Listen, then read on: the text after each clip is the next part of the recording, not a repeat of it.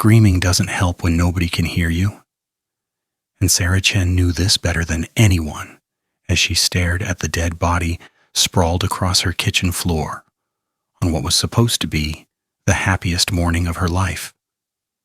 Her hands were shaking so badly that she had to grip the door frame just to stay upright, and somewhere in the back of her mind, a small voice kept repeating the same question over and over. How did this happen? How did this happen? How did this happen? Let me back up a bit. Sarah had woken up that Tuesday morning feeling absolutely fantastic. It was her 30th birthday. The sun was shining through her apartment windows in that perfect golden way that made everything look like a movie scene. And she could smell fresh coffee from the automatic machine she had programmed the night before. She stretched in bed, smiled at the ceiling, and thought about how her boyfriend Marcus was probably already at the bakery picking up her favorite chocolate cake with raspberry filling. The one with the little sugar flowers on top that cost way too much but tasted like childhood memories and happiness. Life was good. Life was simple. Life was about to become very, very complicated. She had lain there for a few extra minutes, enjoying the warmth of her blankets and the way the sunlight made patterns on her bedroom wall. 30 years old. It felt strange, like she should feel different somehow, more adult, more put together. But she felt exactly the same as she had at 29, still unsure about half her life choices, still eating cereal for dinner sometimes, still watching cartoons on Saturday mornings. Her mother had called her the night before from Seattle, singing happy birthday in her slightly off-key way, and her father had gotten on the line to tell her he was proud of her, which had made Sarah tear up a little because her dad never said things like that. She padded into the kitchen in her fuzzy slippers, the ones shaped like rabbits that Nina had given her last Christmas, humming some pop song she had heard on the radio. She was thinking about what she would wear to dinner tonight, whether the blue dress or the green one, whether Marcus would finally bring up the topic of moving in together, like he had been hinting at for the past month. She was thinking about the new mystery novel waiting on her bedside table, about the book club meeting on Thursday, about whether she should finally get a cat like she had been planning for years. She was not thinking about dead bodies. Nobody thinks about dead bodies on their birthday morning. And that's when she saw him. A man. Definitely dead. Definitely not supposed to be there. He was lying face down near her refrigerator, wearing an expensive-looking gray suit that probably cost more than Sarah made in a month. His face was pale, almost gray. His eyes were open, but seeing nothing. And there was something very wrong about the way his body was positioned. Too still, too final, like a mannequin that had been carelessly dropped. One of his hands was outstretched toward the refrigerator, as if he had been reaching for something before he collapsed. Sarah's humming stopped. The cheerful pop song died in her throat. Her coffee mug, the one that said, "World's Okayest Detective," that Nina had given her as a joke because she worked as a librarian and was always helping people solve the mystery of where books were located, slipped from her fingers and shattered on the floor. The sound seemed incredibly loud in the sudden silence, and Sarah watched in a strange, detached way as coffee spread across the tiles like a brown stain, mixing with the pieces of broken ceramic. "Oh no," she whispered. "Oh no, oh no, oh no." Her brain was trying very hard to process what she was seeing, but it kept hitting a wall. Dead body, kitchen, her kitchen. Dead body in her kitchen. The words didn't make sense together. They belonged in different categories, different contexts. Dead bodies belonged in morgues, in crime shows, in the mystery novels she read before bed. They did not belong in the kitchen of a 30-year-old librarian on her birthday morning. She should call the police. Obviously, she should call the police. That's what normal people do when they find bodies in their kitchens. That's what the protagonists in all her favorite mystery novels did? Well, usually. Sometimes they investigated first, but those were fictional characters with plot armor and convenient coincidences. Sarah was just a regular person with a library card and a Netflix subscription. But Sarah's brain had apparently decided to take a little vacation, because instead of reaching for her phone, she just stood there, staring, trying to figure out if this was somehow an elaborate prank. Maybe Marcus had hired an actor.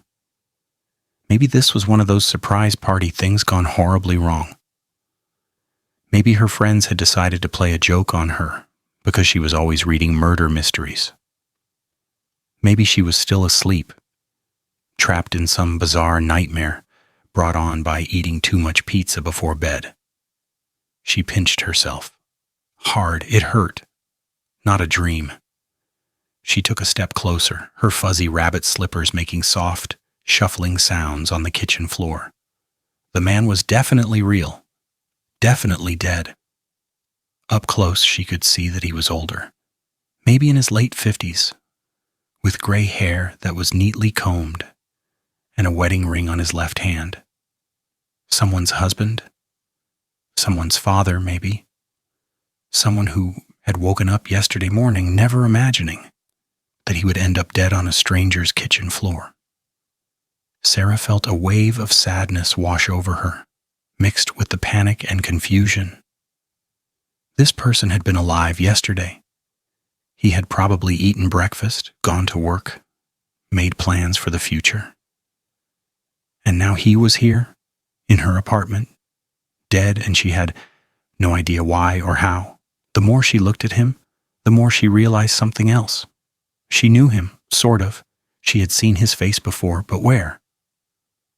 Sarah's mind raced through possibilities like flipping through a card catalog, which was exactly the kind of mental comparison a librarian would make even during a crisis. Was he someone who came into the library? No, she would have remembered.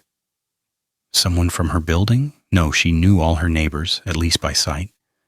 Someone from... Then it hit her like a bucket of ice water. The community center. The new community center that had opened last month downtown, the one that had been built after years of controversy and protests and city council meetings. This man had been at the opening ceremony. He had given a speech. Sarah had been there with Nina, who had dragged her along because she was excited about the new yoga classes they were offering.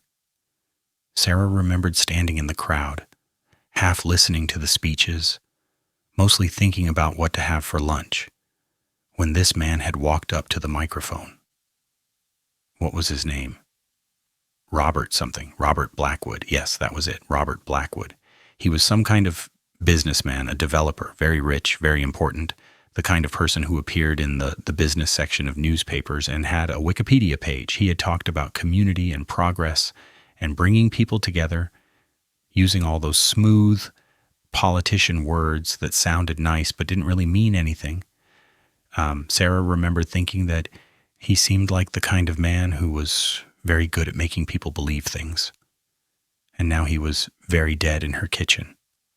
Robert Blackwood. Real estate developer, millionaire, dead on her kitchen floor. This was bad. This was very, very bad. Sarah finally remembered her phone existed and pulled it from her bathrobe pocket with shaking hands. Her fingers felt numb, like they belonged to someone else. She needed to call 911. She needed to report this. She needed to... But before she could dial, she heard a key turning in her front door lock. Marcus. Oh God, Marcus was here with the cake. For a split second, Sarah considered yelling at him to stay outside, to not come in, to preserve his innocence, and let him live in a world where dead bodies didn't appear in kitchens on birthday mornings. But her voice seemed to have stopped working, and anyway, it was too late. Surprise birthday, girl. Marcus's cheerful voice rang out from the hallway, and Sarah heard the happiness in it, the excitement of someone who thought they were about to make their girlfriend's day special. I got the cake, and I also got those cinnamon rolls you love from that place on 5th Street, and I know you said not to spend too much money, but I also got you a little something. And before you say anything, yes, I know we agreed on a budget, but it's your 30th, and I wanted to make it special, and I figured we could have breakfast together before you have to go to work, and then tonight we can go to that Italian place you mentioned, the one with the... He appeared in the kitchen doorway, holding a pink bakery box and a shopping bag. His handsome face split in a huge grin that died the moment he saw the scene before him. The grin didn't just fade, it collapsed, like someone had physically erased it from his face. His dark eyes went wide, his mouth opened slightly, and for a moment he just stood there, frozen, looking from Sarah to the body and back again. "Is that..." he started, but seemed unable to finish the sentence. "A dead body?" "Yes," Sarah finished for him, and she was surprised by how calm her voice sounded, like they were discussing the weather or what to watch on TV. "In our kitchen?" "In my kitchen. You don't live here, remember?" The words came out sharper than she intended, and she immediately regretted them.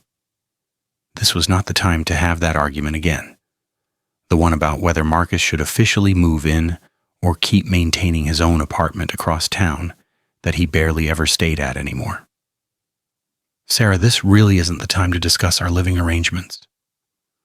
Marcus set down the cake very carefully on the counter, as if the absurd normalcy of this action would somehow make the corpse disappear.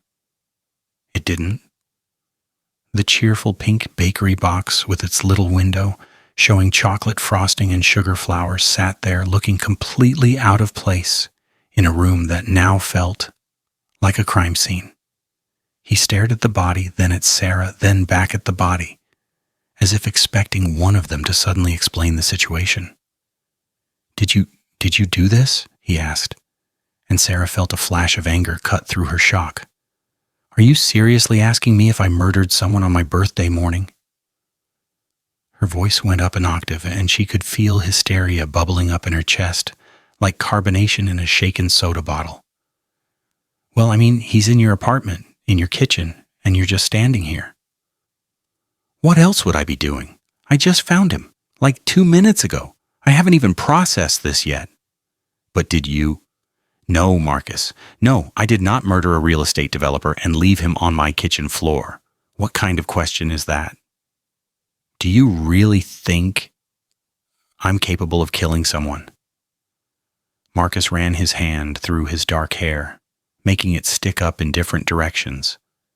It was what he always did when he was stressed, and Sarah had seen him do it plenty of times over their 2 years together. When his car broke down, when he got rejected from that job he really wanted, when his mother called to tell him she was getting divorced again, but she had never seen him look quite like this, like his entire understanding of reality had just been turned upside down. "I'm just saying, from a logical standpoint, you should be asking me if I'm okay, not if I'm a murderer." They stared at each other for a moment, and despite everything, despite the absolute insanity of the situation, despite the dead body lying between them and the ruined birthday and the complete impossibility of what was happening, Marcus suddenly started laughing. Not a normal laugh.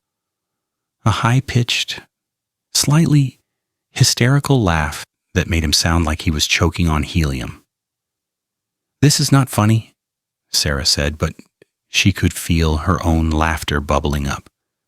The kind that happens when your brain can't process something, so it just short-circuits into giggles. It was the same kind of laugh that came out at funerals sometimes, inappropriate and unstoppable. "Stop laughing. There's a dead man in my kitchen." "I know," Marcus gasped between laughs, doubling over slightly and gripping the edge of the counter. I know, and we should definitely call the police. But also, Sarah, seriously, what are the odds? What are the actual statistical odds of this happening on your birthday, on your 30th birthday? Probably about the same as you being helpful right now. But Sarah was laughing too now. Great gulping laughs that were half sobs. And she wasn't sure if she was having a breakdown or if this was just how people reacted when their brains couldn't handle reality anymore. The laughter died as quickly as it had started, leaving them both slightly breathless and staring at each other across the kitchen. The body was still there. Robert Blackwood was still dead.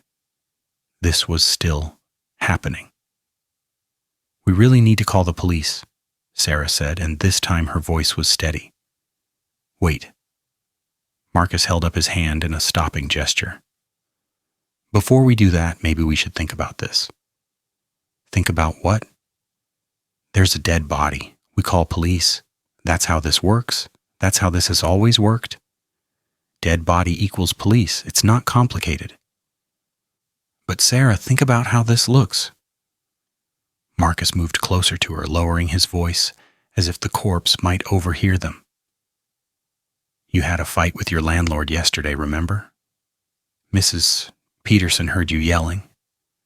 You told me you said some pretty aggressive things about wanting to, and I quote, murder whoever keeps raising the rent in this city." Sarah felt her stomach drop. She had forgotten about that. She had been so angry yesterday when Mrs. Peterson had slipped yet another rent increase notice under her door. 3 times in 2 years. Sarah was paying almost 40% more now than when she had first moved in, and her salary from the library hadn't increased at all. She had gone downstairs and knocked on Mrs. Peterson's door, and when the old woman had answered, Sarah had let loose. She had said things, angry things, things about greedy landlords and exploitative housing practices, and yes, okay, maybe she had used the word murder, but it was hyperbole. Everyone said things like that when they were frustrated. That was just venting. Everyone says stuff like that. It doesn't mean anything. And you've been reading all those murder mystery books. Your entire apartment is full of them, and you took that online forensics course for fun last year. So what? That makes me look guilty? I'm a librarian, Marcus. Reading is literally my job, and lots of people are interested in true crime. It's a completely normal hobby. I know, but put it all together. The threats against your landlord, the obsession with crime. It's not an obsession.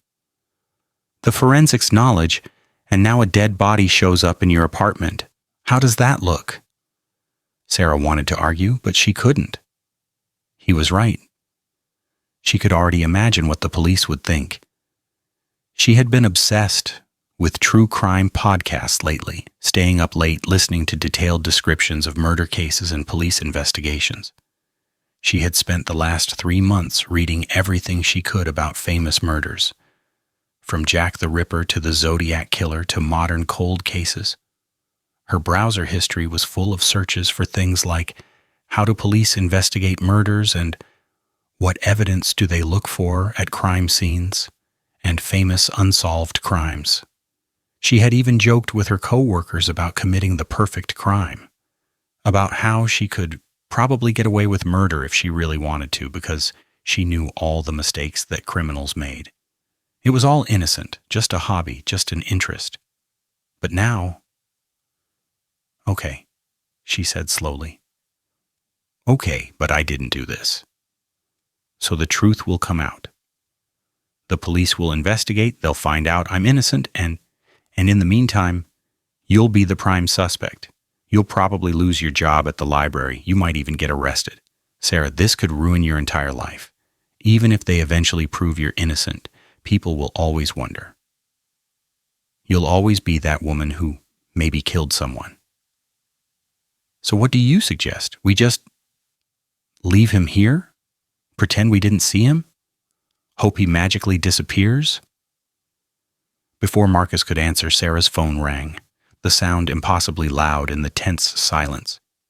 They both jumped, and Sarah nearly dropped the phone. She looked at the screen. Unknown number. Her finger hovered over the decline button. She should ignore it.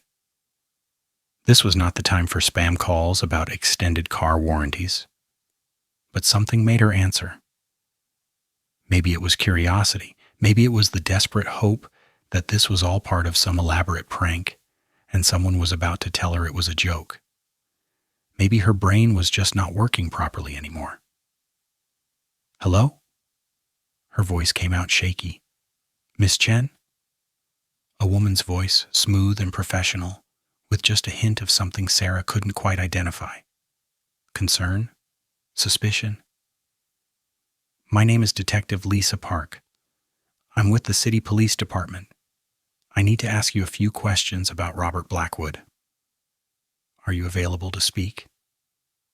Sarah's blood turned to ice. She looked at Marcus, whose eyes had gone wide with panic. She felt her heart start to pound so hard she could hear it in her ears. How did the police know already? How did they even know to call her? She hadn't called them yet. The body had been here for what, 5 minutes? 10 at most? How was this possible? What is this about? Sarah managed to say, trying to keep her voice normal, trying to sound like a person who definitely did not have a dead body in her kitchen. Mr. Blackwood was reported missing by his wife last night. We've been tracking his last known movements, and according to his phone records and GPS data, your address was the last location logged before his phone went dead at approximately 11 p.m. last night. Can you tell me about your relationship with Mr. Blackwood? 11 p.m.? Sarah had been asleep by 10:30, exhausted from a long day at work. She had watched one episode of her favorite show, eaten the last slice of cold pizza from the fridge, brushed her teeth, and climbed into bed. She had been alone. Completely alone. She hadn't heard anything, hadn't seen anyone, hadn't had any visitors. I don't have a relationship with him. I barely know him. I mean, I've seen him speak at the community center opening, but that's it. I've never talked to him. But he was at your apartment last night. Detective Park's voice was calm, professional, but Sarah could hear the trap being laid. No, I don't know. I was asleep. I didn't see anyone. Nobody knocked on my door. I didn't hear anything unusual. You didn't hear anything? No sounds of someone entering your apartment? No struggle? Nothing at all? No, nothing. I was asleep. Sarah's mind was racing. How had Robert Blackwood gotten into her apartment? How had he ended up dead in her kitchen? And why couldn't she remember anything? There was a pause on the other end of the line, and Sarah could hear papers rustling, maybe someone typing. Miss Chen, are you alone right now? Sarah looked at Marcus, at the dead body, at her ruined birthday cake sitting innocently on the counter with its cheerful pink box and sugar flowers. No, my boyfriend is here. I see. And when did he arrive? Just now, just a few minutes ago, he brought me birthday cake. It's my birthday. She said this last part and immediately realized how ridiculous it sounded, like the police would care about her birthday when there was a dead millionaire involved. Happy birthday, Miss Chen. Detective Park's voice was perfectly polite, perfectly neutral, and somehow that made it worse. Miss Chen, I'm going to need you to stay exactly where you are. I'm sending officers to your location right now. Please don't leave your apartment and don't touch anything. Do you understand? Wait. I need to tell you, the officers will be there in approximately 5 minutes. Please stay on the line until they arrive. But I didn't do anything. Miss Chen, nobody is accusing you of anything. We just need to ask you some questions.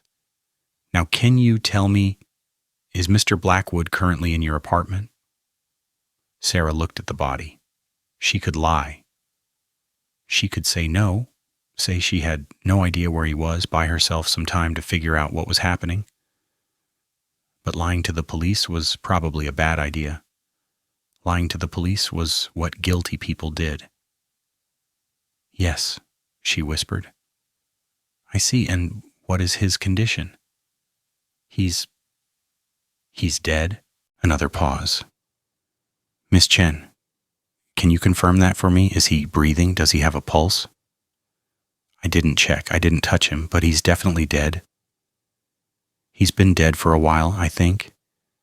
His skin is gray and his eyes are—" She couldn't finish the sentence. Okay, Miss Chen, I need you to stay calm. The officers are 3 minutes away. Stay on the line with me. Do not touch anything. Do not leave the apartment. Can you do that for me?" The line went dead.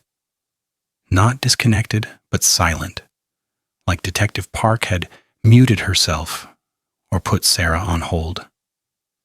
Sarah stood there with the phone pressed to her ear, staring at Marcus, who was staring back at her with an expression of complete horror. "What did they say?" Marcus asked, his voice urgent and low. "They're coming here. They're sending officers right now. Marcus, his phone records show he was here last night at 11 p.m. How is that possible? I didn't let anyone in. I was alone all evening. I watched Netflix, ate leftover pizza, and went to bed at 10. Nobody came to my door. I would have heard someone breaking in." Marcus ran his hand through his hair again, making it even more disheveled. Okay. Let's think about this rationally. If his phone was here but he wasn't, then either someone brought his phone here separately or he was here, and I somehow didn't notice a man breaking into my apartment and dying in my kitchen. That doesn't make any sense, Marcus. When you put it that way, it sounds bad. It is bad, Marcus. It's very, very bad. The police think I did this. They're coming here right now to arrest me. They're not going to arrest you. They're just going to ask questions. Oh, really? Because I'm pretty sure finding a dead body in my apartment makes me the prime suspect. They heard sirens in the distance, getting closer. Sarah felt panic rising in her chest like a wave, threatening to drown her. This couldn't be happening. This was supposed to be a good day. She was supposed to eat cake and maybe go to that new Italian restaurant for dinner and open presents and laugh with her friends. She was supposed to call her parents back and thank them for the birthday card they had sent. She was supposed to finally decide whether to adopt that cat she had been looking at online. She was not supposed to be standing in her kitchen with a corpse and a boyfriend who had asked if she was a murderer and police sirens getting closer every second. "Marcus," she said quietly, "do you believe me? That I didn't do this?" He looked at her for a long moment, and in that pause, Sarah felt her heart break a little. He was actually considering it. Her boyfriend of 2 years. The man she had been thinking about maybe spending her life with. The man who knew her favorite foods and her Netflix passwords and the way she liked her coffee, was actually wondering if she was capable of killing someone. "Of course I believe you," he finally said, but there had been a hesitation, just a fraction of a second. But it had been there, and they both knew it. "But Sarah, we need to figure out what actually happened here, because the police are going to ask questions we don't have answers to." Sarah looked around her kitchen with fresh eyes, trying to see it the way the police would see it. Trying to see it the way Detective Lisa Park would see it. Everything looked normal. No signs of a struggle. No broken dishes or overturned furniture. No broken windows. No forced entry. Her front door had been locked and chained from the inside when she woke up this morning. The only thing out of place was, well, the entire dead body situation. She knelt down carefully, keeping her distance from the corpse, and looked more closely at Robert Blackwood. Up close, she could see more details. His suit was expensive, probably designer, with subtle pinstripes and buttons that looked like real silver. His shoes were polished to a mirror shine. His fingernails were neatly trimmed. This was a man who took care of his appearance, who had money to spend on looking good. His face was peaceful, almost relaxed, like he had just fallen asleep.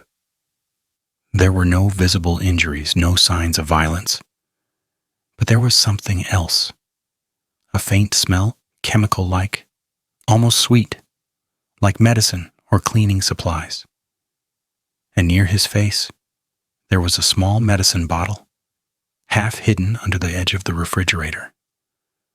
"Marcus, look at this," she said, pointing carefully without touching anything. He crouched beside her and she caught a whiff of his cologne, the one she had bought him for Christmas. It smelled like safety and normalcy and everything that was the opposite of this nightmare. "Is that a pill bottle?" "I think so, but I can't read the label from here and we shouldn't touch it."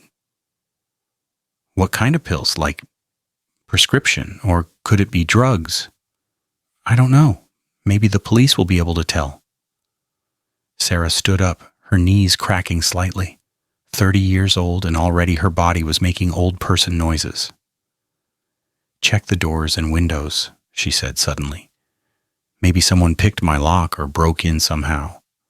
There has to be an explanation for how he got in here." Marcus moved quickly through her small apartment while Sarah stayed in the kitchen, still on the phone with Detective Park even though the line was silent. Front door, she heard Marcus checking. "Locked and chained from the inside," he called out. Living room windows all locked. Bedroom window locked. Bathroom window. "Sarah?" Marcus's voice was urgent. "Come here." She hurried to the bathroom, a tiny space barely big enough for a toilet, sink, and shower. Marcus was standing by the window, pointing at the frame. "Look at this." There was a small scratch on the frame, fresh and bright against the old white paint, like someone had pried it open with a tool and then closed it again. The window faced the fire escape, an old metal structure that zigzagged down the side of the building. Someone could have climbed up from the alley below. Someone could have forced the window open, climbed inside, and then closed it behind them. "This could be it," Marcus said, his voice excited despite the situation. "This could be your evidence that someone else was here. Someone broke in through this window." "But why? Why would someone break into my apartment just to leave a dead body? That doesn't make any sense." "Maybe they were trying to hide the body. Maybe they thought your apartment was empty. Or maybe they were trying to frame me specifically." The words came out before Sarah could stop them, but once she said them, she knew they were true. This wasn't random. It couldn't be random.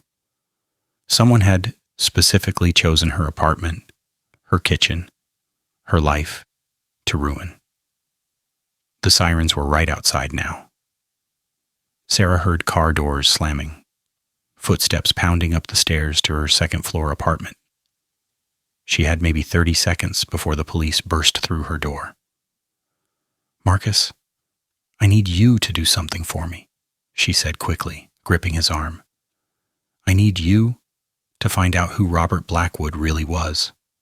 Not the public image, not the speeches about community development. The real person. Why would someone kill him? Why would someone kill him in my apartment specifically? This wasn't random. It can't be random." "What are you talking about? Sarah, you need to focus on talking to the police right now. You need to focus on proving you're innocent." "I know, but after. While I'm dealing with them, you need to start digging. Use that journalist friend of yours, the one who writes about corporate corruption. Jake, right? Call him. Find out everything about Blackwood, his business deals, his enemies, his secrets. Someone wanted him dead, and they wanted it to look like I did it. Why me? What connects us? There has to be something." "Sarah, promise me," she said. And she was surprised by the intensity in her own voice. "Promise you'll help me figure this out, because if we don't, I'm going to prison for something I didn't do." A loud knock on the door made them both jump so hard that Marcus bumped into the sink. Police, open up. Marcus nodded quickly. I promise. I'll find out everything I can. Sarah went to the front door, her fuzzy rabbit slippers making soft sounds on the floor. She could see shadows moving through the peephole, multiple people, all of them probably with guns and handcuffs, and the absolute certainty that she was guilty. She took a deep breath, unlocked the chain, and opened the door. 3 officers stood there, hands hovering near their weapons, faces serious and alert. They looked young, younger than Sarah, which seemed impossible. When had police officers started looking like teenagers? Behind them, she could see more police cars, lights flashing, and neighbors gathering in the hallway with their phones out, recording everything. Mrs. Peterson was there in her flowered bathrobe, and Mr. Kim from apartment 224, and the college students from downstairs, who played loud music at all hours. They were all staring at Sarah like she was a criminal, like she was something dangerous and fascinating at the same time. Her life as she knew it was officially over. Sarah Chen? The lead officer asked. He was tall, with dark skin and kind eyes that seemed at odds with his stern expression. Yes. I'm Officer Rodriguez. We need to secure your apartment. Please step out into the hallway. Sarah did as she was told, feeling Marcus close behind her. The officers moved past them into the apartment with careful, practiced movements, hands still near their weapons, eyes scanning everything. She heard one of them call out, "We've got a body in the kitchen." His voice was calm, professional, like this was just another Tuesday morning for him. Maybe it was. More police flooded in. Sarah watched as her small apartment filled with strangers, all of them touching her things, looking at her stuff, judging her life. Someone was taking photos with a large camera. Someone else was stretching yellow crime scene tape across her doorway, sealing her home away from her. Someone was pulling on latex gloves and kneeling next to Robert Blackwood's body. Someone was opening her cupboards, her drawers, looking through her belongings, like they had every right to invade her privacy. Sarah stood in the hallway in her bathrobe and fuzzy slippers, watching her entire world turn into a crime scene. And the only thought running through her head was this: someone had very carefully, very deliberately tried to frame her for murder. Someone had broken into her home, left a body, and set her up to take the fall. But who? And why? What had she done to deserve this? A woman in a dark suit approached her. She was in her 40s, with sharp, intelligent eyes and an expression that suggested she had seen everything twice and wasn't impressed either time. Her hair was pulled back in a neat bun, and she wore minimal makeup. She looked like someone who didn't waste time on nonsense. "Miss Chen? I'm Detective Lisa Park. We spoke on the phone." "I didn't do this," Sarah said immediately. It seemed important to say it right away, to establish her innocence before they could decide she was guilty. "Why don't we go down to the station and talk about it?" "You're not under arrest, but I think it would be better if we had this conversation somewhere more private." Detective Park gestured at the hallway, at the crowd of neighbors recording everything on their phones, and Sarah realized that whatever she said here would probably end up on social media within the hour. Sarah looked at Marcus, who gave her a small nod. What choice did she have? She was either going to cooperate and hope the truth came out, or she was going to look guilty by refusing. "Okay," she said, "but I want to call a lawyer." Detective Park smiled, but it didn't reach her eyes. "That's your right." Smart choice, actually. Most innocent people don't think to ask for a lawyer right away. They usually think cooperation will be enough. The implication hung in the air like smoke. Sarah felt her face flush. Was asking for a lawyer making her look guilty? But not asking for a lawyer seemed stupid. She had watched enough crime shows to know that talking to the police without legal representation was how innocent people ended up in prison. "I watch a lot of crime shows," she said, and immediately regretted it. That just made her sound more suspicious, didn't it? Like she had been planning this. "I bet you do," Detective Park said, and Sarah realized with a sinking feeling that everything she said, everything she did, every hobby she had, every book she had read was going to be used against her. Every true crime podcast she had listened to while organizing books at the library, every mystery novel she had read before bed, every casual joke she had made about murder or crime or getting away with things. It was all evidence now. Evidence of premeditation, of planning, of guilt. "Can I at least get dressed first?" Sarah asked, looking down at her bathrobe. "I'm not really dressed for the police station." Detective Park considered this. "Someone will accompany you to your bedroom. Don't touch anything you don't need to. Don't use your phone. Don't talk to anyone." A female officer escorted Sarah to her bedroom, watching her every move like she might suddenly produce a weapon or try to destroy evidence. Sarah pulled on jeans and a sweater, feeling more exposed than when she had been in her bathrobe. At least the bathrobe had been her choice. Getting dressed under police supervision felt like a violation, like they were taking away her autonomy piece by piece. As they led her down the stairs, past the crowd of neighbors and the flashing police lights, Sarah caught a glimpse of Mrs. Peterson standing in the doorway of her ground-floor apartment. The old woman was staring at Sarah with an expression that was hard to read. Fear, maybe, or satisfaction, or both. And Sarah suddenly remembered something that made her stomach clench with a new kind of worry. Mrs. Peterson had a nephew who worked in real estate. Sarah had met him once, about 6 months ago, when he had come to visit his aunt. David, his name was. David Peterson. He had been friendly enough, asking Sarah about her job and how long she had lived in the building. But there had been something calculating in his eyes, something that had made her uncomfortable. He had asked questions about the building, about the other tenants, about whether anyone was planning to move. At the time, Sarah had thought he was just making conversation. Now she wondered if there had been more to it. David Peterson had been in the news recently. Sarah had seen an article about him in the local paper, something about real estate development in their neighborhood. He was part of some company that was trying to buy up old buildings, renovate them, turn them into expensive condos. And some of the building owners didn't want to sell.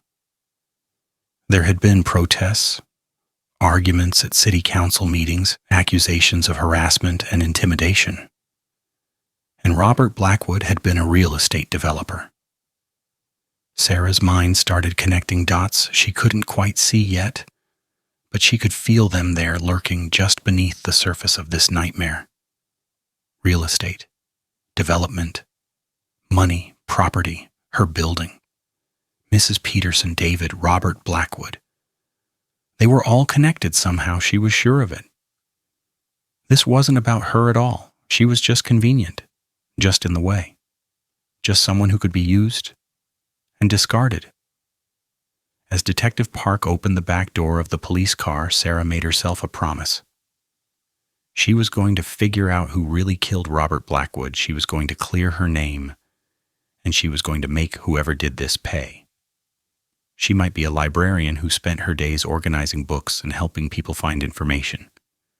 But she had read enough mysteries to know one thing. The truth always comes out eventually. Always.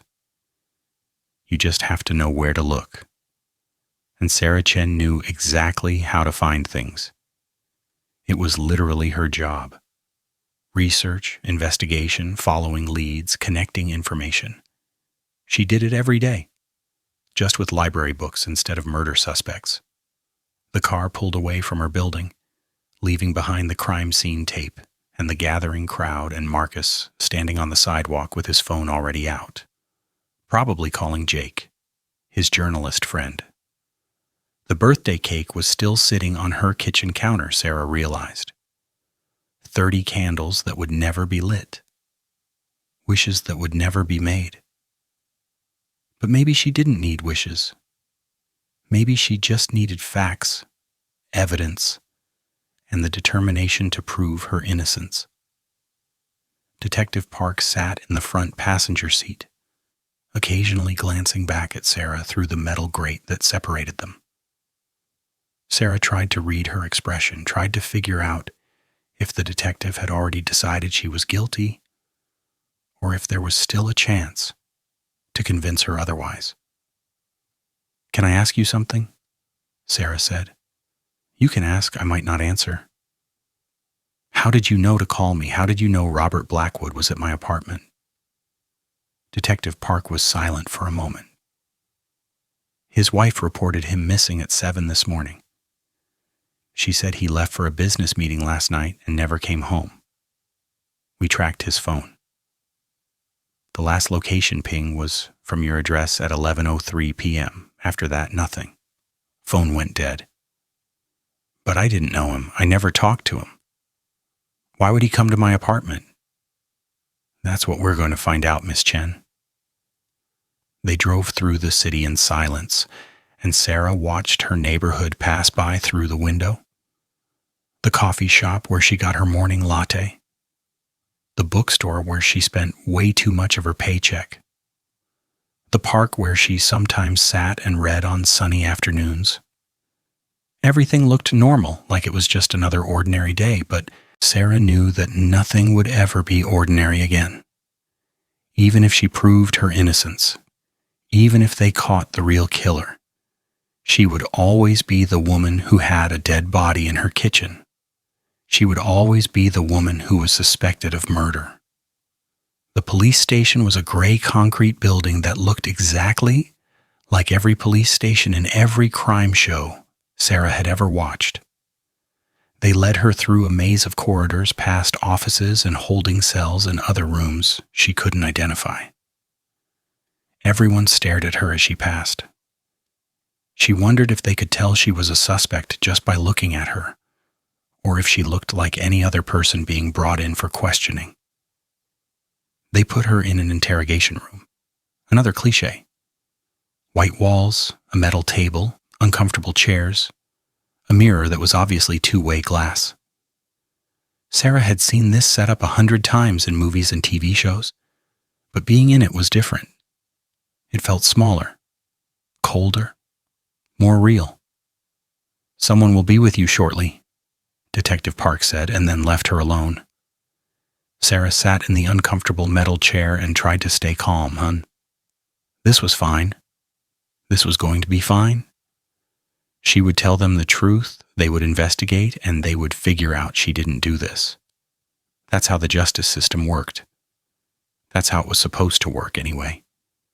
But a small voice in the back of her head kept whispering, "What if it doesn't work? What if they decide you're guilty regardless of the evidence? What if the person who really did this was smart enough to cover their tracks? What if you go to prison for the rest of your life for something you didn't do?" Sarah pushed the thoughts away. She couldn't think like that. She had to stay focused, had to stay rational. She had to trust that the truth would come out. The door opened and Detective Park came back in, carrying a folder and a cup of coffee. She was followed by another detective, a man in his 50s with gray hair and tired eyes. He looked like he had seen too much and stopped being surprised by anything years ago. "This is Detective Ray Cooper, my partner," Detective Park said, setting the coffee cup in front of Sarah. "Can I get you anything else? Water, something to eat?" "No, thank you." Sarah's hands wrapped around the warm coffee cup, grateful for something to hold on to. Detective Cooper sat down across from her while Detective Park remained standing, leaning against the wall. "Good cop, bad cop?" Sarah thought. Or maybe good cop, scary cop. Or maybe they were both just cops doing their jobs, and Sarah was reading too much into everything because she was terrified. So, Sarah, Detective Cooper started, his voice surprisingly gentle, you've had quite a morning. That's one way to put it. Why don't you walk us through it? Start from when you woke up? Sarah took a breath and began to tell the story, waking up happy on her birthday. The sunshine through the windows, the smell of coffee, walking into the kitchen and finding Robert Blackwood dead on her floor, Marcus arriving with the cake, the phone call from Detective Park. All of it came spilling out, and Sarah tried to include every detail she could remember, because details were evidence, and evidence would prove she was innocent. Detective Park took notes while Detective Cooper listened, his face neutral, impossible to read. And you're sure you didn't hear anything last night? Detective Cooper asked when she finished. No sounds of someone breaking in? No footsteps? I'm a heavy sleeper. I usually don't wake up once I'm out. And I was tired last night. I fell asleep pretty quickly. What time did you go to bed? Around 10, maybe 10:30. I watched one episode of a show on Netflix and then went to sleep. What show? That detective show, the British one, about the woman who solves cold cases. Sarah realized how this sounded the moment the words left her mouth. Of course she was watching detective shows. Of course. Detective Park made a note. Sarah wanted to explain that it wasn't weird, that half the people she knew watched crime shows, that it was completely normal entertainment. But she kept her mouth shut. Anything she said would just make it worse. And what about your relationship with Robert Blackwood? Detective Cooper asked. You said you didn't really know him? I didn't. I saw him speak once at the community center opening, that's it. I've never talked to him, never had any contact with him. So you wouldn't have had any reason to want him dead? No, of course not. I didn't even know the man. But you knew who he was. You recognized him when you saw him in your kitchen. Only because I'd seen him give that speech, but that doesn't mean I knew him personally. Detective Park spoke up from her position against the wall. Sarah, we're going to need to search your apartment more thoroughly. We'll need your phone, your computer, your laptop if you have one. We'll need access to your social media accounts, your email, your banking records. Why? Sarah felt her heart start to race again. I haven't done anything wrong. Then you won't mind us looking, will you? If you're innocent, there won't be anything to find. It was a trap, Sarah realized. If she said no, she looked guilty. If she said yes, they would go through her entire life, looking for anything they could use against her. But what choice did she have? I want to talk to my lawyer first, she said. Detective Park nodded. That's your right, we can wait. They left her alone in the interrogation room again. Sarah pulled out her phone, hands shaking, and realized she didn't actually have a lawyer. She had never needed one before. She had never been in trouble, never been arrested, never even gotten a speeding ticket. Who did people call when they needed lawyers? She had no idea. She called Marcus. Sarah, are you okay? What's happening? I need a lawyer. Do you know any lawyers? I know a guy from college who went to law school, Thomas Way. But he does corporate law. I don't think he handles criminal cases. Can you call him anyway, please? I need someone who knows what they're doing. Of course, I'll call him right now.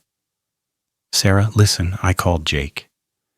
He's already started looking into Robert Blackwood. There's a lot there, Sarah. A lot of shady business deals. A lot of people who had reasons to hate him. Like what? I don't have all the details yet, but Jake says Blackwood was involved in some really aggressive real estate development. Buying up properties, forcing people out, that kind of thing. He's been sued multiple times. There are people who lost their homes because of him, people who lost their businesses. Jake is making a list. Marcus, I think Mrs. Peterson's nephew might be involved somehow, David. He's in real estate too, and I just remember he was asking questions about our building a few months ago. Can Jake look into him too? Yeah, absolutely, I'll tell him. Listen, Sarah, we're going to figure this out, okay? We're going to find out who really did this. I hope so, because right now it really looks like I did it. Don't say that. Don't even think that. You're innocent, and we're going to prove it. After she hung up, Sarah sat alone in the interrogation room and tried not to cry. She was 30 years old today. She was supposed to be celebrating, supposed to be happy, supposed to be looking forward to a new decade of her life. Instead, she was sitting in a police station suspected of murder, watching her life fall apart piece by piece. The door opened again, and a man she didn't recognize walked in. He was in his late 30s, Asian, wearing an expensive-looking suit and carrying a leather briefcase. He looked confident, professional, like someone who knew exactly what he was doing. Sarah Chen, I'm Thomas Wei. Marcus called me. I'm your lawyer now. Sarah felt a wave of relief wash over her. Thank you. Thank you so much for coming. Don't thank me yet. We have a lot of work to do. Now I need you to tell me everything, and I mean everything, from the beginning. Don't leave anything out, no matter how small or insignificant it seems. Can you do that? Sarah nodded and began the story again. The game was on. Lying to a lawyer is stupid. But Sarah Chen was seriously considering it as Thomas Wei stared at her across the metal table with eyes that seemed to see straight through to her soul. The fluorescent lights hummed overhead like angry bees, and somewhere in the building a door slammed so hard it made Sarah jump, spilling lukewarm coffee onto her already ruined day. Thomas Wei didn't look away. He just pulled a handkerchief from his pocket, handed it to her without comment, and said, "Start from the beginning. Every detail, even the embarrassing ones. Especially the embarrassing ones." Sarah wiped at the coffee stain spreading across her jeans and wondered how her life had become a series of increasingly terrible moments strung together like cheap beads on a broken necklace. 12 hours ago, she had been asleep in her bed, dreaming about birthday cake, and maybe finally getting that cat she wanted. Now she was in a police interrogation room with a lawyer she had never met, trying to explain why a dead millionaire had appeared in her kitchen like some kind of nightmare delivered by the world's worst birthday fairy. "Okay," she said, taking a breath. "Okay. I woke up this morning at 7:30. My alarm went off, playing that song I hate but can never remember to change. I stretched. I thought about how it was my birthday and how I was 30 years old, which felt weird because I still feel like I'm 23. I got out of bed. I went to the bathroom. I brushed my teeth. I was humming something, I don't remember what. Then I went to the kitchen to get coffee, and there was a dead man on my floor. Thomas wrote something in a leather-bound notebook. His pen made scratching sounds that seemed too loud in the small room. Describe the body, everything you noticed. He was face down, wearing a gray suit, expensive looking. His skin was pale, grayish. His eyes were open, but not seeing anything. There was a smell, kind of chemical and sweet, and there was a pill bottle near his head, under the edge of the refrigerator. "Did you touch anything?" "No, I dropped my coffee mug and it broke, but I didn't touch the body or the pill bottle or anything like that." "Good, that's good. What happened next?" Sarah walked Thomas through the entire morning again. Marcus arriving with the birthday cake, the hysterical laughter, the phone call from Detective Park, the discovery of the scratches on her bathroom window, the police arriving, being brought to the station. All of it came tumbling out, and with each detail, Sarah felt the situation become more real and more impossible at the same time. Thomas listened without interrupting, occasionally making notes, his face impossible to read. When she finished, he sat back in his chair and tapped his pen against the notebook. Okay, here's what we know. Robert Blackwood's phone pinged at your address at 11 p.m. last night. His body was found in your apartment this morning. You claim you were asleep and didn't hear anything. The bathroom window shows signs of forced entry. Is that accurate? Yes. And you have no connection to Robert Blackwood? No business dealings, no personal relationship, never met him except seeing him speak once at a public event? That's right. No reason anyone would want to connect you two? No shared enemies, no overlap in your social circles, nothing? Sarah started to say no, then stopped. Wait. There might be something. My landlord, Mrs. Peterson, she has a nephew named David who works in real estate. I met him once about 6 months ago. He was asking questions about the building, about the tenants, about whether people were planning to stay or move. At the time, I thought he was just making conversation, but now, Robert Blackwood was in real estate development too. Thomas's pen stopped moving. Tell me more about this nephew. I don't know much. David Peterson, he's in his 30s, I think. I saw an article about him in the local paper a few weeks ago. Something about property development in our neighborhood.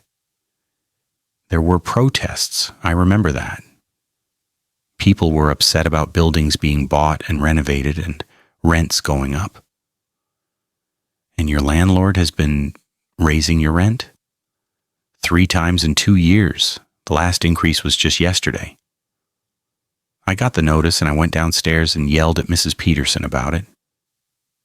I said some things I probably shouldn't have, things about greedy landlords, and I might have used the word murder. Thomas closed his eyes briefly, and Sarah felt her stomach drop even further than it already had. Please tell me you're joking. I wish I was, but it was just venting. Everyone says things like that when they're angry. I didn't actually mean I wanted to murder anyone. Sarah, do you understand how this looks?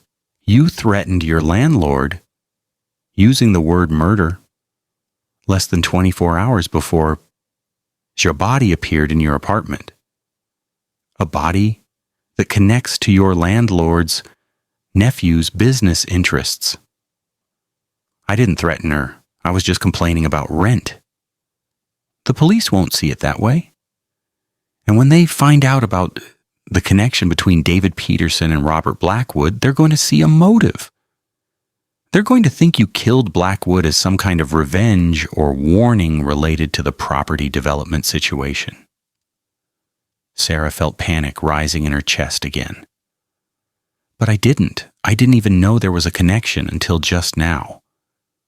I believe you. But belief isn't evidence. We need facts. We need proof. And right now, all the evidence points to you. Thomas leaned forward, his expression serious. Sarah, I need to ask you something.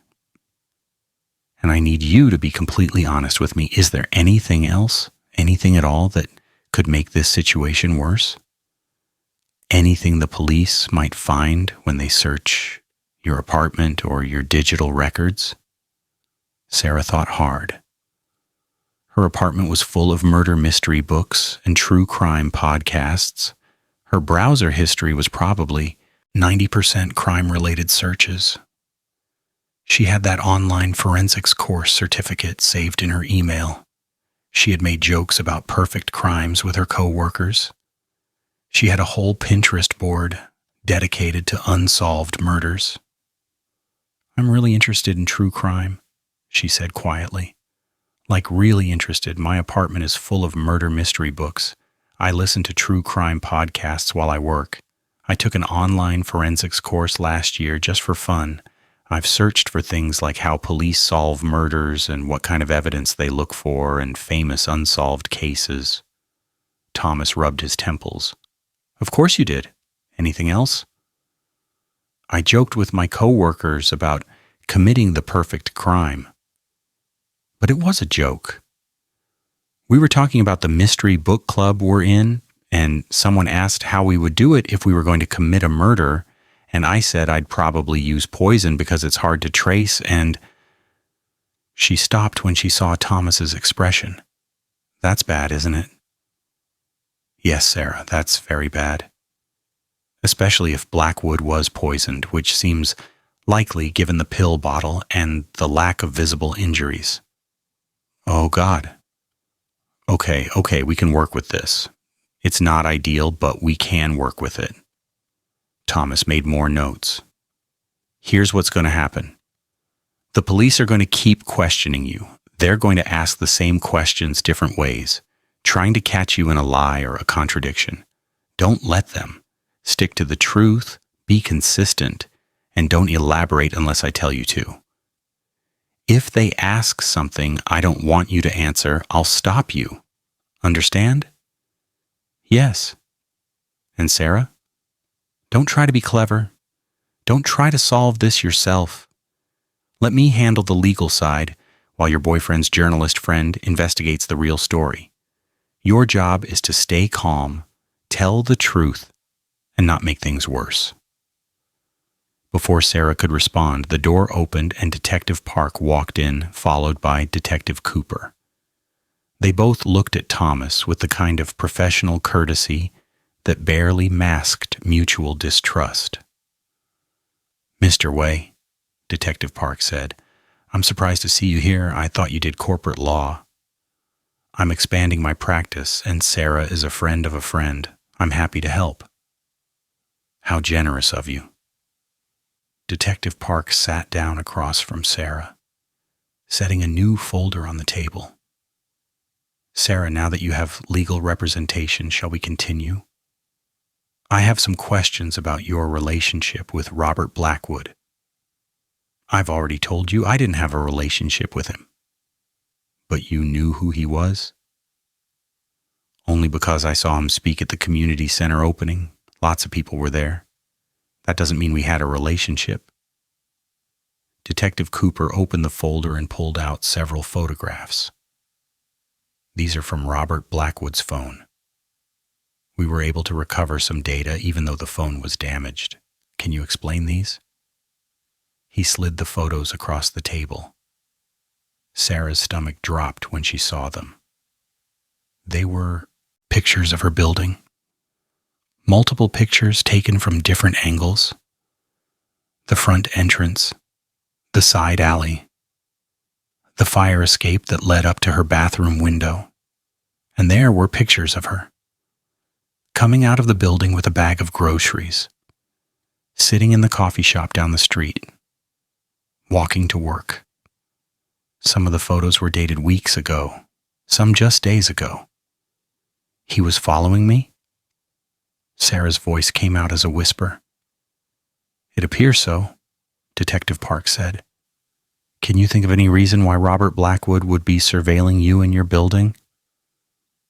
Sarah looked at Thomas, who nodded slightly. No, I had no idea. I never noticed anyone following me. You never saw him? Never noticed him watching you? No, never. Detective Cooper pulled out more photos. These are from his computer. Emails between Blackwood and someone named David Peterson. Do you know David Peterson? He's my landlord's nephew. I told my lawyer about him. These emails discuss purchasing your building. Blackwood and Peterson were working together on a development deal. They wanted to buy the building, renovate it, and convert it to luxury condos. But there was a problem. Several tenants refused to move, including you. The emails mention you specifically. Detective Park leaned forward. In one email dated 3 days ago, Blackwood writes, "The Chen woman is going to be a problem. She's organized the other tenants and they're threatening legal action. We need to deal with her." "Can you explain that?" Sarah's mind was racing.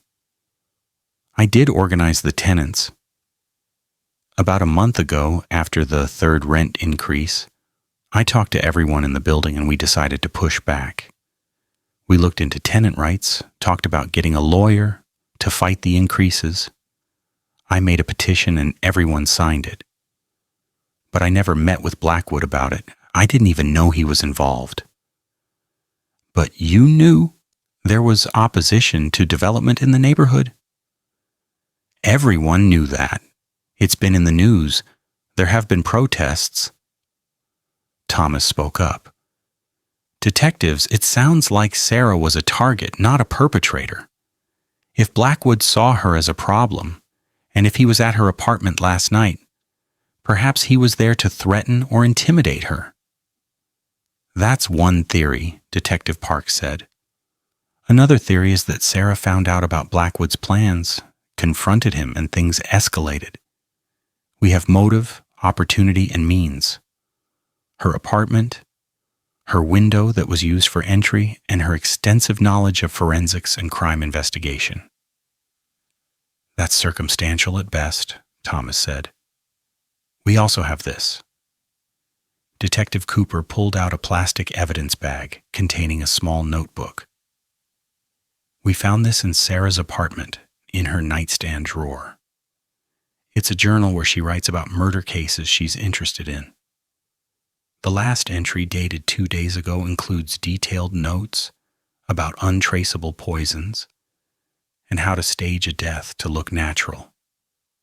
Sarah felt the blood drain from her face. "That's from a podcast I was listening to. I take notes when I listen to true crime podcasts. It's not a plan. It's just notes from a show." "A show about how to commit the perfect murder?" "A show about how a historical murder was investigated. The notes are about what the killer did wrong, not what I would do."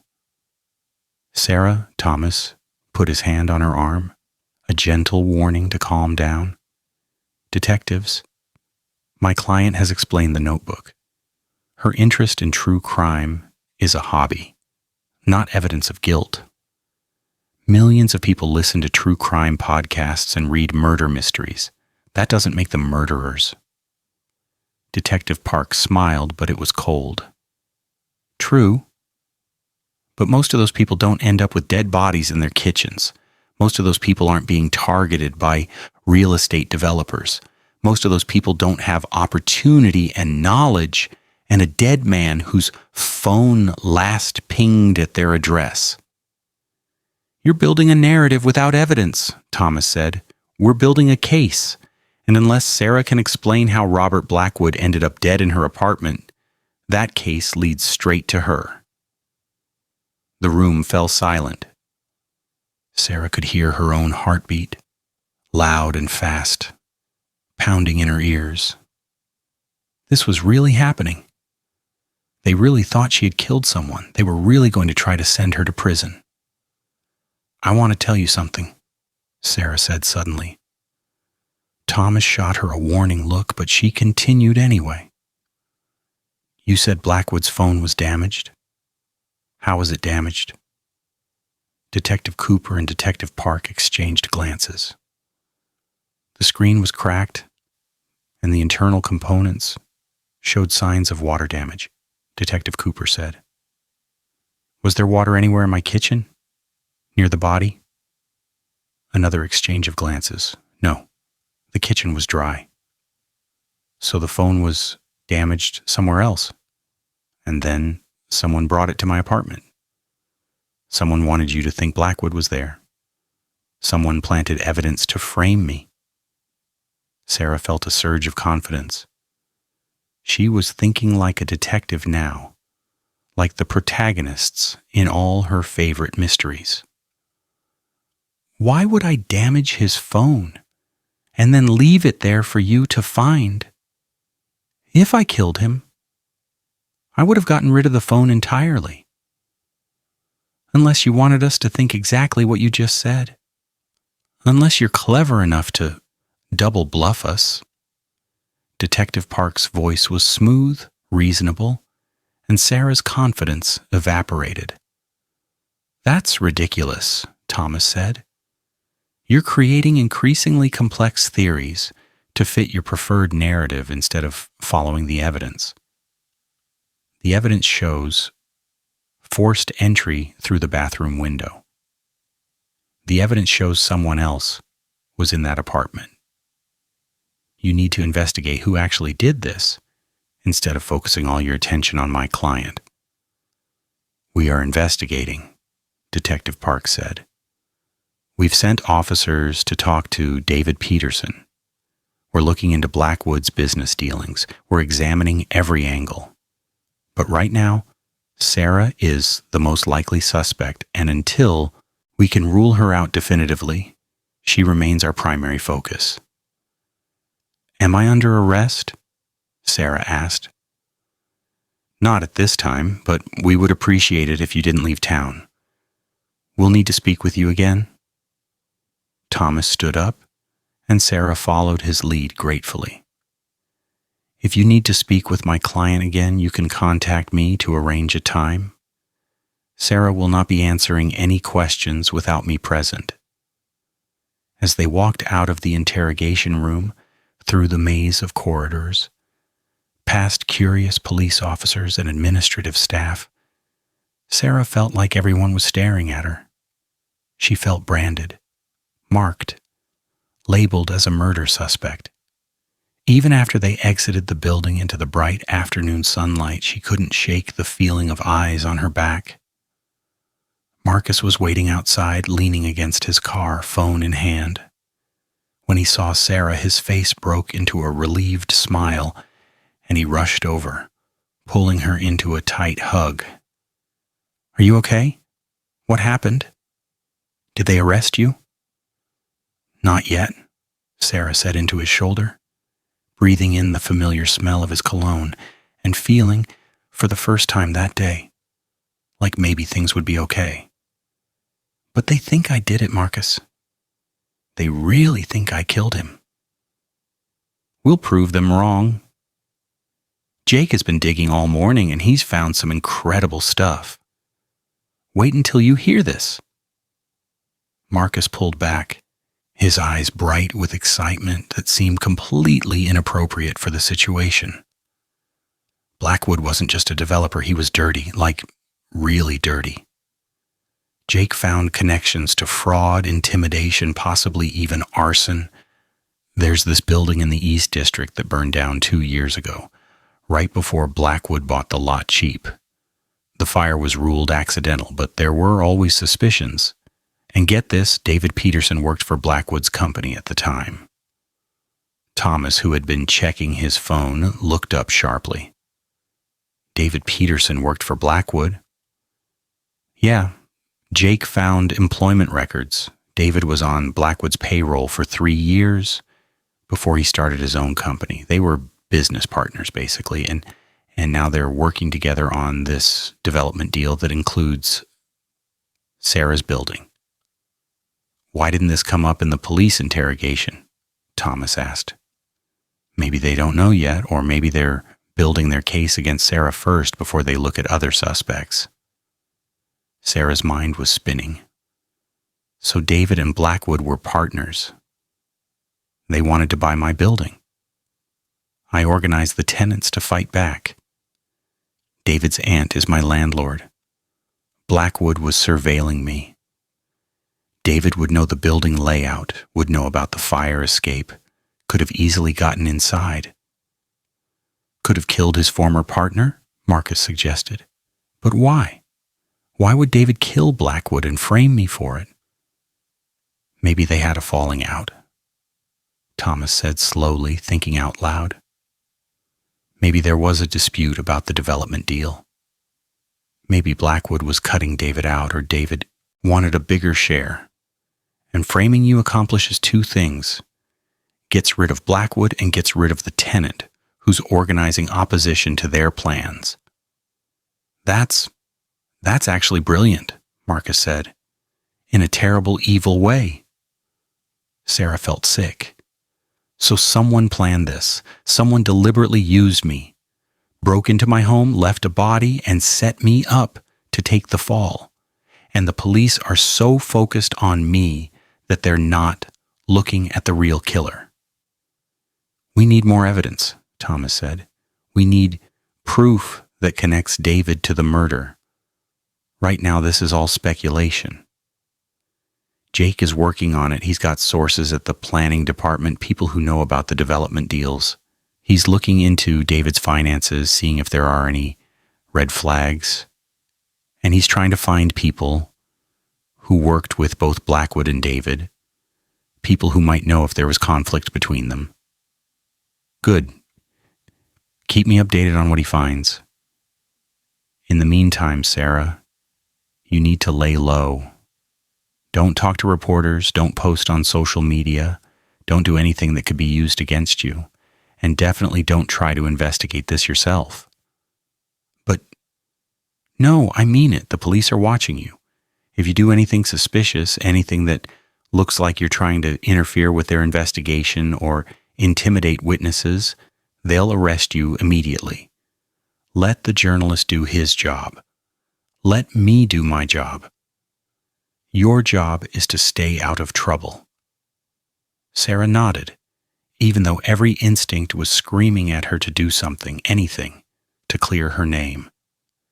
She wasn't good at sitting still and waiting. She was a researcher, an investigator in her own way. She spent her days helping people find information, tracking down obscure sources, connecting disparate pieces of data. This was just another research project, wasn't it?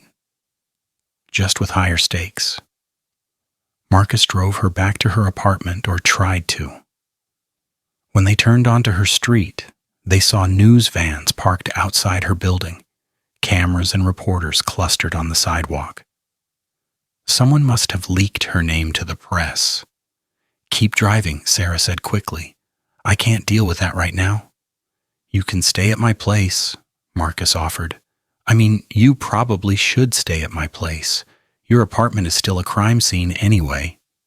They drove to Marcus's apartment across town, a small, one-bedroom in an older building that smelled like curry and incense from the Indian restaurant downstairs. Sarah had spent a lot of time here over the past 2 years, enough that she had clothes in his closet and her own toothbrush in his bathroom. But she had never thought she would be staying here as a fugitive from her own life.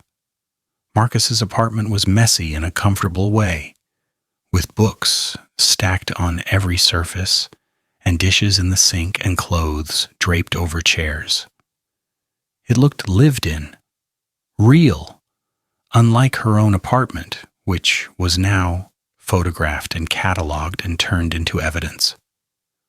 I'm going to make coffee, Marcus said, and I'll call Jake, see if he's found anything new. You should rest. You've been up since 7, and it's been the worst day of your life. That's an understatement. Sarah collapsed on Marcus's lumpy couch and pulled a blanket over herself. She was exhausted, completely drained, but her mind wouldn't stop racing. Every time she closed her eyes, she saw Robert Blackwood's pale face, his dead eyes, the pill bottle near his head. Her phone buzzed. A text from Nina, her best friend and co-worker at the library. Sarah, what's happening? I just saw the news. Call me. Sarah stared at the message. What could she say? Hi, Nina. Funny story. Found a dead millionaire in my kitchen this morning. And now I'm the prime suspect in a murder investigation. How was your day? She typed back. Long story. We'll explain later. I'm okay. More messages started flooding in. Other co-workers from the library, friends from her book club, her cousin in California, her former roommate from college. Everyone had seen the news. Everyone wanted to know if it was true, if she was okay, if she needed anything. Sarah turned her phone off. She couldn't deal with this right now.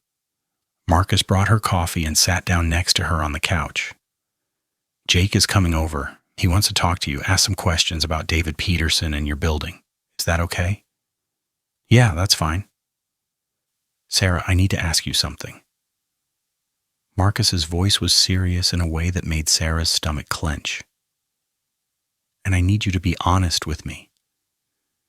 Is there any possibility, any chance at all that you did this and you don't remember? Like some kind of sleepwalking thing or a blackout or...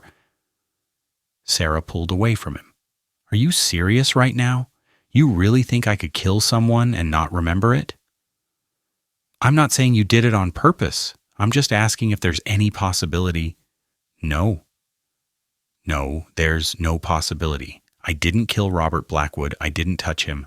I didn't know he was in my apartment. I was asleep in my bed and someone broke in and left his body there to frame me. That's what happened. Okay, I believe you. I just had to ask. Did you, though? Did you really have to ask your girlfriend if she's a murderer? The police asked. They're going to ask about your mental health, about whether you have any history of blackouts or violent behavior or... I don't. I'm completely normal. Well, I was completely normal until this morning when my life turned into a nightmare. They sat in tense silence until someone knocked on the door. Marcus got up to answer it, and Sarah heard a new voice, male, energetic. Is she here? Can I talk to her? Jake Morrison burst into the living room like a tornado, tall and lanky with messy blonde hair and glasses that kept sliding down his nose. He was carrying a laptop bag and a notebook that was even more battered than Thomas Way's. He looked like every investigative journalist stereotype Sarah had ever seen in movies. And somehow that was comforting. Sarah, hi, I'm Jake. I've heard so much about you. Not about this, obviously. This is new. But Marcus talks about you all the time. He sat down in the chair across from her without being invited, pulling out his laptop and setting it on the coffee table. Okay, so I've been digging into Robert Blackwood and David Peterson all day. And holy shit, there's a story here. Like a really big story. I'm talking fraud, corruption, intimidation, possibly arson like I mentioned. Definitely some shady dealings with city officials. This is my Watergate moment. Jake, Marcus said gently. Maybe focus on helping Sarah first, and then you can think about your Pulitzer Prize. Right. Sorry. Okay, Sarah, tell me about David Peterson. Everything you remember, every interaction, every conversation, anything that seemed weird or off. Sarah told him about meeting David 6 months ago, about his questions about the building and the tenants, about seeing him in the news recently, about Mrs. Peterson raising the rent 3 times in 2 years. Jake typed furiously while she talked. Okay, so here's what I've found so far. David Peterson started his real estate company 5 years ago, right after leaving Blackwood's firm. He specializes in what's called strategic acquisitions, which is a nice way of saying he buys buildings in up-and-coming neighborhoods, forces out the current tenants, and flips them for huge profits. He's been sued 7 times by former tenants claiming harassment and illegal eviction tactics. None of the lawsuits went anywhere, probably because he's good at covering his tracks and has lawyers on retainer. Lovely, Sarah muttered. His aunt, your landlord Mrs. Peterson, has owned your building for 20 years. But 6 months ago, she transferred partial ownership to David. He now owns 40% of the building. What? Since when? Since right around the time he came to visit her, probably. I'm guessing he convinced her to let him buy in, maybe with promises of increased profits from raising rents and eventually selling. And then he partnered with Blackwood to plan the full acquisition and development. So David has a financial stake in getting rid of the tenants and selling the building. Exactly. and you were the biggest obstacle to that plan. You organized everyone. You got them to fight back. You threatened legal action.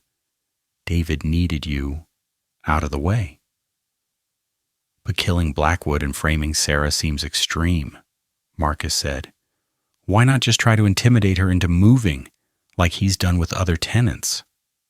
Jake pushed his glasses up and grinned. Because something changed 3 weeks ago. I found documents filed with the city showing that Blackwood applied for permits to start demolition and construction on your building.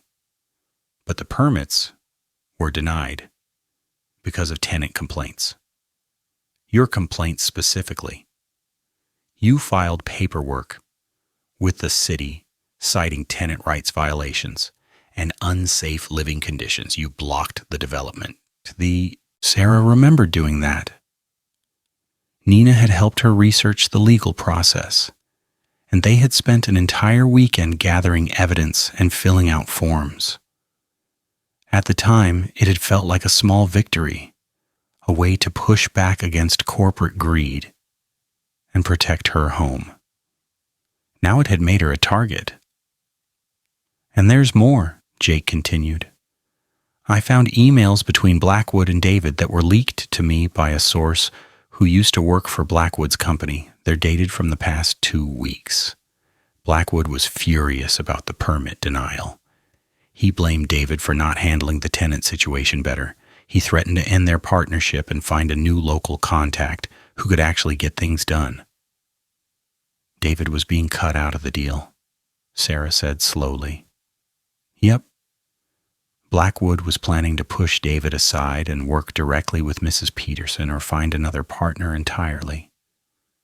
We're talking about millions of dollars in potential profit that David was about to lose. So he had 2 problems, Blackwood cutting him out and you blocking the development. Killing Blackwood and framing you solves both problems at once. It made horrible, perfect sense. Sarah felt a chill run through her. We need to tell the police this. Already did, Jake said. Well, I sent Detective Park an email with all the information I found. Whether she actually reads it and takes it seriously is another question. She seems pretty focused on you as the primary suspect. Because all the evidence points to me.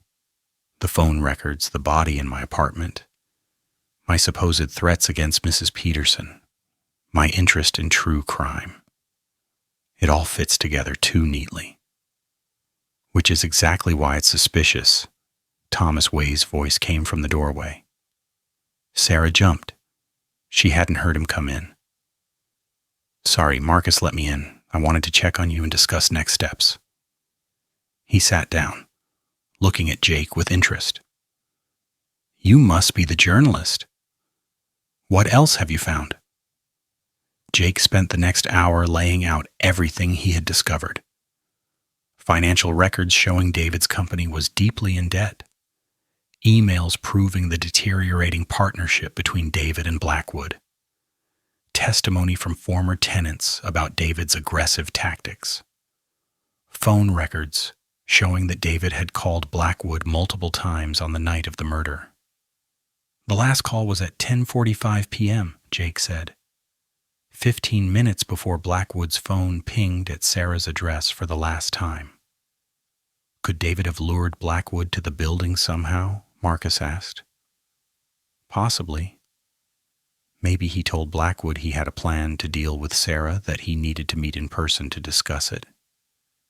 Blackwood goes to the building. David is waiting. They go up to Sarah's apartment. Maybe David has a key from his aunt. Or maybe he picked the lock. David kills Blackwood, stages the scene, and leaves through the fire escape. Sarah sleeps through the whole thing because she's a heavy sleeper, and her bedroom is on the opposite side of the apartment from the kitchen. How would David know she was a heavy sleeper? Thomas asked. Mrs. Peterson might have mentioned it.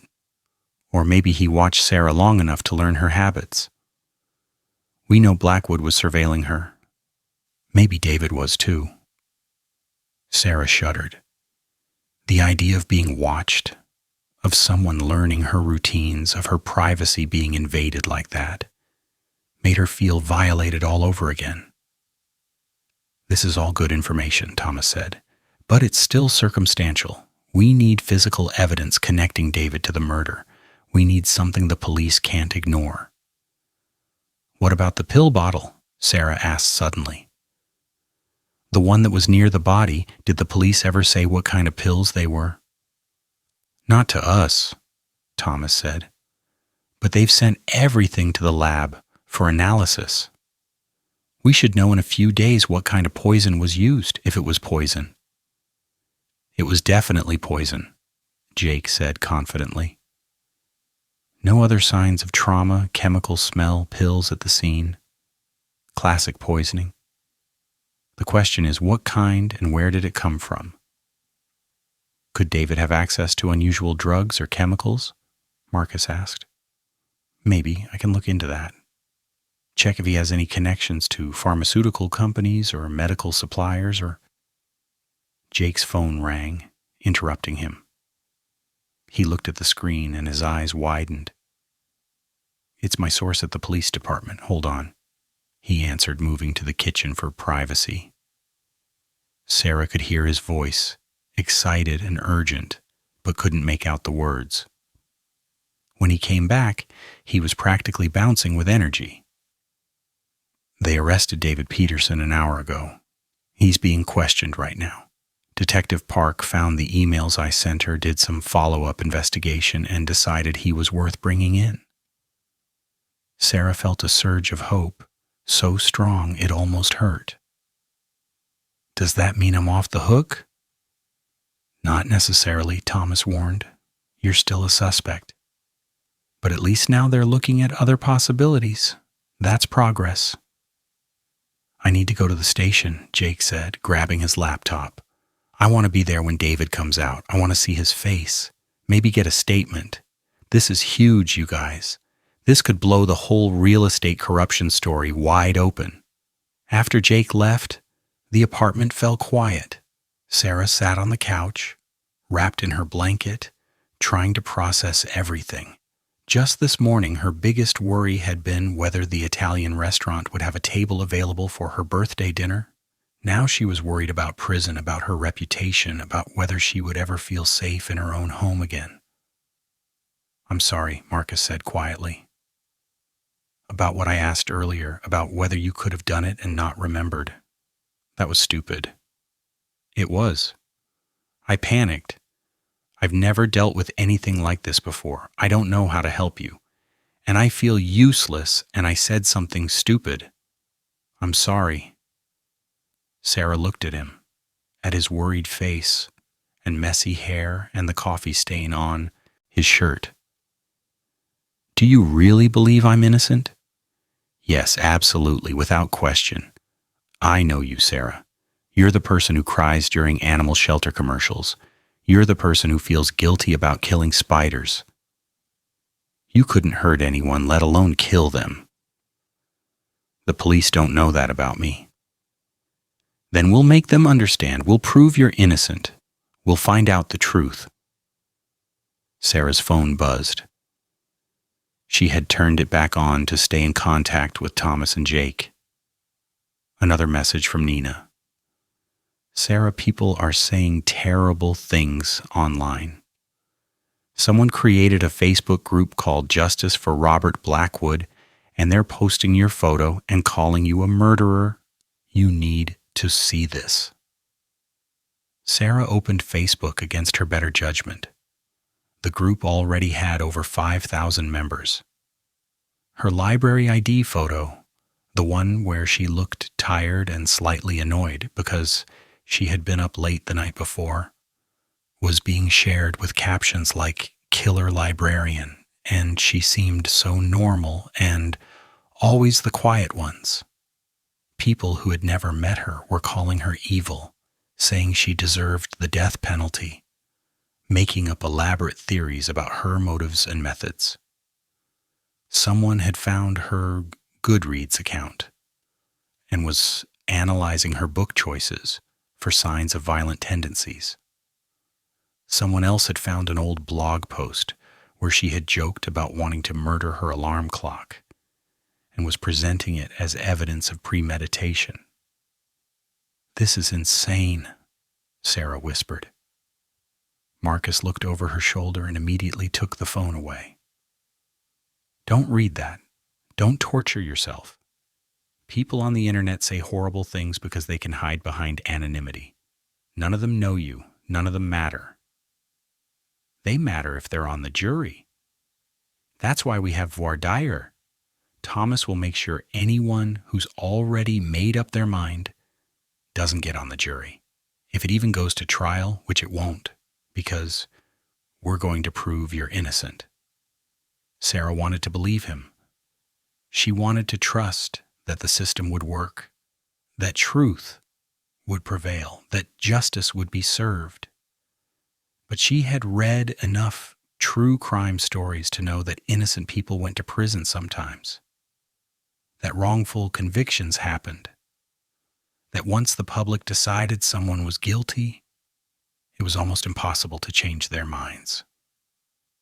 There was a knock at the door. Marcus went to answer it, and Sarah heard a familiar voice. "Is Sarah here? I need to see her." Nina burst into the living room, her dark hair flying, her eyes red from crying. She pulled Sarah into a fierce hug. "Oh my God, Sarah, I've been so worried. I went to your apartment, but it was blocked off with police tape. And there were reporters everywhere, and someone said you had been arrested, and I didn't know what to believe. I wasn't arrested. Just questioned. I'm okay." Sarah hugged her friend back, feeling tears start to build behind her own eyes. "Of course you're okay, because you didn't do anything wrong. I've known you for 5 years, and you're the kindest, gentlest person I've ever met. You apologize to books when you drop them. You couldn't possibly hurt anyone. Tell that to the internet. The internet is full of idiots who have nothing better to do than judge people they don't know. Ignore them. We're going to figure this out. Do you have a lawyer? Do you need money? I have some savings. I can help pay for legal fees. I have a lawyer. Marcus's friend from college. But thank you. Just thank you for believing in me." "Of course I believe in you, and so does everyone at the library. Well, except Margaret, but Margaret thinks everyone is suspicious. She still won't use the self-checkout machines because she's convinced they're stealing her information." Sarah laughed despite everything. Margaret was the oldest librarian on staff, a woman who still used a card catalog and thought computers were a passing fad. What did everyone say when they heard? "Mrs. Martinez, the head librarian, made an announcement that you were on temporary leave due to a personal emergency and that anyone who had questions should direct them to her." She shut down the gossip pretty quickly, and then we all signed a card saying we support you and believe in you. It's in my car. I'll go get it. After Nina left to get the card, Marcus said, "You have good friends." "I do." Sarah felt a warmth spread through her chest, pushing back some of the fear and despair. She wasn't alone in this. People believed in her. People were willing to help. Nina came back with an enormous card covered in signatures and encouraging messages. "There's more good news, sort of. The library is organizing a fundraiser to help with your legal expenses. Mrs. Martinez is coordinating it. We're going to do a book sale and a bake sale and maybe a silent auction. Whatever you need, we've got your back." Sarah burst into tears. Not the panicked, frightened tears from earlier, but tears of gratitude and relief. She had spent so much of the day feeling alone, feeling like the whole world was against her. But here was proof that she had people on her side, people who knew her and trusted her and wanted to help. "Thank you," she managed to say through the tears. "Thank you so much." They spent the rest of the afternoon together, Nina and Marcus taking turns trying to distract Sarah with movies and snacks and stupid jokes. It almost felt normal, almost felt like any other day hanging out with friends. But every time Sarah's phone buzzed, every time she heard sirens outside, every time she remembered that somewhere in the city David Peterson was being questioned about murder, reality came crashing back. Around 6 p.m., Jake called with an update. David lawyered up immediately and isn't talking. But Detective Park told reporters that they're investigating multiple suspects and following several leads. That's police speak for "we don't have enough evidence to charge anyone yet." "You're still on their list, Sarah, but at least you're not the only one anymore." "That's something, I guess. I'm still digging. I've got sources looking into David's recent activities, his financial records, his known associates. If he did this, he left evidence somewhere. Nobody commits the perfect crime. There's always something." After Jake hung up, Sarah thought about that. Nobody commits the perfect crime, or there's always something. She had learned that from all her years reading murder mysteries and listening to true crime podcasts. The killers always made mistakes. They always left clues. The question was whether the police would find those clues and interpret them correctly, or whether they would continue focusing on the wrong suspect. Sarah's phone rang again. An unknown number. She almost didn't answer, but something made her pick up. "Hello. Miss Chen, this is Jennifer Blackwood, Robert's wife. I need to talk to you." Sarah's heart stopped. "Mrs. Blackwood, I'm so sorry for your loss. I know you didn't kill him. I know my husband, and I know what he was capable of. I need to meet with you.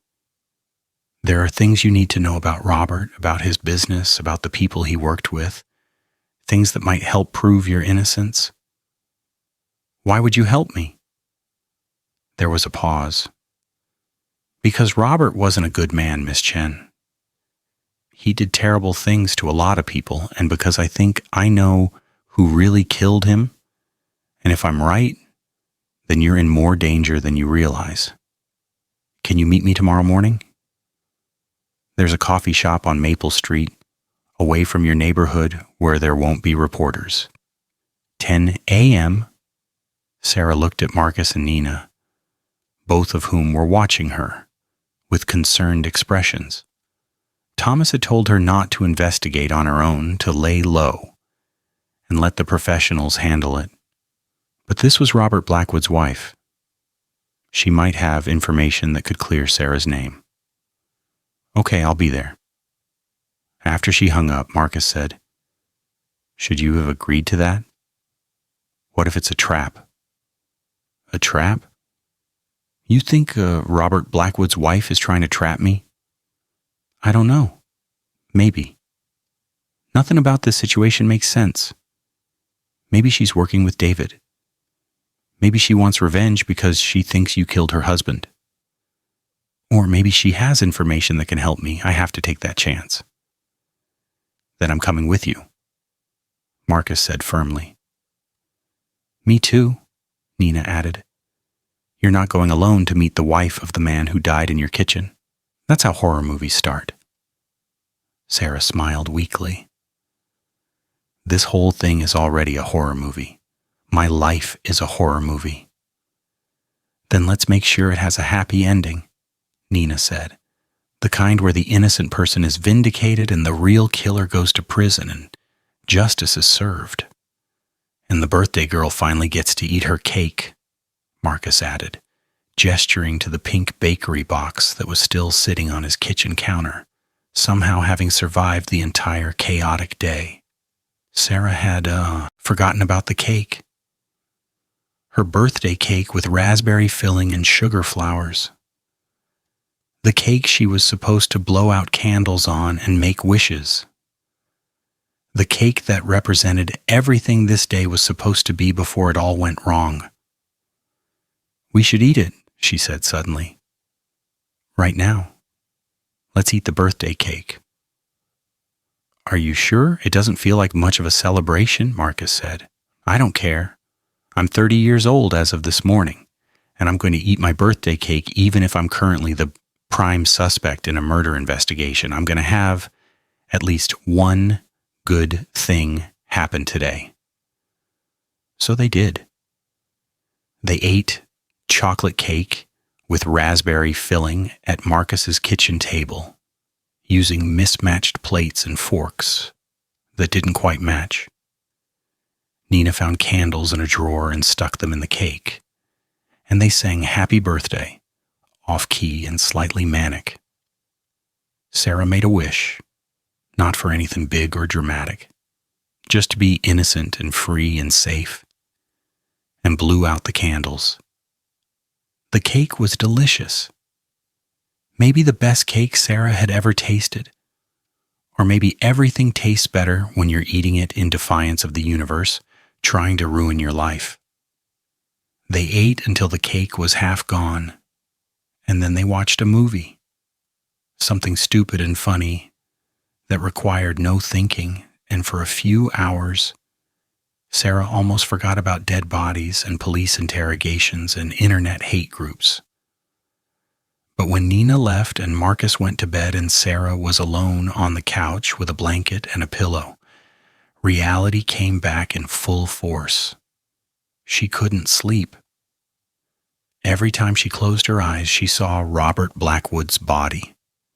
She kept thinking about David Peterson being questioned, about Jennifer Blackwood calling her, about the meeting tomorrow that might change everything or might be a terrible mistake.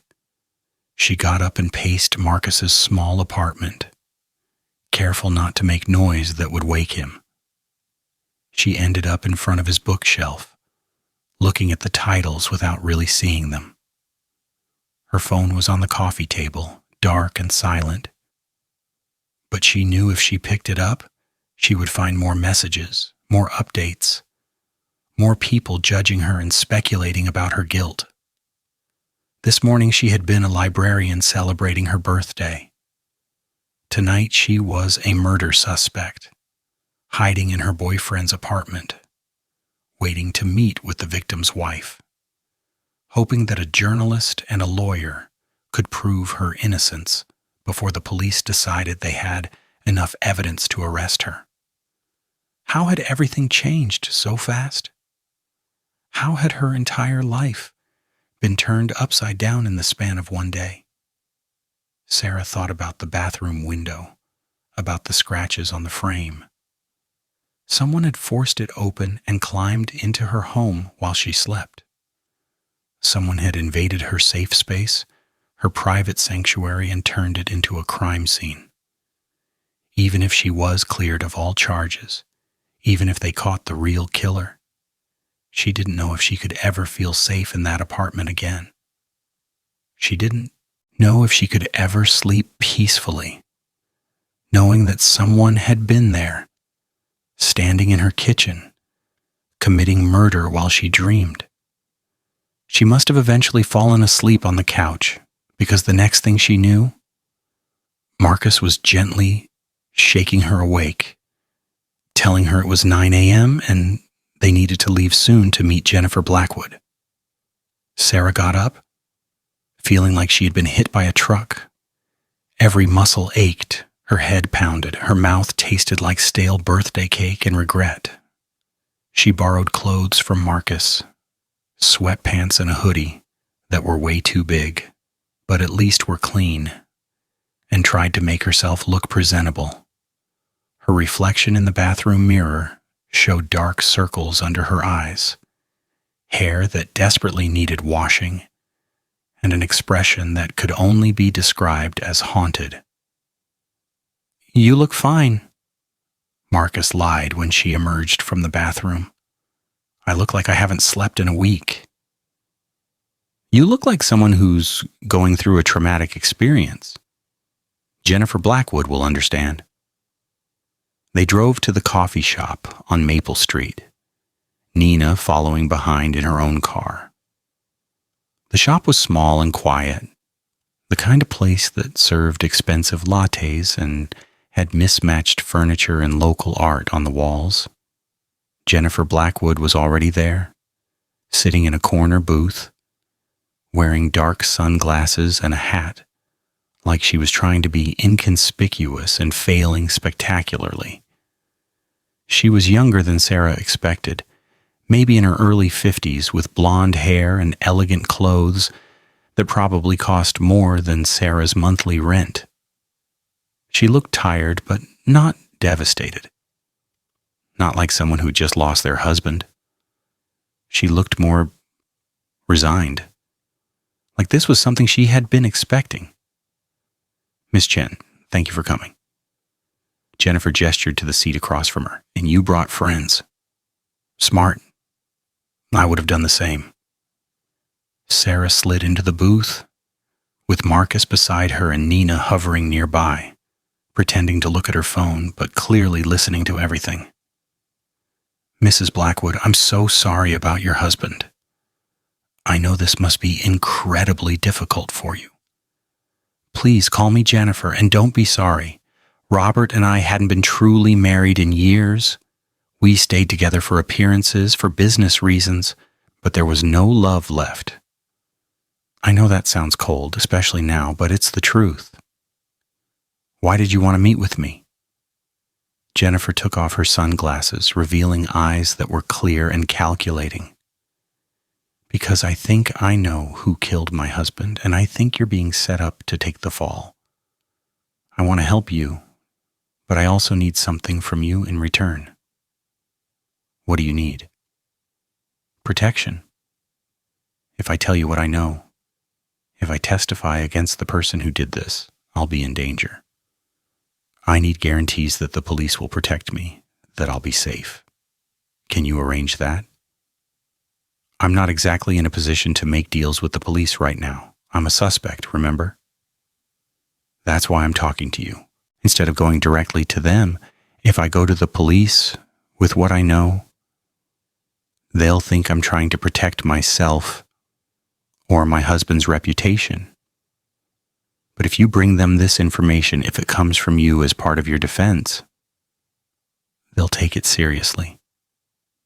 Sarah exchanged glances with Marcus. This felt like a trap, or a manipulation, or some kind of game she didn't understand the rules to. But it was also potentially her only chance at clearing her name. Tell me what you know. Jennifer leaned forward, lowering her voice even though the coffee shop was nearly empty. My husband was planning to end his partnership with David Peterson. David found out about it 2 weeks ago. They had a huge fight in Robert's office. David threatened him. Said that Robert couldn't cut him out after everything they had been through, after everything David had done for him. Robert laughed and said David was expendable, that he had only kept him around because he was useful, but now he was more trouble than he was worth. What had David done for him? Terrible things. Illegal things. There was a building in the East District that David burned down so Robert could buy the land cheap. There were tenants who David intimidated and harassed until they moved out. There were bribes paid to city officials to get permits approved. David was Robert's fixer, the person who did the dirty work. And Robert was planning to throw him away like garbage. Do you have proof of any of this? I have recordings. Robert used to record all his business meetings just in case he ever needed leverage. He didn't know I had access to his files, but I did. I've been copying everything for months, preparing for the divorce I was planning to file. I have recordings of conversations between Robert and David that prove everything I just told you. Sarah felt her heart start to race. This could prove my innocence. This could prove David had motive to kill your husband. Yes. But But I need protection first. I need guarantees that David won't come after me next. He's dangerous, Miss Chen. More dangerous than you realize. If he's willing to kill his business partner and frame an innocent woman, he's willing to do anything to protect himself. I'll talk to my lawyer. We'll figure something out. But Jennifer, I need to ask you something. Why are you doing this? Why help me if you don't even know me? Jennifer put her sunglasses back on, preparing to leave.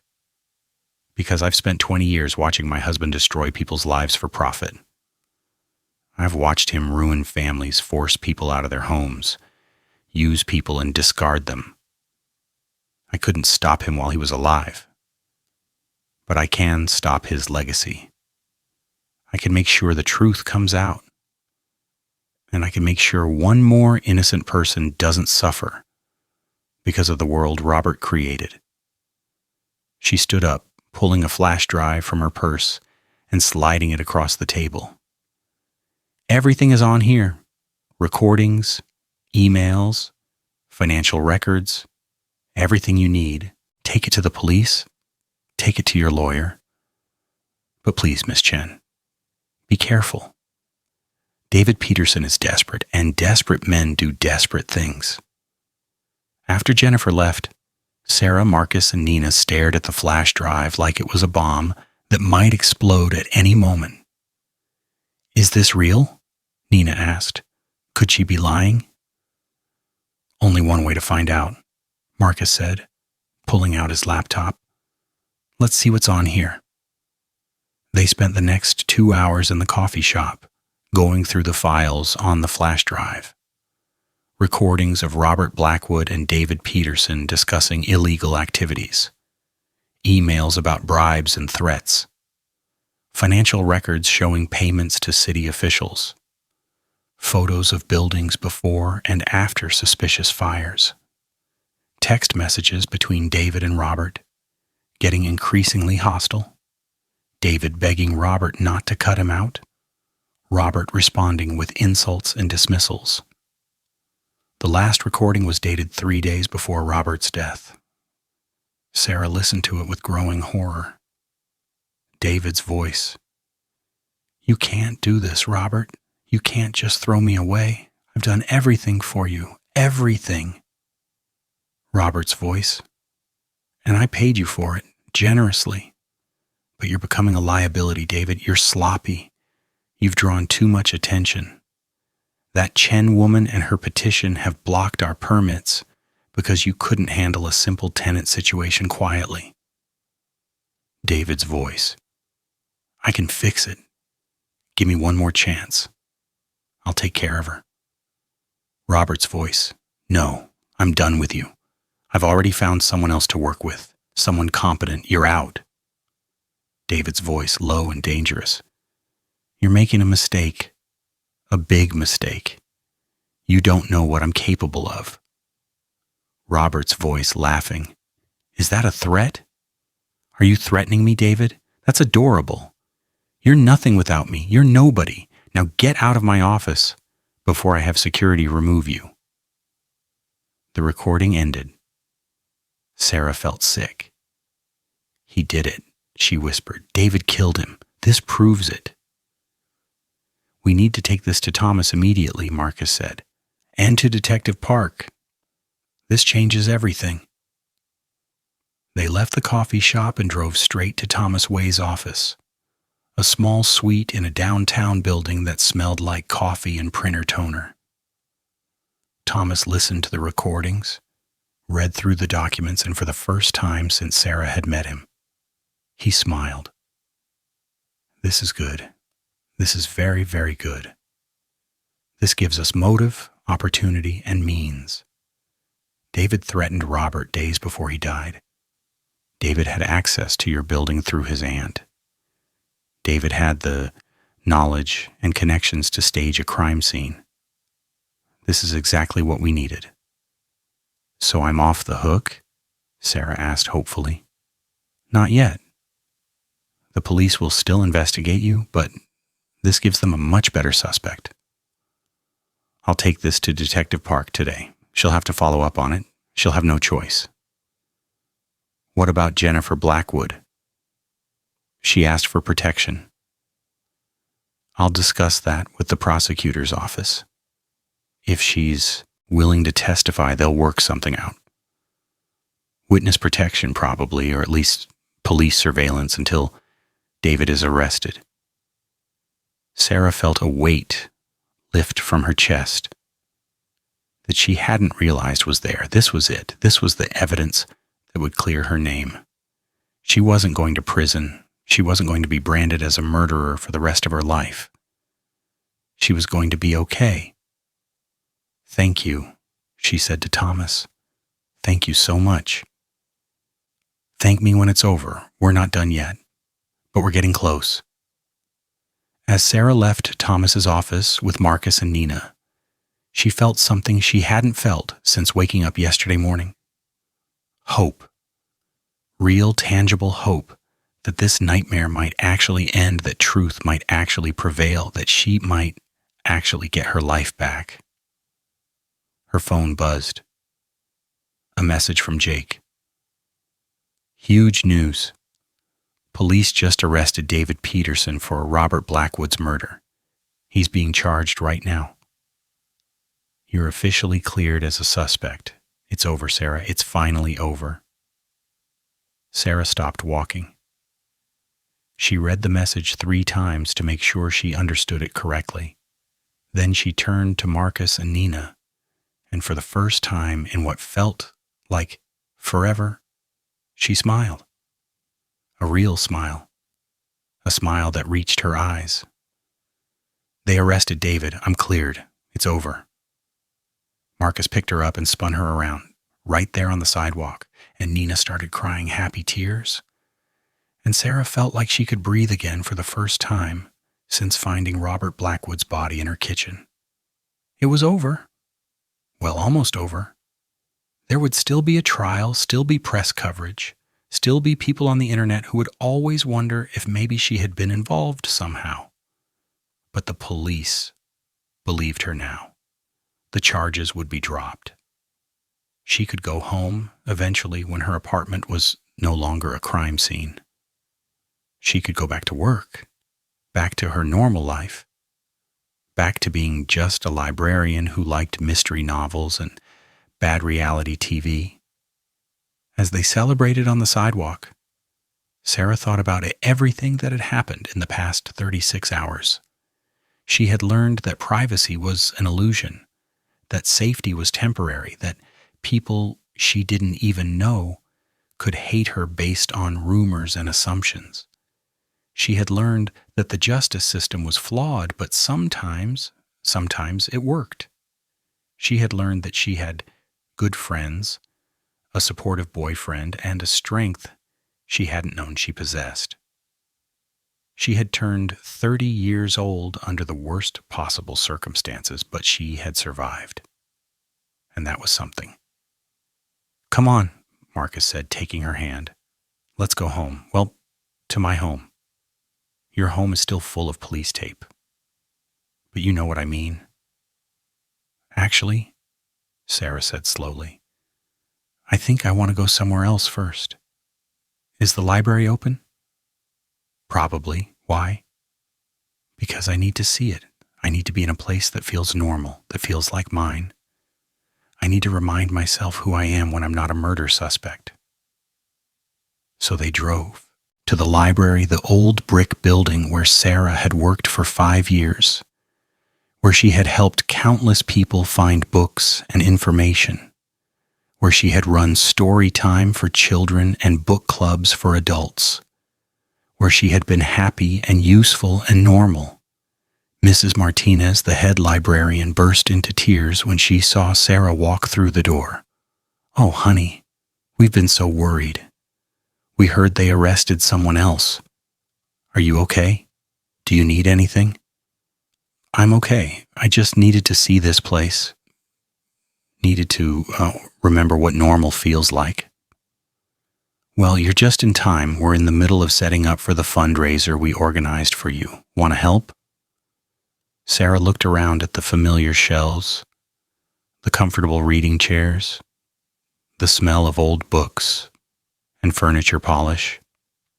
She looked at her co-workers, setting up tables and organizing donated books, all doing this to help her, to support her, to show they believed in her. Yeah, she said, feeling tears start to build behind her eyes for what felt like the 100th time in 2 days. I'd love to help.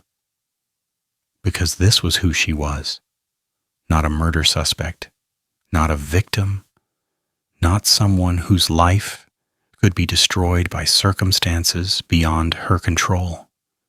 She was Sarah Chen, librarian, friend, survivor, and she was going to be okay. The nightmare was over. Now she just had to figure out how to live with what it had taught her. Blood doesn't always mean someone died. But the blood on Jake Morrison's shirt at 3 a.m. definitely meant something terrible had happened. Marcus stood in his doorway, staring at his best friend since college, whose glasses were cracked, whose lip was split and bleeding, and whose eyes held the kind of fear that made Marcus's stomach drop like a stone. They know, Jake gasped, stumbling into the apartment. They know I've been digging into David Peterson's connections, and Marcus, it's so much worse than we thought. So much worse. This was 72 hours after David Peterson's arrest, 72 hours after Sarah had been cleared as a suspect, 72 hours after everyone had thought the nightmare was over. Marcus had gone to bed that night feeling relieved, feeling like maybe life could return to normal, feeling like the worst was behind them. He should have known better. In his experience, when things seemed like they were getting better, the universe was just preparing to drop another disaster on your head. Marcus pulled Jake inside and locked the door behind him, his journalist instincts kicking in immediately, even though he was wearing pajama pants with cartoon characters on them and his hair was sticking up in 17 different directions. Who did this to you? Was it David? Did he get out on bail? No, not David. His associates, his partners. Marcus, David Peterson, wasn't working alone. He's part of something bigger, something that goes way higher than we realized. City officials, police officers, business executives. There's a whole network of people involved in this real estate corruption scheme. And now that David's been arrested, they're cleaning house, getting rid of evidence, getting rid of witnesses, getting rid of journalists who ask too many questions. Jake touched his split lip and winced. 2 guys jumped me in the parking garage outside my apartment. They said it was a warning. Said I should stop investigating, stop asking questions, stop writing stories about things that don't concern me. Then they hit me a few times to make their point clear.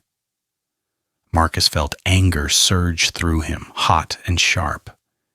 Jake was more than just a friend. He was the person who had helped clear Sarah's name, who had dug through records and found evidence and basically saved her life. And now he was being threatened because of it. Did you go to the police? Jake laughed, but it wasn't a happy sound.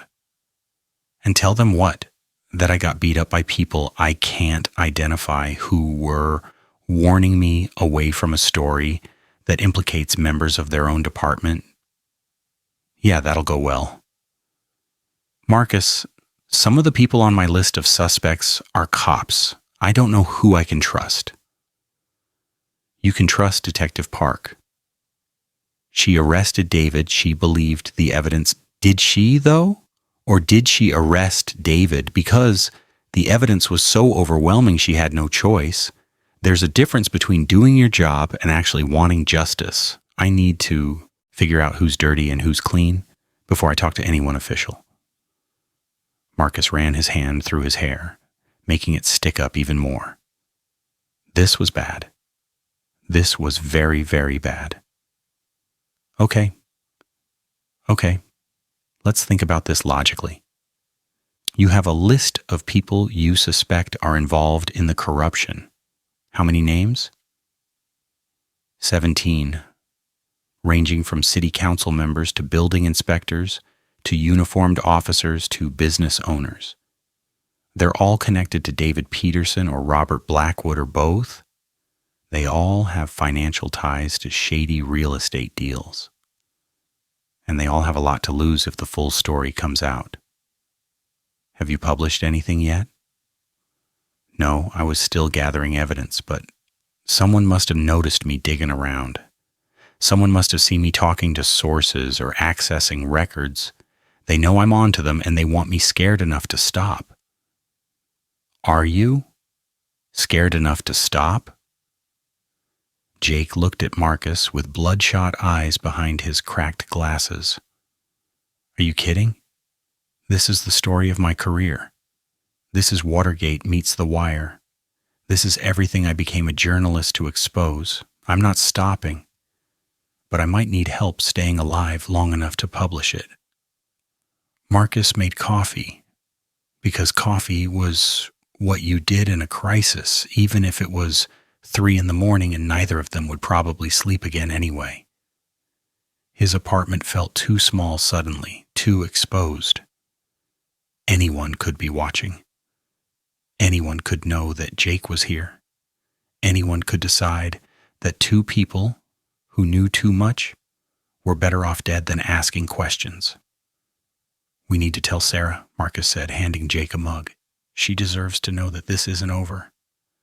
I know I hate to drag her back into this when she's finally starting to recover, but yeah, she needs to know, and we need her help. Her help? Jake, she's a librarian, not a detective. She's a librarian, which means she knows how to research, how to find information, how to connect dots that other people miss. She proved that when she figured out the connection between David Peterson and her landlord. We need someone who can dig through records and documents without it looking suspicious. Someone who has legitimate reasons to access public databases and archives. Someone like Sarah. Marcus wanted to say no. He wanted to protect Sarah from all of this, to let her heal and move on and forget that any of it had ever happened. But Jake was right. Sarah had skills that could help.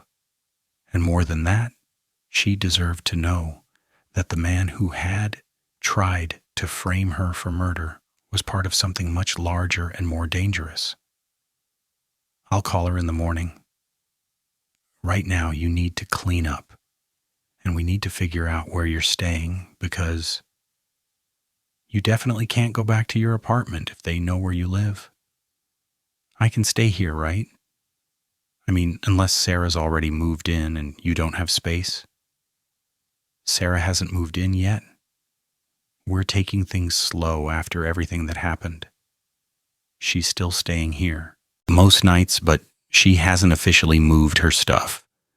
The couch is yours for as long as you need it. They spent the next few hours going through Jake's research. He had brought his laptop and a backpack full of documents, all of it evidence of the massive corruption network he had uncovered. Marcus read through everything. His reporter brain cataloging facts and connections, building the story in his head. It started with Robert Blackwood and David Peterson, but it spread like a spider web from there. Buildings purchased under suspicious circumstances. Fires that were ruled accidental but followed patterns. Permits approved despite code violations. Tenants harassed until they moved. Money changing hands through shell companies and offshore accounts. And at the center of it all, a network of people who'd gotten rich by exploiting the housing crisis and destroying communities. This is huge, Marcus said when he finished reading. This is national news huge. This is federal investigation huge. I know. Which is why they're scared. Which is why they sent guys to beat me up.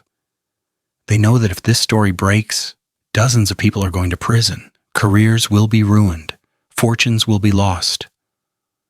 They'll do anything to stop it from coming out. So we need to be smart, we need to be careful, and we need to build an airtight case before we publish anything or go to the authorities. Jake nodded, then immediately regretted it as pain shot through his bruised face. I've been in contact with a few federal agents who specialize in corruption cases. Off the record, unofficial. They're interested, but they need more evidence before they can open an official investigation. They need financial records, recorded conversations, testimony from witnesses. Right now, all I have is circumstantial evidence and unnamed sources. It's not enough. What about Jennifer Blackwood? She gave Sarah those recordings that proved David killed Robert. Does she have more? Maybe. I've been trying to reach her, but she's in protective custody and not taking calls from journalists. The prosecutor's office has her locked down tight until David's trial. Marcus thought about this. What if Sarah talks to her? Jennifer helped Sarah once. Maybe she'll help again. Sarah can ask questions that won't raise red flags the way a journalist asking would. That could work.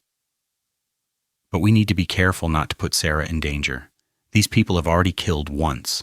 They've already attacked me. They won't hesitate to hurt her if they think she's a threat. The sun was starting to come up when Sarah arrived at Marcus's apartment, still in her pajamas with a jacket thrown over them, her hair in a messy bun, her face showing the worry that Marcus's early morning phone call had created. She took one look at Jake's battered face and her expression shifted from worried to furious. Who did this? Was it David? David's associates, Marcus explained. Jake's been investigating the corruption network, and someone noticed. They beat him up as a warning. A warning to stop investigating? Yeah. Which obviously isn't going to work because Jake is stubborn and stupid. I prefer to think of myself as dedicated and brave, Jake said with an attempted smile that turned into a wince. Sarah sat down at the kitchen table and looked at both of them with the same determined expression Marcus had seen when she was proving her innocence. Tell me everything. All of it. Don't leave anything out. So they did. They walked her through Jake's investigation, through the web of corruption he had uncovered, through the list of 17 suspects who were all connected to the real estate scheme. They showed her the documents, the financial records, the patterns of suspicious activity. They told her about the federal agents who were interested but needed more evidence. They told her about Jennifer Blackwood and the possibility that she might have more information. When they finished, Sarah was quiet for a long moment. Then she said, "I'm in. Whatever you need me to do, I'm in. These people tried to destroy my life. They killed a man and tried to make it look like I did it. They hurt Jake. They're hurting entire communities for profit. We need to stop them." "Sarah, it's dangerous," Marcus said. "They've already shown they're willing to use violence. I don't care. I'm not going to sit back and do nothing while they get away with this. Besides, you said you need someone who can research without raising suspicion. That's literally my job. I can access public records. I can dig through archives. I can find information that other people miss. Let me help." Marcus looked at Jake, who shrugged as much as his bruised ribs would allow. "She's right. We need her help. And honestly, I think she's safer working with us where we can protect her than being out there alone while these people are cleaning house." "Fine. But we do this smart. We don't take unnecessary risks. We work as a team. And at the first sign of real danger, we go to the police or the FBI or whoever will listen. even if we don't have all the evidence we want yet. Agreed? Agreed, Sarah and Jake said in unison. They spent the rest of the day planning. Sarah made lists of what information they needed and where to find it. Jake compiled everything he had already gathered into organized files. Marcus started mapping out the connections between all the players, creating a visual web on his laptop that showed how everyone was linked. By evening, they had a plan. Sarah would start researching property records and building permits, looking for patterns and anomalies. Jake would continue working his sources, carefully, trying to get testimony and evidence from people who had been hurt by the corruption. Marcus would investigate the financial side, following money trails and tracking payments through shell companies. And they would all watch each other's backs, checking in regularly, making sure no one was being followed or threatened. We should have a code word, Jake suggested. Something we can text if we're in trouble, but can't say so directly. How about pineapple? Sarah offered. Why pineapple? Because it's random and no one would use it in normal conversation. If any of us text the word pineapple, the others know to come help immediately. I love it. Pineapple it is. They ordered pizza and continued working late into the night, the three of them hunched over laptops and documents. Highlighters and notebooks spread across Marcus's kitchen table. It felt like college again.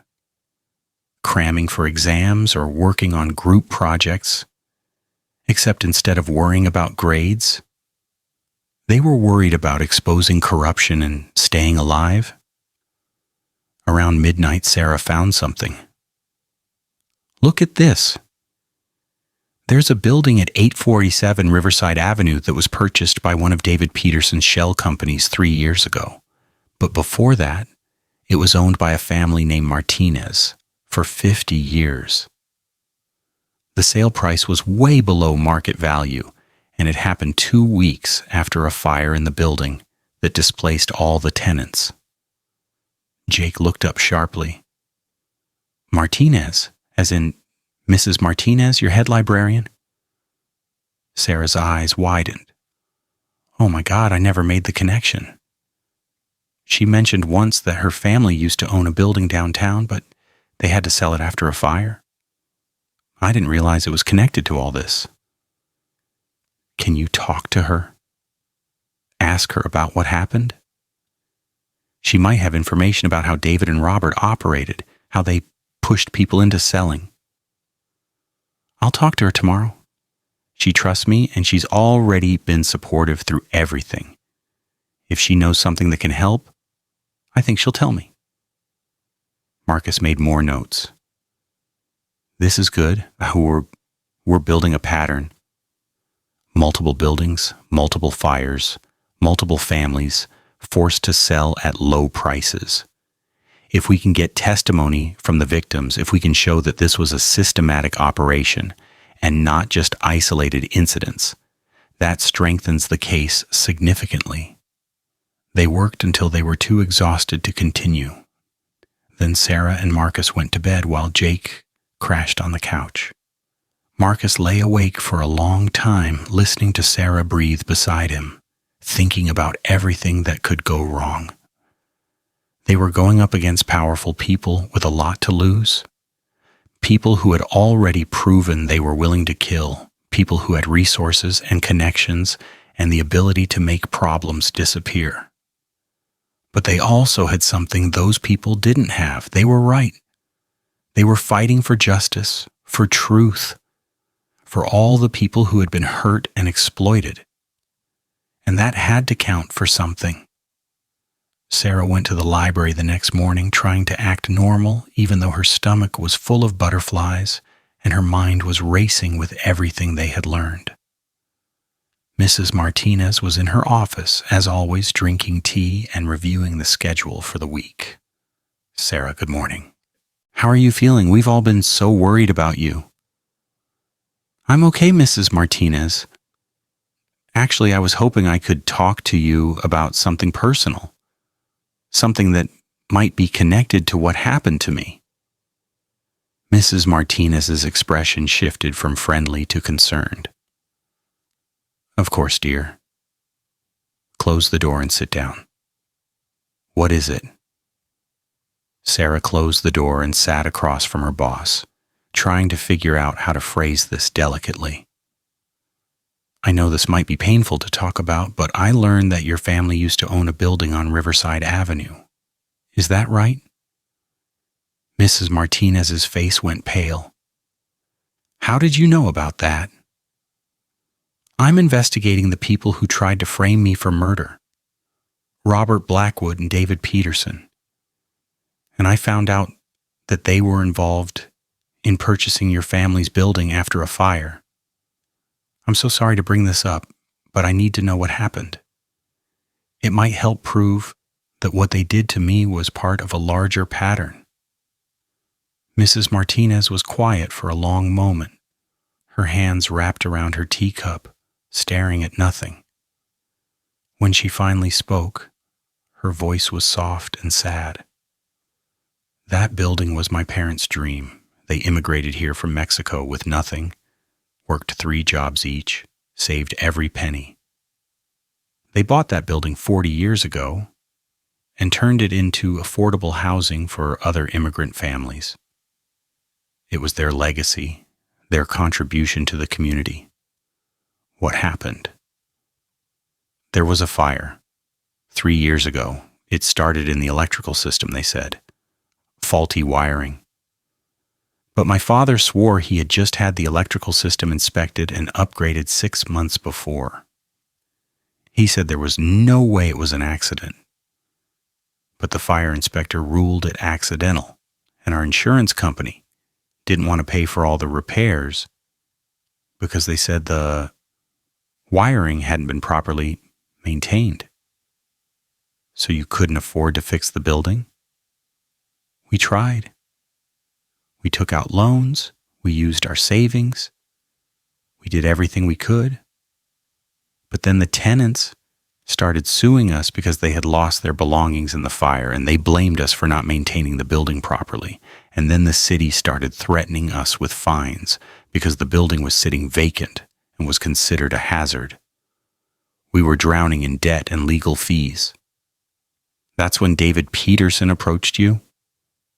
Mrs. Martinez nodded. He said he could take the building off our hands and give us enough to pay off our debts, make all the legal problems go away. We didn't want to sell, but we were desperate. My mother had a heart attack from the stress. My father was diagnosed with depression. We felt like we had no choice. Did David ever seem threatening? Did he pressure you? Not in an obvious way, but there was something about him, something that made me feel like refusing wasn't really an option. And after we sold, I found out that the building was demolished and replaced with luxury condos. The families who had lived there, families like mine who needed affordable housing, they had nowhere to go. That building was supposed to be my parents' legacy, something good for the community. Instead, it just became more profit for rich developers. Sarah reached across the desk and took Mrs. Martinez's hand. I'm so sorry that happened to you. But Mrs. Martinez, if you're willing to tell this story officially, if you're willing to testify about what happened, it could help bring down the people who did this, not just to you, but to dozens of other families. Testify in court? Maybe. Or to federal investigators? There's a journalist investigating the whole operation, and we're gathering evidence. Your story could be the proof we need that this was deliberate, that it was a pattern, that it was criminal. Mrs. Martinez looked at Sarah with tears in her eyes. If it will help stop them from hurting other families the way they hurt mine, then yes. I'll tell my story. I'll do whatever I can to help. Sarah left the library feeling like they had made real progress. Mrs. Martinez's testimony would be powerful evidence of how David and Robert operated, how they systematically targeted vulnerable families and used fires and legal pressure to force them into selling their properties at low prices. It was exactly the kind of personal story that made abstract corruption real and understandable. She texted Marcus and Jake in their group chat. Got Martinez testimony. She's willing to go official. This is huge. Marcus texted back, amazing work. Come home when you can. Jake found something big too. When Sarah got back to the apartment, she found Marcus and Jake huddled over Jake's laptop, both looking excited and terrified at the same time. What did you find? Jake turned the laptop so she could see. I got into David Peterson's email account. Don't ask me how, it wasn't entirely legal, but we have bigger problems to worry about. Look at this. It was an email thread from 2 days ago after David had been arrested. The sender was someone named Vincent Crawford, and the subject line was Containment Protocol. Sarah read the email, her blood going cold with each line.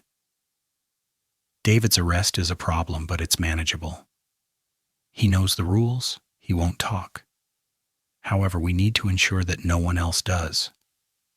The journalist Morrison has been getting too close. I've sent people to warn him off, but we may need to take more permanent measures.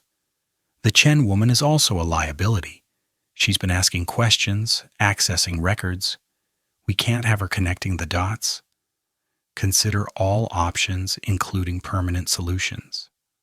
The stakes are too high to leave loose ends. Sarah looked up at Jake and Marcus, her heart pounding. Permanent solutions? They're talking about killing us. They're actually planning to kill us. Keep reading, Jake said grimly. The next email in the thread was a response from someone named Michael Torres. Understood. I'll handle Morrison tonight. Make it look like an accident or a robbery. The Chen woman can wait until after the trial. We don't want to draw more attention right now. This was sent yesterday, Marcus said. Which means, Jake, they were planning to kill you last night. The beating you got wasn't just a warning. It was supposed to be murder made to look like a random attack. Jake's hand went to his split lip. The guys who jumped me, they weren't trying to scare me. They were trying to kill me. I fought back harder than they expected, and when people started coming out of their apartments to see what the noise was, they ran. I thought I got lucky. I didn't realize I barely escaped being murdered. Sarah felt sick. And they're planning to come after me too, after David's trial, which is in 3 weeks. We need to go to the police right now, Marcus said. This is a direct threat. This is conspiracy to commit murder. We can't just sit on this. And tell them what? Jake asked. That I illegally hacked into someone's email and found evidence of a murder plot. They'll arrest me for the hacking and probably not even investigate the threats because I obtained the evidence illegally. Besides, we don't know who Vincent Crawford or Michael Torres are. They could be anyone. They could be cops for all we know. We need to find out who they are, Sarah said. We need to identify everyone involved before we go to the authorities. Otherwise, we might be walking right into a trap. They spent hours searching for information about Vincent Crawford and Michael Torres. The names were common enough that simple internet searches turned up hundreds of results. None of them obviously connected to David Peterson or Robert Blackwood. But Sarah, using her librarian research skills, eventually found something. Look at this. Vincent Crawford is listed as a consultant for a company called Riverside Development LLC, and Riverside Development has done business with several of David Peterson's shell companies. He's a business associate. What about Michael Torres? Marcus asked. Sarah searched through more databases, cross-referencing names and businesses. Michael Torres, right here.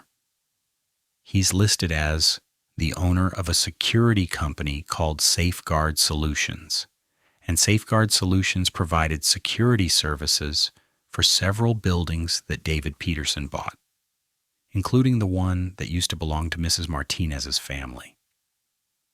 Jake was furiously taking notes. So Vincent Crawford is handling the business side and Michael Torres is doing the dirty work, the muscle, the guy who actually carries out the threats. We need to find out more about both of them, Sarah said. We need to know where they live, who they work with, what other crimes they might be connected to.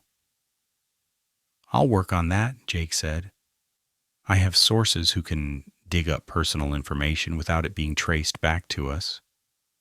But this is going to take time. Time we might not have, Marcus pointed out. If they were planning to kill Jake last night and they're planning to kill Sarah in 3 weeks, they're not going to just sit around waiting for us to investigate them. They might accelerate their plans. Then we need to be careful. We need to stay together as much as possible. We need to watch our backs. For the next several days, they worked around the clock. Sarah continued researching property records and building permits, finding more examples of suspicious fires and forced sales. Jake worked his sources, gathering testimony from families who had been displaced and business owners who had been pushed out. Marcus followed the money, tracing payments from David Peterson's companies through multiple accounts and eventually to Vincent Crawford and Michael Torres. They barely slept. They barely left Marcus's apartment except when absolutely necessary.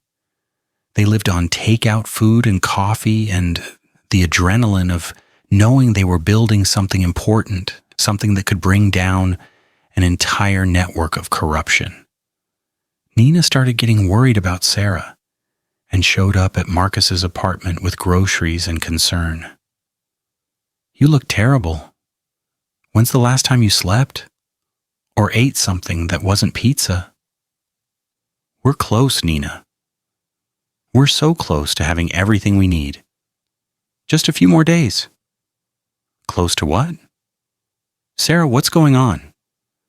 Marcus won't tell me anything except that you're working on something important. Sarah looked at Marcus and Jake, silently asking if they could trust Nina with the truth. They both nodded. We're investigating the corruption network that David Peterson was part of, Sarah explained. And we found evidence that it goes way deeper than anyone realized. Multiple people involved, including some in positions of power, and they know we're investigating. They've already attacked Jake. They're planning to come after me too. Nina's eyes went wide. Sarah, you need to go to the police. You need protection. We will once we have all the evidence, but right now, we don't know who we can trust. Some of the people involved might be cops. We need to be sure we're going to the right people before we reveal what we know. This is insane. This is dangerous. You're not a detective. You're a librarian. A librarian who's really good at research and really motivated to make sure the people who tried to ruin my life go to prison. Nina looked at all three of them. Sarah determined. Marcus worried. Jake battered but stubborn and sighed. Fine. But I'm helping. You need someone watching your backs. And you need someone who isn't on their radar yet.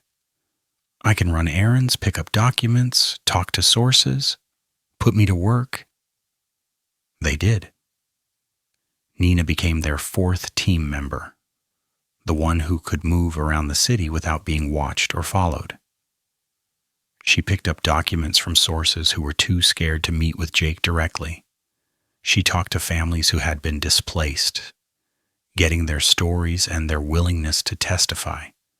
She brought them food and made sure they actually ate it and occasionally forced them to sleep. With Nina's help, they made even faster progress. Within a week, they had testimony from 15 families who had lost their homes or businesses to suspicious fires and forced sales. They had financial records showing millions of dollars moving through shell companies and ending up in the accounts of Vincent Crawford, Michael Torres, David Peterson, and several city officials. They had emails proving coordination and planning. They had the evidence they needed. "It's time," Thomas Way said when they showed him everything they had gathered. They had brought him in 3 days earlier, needing legal advice about how to present their evidence without getting arrested for things like hacking into emails. "This is enough to take to the federal authorities. This is enough to launch a major investigation. We need to do this carefully, but we need to do it now." "Who do we take it to?" Marcus asked. "How do we make sure we're not handing this evidence to someone who's part of the conspiracy?" "I have a contact at the FBI. Someone I trust completely. He specializes in public corruption cases. I'll reach out to him, set up a meeting. But we need to be prepared for what comes next. Once we hand this over, once this investigation becomes official, all of you will be witnesses. You'll need to testify. You might need protection. Your lives are going to change again." Sarah thought about that. Her life had already changed so much in the past few weeks. She had gone from a normal librarian celebrating her birthday to a murder suspect to an investigator uncovering massive corruption. What was one more change? "I'm ready," she said. "We're all ready." Thomas set up a meeting with his FBI contact, Special Agent Robert Chen, for the following afternoon.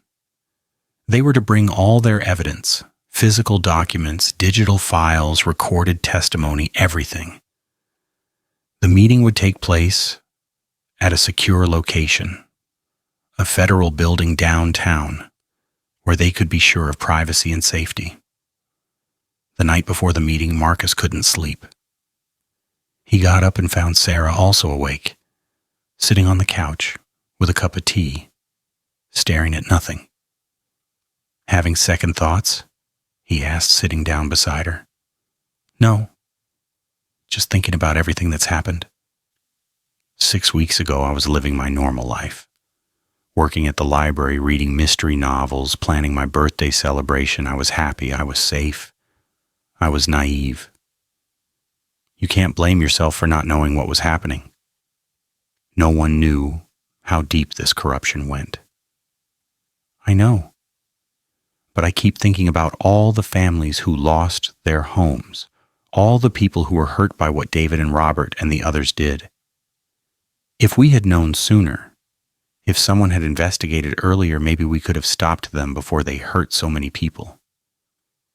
We're stopping them now. That's what matters. Is it enough, though? Even if they all go to prison, even if justice is served, those families still lost their homes. Mrs. Martinez's parents still lost their dream. My sense of safety in my own apartment is still gone. Some things can't be fixed, even with justice. Marcus put his arm around her. No, they can't. But that doesn't mean justice isn't worth fighting for. It doesn't mean we shouldn't try to stop them from hurting anyone else. You've done an amazing thing, Sarah. You've taken something terrible that happened to you and turned it into something that will help a lot of people. That matters. I couldn't have done it alone. You and Jake and Nina and Thomas, you all helped. You all believed in me when the whole world thought I was a murderer. Of course we did. We know you. And anyone who actually knows you would know you're not capable of hurting anyone. Well, except maybe through aggressive organization of library books. Sarah laughed, a real laugh that felt good after so many days of tension and stress. My organizational systems are very efficient, thank you very much. They sat together in comfortable silence until Sarah's phone buzzed. A text from an unknown number. Stop investigating. This is your final warning. You've been told before, but clearly you didn't listen. If you go to the FBI tomorrow, there will be consequences. We know where you live. We know where your friends live. We know where Nina works. Think carefully about whether your crusade for justice is worth the lives of everyone you care about. Sarah showed Marcus the text, her hand shaking slightly. They know about the meeting tomorrow. They know we're going to the FBI. How? We've been so careful. Only the 5 of us knew about it. Thomas, you, me, Jake, Nina. Unless one of us told someone, or unless someone's been listening to our conversations or tracking our phones. Marcus grabbed his laptop and started searching for information about phone tracking and surveillance.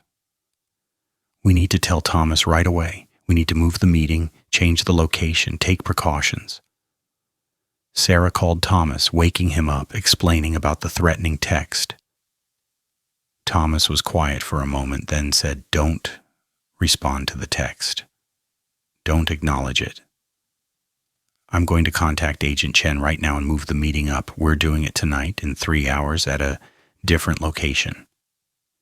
Get Jake and Nina, bring all the evidence, and meet me at the address I'm about to send you. And Sarah, be careful. These people are desperate, and desperate people are dangerous." They woke Jake and called Nina, explaining the situation. Everyone scrambled to gather their documents and files, shoving everything into bags and backpacks, moving quickly but carefully. Marcus kept looking out the window, checking to see if anyone was watching the apartment. Every car that drove by felt like a threat. Every shadow felt like danger. At 2 a.m, they left the apartment through the back entrance that led to the alley, hoping to avoid any surveillance on the front door. Marcus's car was parked 2 blocks away. Odd precaution they had taken a few days earlier in case they needed to leave quickly, without being followed. They drove through the empty city streets, taking random turns, doubling back, making sure no one was tailing them. Nina sat in the back seat with Sarah, both of them tense and quiet. Jake was in the passenger seat, constantly checking the side mirror, his damaged glasses reflecting the street lights. "This is really happening," Nina said softly. "We're really doing this. We're going up against killers and corrupt officials and people with power and money. This is insane." "It's too late to back out now," Jake said. "We know too much. They've threatened us. The only way forward is to get this evidence to the FBI and hope they can protect us while they investigate." "What if the FBI can't protect us? What if these people are too powerful? What if—" "Nina," Sarah interrupted gently. "We're going to be okay. We have evidence, we have testimony, we have the truth. That has to be enough." They arrived at the new meeting location, a parking garage attached to a federal building that Thomas had arranged with Special Agent Chen. Thomas was already there, pacing nervously, his usually neat appearance disheveled from being woken up in the middle of the night. With him was a man in his 50s, Asian, wearing a suit despite the hour, looking alert and professional. "This is Special Agent Robert Chen," Thomas said. "Agent Chen, these are the people I told you about. Sarah Chen, no relation, Marcus Rodriguez, Jake Morrison, and Nina Patel." Agent Chen shook hands with each of them, his grip firm and reassuring. "Thomas has filled me in on the basics. You've been investigating a corruption network connected to the murder of Robert Blackwood. You believe you have evidence of fraud, bribery, arson, and conspiracy to commit murder. Is that accurate?" "Yes, sir," Jake said. We have financial records, emails, recorded testimony, and documented patterns of suspicious activity. Everything you need to launch a full investigation. Let's go inside and review everything. I have a secure conference room set up. We can talk freely there, and I can assess what you've brought me. They followed Agent Chen into the building, through security checkpoints and locked doors, into the kind of stark federal office that looked exactly like every crime drama Sarah had ever watched. The conference room had a long table, uncomfortable chairs, and absolutely no decorations. It felt safe. It felt official. It felt like maybe, finally, this nightmare was ending. They spread out all their evidence on the table. Documents covered every surface. Jake opened his laptop and showed Agent Chen the emails, the financial trails, the connections between all the players.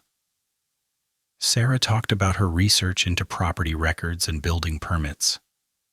Marcus explained the money laundering scheme. Nina shared the testimony she had gathered from displaced families. Agent Chen listened to everything, taking notes, asking questions, his expression giving nothing away. When they finished, he sat back in his chair and was quiet for a long moment. "This is impressive work," he finally said. "Extremely impressive. You've built a case that would take my team months to put together, and you did it in a few weeks. The evidence here is substantial enough to open an immediate investigation and potentially bring charges against multiple individuals." "That's good news, right?" Marcus asked. "It's very good news for the investigation. It's potentially bad news for all of you. You've made yourselves targets. These people know you have this information, and they've already demonstrated they're willing to use violence. I'm going to need to arrange protection for each of you until we can make arrests." "How long will that take?" Sarah asked. "Arrests could happen within days, but the full investigation will take months, possibly years. This is a large, complex conspiracy. We'll need to verify everything, gather additional evidence, build cases that will stand up in court, and during that time you'll all need to be careful. Very careful." Thomas spoke up. "What kind of protection can you offer them?" "Safe houses for anyone who wants them, regular check-ins with federal agents, surveillance on their homes and workplaces. We can keep them safe. But they need to be willing to cooperate fully with the investigation. That means testimony, depositions, potentially going public with what they know." Sarah looked at Marcus, Jake, and Nina. They had come this far together. They had risked everything to get to this point. There was no going back now. "We'll cooperate," she said. "Whatever you need from us, we'll do it." Agent Chen nodded. "Good. Let me make some calls. I'm going to wake up my team and get them started on this tonight. The sooner we move, the better. In the meantime, all of you should go home and pack bags. Plan to be away from your normal routines for at least a few days while we assess the threat level and set up protection." They left the federal building as the sun was starting to rise, painting the sky in shades of pink and orange. Sarah felt exhausted, but also strangely energized. They had done it. They had turned over the evidence. They had started the wheels of justice turning. Now they just had to survive long enough to see it through. But as they walked to Marcus's car in the parking garage, Sarah noticed something. A black SUV parked 2 rows over, windows tinted, engine running, even though no one appeared to be inside. It could be nothing. It could be someone working early. Or it could be exactly what she feared. "Marcus," she said quietly, "that SUV? Is that the same one that was parked outside your apartment building yesterday?" Marcus looked, and his face went pale. "I think it is. Jake, did you notice that SUV?" Jake looked at the vehicle, and his hands clenched into fists. That's the same kind of SUV the guys who attacked me were driving. I didn't see the license plate, but I remember the tinted windows. They were being watched. Right now, at this moment, someone was watching them leave the federal building after meeting with an FBI agent. Someone knew exactly what they had done. We need to move, now. Thomas started walking quickly toward his car, which was parked in a different direction. Don't run, don't panic, just walk normally but quickly to your vehicles and get out of here. Go to different locations. Don't go home, call me when you're safe. They split up. Thomas went to his car alone. Nina ran to her car parked on the street. Marcus, Sarah, and Jake walked quickly to Marcus's car.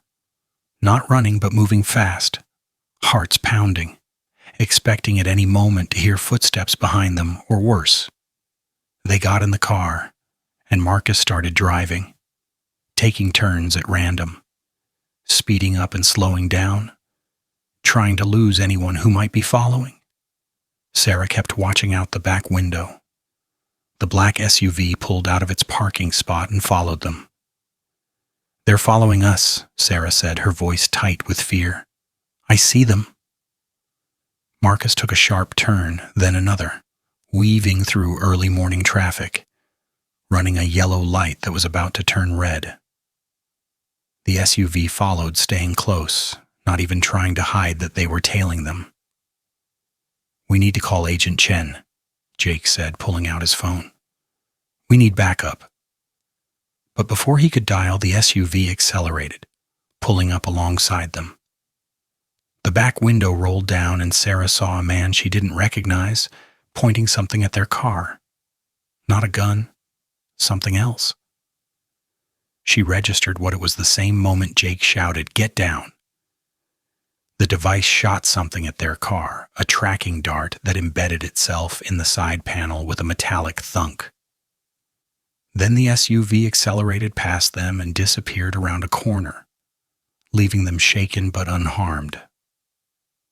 They tagged us, Marcus said. They put a tracker on my car. They're not trying to stop us. They're making sure they can always find us. Jake was already calling Agent Chen, explaining what had just happened. Sarah could hear the agent's voice through the phone, calm but urgent, giving instructions. He's sending agents to our location right now, Jake said after hanging up. He wants us to drive to a police station, any police station, and wait inside until federal agents arrive. He says not to try to remove the tracker ourselves. They'll handle it. Marcus drove to the nearest police station, a small precinct in a neighborhood Sarah didn't recognize. They pulled into the parking lot and practically ran inside, where a confused desk sergeant looked at them like they had lost their minds. We need to speak to someone in charge, Marcus said breathlessly. We're federal witnesses, and we're being followed. FBI agents are on their way here right now. The desk sergeant, a woman in her 40s, with the patient expression of someone who had heard everything, picked up her phone and made a call.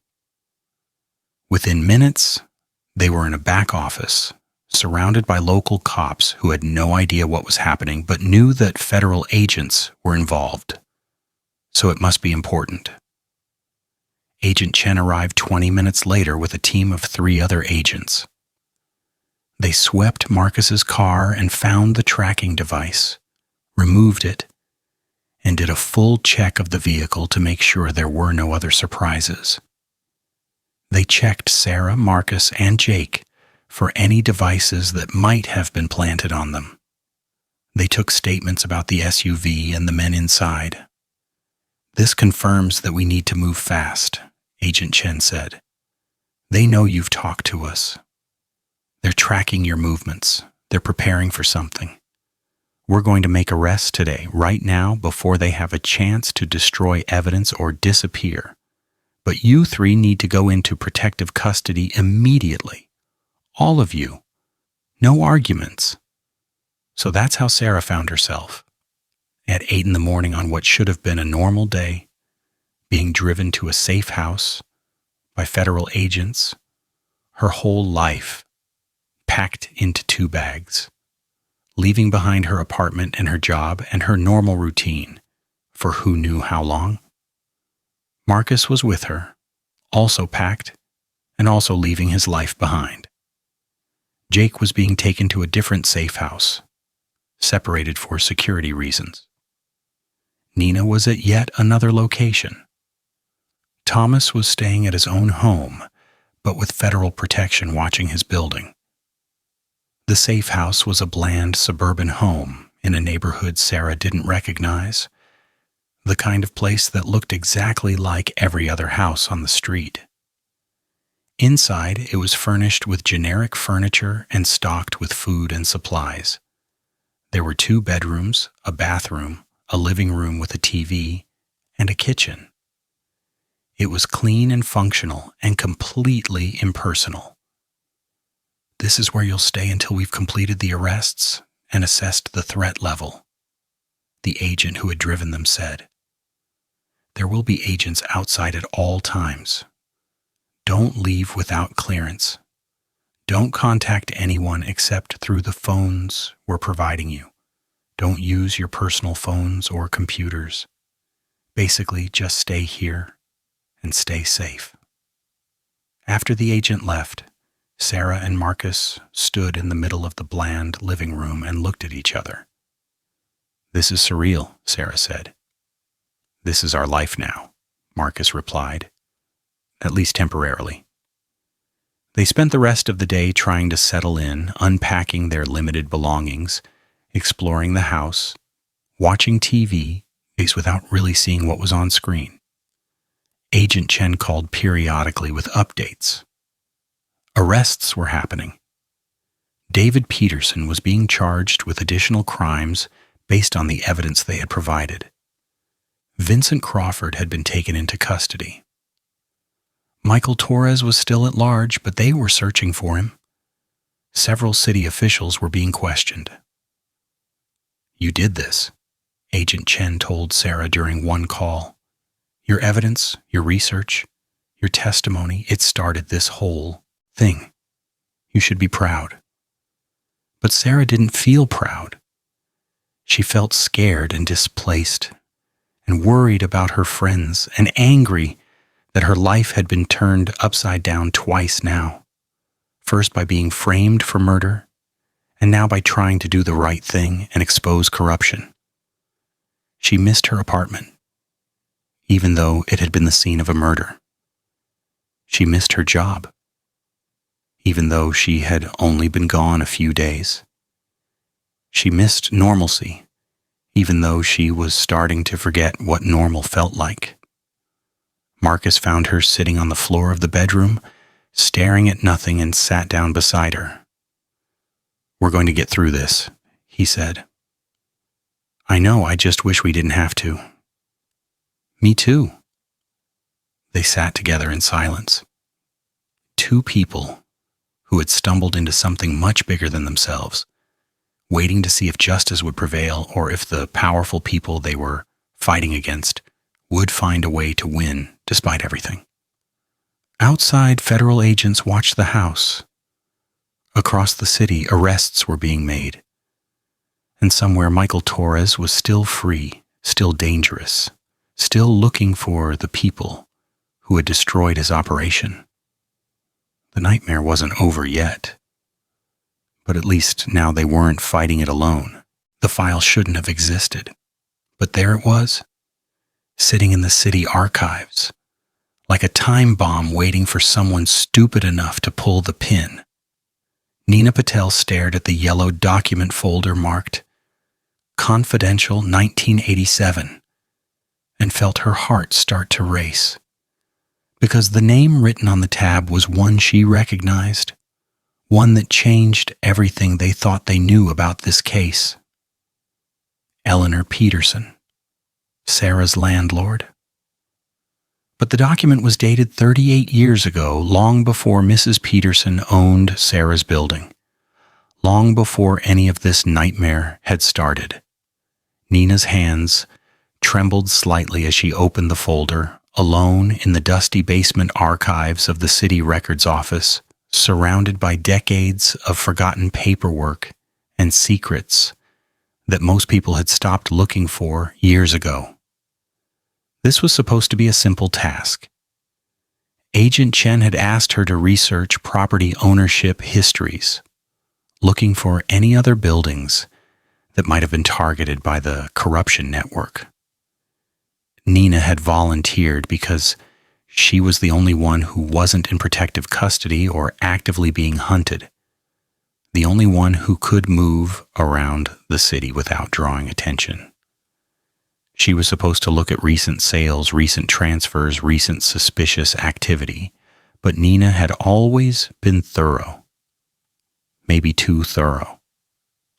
And something had made her go back further, dig deeper, look at the origins of all these properties instead of just the recent transactions, and that's when she found it.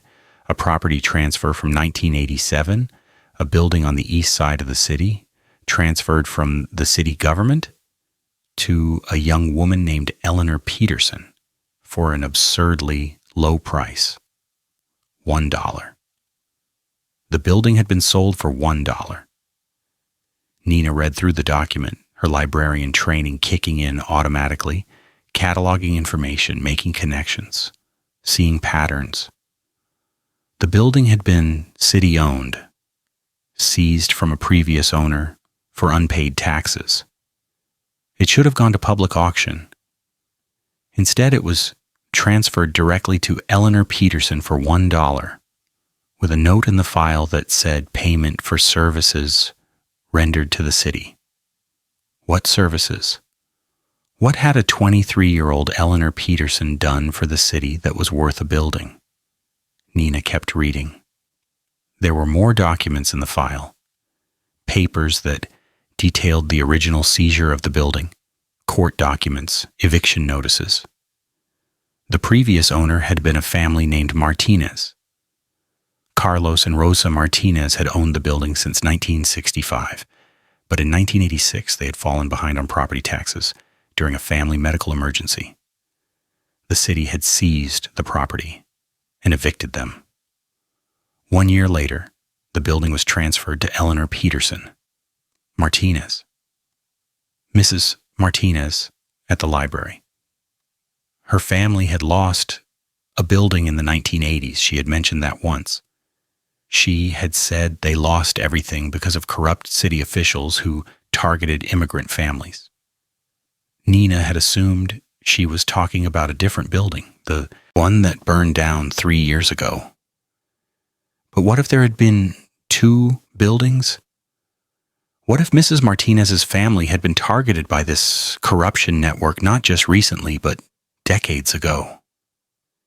Nina photographed every page of the file with her phone, her mind racing. If Eleanor Peterson had been involved in corrupt property deals since 1987, that meant this network was much older than anyone had realized. It wasn't just David Peterson and Robert Blackwood. It was a system that had been operating for decades, probably with different players over the years. But the same pattern, the same methods, the same victims. She needed to tell someone.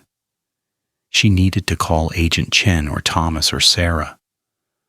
But her phone had no signal in the basement archives, and when she tried to leave, she found the door at the top of the stairs was locked.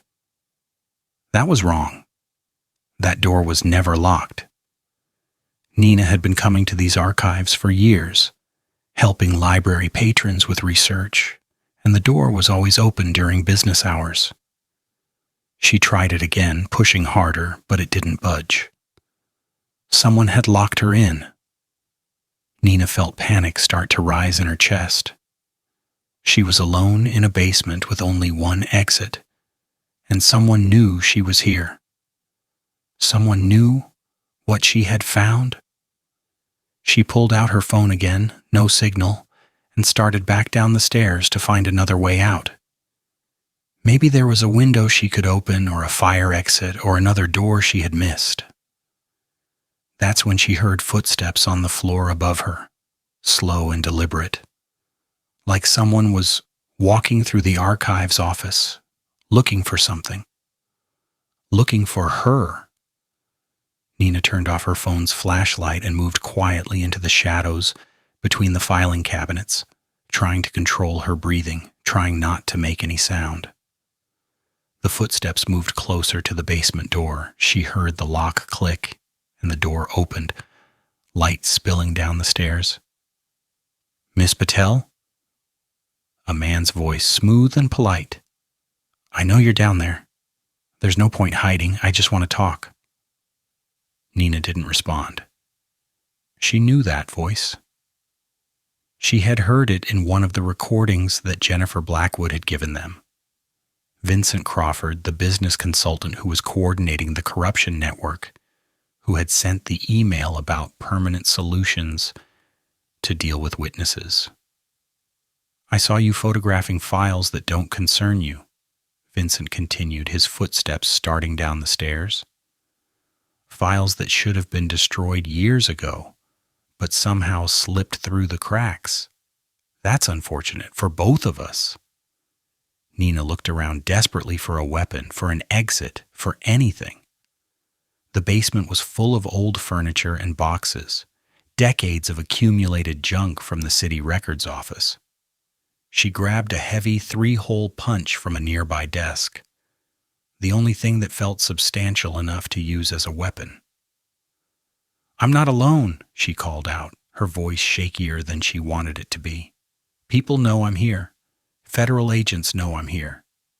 If anything happens to me, federal agents know you're researching property records. They don't know you're in this specific location. You told the office receptionist you were going to the main reading room, not the basement archives. I checked. So right now, Miss Patel, you are very much alone with me, and we need to have a conversation about what you're going to do with those photographs." Vincent reached the bottom of the stairs, and Nina could see him now. A man in his 60s.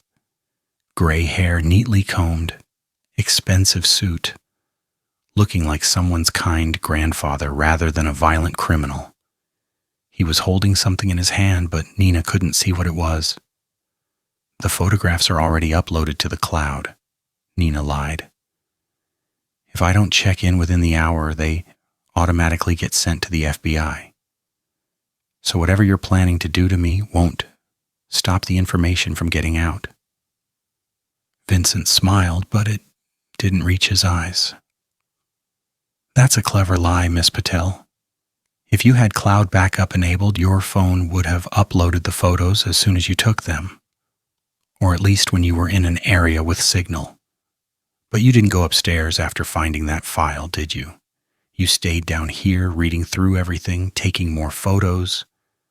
The photos are on your phone and nowhere else." He was right. Nina felt her stomach drop. She had been so focused on documenting everything that she hadn't thought about backing it up immediately. The photos were on her phone and only on her phone. "I'll make you a deal," Vincent said, moving closer. "Give me your phone, let me delete the photos, and I'll let you walk out of here. You forget what you saw, I forget that you saw it, and everyone goes home safely. No one needs to get hurt. And if I say no, then things get very unpleasant for you, and eventually I still get the phone and delete the photos. The only difference is how much you suffer first." Nina tightened her grip on the 3-hole punch. She was a librarian, not a fighter. She had never hit anyone in her life. But she also wasn't going to just hand over evidence that could help dozens of families get justice. She wasn't going to let this man intimidate her into giving up. "Come and get it," she said, and threw the 3-hole punch at his head. Vincent dodged easily, but it gave Nina enough time to run, darting between filing cabinets, heading for the far corner of the basement, where she remembered seeing some kind of utility door. Behind her, she heard Vincent curse and start chasing her. The basement was a maze of cabinets and boxes and old furniture. Nina used everything she could as obstacles, pushing over filing cabinets behind her, throwing boxes in Vincent's path, trying to slow him down. Her heart was pounding so hard she could hear it in her ears. Her breath came in gasps. She had never been athletic, had always preferred books to exercise, and now she was running for her life, and her body was reminding her of every missed gym session. She found the utility door, a heavy metal door with a push bar, and slammed into it. It opened into a narrow maintenance corridor with pipes running along the ceiling and emergency lighting, casting everything in a sickly yellow glow. Nina ran down the corridor, no idea where it led, just knowing she had to get away. Behind her, she heard the utility door slam open as Vincent followed. He was older than her, but clearly in better shape, and his footsteps were getting closer. Nina saw another door ahead marked emergency exit and threw herself at it, praying it wasn't locked. It wasn't. The door burst open and Nina found herself in an alley behind the city records building, bright sunlight blinding her after the dim basement. She ran toward the street, toward people and traffic and safety, her phone clutched in her hand like a lifeline. She burst onto the sidewalk and almost collided with a woman pushing a stroller. Sorry, Nina gasped, not stopping, just running. She saw a coffee shop across the street, lots of windows, lots of people, and ran toward it. Safety in numbers. Vincent wouldn't try anything in a crowded public place. At least, she hoped he wouldn't. Nina practically fell through the coffee shop door, startling the barista and several customers. She stumbled to the counter, out of breath, and managed to say, "I need to use your phone, please, emergency. My phone has no signal, and I need to call the FBI." The barista, a young guy with purple hair and multiple piercings, looked alarmed. "Are you okay? Do you need me to call 911? "Yes, no, FBI. I need FBI. Special Agent Robert Chen." Nina pulled out her own phone and showed him the photos of the property files. "Evidence corruption. Someone just tried to attack me, please." The barista grabbed the store phone and dialed 911 while other customers gathered around Nina, concerned, asking if she was hurt, offering water and chairs. Nina sat down heavily, her legs shaking, and looked out the window. Vincent was standing across the street, watching the coffee shop, his expression calm and calculating. He made eye contact with Nina and slowly raised his phone to his ear, making a call. A threat. A reminder that, even though she had escaped this time, he knew where she was. The police arrived first, then Agent Chen with 2 other federal agents. They took Nina's statement, collected her phone as evidence, and arrested Vincent Crawford right there on the street when he tried to walk away casually, like he had just been enjoying an afternoon stroll in the city. "You did good," Agent Chen told Nina after Vincent had been put in a police car. "You found crucial evidence, and you kept it safe despite being threatened. That took real courage." "I don't feel courageous," Nina said, her hands still shaking. "I feel terrified and stupid for going down to that basement alone." "You couldn't have known he was watching. Crawford must have had someone monitoring who was accessing the archives, probably paying off someone in the records office to alert him if anyone looked at sensitive files. We'll investigate that, but Nina, the file you found, the connection to Eleanor Peterson, that changes everything. If she's been involved in this corruption since the 1980s, she's not just David's aunt who happened to own a building. She's a core player. Maybe even the person who taught David how this whole system works." Nina thought about that.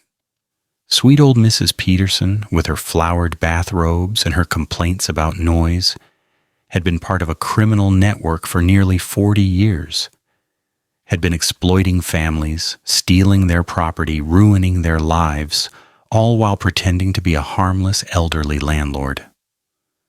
"We need to arrest her," Nina said, "before she realizes we know, before she can destroy evidence or run." "Already on it.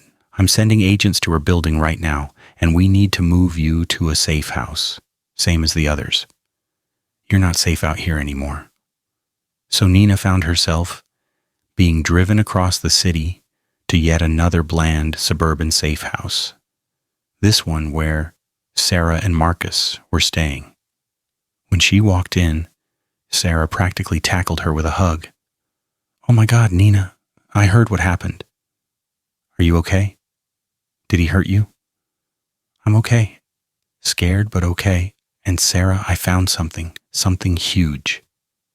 They sat down at the kitchen table and Nina told them everything. The property file from 1987, the Martinez family losing their building, Eleanor Peterson getting it for $1, the implication that the corruption network had been operating for decades, not just years. Marcus was furiously taking notes, his journalist brain already building the bigger story. This is massive. This isn't just a recent scheme by David Peterson and Robert Blackwood. This is an institutional corruption that's been part of the city's property system for decades. How many families have lost their homes? How many properties have been stolen through this system? It could be hundreds. "We need to research every property Eleanor Peterson has owned or controlled since 1987, Sarah said, her librarian instincts kicking in despite the circumstances. "We need to create a complete timeline, find all the victims, document all the crimes. This is going to be the biggest case the FBI has handled in years." Agent Chen arrived an hour later with an update. "Eleanor Peterson has been arrested. She's being charged with fraud, racketeering, conspiracy, and about a dozen other crimes. She's not talking yet, has a lawyer, but we found documents in her apartment that confirm what Nina discovered. She's been operating this scheme since the 1980s, sometimes working with partners like Robert Blackwood, sometimes working alone, but always targeting vulnerable families and using the city's own systems against them." "What about the Martinez family?" Sarah asked. "Mrs. Martinez at the library. Her family lost 2 buildings to this scheme, one in 1987 and one 3 years ago. That's not a coincidence." "No, it's not. We're looking into whether Eleanor Peterson specifically targeted the Martinez family both times, possibly as revenge for something, or possibly just because she saw them as easy targets twice. We'll find out." Nina felt exhausted, but also vindicated. She had found the missing piece, the evidence that tied everything together, and showed just how deep the corruption went. But she also felt angry at how long this had been happening, angry at how many people had been hurt, angry at how the system itself had been weaponized against the people it was supposed to protect. "I want to help with the research," she said. "I want to find every property, every victim, every crime. I want to document all of it so that when this goes to trial, there's no way anyone can claim it was just a few bad deals or honest mistakes. I want the full truth to come out." "You'll have access to everything we've collected," Agent Chen promised. "And we'll have agents helping with the research. This is going to take months, maybe years to fully document. But yes, we need to know the complete scope of what was done." Over the next few days, the safe house became a research center. Agents brought boxes of files that had been seized from Eleanor Peterson's apartment, from David Peterson's office, from Robert Blackwood's company records. Nina, Sarah, and Marcus worked through them methodically, creating spreadsheets, building timelines, identifying patterns. Jake was brought to their safe house too, since he was working on the same investigation, and it made sense to have everyone in one place. The four of them worked around the clock, fueled by coffee and takeout food, and the determination to see this through to the end. "Look at this," Sarah said one evening, holding up a document. "This is a letter from Eleanor Peterson to the city council in 1992, complaining about building code enforcement in immigrant neighborhoods. She's arguing that the codes are too strict and are forcing property owners like her to spend too much on repairs. But really, she was trying to get the codes relaxed so she could continue letting buildings deteriorate until she could claim they were uninhabitable and force the tenants out. And here," Marcus added, pointing to his laptop screen, "is a newspaper article from 1995 about a series of suspicious fires in the East Side. 4 buildings in 6 months, all owned by immigrant families, all sold shortly after to buyers who were later connected to Eleanor Peterson's network." "This pattern repeats over and over," Nina said, looking at the spreadsheet she had created. "Immigrant families, working class families, anyone who's vulnerable or doesn't know how to fight back. They target them, they use fires or code violations or tax issues to force them out, and then they buy the properties for cheap and flip them for huge profits. And they've been doing it for 40 years. Jake was writing an article as they worked, documenting everything, preparing the story that would eventually be published once the investigation was complete and the trials were over. This is going to change how people think about real estate in this city. This is going to expose corruption at every level of government. This is going to be my Pulitzer Prize. This is going to get justice for a lot of families who thought they had no recourse," Sarah said quietly. "That's what matters more than prizes or stories. The people who lost everything are going to see the people who hurt them go to prison." On the 5th day of research, Mrs. Martinez came to the safe house. Agent Chen brought her, explaining that she had information that could help the investigation, and that she wanted to talk to Sarah and Nina specifically. Mrs. Martinez looked older than Sarah remembered, more tired, more worn down by decades of carrying secrets and pain. She sat at the kitchen table where they had been working and looked at the piles of documents. "I never told anyone the full story," she said, "about what happened to my parents in 1987. I was young, barely out of college, and I didn't understand what was happening. My parents didn't speak English well, and they trusted the city officials who told them they had to give up their building. They thought it was legal, that they had no choice. By the time I realized we'd been cheated, it was too late. The building was gone, transferred to Eleanor Peterson, and there was nothing we could do." "Did you know Eleanor Peterson back then?" Sarah asked gently. "I met her once. She came to our apartment after we had lost the building when we were living in a tiny rental, struggling to survive. She said she was sorry about what happened, that she hoped there were no hard feelings, that she was just a businesswoman taking advantage of opportunities. She was so polite, so kind, so fake.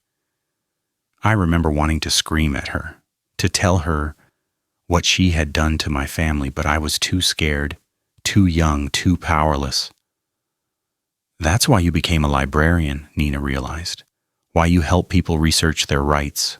Why you're always telling people to document everything, to keep records, to know their legal protections." Mrs. Martinez nodded, tears in her eyes. "I couldn't help my parents. I was too young, too ignorant. But I could help other people. I could teach them how to protect themselves. Every person I've helped over the years Every tenant who came to the library asking about their rights. Every family I've shown how to fight back against unfair treatment. That was me trying to make up for failing my own family. You didn't fail them, Sarah said firmly. You were a victim too. And now finally the person who hurt your family is going to face justice. Both times. For what she did in 1987 and for what she did 3 years ago. Will it bring back my parents' building?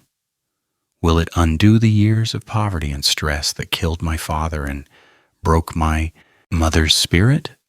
Will it give back what was stolen? No, Sarah admitted, but it will stop her from hurting anyone else, and sometimes that's the only justice we can get. Mrs. Martinez stayed for hours, going through the documents with them, identifying properties she recognized, sharing stories of other families she knew who had lost their homes in suspicious circumstances over the years. Each story was heartbreaking. Each story was another piece of evidence. Each story was another reason to keep fighting. By the end of the week, they had documented over 200 properties that had been targeted by the corruption network over the past 4 decades. 200 families who had been victimized.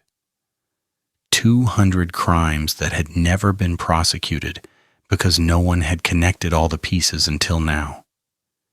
Agent Chen looked at their research with something like awe. This is the most comprehensive documentation of systemic corruption I've ever seen.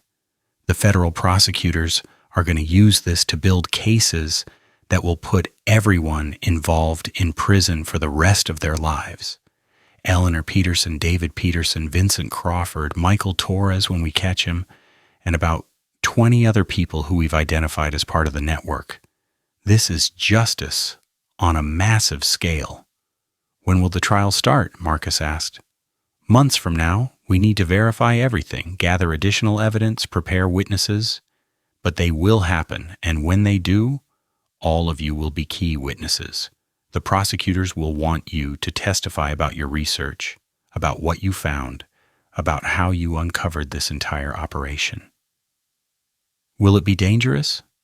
Nina asked. Will we need protection during the trials? Possibly. Michael Torres is still at large and he's dangerous. There might be other players we haven't identified yet who will try to stop the truth from coming out. But we'll do everything we can to keep you safe. That night, Sarah couldn't sleep. She kept thinking about all those families, all those lives destroyed, all those years of corruption that had continued because no one had stopped it. She thought about her own experience being framed for murder, having her life turned upside down, and realized that she was just one victim in a long line of victims stretching back decades. She got up and found Marcus also awake, sitting at the kitchen table with his laptop, working on something. Can't sleep either? She asked. Too much in my head. I keep thinking about the story, about how to tell it in a way that makes people understand the scope of what happened. This isn't just about crooked businessmen. This is about how systems can be corrupted, how institutions meant to protect people can be turned into weapons against them, how power and money can override justice for decades. You're thinking like a journalist. I am a journalist. Well, I used to be before all this. Now I'm not sure what I am. A witness, a victim, an investigator. You're someone who cares about the truth. That's what journalists are supposed to be. Marcus smiled at her. What about you? What are you now? You're not just a librarian anymore. Sarah thought about that. I'm someone who learned that information is power, that research can be a weapon, that documenting the truth and preserving evidence can change lives. I guess I'm still a librarian, just with a better understanding of why the job matters. They sat together in comfortable silence until Sarah's phone buzzed. A text from an unknown number. You think you've won. You think finding old files and making arrests will stop us. But you're wrong. There are more of us than you know. People in places you'd never suspect. We've been doing this for 40 years, and we'll keep doing it for 40 more. You can't stop what you don't understand. Watch your back, librarian. Sarah showed the text to Marcus, her hand shaking slightly. They're still out there. Even with the arrests, even with all the evidence, there are still people who are part of this and who want to stop us. Marcus immediately called Agent Chen, who arrived within minutes with other agents. They traced the phone number to a burner phone that was already turned off and untraceable. They increased security around the safe house. They warned everyone to be extra careful. This is probably Michael Torres, Agent Chen said. He's been evading us and he's clearly desperate. But it could also be someone else we haven't identified yet. The message suggests there's a larger network than we've uncovered. We need to dig deeper. So they did. They went back through the files looking for names they might have missed, connections they hadn't seen before. Nina found records of payments from Eleanor Peterson to various city employees over the years. Sarah discovered a pattern of properties being sold to shell companies that were harder to trace than the previous ones they had investigated. Marcus followed money trails that led to offshore accounts in the Cayman Islands. Jake started getting threatening messages too, then Mrs. Martinez, then Thomas Way. Someone was systematically targeting everyone involved in the investigation, trying to scare them into stopping, or at least into making mistakes.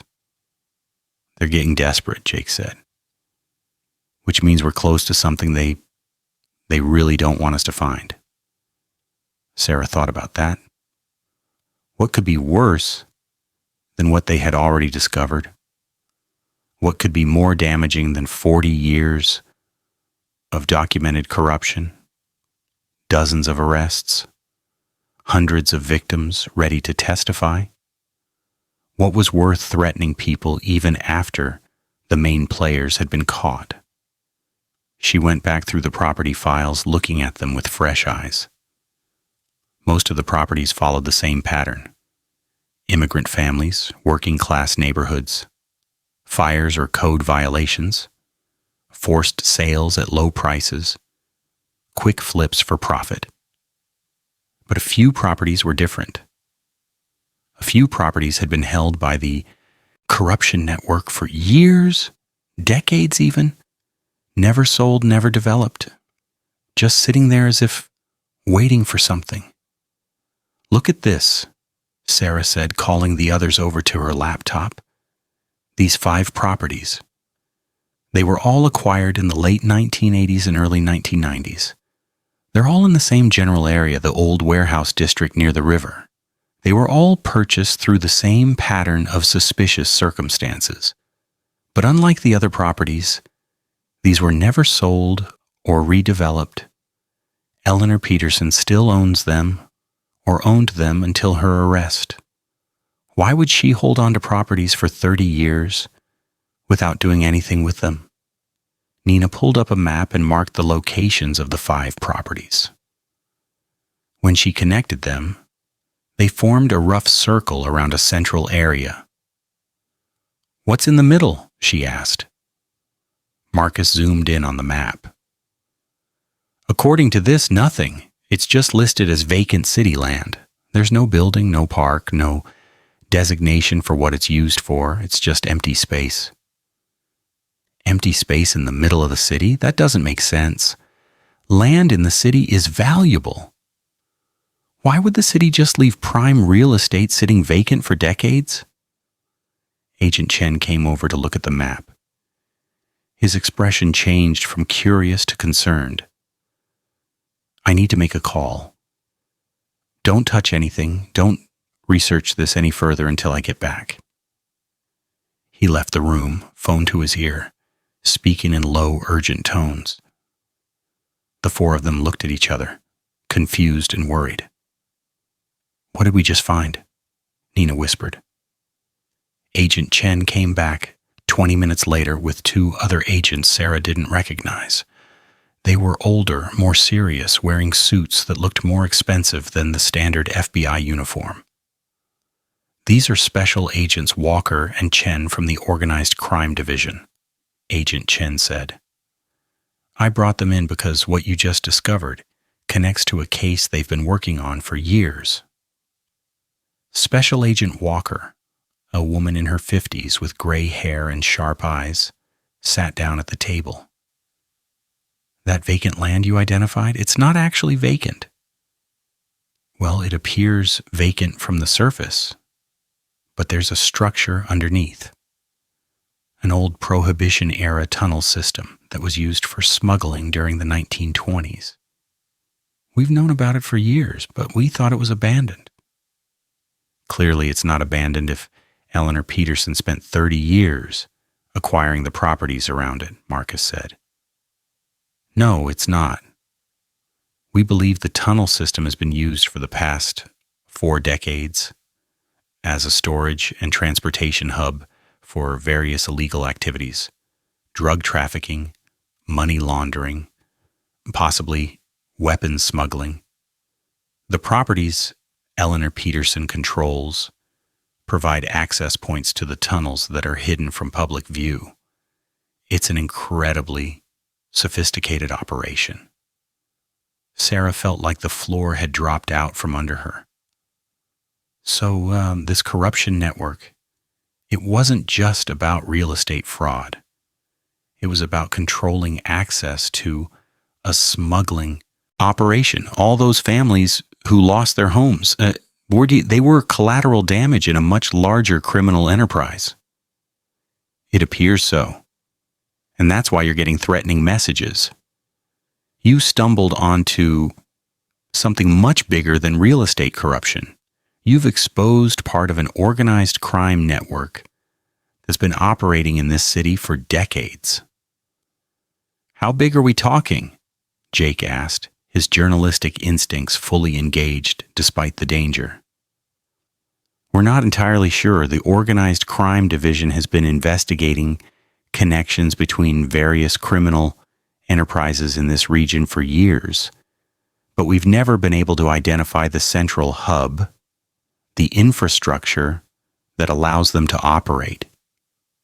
If these tunnels are what we think they are, they could be connected to multiple organizations, multiple types of crime, potentially billions of dollars in illegal activity."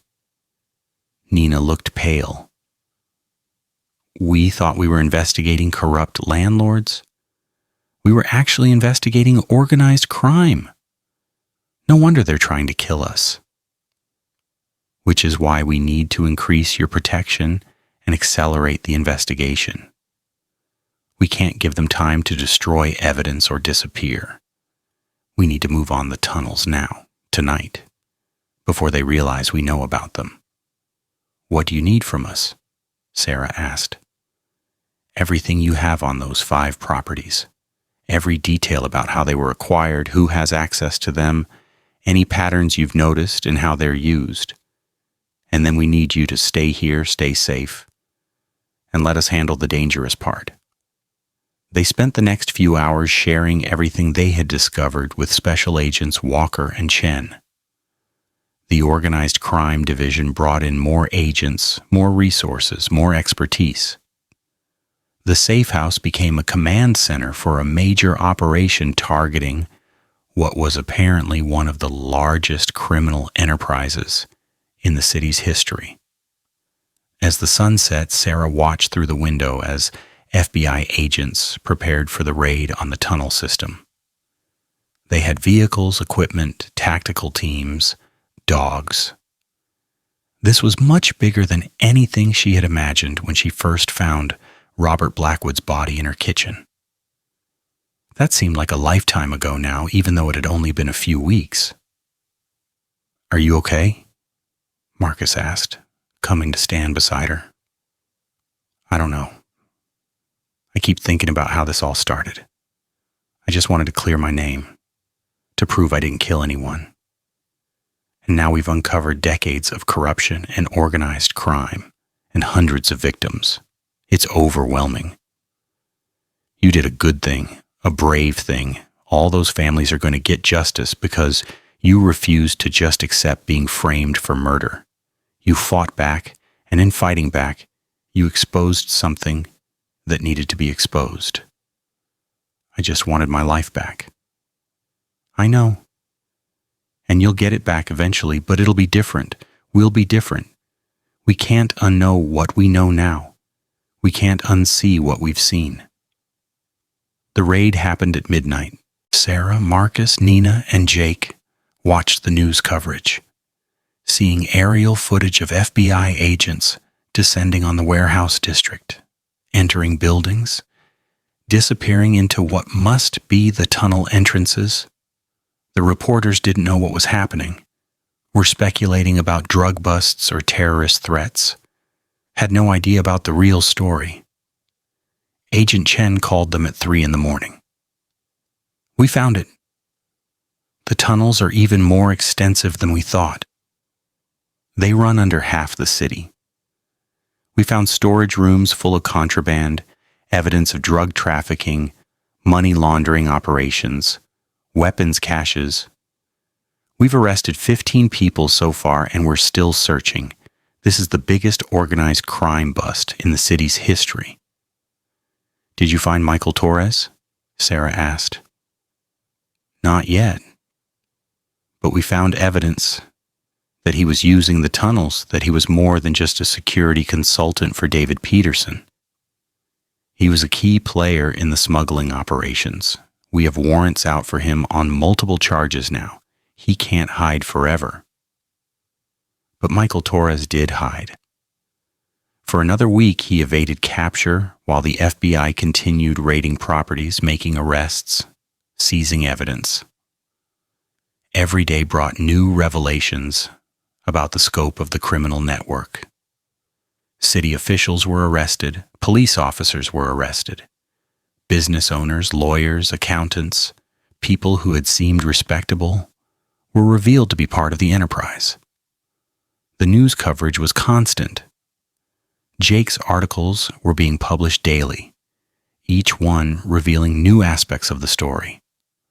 The corruption, the organized crime, the tunnel system, the decades of victims.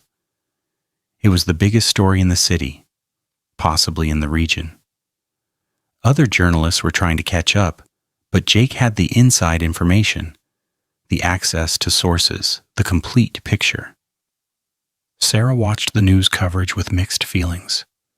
She was glad the truth was coming out, glad that justice was being served, but she was also exhausted.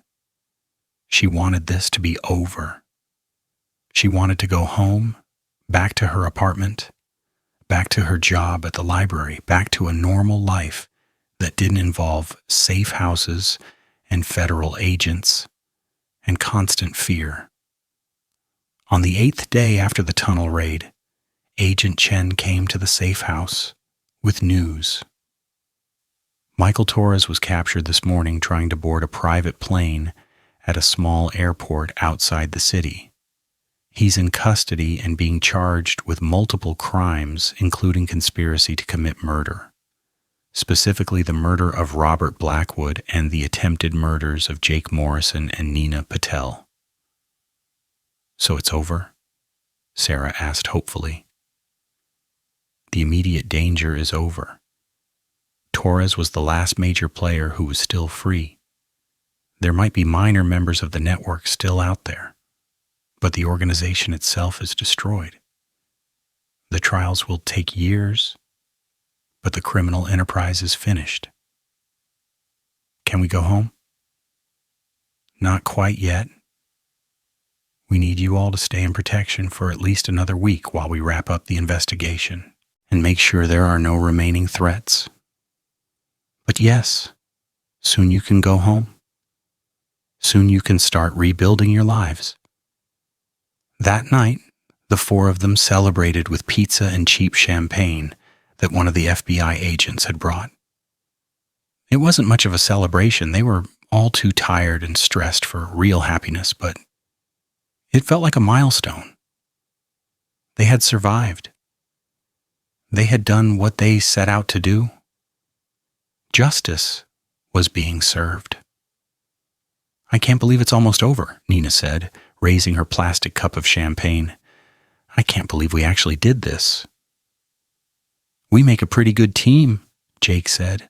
A librarian, a journalist, a boyfriend who reluctantly got dragged into all this, and another librarian.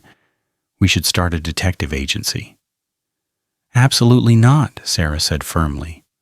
Once this is over, I'm going back to helping people find books and never investigating anything more serious than overdue fines ever again. But even as she said it, Sarah knew it wasn't entirely true. She had learned something about herself through this experience. She was capable of more than she had thought. She was braver than she had believed. She had skills that could be used to help people in ways she had never imagined. Maybe she wouldn't start a detective agency, but she wouldn't forget what she had learned either. She wouldn't forget that information was power, that research could change lives, that standing up for truth mattered even when it was dangerous and difficult. A week later, they were finally allowed to leave protective custody. Sarah returned to her apartment for the first time in weeks, nervous about how it would feel to be in the place where this whole nightmare had started. The apartment had been cleaned after the police had finished processing it as a crime scene. There was no trace of Robert Blackwood, no indication that anyone had died in her kitchen. It looked exactly as it had before, normal and safe and hers. But Sarah knew she would never feel quite the same way about it. The security had been violated, the sanctity of her home had been destroyed. She could live here, but it would always carry the memory of that terrible birthday morning. Marcus had been looking at new apartments, had been sending Sarah listings for places they could move into together, making it official finally. Sarah had been considering it, thinking about fresh starts and new beginnings, and leaving the past behind. What do you think? Marcus asked, showing her photos of a 2-bedroom apartment across town. It has good light, it's near the library, and nobody has ever been murdered in the kitchen. Sarah laughed despite herself. That's a pretty low bar for apartment shopping. These are unusual circumstances. I think yes. Let's move in together. Let's start over somewhere new. Somewhere that's ours, not mine or yours, but ours. Really? You're sure? I'm sure. I'm tired of being scared in my own home. I'm tired of remembering terrible things every time I walk into my kitchen. I want a fresh start. With you. They kissed, and for the first time in weeks, Sarah felt like maybe things really would be okay. Maybe she could rebuild her life, create something new from the ashes of everything that had been destroyed. Maybe she could be happy again. Her phone rang. Agent Chen. Sarah, I wanted to give you a heads up. The trials are being scheduled. David Peterson's trial for the murder of Robert Blackwood will start in 6 months. The corruption trials will follow after that, probably taking years to work through everyone involved. You'll need to testify at several of them. Your research, your evidence, it's crucial to the prosecution's case. I'll be there. Whatever you need, I'll be there. I know you will, and Sarah? You should be proud of what you've accomplished. You took something terrible that happened to you and turned it into justice for hundreds of people. That's remarkable. After Agent Chen hung up, Sarah stood in her apartment and thought about everything that had happened. She had turned 30 years old and found a dead body in her kitchen. She had been accused of murder and had fought to prove her innocence. She had uncovered a massive corruption network that had been operating for decades. She had helped expose organized crime and bring down powerful criminals. It had been the worst birthday of her life and also, somehow, the most important, because she had learned what she was capable of. She had learned that she was stronger than she thought, braver than she believed, more powerful than she had imagined. She was Sarah Chen, librarian, researcher, investigator, survivor, and she was going to be okay. The secrets in the property files had been revealed. The truth had come out. Justice was being served, and tomorrow, Sarah thought, tomorrow she would go back to work at the library and help people find books and answer questions and live her normal life. But she would never forget that information was power, that research could change the world, and that sometimes librarians could be heroes. Dead lawyers tell no tales. But Thomas Way was still alive when Sarah found him, collapsed in his office at 2 a.m, blood dripping from a head wound and fear in his eyes that she had never seen before. The confident attorney who had guided her through the worst experience of her life was trembling, clutching a folder to his chest, like it contained the secrets of the universe. And when he saw Sarah standing in the doorway, the first words out of his mouth were, "I should have told you from the beginning." Sarah rushed to his side, her heart pounding, phone already out to call 911. "Told me what? Thomas, what happened? Who did this to you?" "No police," Thomas gasped, grabbing her wrist with surprising strength for someone who looked like he had just been attacked. "Not yet. Not until I explain. Sarah, I haven't been completely honest with you about why I took your case, about who I really am, about what I knew before Robert Blackwood even died.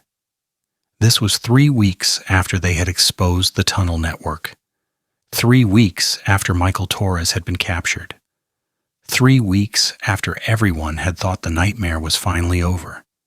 Sarah had been at home, unable to sleep, scrolling through her phone, when she had gotten a text from Thomas asking her to come to his office immediately.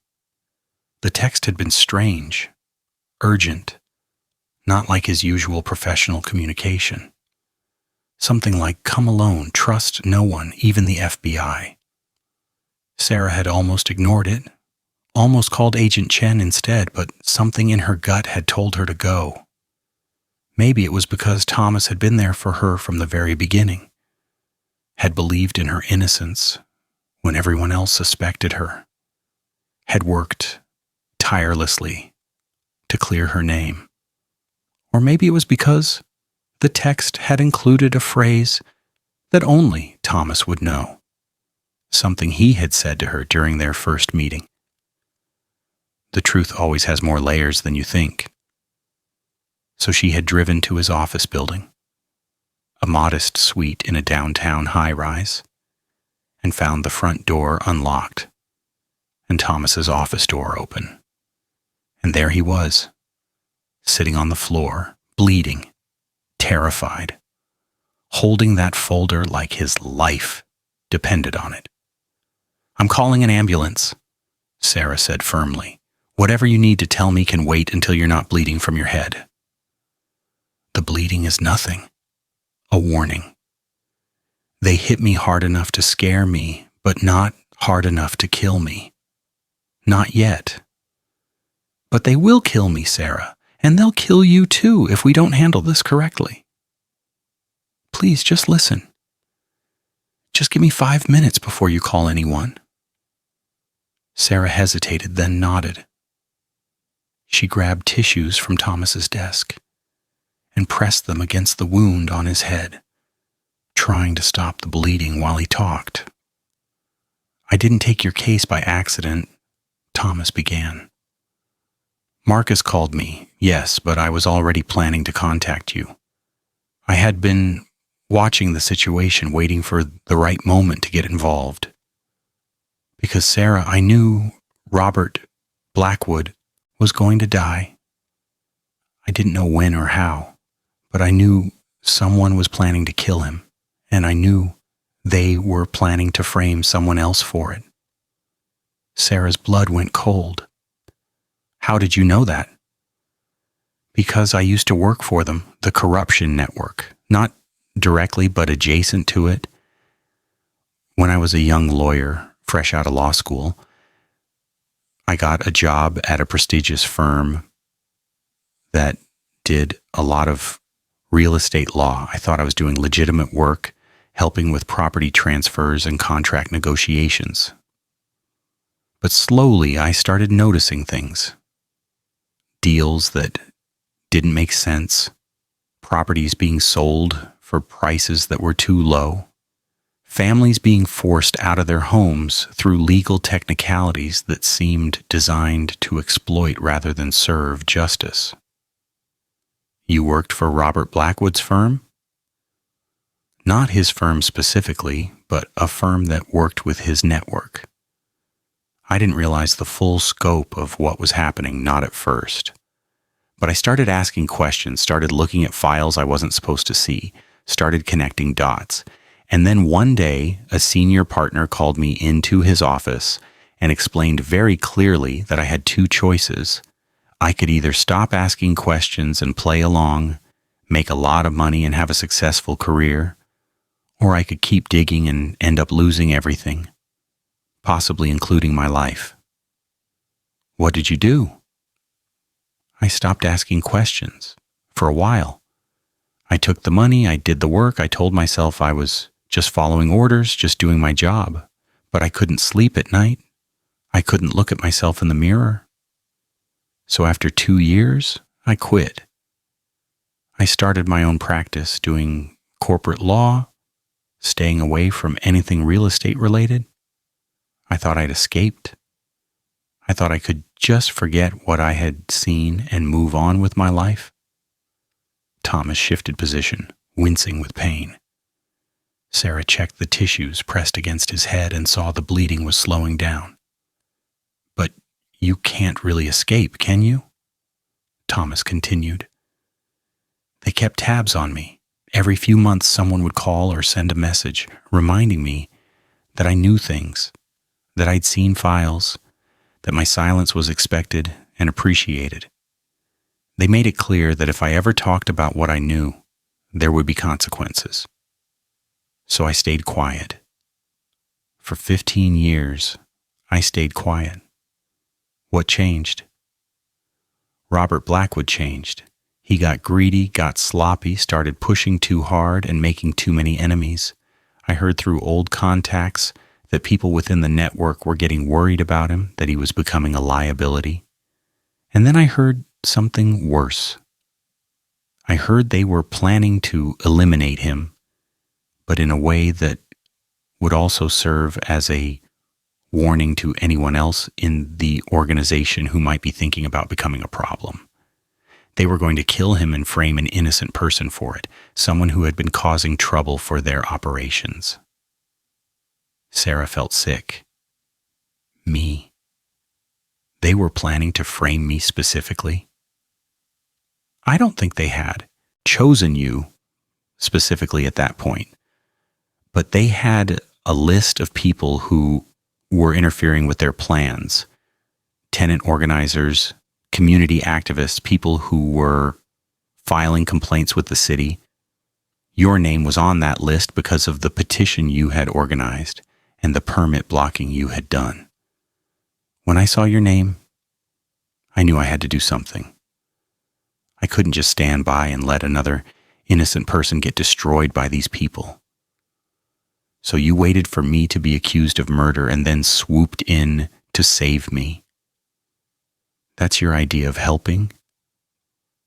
I couldn't warn you beforehand. If I had approached you before anything happened, you would have thought I was crazy. And more importantly, they were watching. They would have known I was interfering. The only way I could help you was to wait until you needed a lawyer, and then make sure I was the lawyer you got. That's why I told Marcus I would take your case, even though I don't normally do criminal defense. That's why I worked so hard to prove your innocence. Because I knew you were innocent. And I knew why you had been framed. Sarah sat back on her heels, trying to process this. Her lawyer, the man she had trusted to save her life, had known about the conspiracy from the beginning and hadn't told her. He had kept secrets while she was terrified and accused, and her entire life was falling apart. You should have told me, she said, anger creeping into her voice. You should have been honest about what you knew. I know, you're right, I should have, but I was afraid. Afraid they would kill me if they found out I was talking. Afraid they would come after my family. Afraid that if I revealed everything I knew, the case against you would get even worse because they would see it as me trying to cover up my own involvement. I thought the best way to help you was to just focus on proving your innocence without bringing up the larger conspiracy. But we exposed the conspiracy anyway. We found the evidence. We uncovered the network.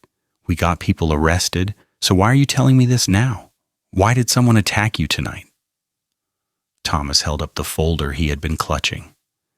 Because what we exposed was just the surface. The real estate corruption, the tunnel system, the organized crime, that's all real and it's all being prosecuted. But there's more. Something deeper. Something that connects to people at the highest levels of power in this city and this state. And I have proof. He opened the folder and Sarah saw documents, photographs, handwritten notes. Even in the dim light of the office, she could see they were explosive. Photos of prominent politicians meeting with known criminals. Financial records showing bribes and payoffs.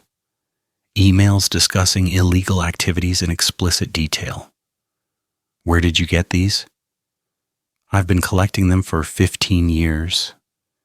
Every piece of information I came across during my time at that firm, every document I managed to copy before I left, every bit of evidence I gathered over the years when I heard things or saw things that confirmed the corruption was continuing, I told myself I was keeping them as insurance, as protection in case they ever came after me, but really, I think I was keeping them because I always knew that someday I would have to use them.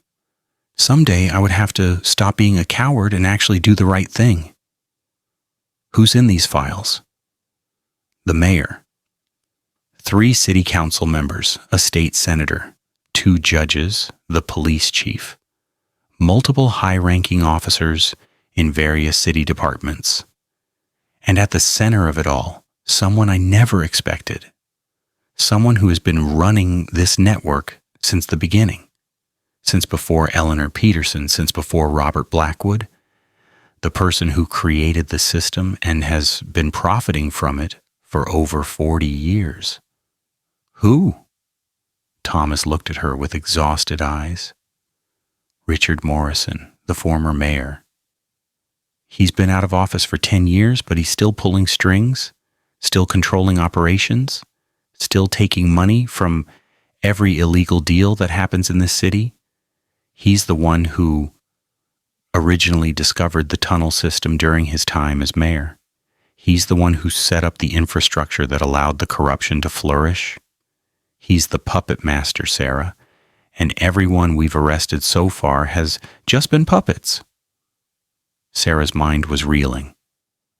Richard Morrison was a respected elder statesman in the city, a man who was frequently honored for his years of public service, who gave speeches at charity events, and had a building named after him. If he was really the head of a criminal conspiracy, it meant the corruption went deeper than anyone had imagined. Does Jake know? Jake Morrison, the journalist. Is he related to Richard Morrison? Thomas's face went pale. Yes. That's the other thing I need to tell you. Jake is Richard Morrison's grandson. And I don't know if Jake knows about his grandfather's activities or not. But the people who attacked me tonight, they specifically asked if Jake had seen these files. They're worried that Jake might already know, that his investigation might be personal, that he might be planning to expose his own grandfather. Jake wouldn't hide something like that. He's been working with us this whole time, helping to expose the corruption. If he knew his grandfather was involved, he would have told us. Would he? Think about it, Sarah.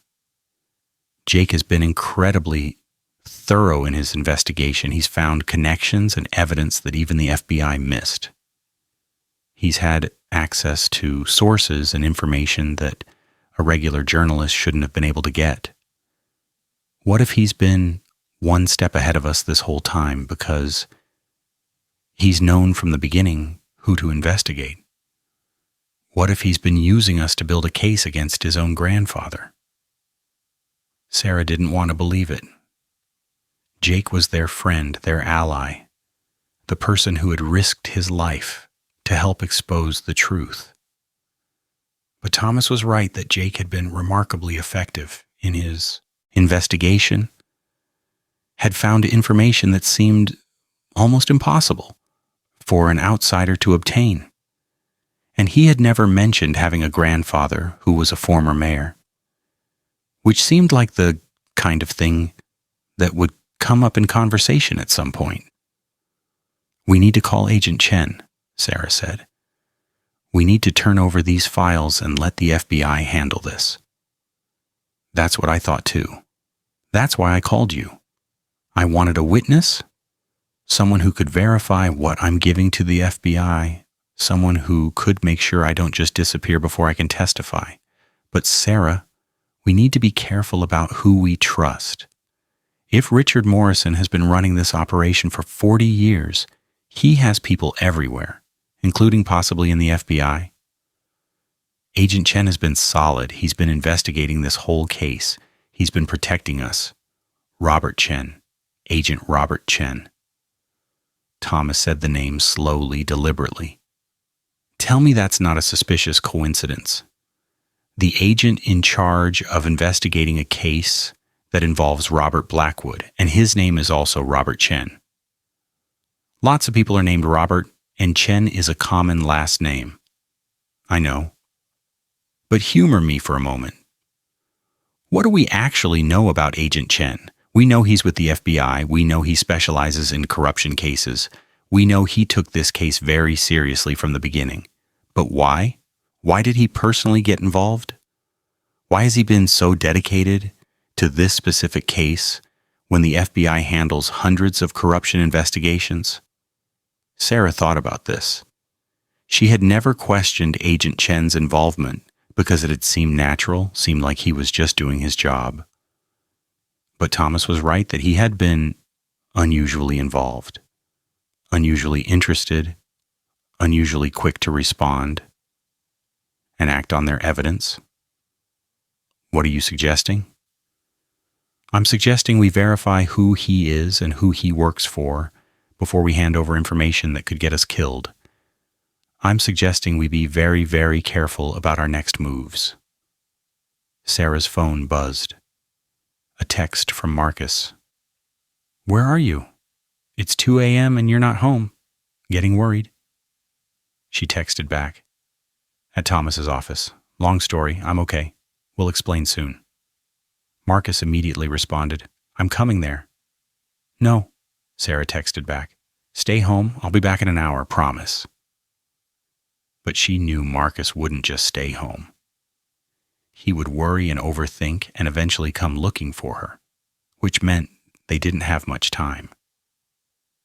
Okay, Sarah said to Thomas. What's your plan? What do you want to do with these files? I want to copy them and give sets to multiple people. You, Marcus, Nina, Jake, if we can trust him, several journalists at different newspapers, maybe some lawyers I trust at the ACLU or other organizations. I want to make sure that even if something happens to me, even if I disappear or die, the information gets out. I want to make it impossible for them to suppress the truth. And what about Agent Chen? Do we give him a copy too? I think we have to.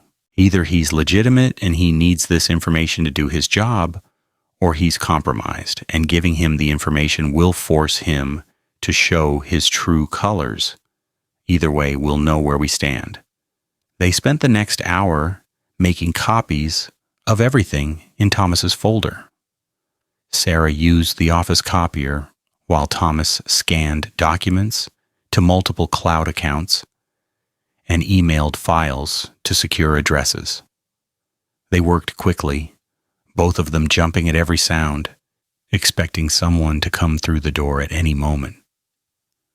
Marcus showed up 45 minutes later, breathless from running up the stairs. "What's going on? Sarah, you scared me. Thomas, you're bleeding." They explained everything. Thomas's past with the corruption network, the files he had been keeping for 15 years, the revelation about Richard Morrison, the questions about Jake and Agent Chen. Marcus listened with growing horror and disbelief. This is insane. This changes everything. Jake's grandfather? Agent Chen might be compromised? How do we even know who to trust anymore? "We don't," Thomas said simply. "That's the problem with corruption that runs this deep. It infects everything, but we have to try. We have to get this information out there and hope that enough people are honest, that the truth can't be suppressed." They finished copying the files just as Sarah's phone rang. Agent Chen. "Sarah, I need you to listen carefully. We have intelligence that suggests there's going to be an attempt on Thomas Wei's life tonight. His office building specifically. Can you reach him? Is he answering his phone?" Sarah looked at Thomas, who was listening. He shook his head slightly, indicating she shouldn't reveal that they were all together. "I can try calling him." "Why do you think someone's going after Thomas?" "We intercepted communications between Richard Morrison and some associates. Morrison knows that Thomas has information about him, information that goes beyond what we've already uncovered. He's trying to eliminate that threat before the trial starts." Sarah felt a chill. Agent Chen knew about Richard Morrison. He knew about the threat to Thomas, which meant either he was legitimately investigating the former mayor, or he was part of Morrison's network, and this phone call was a trap. "Richard Morrison, the former mayor? You think he's involved in this?" "We've been investigating him for weeks. We have evidence connecting him to the corruption network. Sarah, this goes all the way to the top, but we need Thomas's testimony to make the case stick. Can you please make sure he's safe?" "I'll try to reach him. I'll call you back." She hung up and looked at Thomas and Marcus. "Agent Chen knows about Morrison. He says they've been investigating him for weeks, and they need your testimony. Or he's warning Morrison that we're on to him, and he needs to eliminate Thomas before we can hand over the files," Marcus said. "There's only one way to find out," Thomas said. "We call Agent Chen. We tell him. We're at my office. We tell him we have evidence about Richard Morrison, and we see what happens. If he shows up with FBI agents and arrests Morrison, we know he's legitimate. If something else happens, well, at least we'll know." "That's a terrible plan," Sarah said. "That's the kind of plan where people die. You have a better idea?" She didn't. None of them did. They were in way over their heads, caught between corrupt politicians and possibly compromised federal agents and journalists who might be hiding their true motives. All they had was information and the hope that making that information public would somehow protect them. Sarah called Agent Chen back. "I'm with Thomas at his office. He has files about Richard Morrison that you need to see. Can you come here?" There was a pause. "You're with him right now, at his office?" "Yes." "Stay there. Don't leave. Don't let anyone else in. I'm sending agents right now. We'll be there in 15 minutes. They waited. 15 minutes felt like 15 hours. Sarah, Marcus, and Thomas sat in the office with the lights off, watching the street below, wondering if FBI agents would arrive or if something worse would happen. A car pulled up. 2 men got out, both wearing FBI jackets. They looked legitimate. They entered the building. Another car pulled up. 4 more agents. This also looked official. "Maybe we were being paranoid," Marcus said hopefully. "Maybe Agent Chen really is one of the good guys." But then a third car arrived. This one was black and unmarked. No FBI identification. 3 men got out, and Sarah recognized one of them from photos in Thomas's files. A police captain who was on Richard Morrison's payroll. "That's not FBI," Thomas said. "We need to go, now." They grabbed the folders and ran for the back stairs, leaving through the building's rear exit into an alley. Behind them they could hear footsteps, shouting. The sound of people searching the office they had just left. "My car is in the garage," Thomas said. 2 blocks away, if we can get there." They ran. Sarah had never been athletic, but fear gave her speed she didn't know she had. Behind them she could hear their pursuers gaining ground. The alley opened onto a side street, and they turned left, running past closed shops and dark windows, looking for somewhere to hide or someone to help them. Marcus pulled them into a doorway, a recessed entrance to a closed restaurant. They pressed themselves against the door, trying to stay in the shadows as footsteps ran past. 3 men running in the direction they had been heading, not seeing them in their hiding spot. "We can't go to Thomas's car," Sarah whispered. "They'll be watching it." "We can't go to my car either. They know what I drive." "Public transportation," Marcus suggested. "The subway station is 3 blocks from here. We can take a train somewhere, anywhere. Just get out of this area." They waited until the footsteps faded, then carefully emerged from the doorway and headed toward the subway station, walking quickly but not running, trying to look like normal people out for a late-night walk, rather than terrified witnesses fleeing from corrupt cops and possibly compromised federal agents.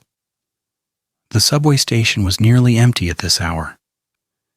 They bought tickets from the machine and took the first train that arrived, not caring where it was going, just needing to move.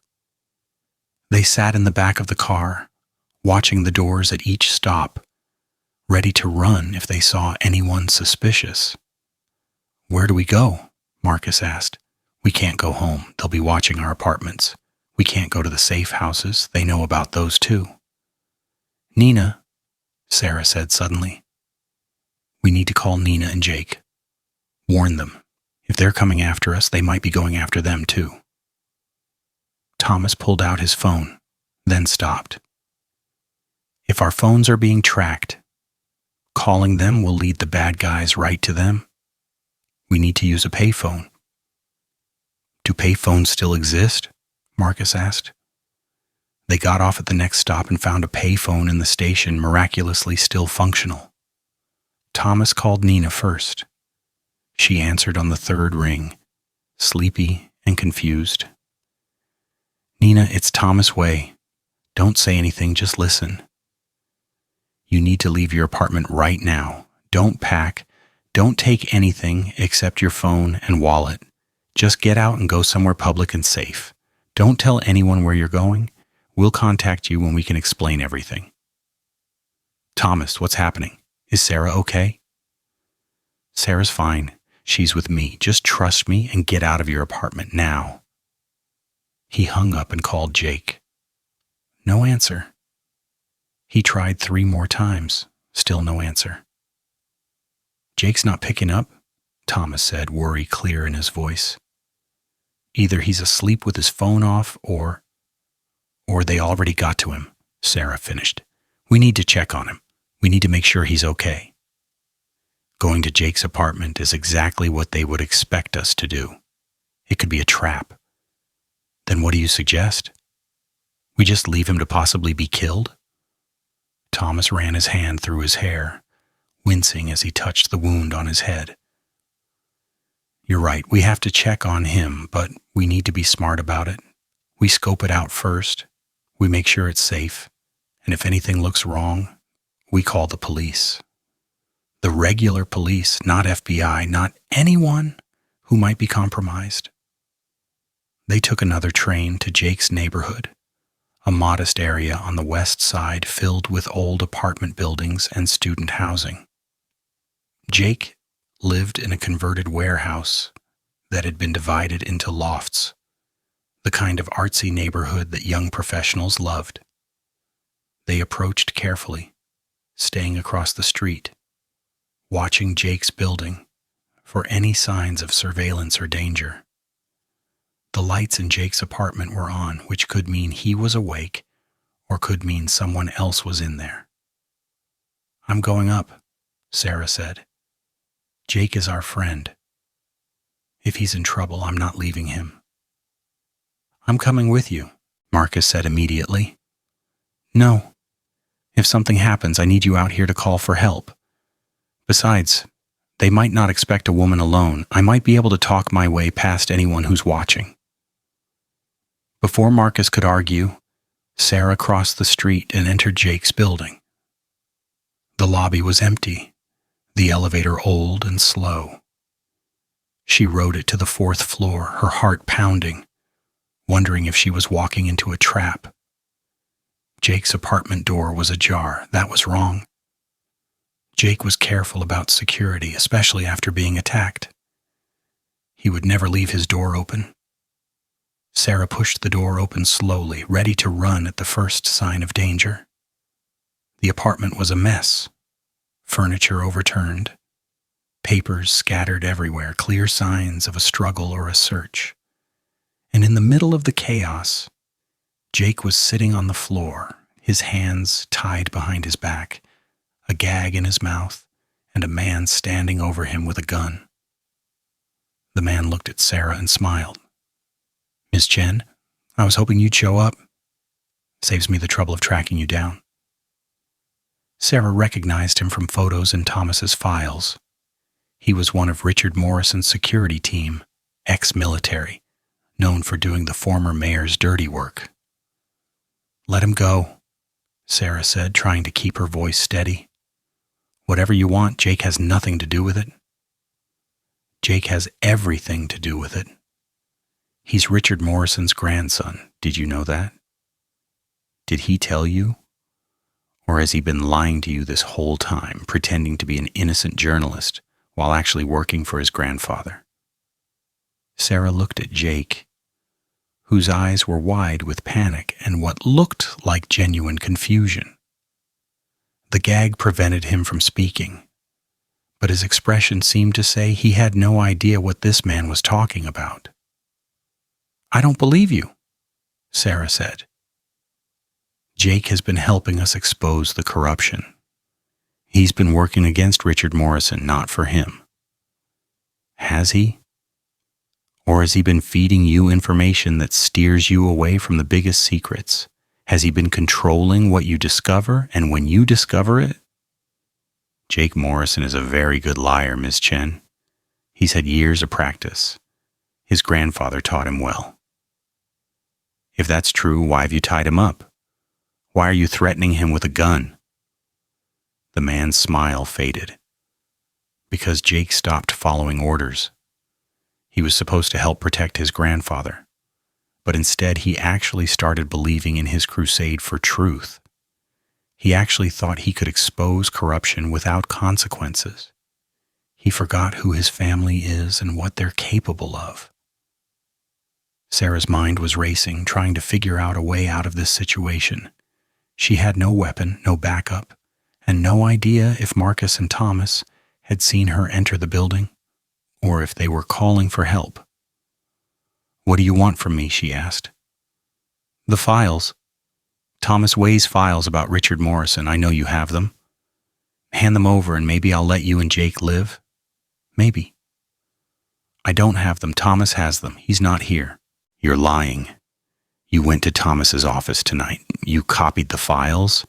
You have them somewhere, your apartment, your car, a storage unit. Tell me where they are." Sarah's phone buzzed in her pocket. A text message. She couldn't check it without drawing attention, but she hoped it was Marcus or Thomas figuring out a way to help. "The files are already with the FBI," Sarah lied. "Agent Robert Chen has everything. Killing us won't stop the information from getting out." The man laughed. "Robert Chen? Do you still trust him? Do you know who his father is?" Sarah felt dread creep up her spine. "Who?" "Richard Morrison. Robert Chen is Morrison's son. He changed his name years ago to distance himself from his father's reputation. But he's been protecting Morrison this whole time. Every investigation Chen has run, every arrest he's made, it's all been designed to eliminate Morrison's competitors and threats while keeping Morrison himself untouched. You've been played, Ms. Chen.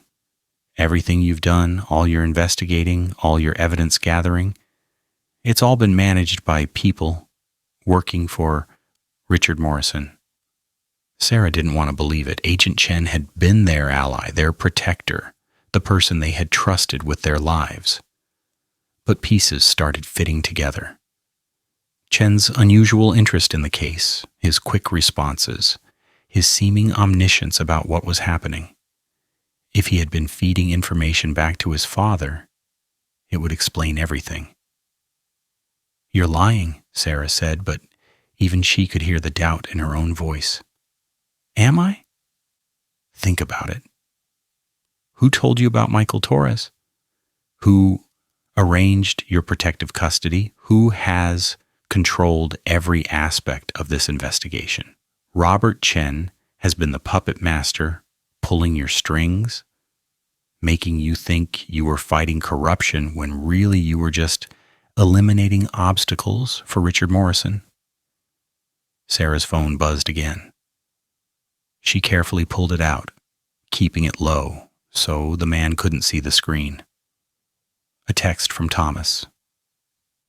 "Police on the way. Keep him talking." She looked up at the man with the gun and made a decision. "You're right. Agent Chen has been protecting his father, and I've been stupid enough to trust him, but here's the thing. I'm not the only one who has copies of those files. Thomas made multiple copies and sent them to journalists at different newspapers in about," she glanced at her phone, "10 minutes. Articles are going to start being published exposing Richard Morrison and everyone who works for him, including Agent Chen. Killing me won't stop that. It'll just add murder charges to everything else." The man's expression flickered with uncertainty. "You're bluffing."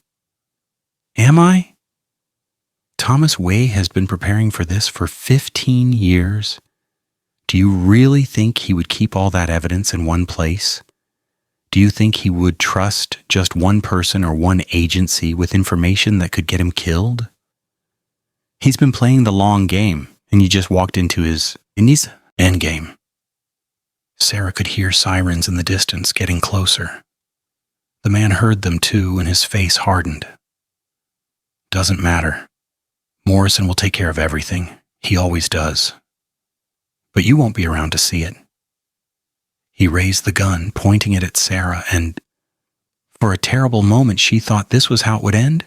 Shot in Jake's apartment by a corrupt cop working for a corrupt politician, all because she had found a body in her kitchen on her birthday. But then Jake, despite being tied up, despite the gag in his mouth, threw himself forward at the man's legs.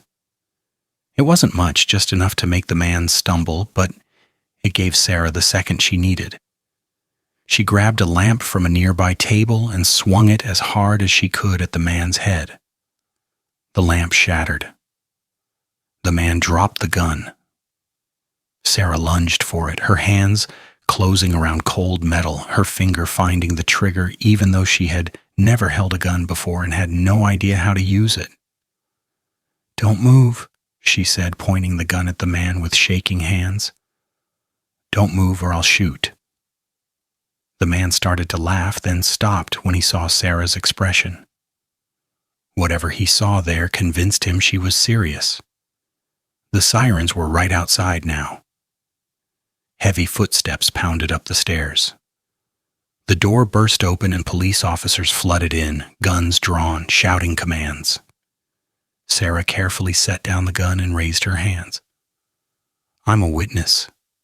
This man attacked me and Jake Morrison. He works for Richard Morrison, and I have evidence that proves it." The next few hours were chaos.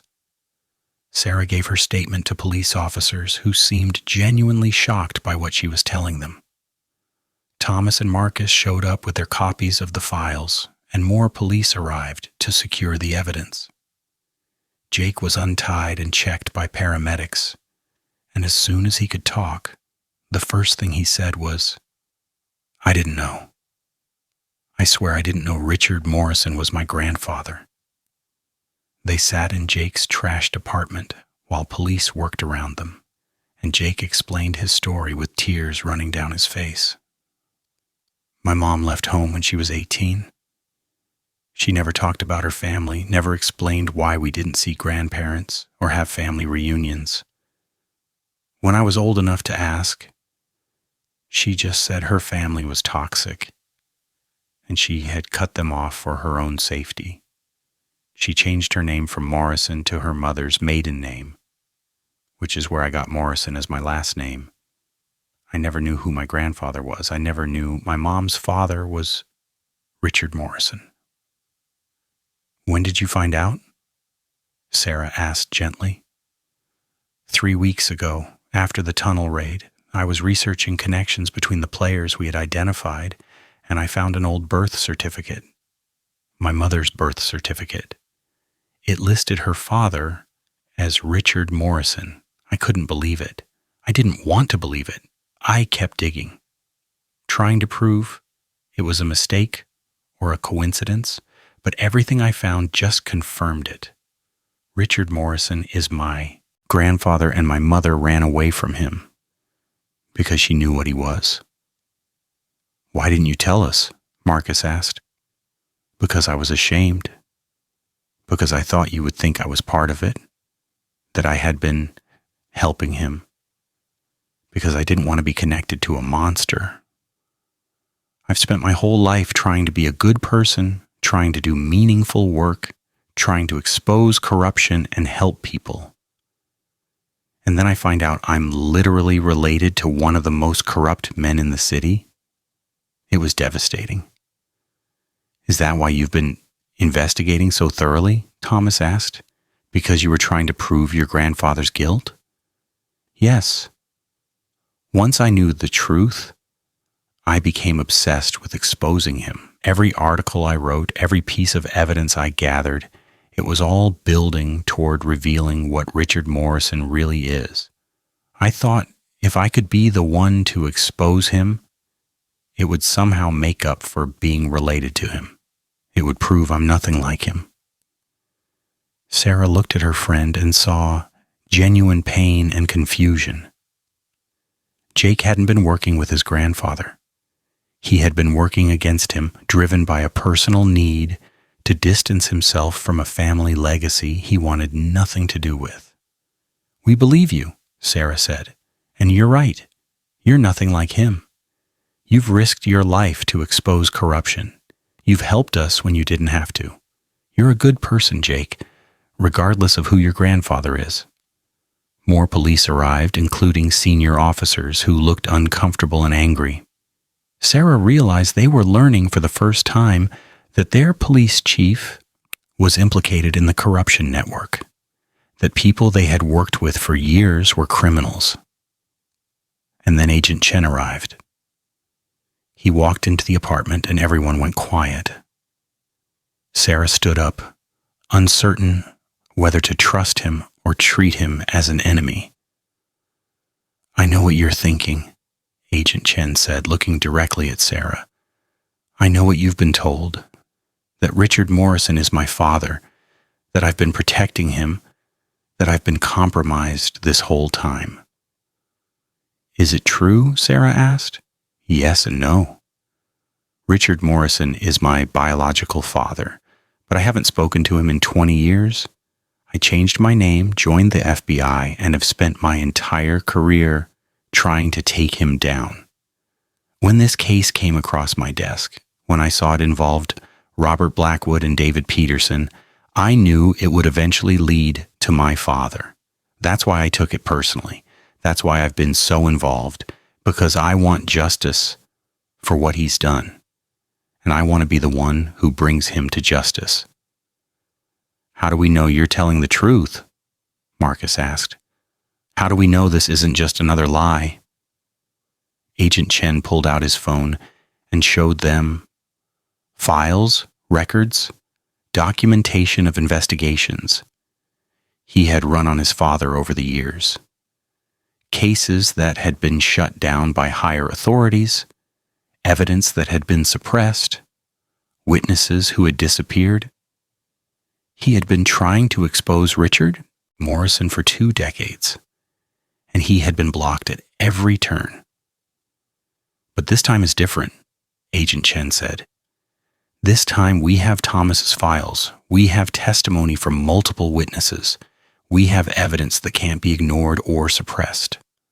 This time we can actually take him down. But I need your help. I need you to trust me one more time." Sarah looked at Thomas, Marcus, Jake, and Nina, who had arrived during the chaos. They all looked back at her, waiting for her decision. She had started this journey alone, accused of murder, trusting no one. Now she had allies, friends, people who had fought beside her, and she had to decide whether to trust one more person, whether to believe that Agent Chen was really on their side. "Okay," she said finally, "I will trust you. But if you betray us, if this is a trap, I will make sure everyone knows. I will shout it from the rooftops. The truth will come out, Agent Chen, one way or another." "I understand, and I promise you, I'm one of the good guys. I'm my father's son by biology, but I'm nothing like him, and I'm going to prove it." The next morning, coordinated raids happened across the city. Richard Morrison was arrested at his mansion, along with his security team and several associates. The police chief was arrested at his office. 3 city council members were arrested at their homes. 2 judges were taken into custody. The mayor, who was found to be clean but had been deliberately kept in the dark by Morrison's network, held a press conference announcing a full investigation into corruption at every level of city government. And the newspapers published Jake's articles, hundreds of pages of investigation exposing everything: the corruption network, the tunnel system, the 40 years of crime and exploitation. And at the center of it all, Richard Morrison, the respected former mayor who had been secretly running a criminal empire. Sarah watched the news coverage from Thomas's office, where they had all gathered to see the results of everything they had done. Months of investigation, weeks of fear and danger, countless hours of research and documentation, all leading to this moment. Justice being served, truth being revealed, corruption being exposed. We did it, Nina said, tears streaming down her face. We actually did it. Not we, Jake said, looking at Sarah. You started this. You refused to accept being framed for murder. You fought back. Everything that happened, all of this, it started because one person decided to stand up for truth. Sarah felt overwhelmed. She had been an ordinary librarian 6 months ago. Now she was a key witness in one of the biggest corruption cases in the city's history. Her life had been completely transformed in ways both terrible and amazing. What happens now? She asked. Now comes the hard part, Thomas said. The trials. Multiple trials, probably lasting years. You'll have to testify. You'll have to relive everything. You'll be in the public eye, scrutinized, questioned, challenged. Are you ready for that? Sarah thought about the families who had lost their homes, the communities that had been destroyed, the decades of crime and exploitation, the hundreds of victims who deserved justice. Yes, she said, I'm ready. I'll testify at every trial. I'll tell the truth as many times as necessary, because these people need to be held accountable. And if my testimony helps make that happen, then it's worth it. Marcus put his arm around her. We'll get through it together. All of us. And they did. Over the next 2 years, Sarah testified at 17 different trials. She told her story over and over, answered thousands of questions, faced aggressive defense attorneys and skeptical jurors. But she never wavered. She never gave up. She kept telling the truth, no matter how difficult it became. David Peterson was convicted of murdering Robert Blackwood and sentenced to life in prison.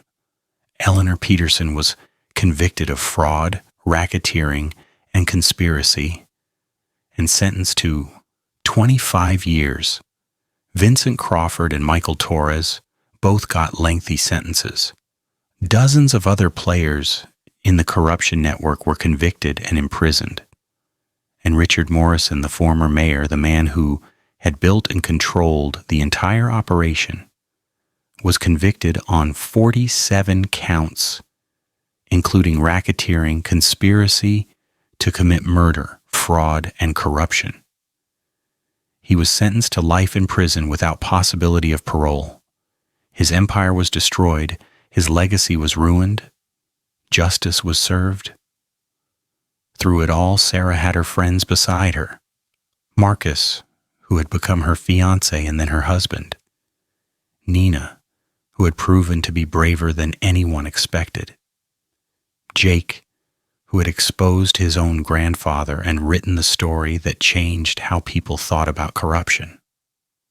Thomas, who had finally stopped being afraid and done the right thing, even though it nearly cost him his life.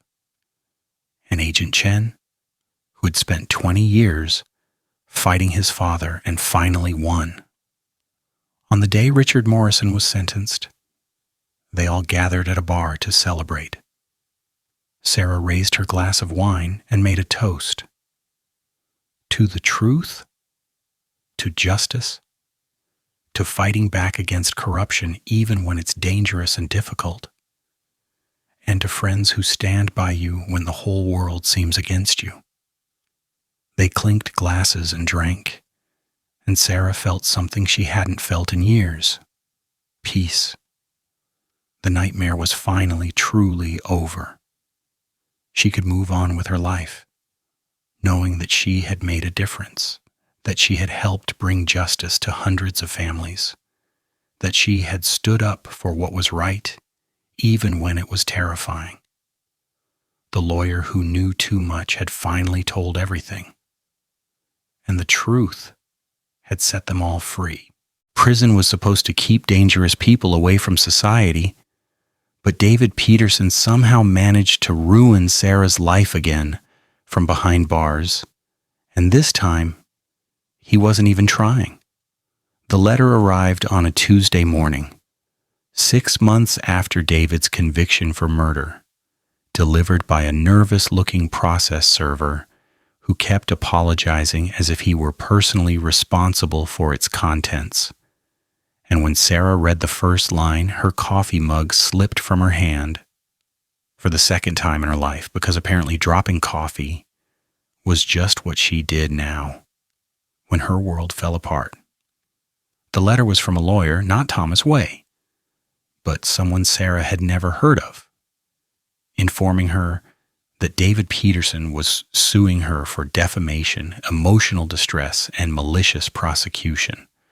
According to the lawsuit, Sarah had deliberately fabricated evidence against David, had conspired with others to frame him for Robert Blackwood's murder, and had destroyed his reputation and his life through lies and manipulation. The lawsuit was seeking $10 million in damages. Sarah read the letter 3 times, each time hoping she had misunderstood, but the words remained the same. A man who had been convicted of murder by a jury, a man who was currently serving a life sentence in maximum security prison, was somehow suing her for ruining his life. The irony would have been funny if it wasn't so terrifying. "This can't be real," she said to Marcus, who was reading the letter over her shoulder. "Can he actually do this? Can someone in prison sue the person who helped put them there?" "Apparently, yes," Marcus said grimly. "Anyone can file a lawsuit. Doesn't mean they'll win, but they can definitely file it and make your life miserable in the process." Sarah called Thomas immediately. He answered on the second ring, and she could hear the stress in his voice before she even explained why she was calling. "You got the letter too," he said. It wasn't a question. "You mean there are multiple letters? He's suing multiple people?" "He's suing you, me, Marcus, Nina, Jake, Agent Chen, the FBI, the police department, the prosecutor's office, and about 15 other people who were involved in his investigation and trial. It's a blanket lawsuit claiming a massive conspiracy to frame him. His new lawyer is arguing that David was innocent all along, and that we all worked together to manufacture evidence and destroy his life. But he was convicted by a jury with overwhelming evidence. I know, and this lawsuit is frivolous and will be thrown out, eventually. But in the meantime, we all have to respond to it, hire lawyers, spend time and money defending ourselves against absurd accusations, which is exactly the point. David can't hurt us from prison directly, but he can make our lives difficult through the legal system." Sarah felt a familiar anger rising, the same anger she had felt when she was first accused of murder, when her life had been turned upside down by people who didn't care about truth or justice. She had spent 2 years fighting to expose corruption, testifying at trials, helping to put criminals in prison. And now one of those criminals was attacking her from behind bars, using the very legal system that had convicted him. What do? We fight it. We file a motion to dismiss. We argue that the lawsuit is frivolous, and we hope the judge agrees and throws it out quickly. But Sarah, there's something else. Something more concerning. The lawyer representing David is someone I recognize. Harrison Fletcher. He's a very expensive attorney who specializes in defending wealthy criminals. Someone is paying for David's legal representation, and it's not David because all his assets were seized. Someone with money wants David to cause trouble for us. Who? Richard Morrison is in prison. Eleanor Peterson is in prison.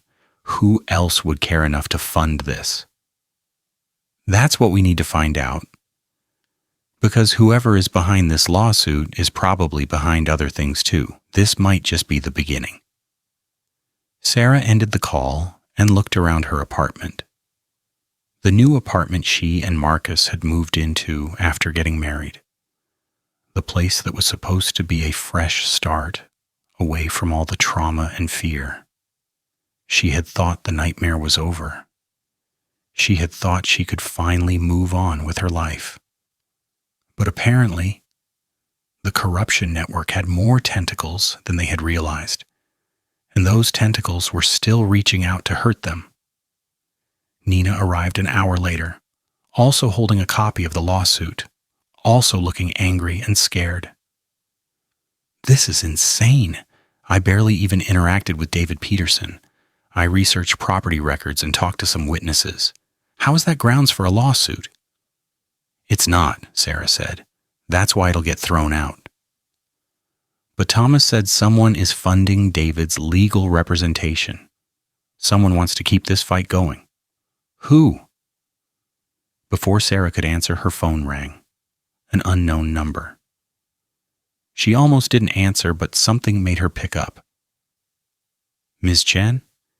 This is Harrison Fletcher, David Peterson's attorney. I wanted to reach out personally to discuss a potential settlement." Sarah put the phone on speaker so Marcus and Nina could hear. "A settlement? You're suing me for $10 million and you want to talk about settlement?" "I understand you're upset, Ms. Chen. But please hear me out. My client is willing to drop the lawsuit against you specifically if you agree to make a public statement admitting that there were irregularities in the investigation and that you may have been mistaken about some of the evidence you provided." "I wasn't mistaken. David Peterson killed Robert Blackwood and tried to frame me for it. That's not opinion, that's fact established by a court of law. The court of law can be wrong, Ms. Chen. My client maintains his innocence, and he believes that with the right legal representation, his conviction can be overturned on appeal. Your testimony was crucial to that conviction. If you were to recant or even express doubt about what you testified to, it would significantly help his case." Sarah felt rage boiling up inside her. "You want me to lie. You want me to say I was wrong about everything so you can get a murderer out of prison. I want you to consider that perhaps you were swept up in a narrative that others created. Perhaps you saw what you were told to see. Perhaps the real conspiracy isn't what you think it is." "No, absolutely not. I'm not recanting anything. David Peterson is guilty and he belongs in prison. I will fight this lawsuit and I will win because truth is on my side." "That's unfortunate, Ms. Chen. I had hoped we could resolve this amicably. I should inform you that we have additional evidence that will be presented in the lawsuit, evidence that will make you very uncomfortable, evidence about your personal life, your relationships, your past, things you probably don't want made public." Sarah's blood went cold. "Are you threatening me? I'm informing you of what will happen if this lawsuit proceeds to discovery. Everything about you will be examined, questioned, made public. Your entire life will be on display. Is that really what you want? What I want is for you to stop calling me. Any further communication can go through my lawyer." She hung up, her hands shaking. Marcus immediately wrapped his arms around her. "He's bluffing," Marcus said. "He's trying to scare you into backing down. You don't have any secrets that would hurt David's case." "Don't I?" Sarah thought about the past 2 years, about everything that had happened during the investigation and trials. She had been careful, had tried to do everything by the book, but there had been moments of questionable judgment. The time Jake had hacked into David's email and they had used that information. The time they had entered a building without permission to find evidence. The time Sarah had confronted a suspect without police backup. If a skilled lawyer wanted to twist those actions into something sinister, maybe they could. Nina was scrolling through her phone, reading something intently.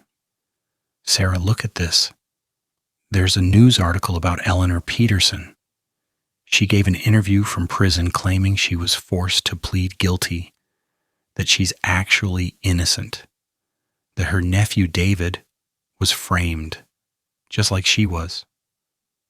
Sarah grabbed the phone and read the article. Eleanor Peterson, the sweet old landlord who had seemed so harmless, who had actually been running a corruption network for 40 years, was now claiming to be a victim. She said the FBI had coerced her confession. She said the evidence against her was fabricated. She said she was an elderly woman being persecuted by overzealous prosecutors who needed scapegoats for systemic problems in the city's housing system. "This is a coordinated attack," Marcus said, reading over Sarah's shoulder. "David files a frivolous lawsuit. His lawyer threatens us. Eleanor gives an interview claiming innocence. Someone is orchestrating a campaign to undermine all the convictions and make us look like the bad guys. But who? Who benefits from this?" The answer came from an unexpected source. Thomas called back an hour later, his voice urgent. "I found out who's paying for David's legal representation. You're not going to believe this. It's Eleanor Peterson, or rather, it's money from accounts Eleanor controlled before her arrest. Accounts that the government didn't know about and didn't seize. She's been running this operation from prison using money she hid away to fund a legal campaign to overturn her conviction and David's conviction. How does she have access to that money from prison? She doesn't directly, but she has people outside who do, people we haven't identified yet, people who were part of the corruption network, but managed to avoid being arrested. They're following her instructions, moving money around, hiring lawyers, orchestrating this whole thing. So we're back to square one," Sarah said, feeling exhausted. "We exposed one corruption network only to discover there's another one still operating. Not exactly square one. We have experience now. We know how to investigate. We know how to gather evidence. And more importantly, we know these people's tactics. They're trying to make us afraid, trying to make us give up, trying to undermine everything we accomplished. But we're not going to let them." "You're right," Sarah said, feeling her determination return. "We fought them once and won. We can do it again." Over the next few days, Sarah, Marcus, Nina, Jake, and Thomas began investigating Eleanor Peterson's hidden assets and associates.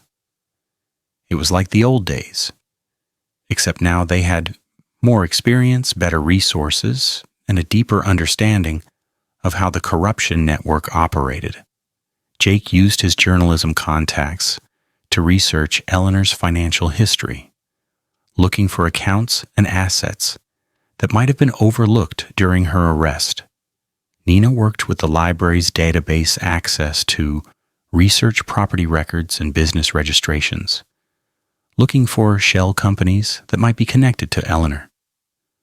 Marcus used his reporting skills to interview people who had known Eleanor, looking for mentions of hidden wealth or secret associates. Thomas used his legal knowledge to examine court records and financial disclosures, looking for inconsistencies or omissions. And Sarah coordinated everything, using her librarian skills to organize information, identify patterns, and connect dots that others might miss. They worked from Sarah and Marcus's apartment, which had basically become an unofficial investigation headquarters. Agent Chen provided what support he could, though he was constrained by FBI regulations, now that there was an active lawsuit naming him as a defendant. But he could point them in the right direction and provide access to resources that civilians normally wouldn't have. After a week of intensive research, they had identified 3 people who appeared to be connected to Eleanor Peterson's hidden financial network. All three were real estate professionals who had worked with Eleanor over the years, but had never been charged with any crimes. All three had continued operating their businesses after Eleanor's arrest, seemingly untouched by the scandal that had destroyed so many others in the corruption network. The first was a property manager named Carol Williams, who had managed several buildings that Eleanor owned. The second was a real estate agent named Stephen Park, who had facilitated many of the suspicious property transfers over the years. The third was an accountant named David Chen, who had handled financial matters for multiple shell companies connected to the corruption network. David Chen, Agent Robert Chen said when they showed him the name. Any relation to you? He's my uncle, Agent Chen said, his face pale. My father's brother. I haven't spoken to him in years since I cut off contact with my father's side of the family. But yes, he's related to me, and he's apparently been working for Eleanor Peterson. This was a complication.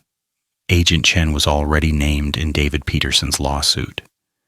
If it came out that his uncle was involved in the corruption network, it would give David's lawyers more ammunition to claim that the entire investigation had been compromised by family connections and conflicts of interest. Does anyone else know about this connection? Thomas asked. I don't think so. My uncle used a different spelling of Chen, and we've never publicly acknowledged our relationship. But if David's lawyers dig deep enough, they'll find it. Then we need to move fast, Sarah said. We need to investigate your uncle and the other two before David's legal team discovers the connection and uses it against us.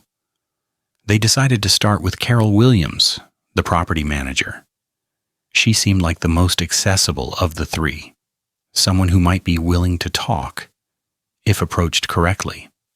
Sarah and Nina made an appointment with her under the pretense of looking for an apartment to rent, using fake names and a story about being young professionals new to the city. Carol Williams' office was in a shabby building in an older part of the city, the kind of place that looked barely legal but somehow stayed in business. Carol herself was a woman in her 50s with tired eyes and a smile that didn't reach those eyes. She showed Sarah and Nina photos of available apartments, talking about rent prices and lease terms, playing the role of helpful property manager. But Sarah noticed things. The way Carol kept glancing at her phone as if expecting an important call. The way she seemed nervous, distracted. The way certain files on her desk were turned face down as if hiding something. These apartments are all in buildings owned by Peterson Properties, Sarah said, pretending to be naive. Is that related to Eleanor Peterson? I remember reading about her in the news. Carol's smile froze. That's a different Peterson. No connection. Oh, okay. I was just checking because my friend told me to be careful about renting from anyone connected to that scandal. She said people involved with Eleanor Peterson were all criminals. Your friend doesn't know what she's talking about, Carol said, her voice sharp. Eleanor Peterson was a victim of a witch hunt.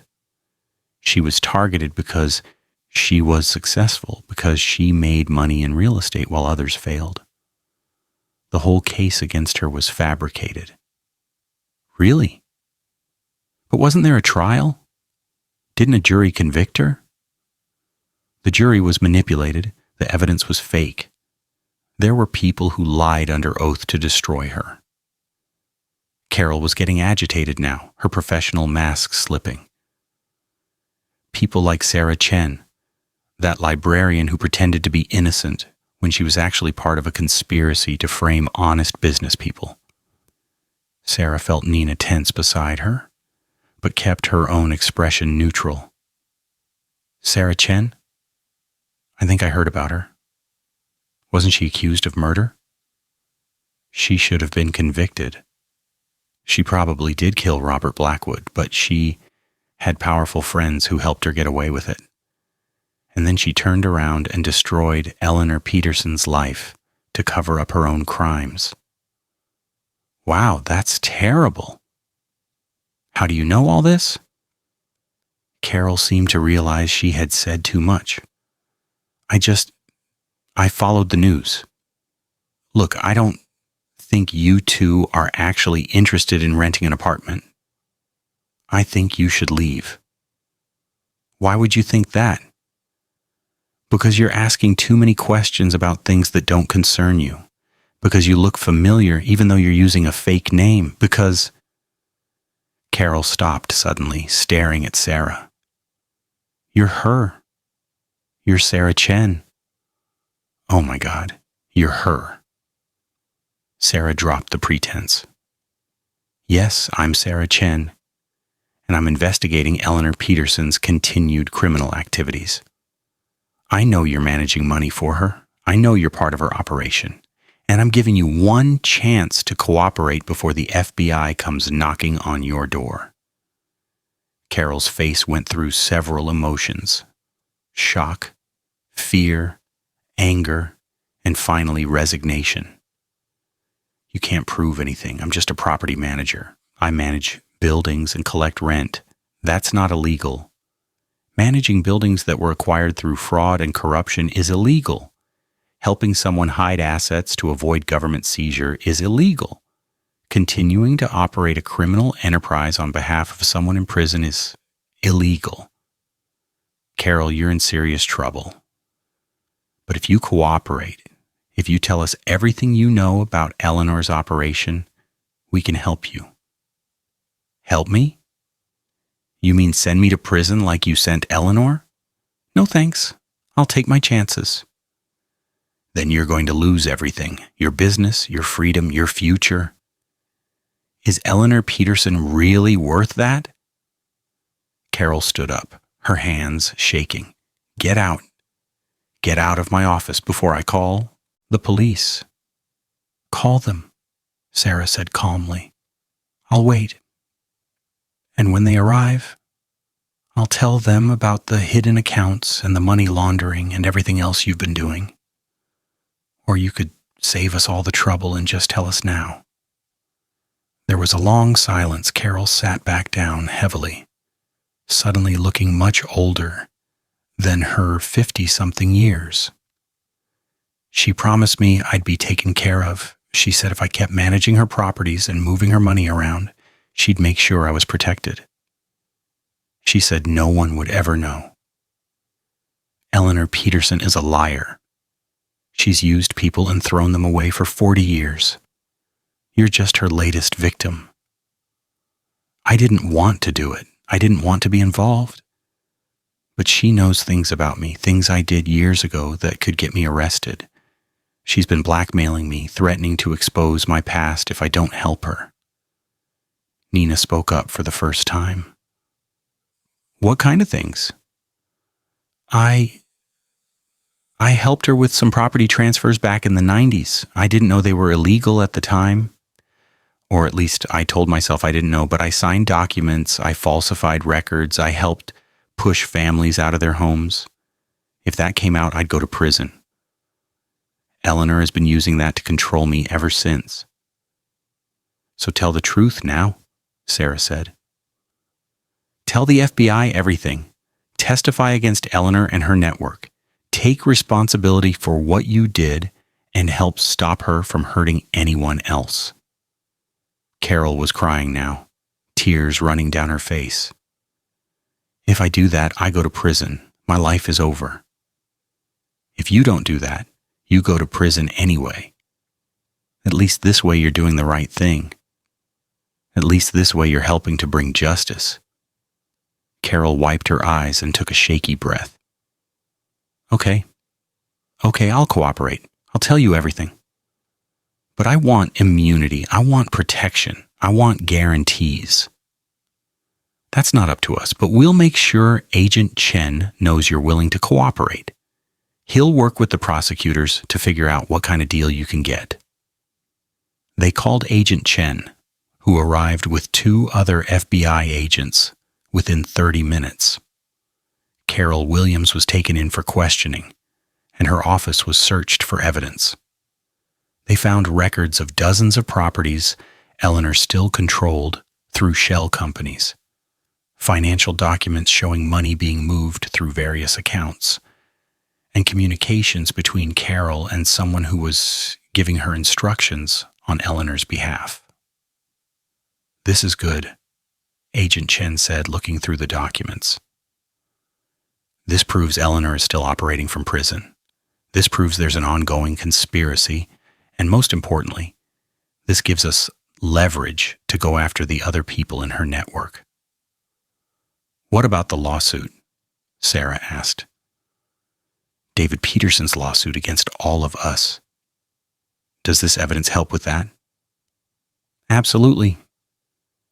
David's lawsuit claims he was framed by a conspiracy. This evidence shows there really is a conspiracy, but it's Eleanor's conspiracy to continue her criminal operations and overturn the convictions. David's lawyers are going to have a hard time arguing he's innocent when his aunt is actively trying to manipulate the legal system." They moved on to Stephen Park, the real estate agent, next, but before they could approach him, they got news that he had disappeared.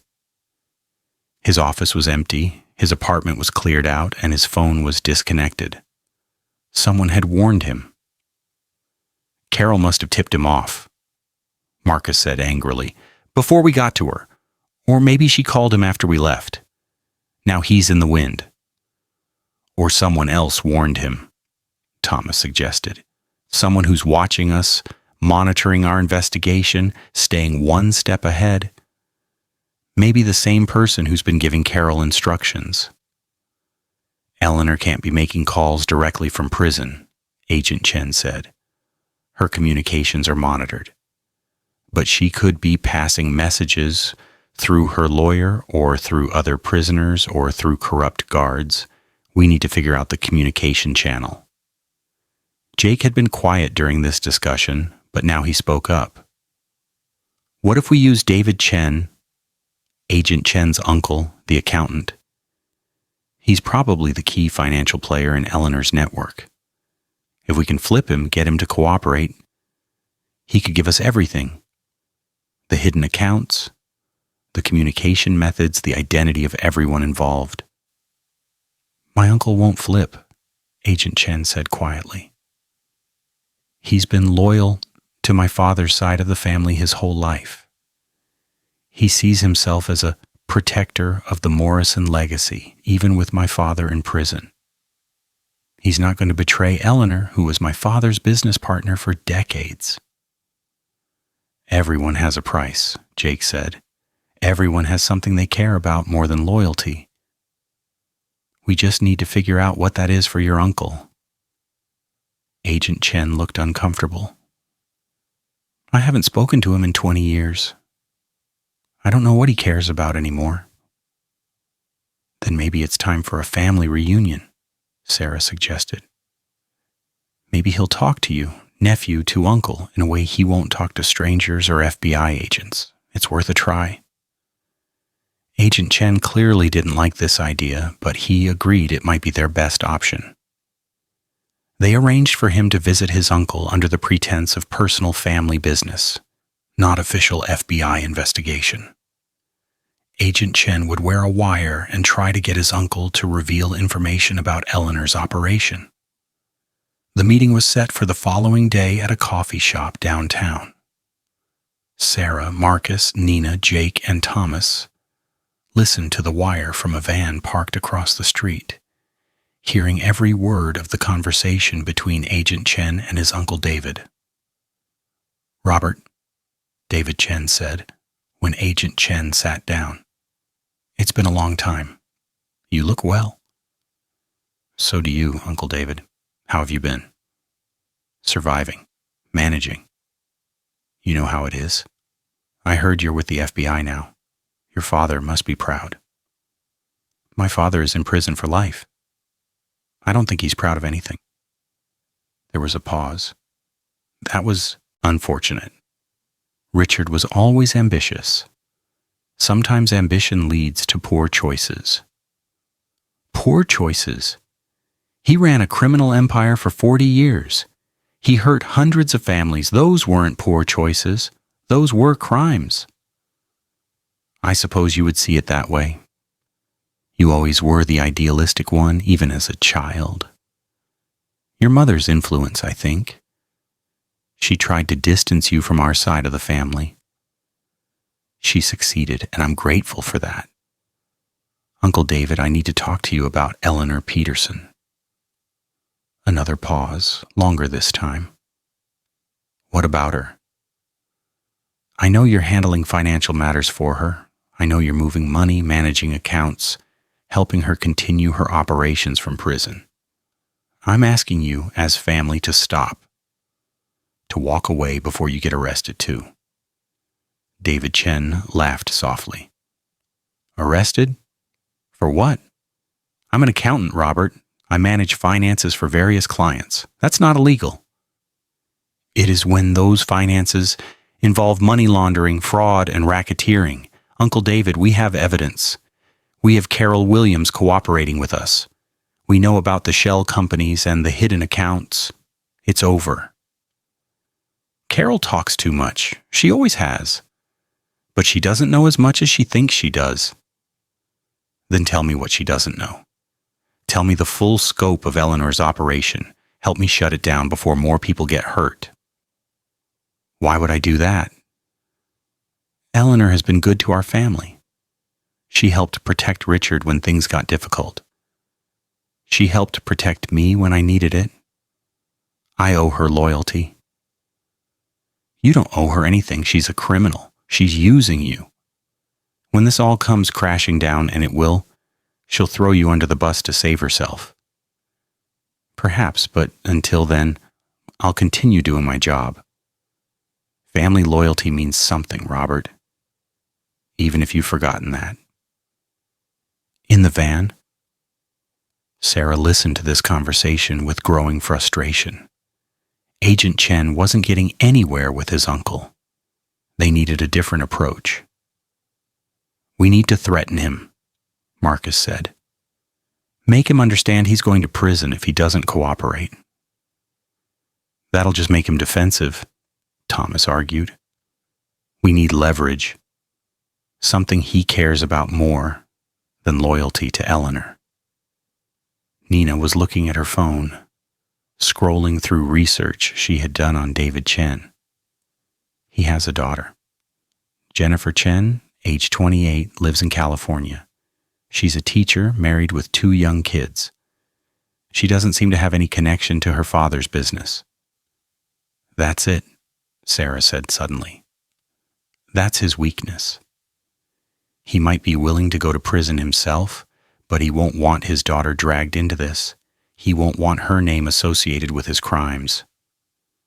Agent Chen heard this through his earpiece and changed tactics. Uncle David, I know you don't care about going to prison. You're 65 years old. You've lived your life.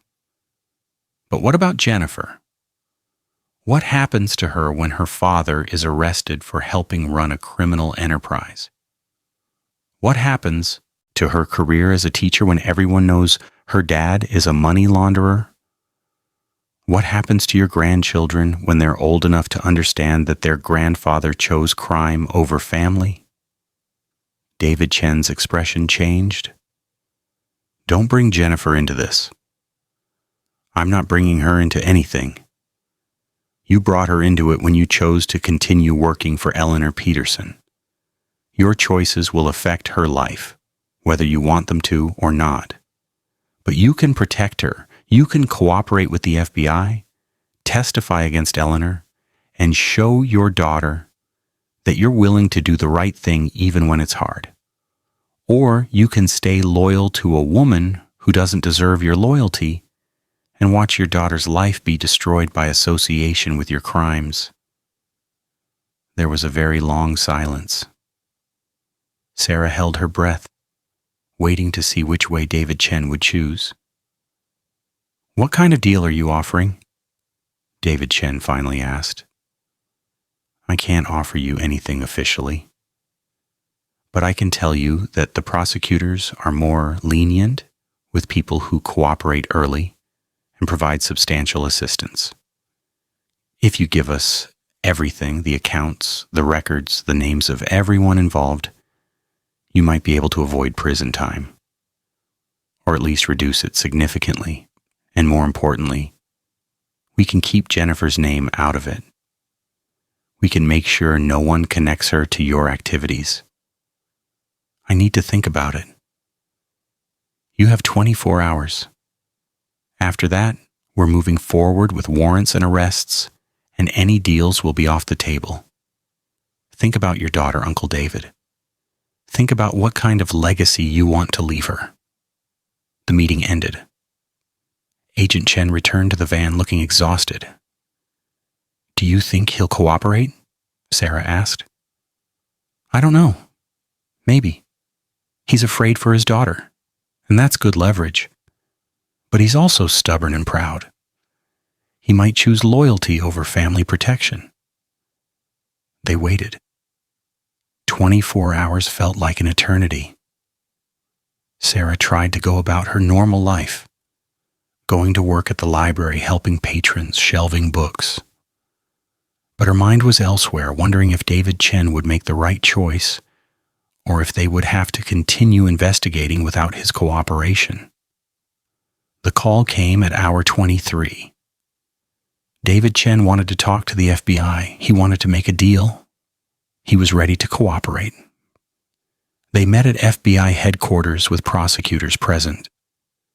David Chen brought his own lawyer and spent 6 hours detailing Eleanor Peterson's entire financial operation. He provided account numbers, shell company names, property records, and most importantly, the names of 3 other people who were working with Eleanor from outside prison. One of those names was Harrison Fletcher, David Peterson's lawyer. "Fletcher isn't just David's lawyer," David Chen explained. "He's been working for Eleanor for years. He represented her in various real estate deals, helped set up shell companies, facilitated fraud. When Eleanor was arrested, she reached out to Fletcher and asked him to manage her affairs from the outside. Taking David Peterson's case and filing that lawsuit was part of her plan to attack the people who exposed her network and to create chaos in the legal system." "So the lawsuit is part of a larger strategy," Thomas said. "Not just to harass us, but to undermine all the convictions and create grounds for appeals." "Exactly. Fletcher is also filing appeals for several other people who were convicted in the corruption cases. He's arguing that there was misconduct in the investigations, that evidence was tainted, that witnesses were coerced. He's trying to create doubt about every conviction so that maybe eventually some of them will be overturned." "Can he succeed?" Sarah asked, fear creeping into her voice. "Not if we expose him first," Agent Chen said. "If we can prove Fletcher is part of the conspiracy, if we can show he's been working for Eleanor and helping her continue her criminal operations, then everything he's filed becomes invalid. All the lawsuits get dismissed. All the appeals fail." The FBI arrested Harrison Fletcher the next day.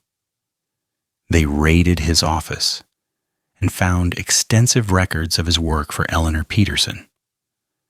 Email communications, financial transactions, documents showing he had been actively participating in money laundering and fraud while simultaneously representing clients in court. Fletcher was disbarred immediately and charged with multiple crimes. David Peterson's lawsuit was dismissed with prejudice, meaning it couldn't be refiled. The appeals Fletcher had filed for other convicted criminals were thrown out, and the prosecutors reopened their cases against Eleanor Peterson, adding new charges based on the evidence that she had continued her criminal operations from prison. Eleanor was transferred to a more secure facility where her communications could be more strictly monitored. Her access to phones and visitors was severely restricted. The flow of information and money that had allowed her to continue operating was cut off. It was over. Finally, truly over. Sarah sat in her apartment with Marcus, Nina, Jake, Thomas, and Agent Chen, all of them exhausted but relieved. They had fought another battle against the corruption network and won.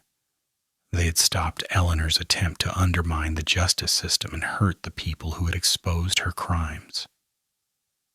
"I can't believe we had to do this again," Nina said, sipping wine. "I thought we were done. I thought we could move on with our lives." "Maybe we can now," Marcus said hopefully. "Eleanor is locked down, her network is dismantled, everyone involved is either arrested or cooperating. There's no one left to come after us." "Don't jinx it," Jake said, but he was smiling. "Although I have to admit, this whole experience gave me material for about 20 more articles. I'm thinking of writing a book, The Corruption Chronicles, or maybe How a Librarian Took Down a Crime Family." "Please don't call it that," Sarah said, laughing despite herself. "Although I guess I am technically responsible for taking down multiple crime families at this point. Maybe I should put that on my resume." Sarah Chen, librarian and accidental crime fighter. "Not accidental," Agent Chen said seriously. "You chose to fight back. You chose to stand up for truth and justice, even when it was dangerous and difficult. That's not accidental, that's heroic." "I'm not a hero. I'm just someone who got angry when bad people tried to ruin my life and decided to do something about it." "That's what heroes are," Thomas said. "Ordinary people who choose to do extraordinary things when faced with injustice." They toasted to that, to ordinary people doing extraordinary things, to justice prevailing, to the end of the nightmare that had started with a dead body in Sarah's kitchen and had spiraled into exposing 40 years of corruption and crime. Mrs. Peterson's nephew was in prison. Mrs. Peterson herself was in prison. The lawyer who knew too much had told everything. The secrets in the property files had been revealed.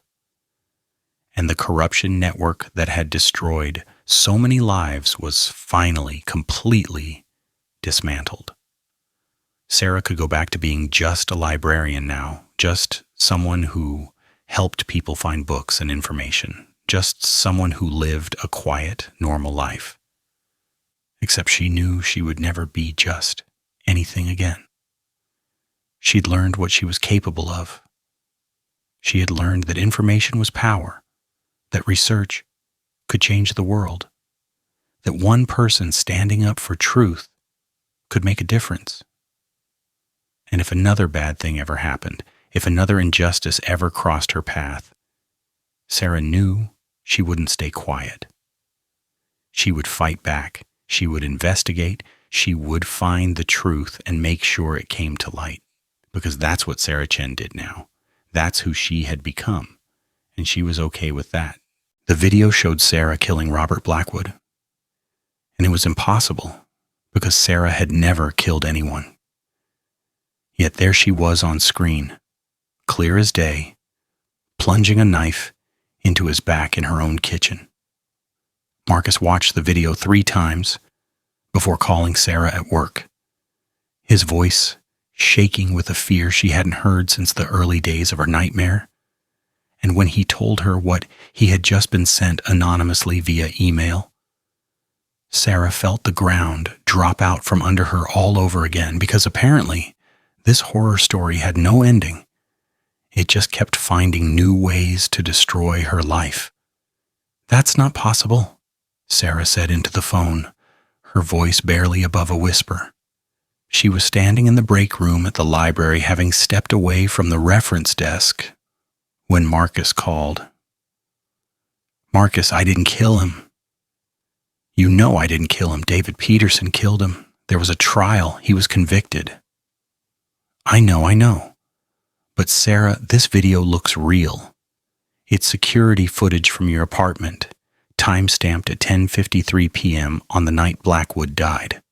It shows you in your kitchen, shows Blackwood coming through the bathroom window, shows you grabbing a knife, shows you stabbing him. Sarah's legs felt weak. She sat down heavily on a plastic chair that squeaked under her weight. "That's not me. It can't be me. I was asleep. I didn't wake up until morning. There's no security camera in my apartment." The email says the footage is from a hidden camera that was installed without your knowledge. It says the camera was there the whole time, but the footage was hidden until now. Sarah, whoever sent this, they're claiming this is proof you actually did kill Blackwood and that David Peterson was innocent all along. Who sent it? Anonymous sender, encrypted email. No way to trace it. But Sarah, they sent it to me, to Thomas, to Nina, to Jake, and to 3 major news networks. This is going to go public. This is going to be everywhere. Sarah closed her eyes and tried to think rationally, even though her heart was pounding, and her hands were shaking, and her entire world was imploding again. The video is fake. It has to be fake. Deep fake technology can create videos of people doing things they never did. That's what this is. Someone created a fake video to attack me. Probably Eleanor Peterson or one of her associates, trying to overturn David's conviction. That's what I thought too. But Sarah, I've looked at this video frame by frame. I can't see any obvious signs of manipulation. The lighting looks right, the movements look natural, the shadows all match up. If this is a fake, it's the best fake I've ever seen. Then we need experts. We need people who specialize in detecting deep fakes to analyze this video and prove it's not real. Already on it. I called Thomas and he's contacting forensic video experts. But Sarah, even if we prove it's fake, the damage is done. People are going to see this video. They're going to question your innocence. They're going to wonder if maybe David Peterson really was framed and maybe you really did kill Robert Blackwood. Sarah felt tears burning behind her eyes, but refused to let them fall. She'd been through this before. She had been accused before, suspected before, judged before, and she had survived. She would survive this too. "I'm coming home," she said. "We deal with this together, just like we've dealt with everything else." She told Mrs. Martinez she had a family emergency and needed to leave work early. Mrs. Martinez, who had supported Sarah through everything, immediately agreed and told Sarah to take as much time as she needed. Sarah drove home in a daze, her mind racing through possibilities. Who would do this? Why now? What did they hope to accomplish? When she arrived at the apartment, she found Marcus, Nina, Jake, and Thomas already there, all of them huddled around Marcus's laptop, watching the video over and over. "Don't show it to me," Sarah said immediately. "I don't want to see it. I don't want to watch a fake version of myself committing murder." "You might need to see it," Thomas said gently, "to help us figure out how it was faked, to identify details that are wrong." "Thomas is right," Nina added. "You know your apartment better than anyone. You know how you move, how you dress, what you would and wouldn't do. You might be able to spot things we can't." Sarah took a deep breath and nodded. Marcus turned the laptop toward her and hit play. The video was grainy, black and white, the kind of quality you'd expect from a cheap security camera. It showed Sarah's kitchen from an elevated angle, like the camera was mounted in a corner near the ceiling. The timestamp in the corner read 10:53 p.m., and the date was the night Robert Blackwood died. In the video, the kitchen was dark except for light coming from the hallway. Then a figure appeared climbing through the window.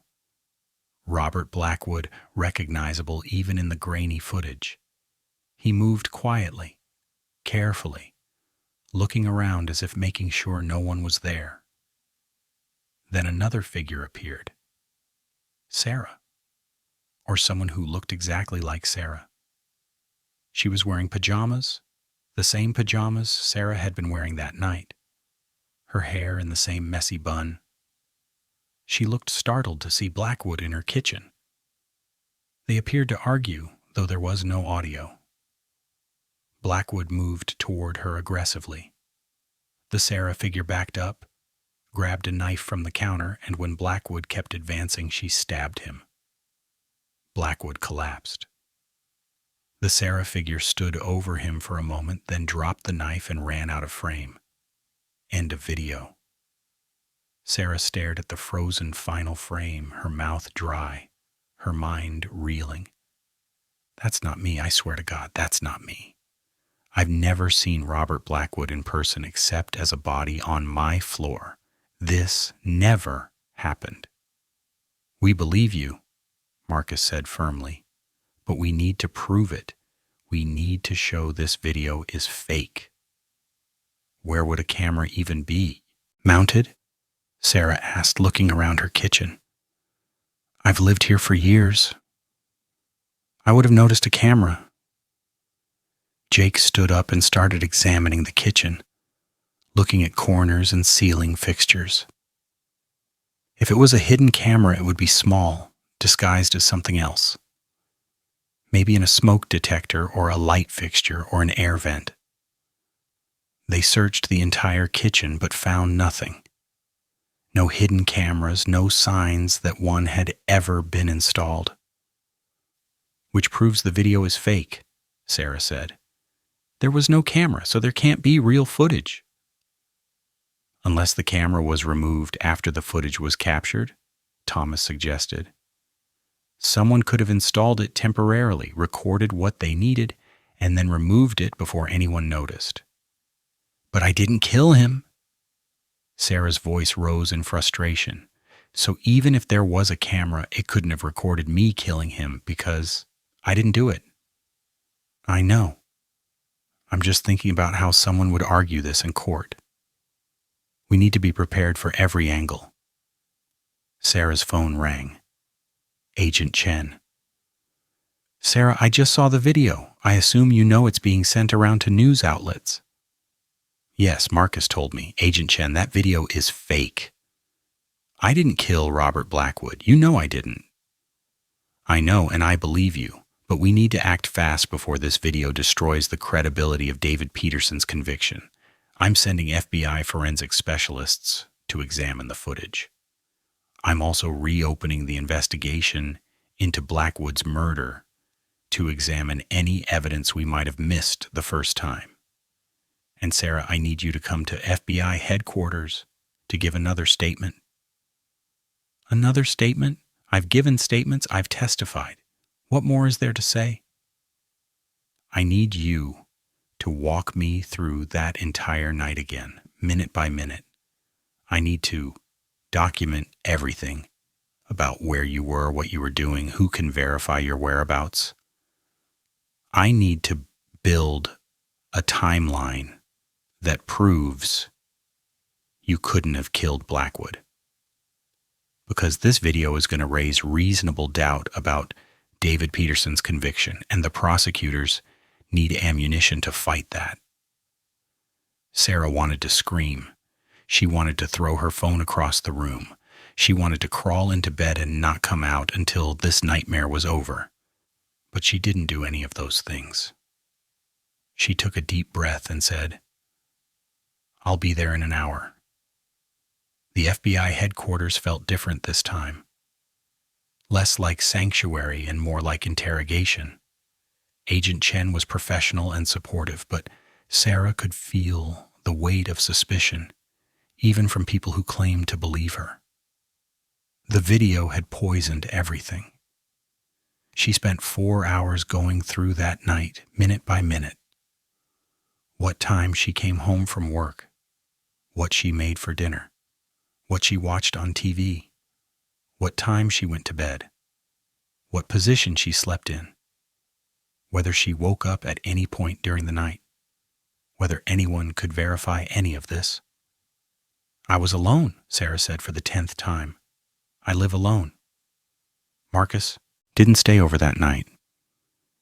I didn't talk to anyone after 8 p.m. when I texted Nina goodnight. There's no one who can verify I was asleep in my bed when Blackwood died. What about neighbors? Could any of them have heard you moving around or not moving around? Any thin walls where sounds carry? The apartment walls are pretty thick, and my bedroom is on the opposite side from the kitchen. Even if neighbors heard something in the kitchen, they wouldn't have heard anything from my bedroom. Agent Chen made notes, his expression troubled. The video shows you in pajamas. The same pajamas you were wearing when you found the body the next morning. Can you explain that?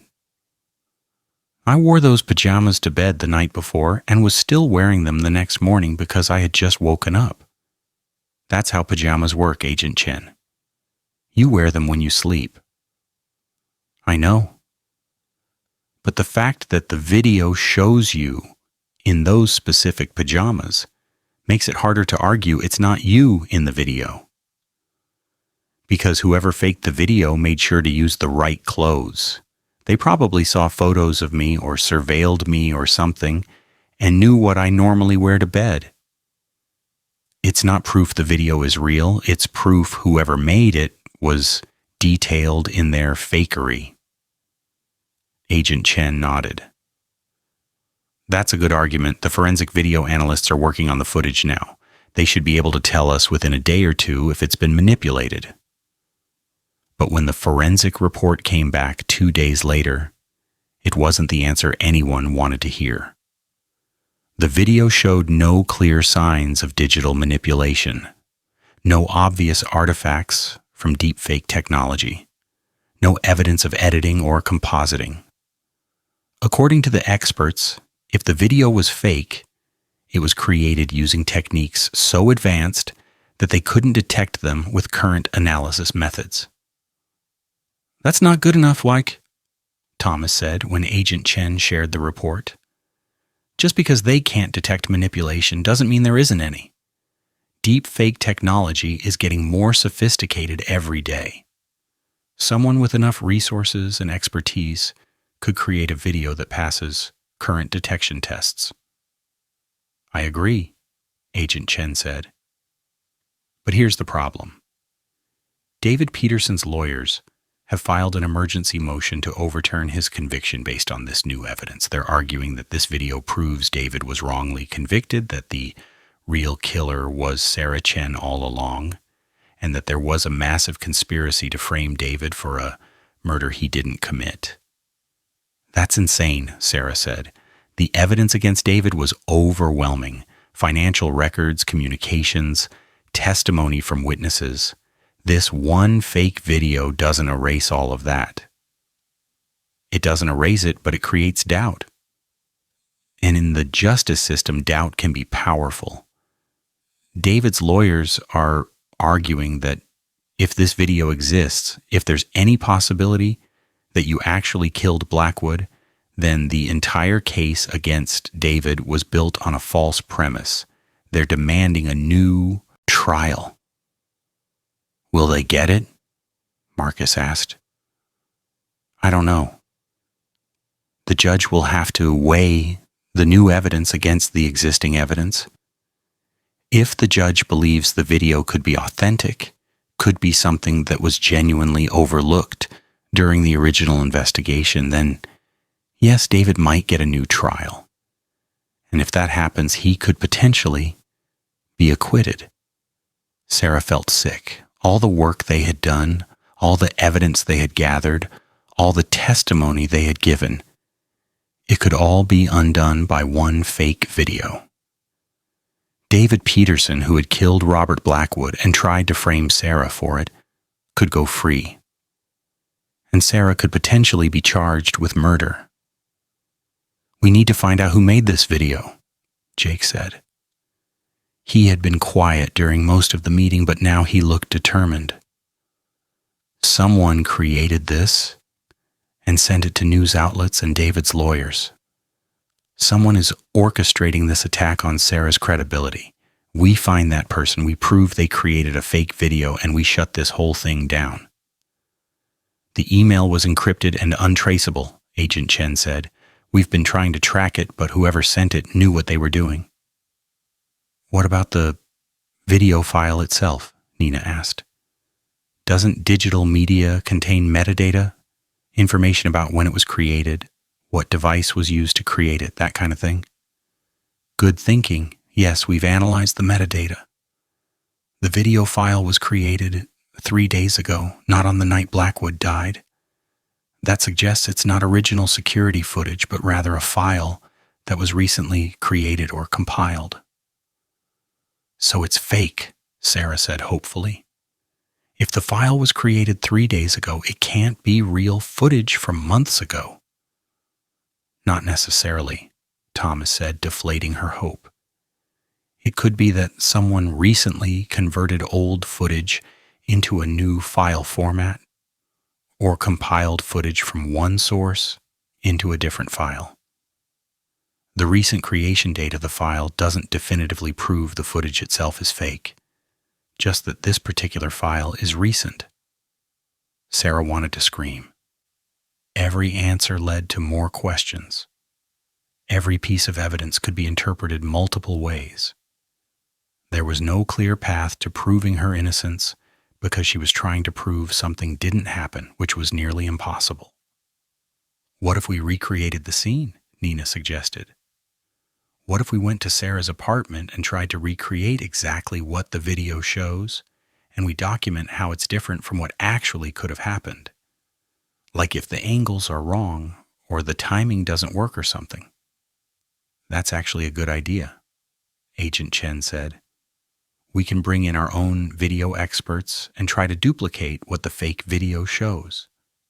If we can prove the scenario in the video is physically impossible or inconsistent with the crime scene evidence that would help establish it's fake." They spent the next day at Sarah's apartment with FBI video analysts, crime scene reconstructionists, and technical experts. They measured angles and distances. They reviewed the original crime scene photos. They tried to position a person in the location where the camera supposedly was and see if the perspective matched the video. And they found inconsistencies. Small ones, but inconsistencies nonetheless. The angle of the video suggested the camera was mounted about 7 feet high in the corner of the kitchen. But when they measured the actual kitchen, that corner was only 6 feet from floor to ceiling because of the way the apartment building was constructed, with lower ceilings. The camera couldn't have been where the video suggested it was.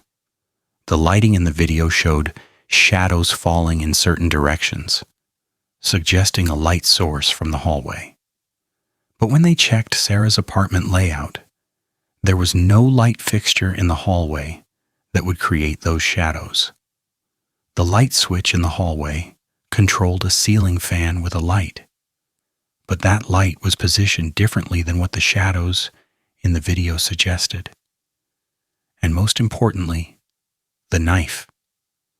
The video showed Sarah grabbing a knife from the counter, but in the original crime scene investigation, all the knives in Sarah's kitchen had been tested, and none of them had Blackwood's blood. The knife that was found near Blackwood's body was not from Sarah's kitchen. It had been brought from outside, presumably by David Peterson when he killed Blackwood. These inconsistencies prove the video is fake, Agent Chen said after reviewing all the findings. The person who created this video didn't have perfect information about your apartment layout and the crime scene details. They made assumptions and got some things wrong. We can use this to prove the video isn't authentic. Will it be enough to stop David's appeal? Sarah asked. I think so. I'm writing a detailed report documenting all these inconsistencies and presenting it to the judge. Combined with the forensic analysis and the metadata showing the file was recently created, we have a strong case that this video is fabricated evidence. But 3 days later, something happened that changed everything again. A second video appeared. This one was also sent anonymously to news outlets and David Peterson's lawyers. But this video was different. It was shorter, lower quality, and shot from a different angle. It showed the hallway outside Sarah's apartment on the night Blackwood died. And in this video, Sarah was clearly visible leaving her apartment at 11:20 p.m., less than 30 minutes after the alleged murder, carrying what looked like a bag. No, Sarah said when Marcus showed her the new video. This is another fake. I never left my apartment that night.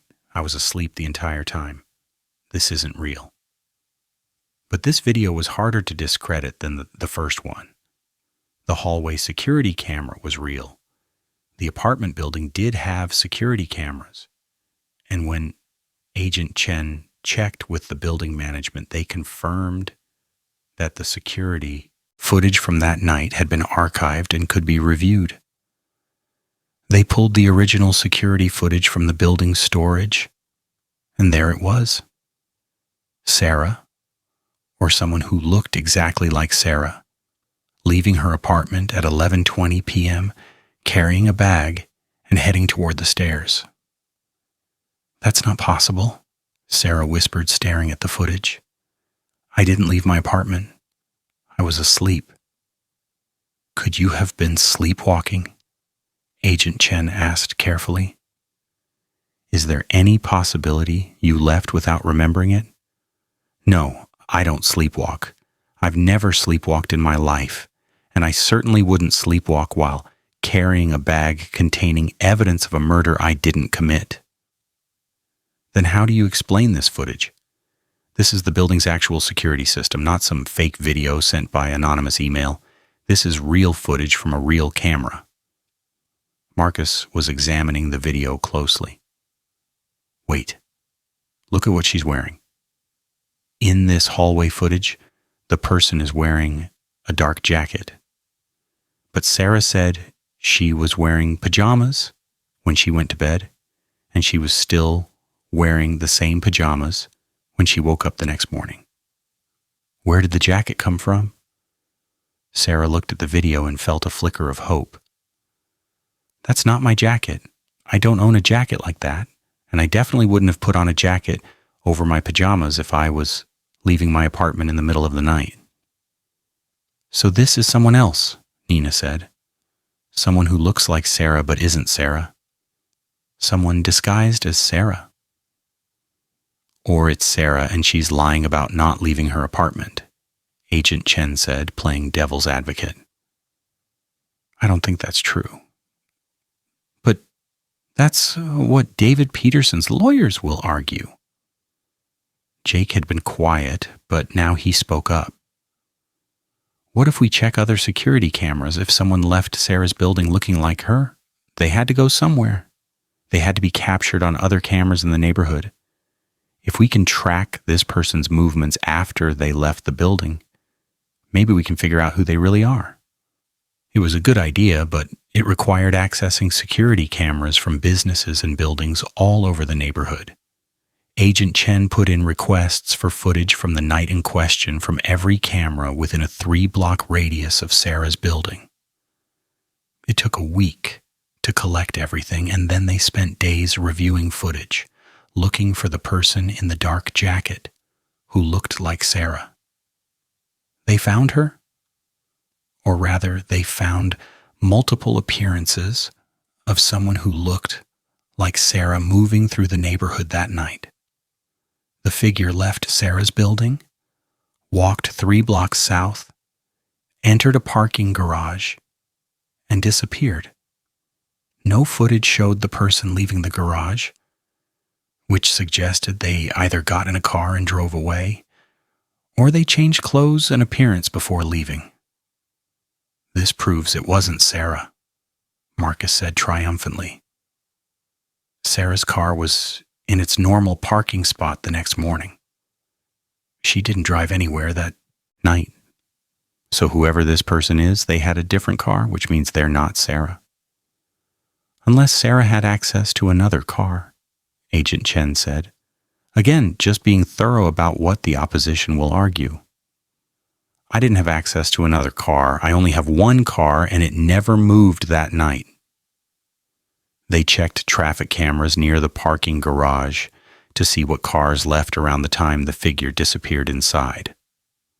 7 cars left the garage between 11:30 and midnight. Agent Chen ran the license plates.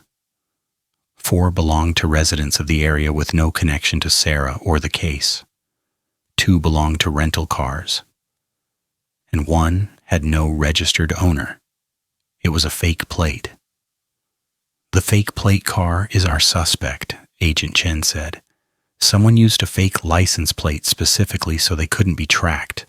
That's premeditation. That's someone planning to disguise themselves as Sarah, be seen on camera, and then disappear without a trace. But who? Sarah asked in frustration. Who would do this? Eleanor Peterson is in prison with restricted communications. David Peterson is in prison. Harrison Fletcher is in prison. Who else has motive and resources to orchestrate something this elaborate? Maybe it's not about Eleanor or David, Jake suggested. Maybe there are other people involved in the corruption network who we haven't identified yet. People who want to overturn David's conviction, not because they care about David, but because they're afraid his conviction will lead to investigations that expose them. Or, Thomas said slowly, maybe it's someone with a completely different motive. Someone who wants Sarah to be seen as guilty, not to help David, but to hurt Sarah specifically. Someone who has a personal vendetta. Sarah thought about this. Who would have a personal vendetta against her? She was a librarian who had accidentally stumbled into exposing a massive corruption network. She hadn't deliberately set out to hurt anyone. The people she had helped convict were criminals who deserved to be in prison. Who could hate her enough to go to this much effort to destroy her life? The answer came from an unexpected source. Mrs. Martinez called Sarah in a panic. Sarah, someone came to my house asking questions about you. A woman, very professional, said she was a private investigator working for a law firm. She wanted to know about your character, your habits, whether I had ever seen you act violently or dishonestly. I told her you were one of the kindest people I knew, and I refused to say anything negative about you. But Sarah, she was very persistent. She seemed to have a lot of information about you already, like she'd been investigating you for a long time. What did she look like? Sarah asked. Asian woman, maybe in her 30s, very well dressed, very confident. She gave me a business card, but I threw it away because I didn't want anything to do with helping someone attack you. But I remember the name on the card. Amanda Blackwood. Sarah's blood went cold. Amanda Blackwood? Robert Blackwood's daughter? I don't know. She just said she was a private investigator. Do you think she's related to Robert Blackwood? After hanging up with Mrs. Martinez, Sarah immediately called Agent Chen and told him about Amanda Blackwood. Agent Chen ran a background check and confirmed Sarah's suspicion. Amanda Blackwood was Robert Blackwood's daughter from his first marriage, before he married Jennifer. She was 32 years old, worked as a private investigator, and had extensive experience in surveillance and undercover operations. And according to financial records, she had recently received a large payment from an offshore account that couldn't be traced. She's been operating in the shadows this whole time, Agent Chen said. We looked at Jennifer Blackwood, Robert's wife, but we didn't think to investigate his adult daughter who lived in a different city. Amanda has motive. Her father is dead, and she blames you for destroying her father's reputation by exposing his criminal activities. She has skills. She's a private investigator with surveillance experience. And she has resources. Someone is paying her large sums of money, possibly leftover money from her father's criminal operations. So Amanda created the fake videos? Sarah asked. Probably. Or she hired someone to create them. And she's the one who disguised herself as you and made sure she was captured on security cameras. She studied your appearance, your mannerisms, your clothing. She made herself look enough like you that on grainy security footage, people would believe it was you. How do we prove it? We find her. We bring her in for questioning. We search her home and office for evidence of video creation equipment or fake videos or disguises, and we build a case showing she's been orchestrating this entire campaign to frame you for her father's murder. Finding Amanda Blackwood was harder than they expected. She had left the city shortly after sending the fake videos to news outlets. Her apartment was empty, her office was closed, and her phone was disconnected. She had disappeared. She knew we would eventually figure out it was her, Marcus said. She planned this as a hit-and-run operation. Create the videos, distribute them, cause chaos, and then vanish before anyone could stop her. But she's not invisible, Jake said. He had been doing his own investigation using his journalist contacts and skills. I've been tracking Amanda Blackwood's digital footprint. She has social media accounts, credit cards, a driver's license. She can't completely disappear in the modern world. And I think I found something. Jake showed them a photo he had found on a private Instagram account belonging to someone who appeared to be Amanda's friend. The photo was recent, posted just 2 days ago, and showed Amanda at a restaurant in Seattle. She's in Seattle, Jake said. Or she was 2 days ago. If we can find her, we can confront her, get a confession, prove she created the fake videos. We need to be careful, Thomas warned. If Amanda is willing to create fake evidence and frame someone for murder, she might be willing to do worse. We shouldn't confront her without police backup. Agent Chen agreed to coordinate with Seattle FBI office to locate Amanda Blackwood. But before they could act, Amanda made a move that surprised everyone. She turned herself in. She walked into FBI headquarters in Seattle and told agents she wanted to confess to creating fabricated evidence in the Robert Blackwood murder case. She said she had faked the videos showing Sarah Chen killing her father because she was angry and wanted revenge. But now she felt guilty and wanted to tell the truth. Agent Chen flew to Seattle immediately to interview her. Sarah, Marcus, Nina, Jake, and Thomas waited anxiously for news. When Agent Chen called Sarah 12 hours later, his voice was troubled. Amanda confessed to everything, creating the fake videos, disguising herself as you to appear on security cameras, trying to frame you for her father's murder. She signed a full confession and provided evidence including the video editing software she used and the disguise materials. That's good, right? Sarah said. Her confession proves I'm innocent. David Peterson's appeal will be denied. This nightmare is over. Yes and no. Her confession does clear you.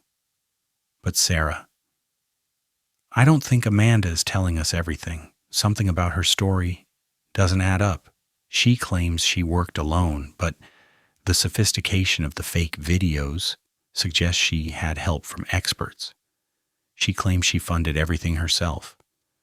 But her financial records show she received large payments from untraceable sources. I think Amanda is taking the fall for someone else, someone who's still out there. Who? I don't know.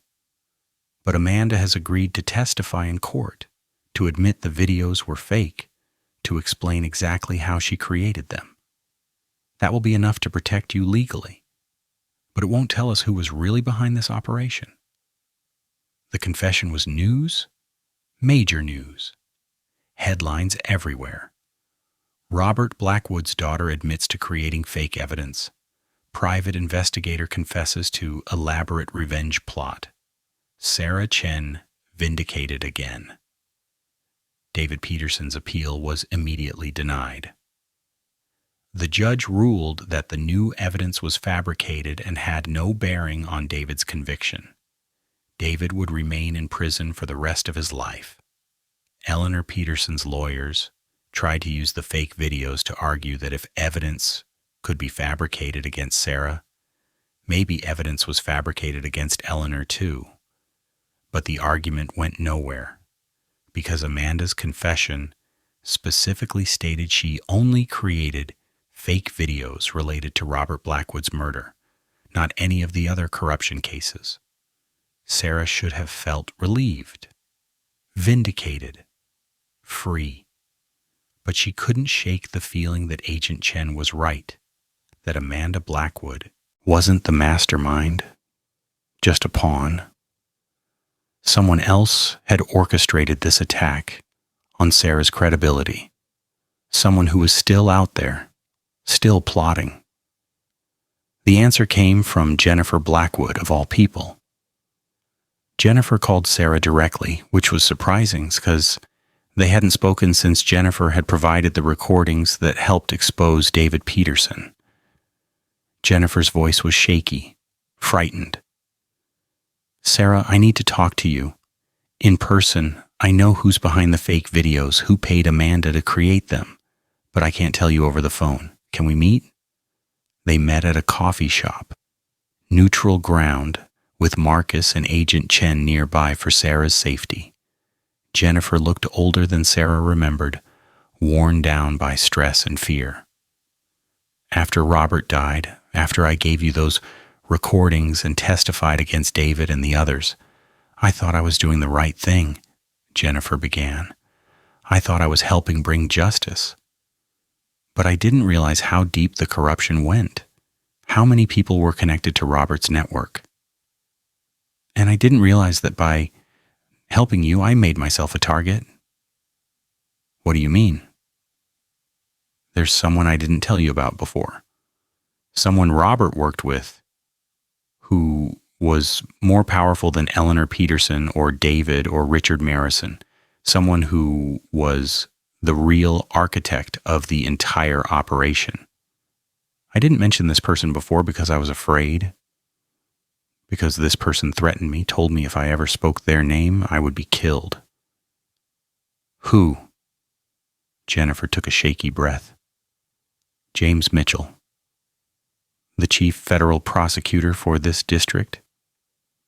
The man who's been prosecuting all the corruption cases, who's been sending people to prison, who everyone thinks is a hero fighting corruption. He's actually the person who created the corruption network in the first place. Sarah felt like the world had tilted sideways. James Mitchell was the prosecutor, the person who had charged David Peterson and Eleanor Peterson and all the others, the person who had praised Sarah for her brave testimony, the person who was supposedly fighting to bring justice to the victims of the corruption network. That's impossible, Sarah said. Mitchell has been prosecuting these cases. He's been putting criminals in prison. Exactly. What better cover than to be the person prosecuting the crimes? He can control what gets investigated and what doesn't. He can make sure certain people get charged while protecting others. He can ensure that the investigations never lead to him. Mitchell has been using the prosecution of the corruption network to eliminate his competitors and threats while consolidating his own power. How do you know this? Because Robert told me he was terrified of Mitchell. He said Mitchell owned everyone, controlled everything, and that if Robert ever crossed him, Mitchell would destroy him. And then Robert did cross him by getting too greedy, too sloppy, too much of a liability. So Mitchell arranged for Robert to be killed and for someone innocent to be framed for it. When that plan failed because you proved your innocence, Mitchell adapted. He let David take the fall, let Eleanor take the fall, let everyone else take the fall while he remained untouchable. And Amanda Blackwood? Mitchell knew Amanda was angry about her father's death and wanted revenge against you. He approached her, offered her money, promised her that if she created fake videos and tried to frame you, it would overturn David's conviction and ultimately lead to Robert's real killer being exposed. He manipulated her into doing his dirty work. And then when you got too close to the truth, Mitchell convinced Amanda to confess and take full blame, protecting him. Sarah's mind was reeling. If this was true, if James Mitchell was really the mastermind behind everything, then all the trials, all the convictions, all the justice they thought they had achieved might be compromised. Mitchell could have been manipulating the cases from the beginning, ensuring that the truth only came out in ways that served his interests. "We need to tell Agent Chen," Sarah said. "I already did. That's why I called you. Agent Chen is the one who suggested I tell you directly so you understand the danger you're in. Because, Sarah, if Mitchell realizes that Jennifer has talked, if he realizes that we know about him, he will try to silence us permanently." They were sitting in the coffee shop having this conversation when Sarah noticed something wrong. A man at a nearby table who had been reading a newspaper was now watching them intently. Another man near the door was also watching, and outside a black SUV had parked in a way that blocked the exit. "We need to leave," Sarah said urgently, "right now." But before they could move, the man near the door pulled out a badge. "FBI, everyone stay where you are. You're all under arrest for conspiracy to obstruct justice." Agent Chen appeared from where he had been watching nearby and showed his own badge. "These people are under FBI protection. Under whose authority are you making arrests?" "Under orders from Chief Prosecutor James Mitchell. These individuals are suspects in an ongoing investigation into fabricated evidence and false testimony." Sarah felt ice in her veins. Mitchell was making his move. He was arresting them before they could expose him, using his position as prosecutor to make it look legal and legitimate. "On what grounds?" Agent Chen demanded. "On the grounds that they conspired to create false evidence against Amanda Blackwood, coercing her into making a false confession. We have evidence of communications between these individuals planning to frame Ms. Blackwood." "That's a lie," Jennifer said. "Amanda confessed voluntarily. We didn't coerce anyone." "That's not what our investigation has found. You're all coming with us." More agents entered the coffee shop. Real FBI agents, but clearly following Mitchell's orders. Agent Chen tried to argue, but was threatened with arrest himself if he interfered. Sarah, Jennifer, Marcus, Nina, Jake, and Thomas were all handcuffed and led out of the coffee shop into waiting vehicles.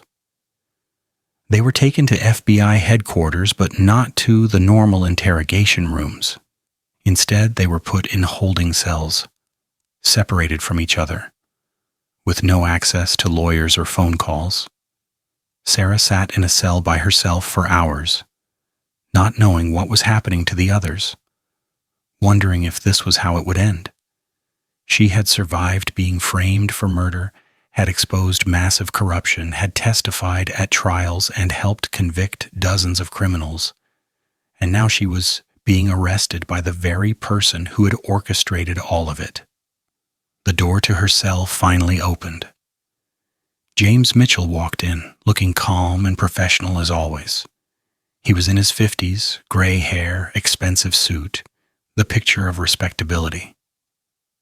"Miss Chen, I'm sorry about this unfortunate situation. There's been a misunderstanding." "There's no misunderstanding," Sarah said coldly. "You're behind everything. You created the corruption network.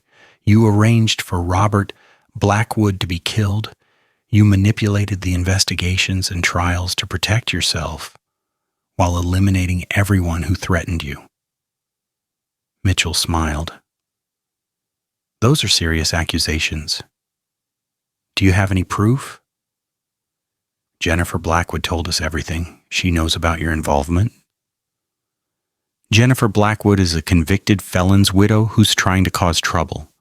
She has no credibility, and besides, even if she told you something, it's just her word against mine. Who do you think people will believe?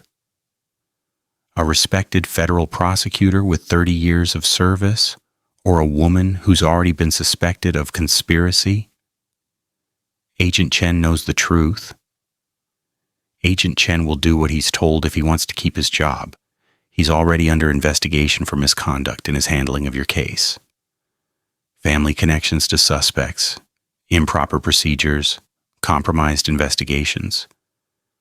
By the time I'm done, Robert Chen will be lucky if he's not joining you in prison." Sarah felt despair creeping in, but fought against it. "You can't keep us locked up forever. Eventually someone will ask questions. Eventually the truth will come out. Will it? I control what gets investigated. I control what evidence gets presented. I control which cases go to trial and which get buried. Miss Chen, you have no idea how much power I have. And you've been a problem for too long. First, you survived being framed for murder. Then you exposed the corruption network, which was inconvenient but manageable. Then you helped convict people I would have preferred stayed free to do my bidding. And now you're getting too close to the real truth, so I'm taking you off the board. What are you going to do? You and your friends are going to be charged with multiple crimes: conspiracy, obstruction of justice, fabricating evidence, coercing witnesses. You'll be convicted because I'll make sure of it. And you'll spend the rest of your lives in prison, discredited and forgotten. The corruption network you exposed will be dismissed as your own conspiracy. David Peterson will be released and compensated for wrongful conviction. Eleanor Peterson will be released. Everyone you helped put away will go free. And I'll still be here, still in power, still controlling everything. People will fight this. Thomas Way, the FBI, people who know us, will all be handled. You underestimate how deep my influence goes. I've been building this power structure for 35 years. I'm not going to let a librarian destroy what I've created." Mitchell left, and Sarah was alone again in the cell. She had never felt so helpless, so powerless. Everything they had accomplished was being undone. All the criminals they had helped convict would go free, and she and her friends would take the fall for crimes they didn't commit. But Sarah hadn't survived this long by giving up. She had fought through being accused of murder, through investigating corruption, through testifying at trials and exposing secrets. She wasn't going to stop fighting now. She didn't know how, but she would find a way to expose James Mitchell. She would find a way to prove the truth. Because security footage might lie, confessions might be coerced, evidence might be fabricated, but the truth was still the truth, and eventually it would come to light. It always did. Jennifer Blackwood was lying, and the polygraph machine proved it. But what made Sarah's stomach twist into knots was that Jennifer was lying to protect Sarah, not to hurt her. The woman whose husband had been murdered in Sarah's kitchen, who had given them crucial evidence months ago, who had just revealed James Mitchell's involvement in the corruption network, was now sitting in an FBI interrogation room, failing a lie detector test, while claiming she had been with Sarah the entire night Robert Blackwood died. "This doesn't make sense," Marcus whispered to Sarah through the small window of the observation room where they were watching Jennifer's interrogation. They had been released from holding cells 6 hours ago when Agent Chen's supervisor had overruled Mitchell's arrest orders, but they were far from free. Mitchell was still out there, still powerful, still dangerous. Why would Jennifer claim she was with you that night? She wasn't. You were alone in your apartment. This just makes everything worse. Sarah watched as Jennifer sat calmly in the interrogation room, electrodes attached to her body, sweat beading on her forehead despite the cool temperature. The polygraph operator asked questions, and Jennifer answered, her voice steady even as the machine's needles jumped erratically with each response that the operator marked as deceptive. "Were you with Sarah Chen on the night of March 15th? The operator asked. "Yes," Jennifer answered. The needles spiked. "Lie." "Did you see Sarah Chen between the hours of 10 p.m. and midnight on March 15th? "Yes." Another spike. Another lie. "Is Sarah Chen innocent of murdering your husband?" "Yes." The needles stayed relatively calm. Truth. Agent Chen stood beside Sarah and Marcus, his expression troubled. "She believes you're innocent, but she's lying about being with you that night. The question is why? What does she gain by providing a false alibi?" "Maybe Mitchell got to her," Marcus suggested. "Maybe he threatened her or offered her a deal or something. Maybe this is a setup to make Sarah look even more guilty by showing she's willing to fabricate alibis. Or," Sarah said slowly, thinking out loud, "maybe Jennifer is trying to tell us something without actually saying it. Maybe the lie is the message." Agent Chen looked at her sharply. "Explain." "Jennifer knows she's taking a polygraph. She knows lying will be detected. She's smart enough to know that a false alibi that gets exposed actually hurts my case rather than helps it. So why would she do it unless the lie itself contains information she needs us to understand? You think she's communicating in code? Using the polygraph to send a message? Maybe. Or maybe she's protecting someone else by claiming she was with me. Maybe there's a third person who was actually with her that night. Someone who can't come forward for some reason, and she's substituting me in the story to keep that person safe." The interrogation continued. The operator moved to different questions, trying to establish a baseline and catch Jennifer in contradictions. "Where were you on the night of March 15th? "I was at Sarah Chen's apartment." "Lie." "What time did you arrive at Sarah Chen's apartment?" "Around 9 p.m. "Lie." "What were you and Sarah doing at her apartment?" "We were talking. She was upset about the rent increase, and we were discussing her options." "Lie, lie, lie." But then the operator asked something different.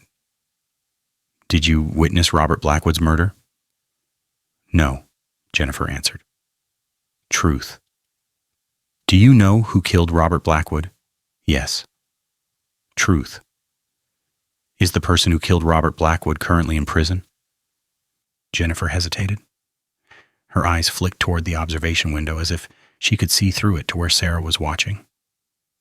Then she answered, No. Truth. The room went silent. David Peterson was in prison for killing Robert Blackwood. The conviction had been upheld despite multiple appeals. If Jennifer believed the real killer wasn't in prison, it meant she believed David was innocent.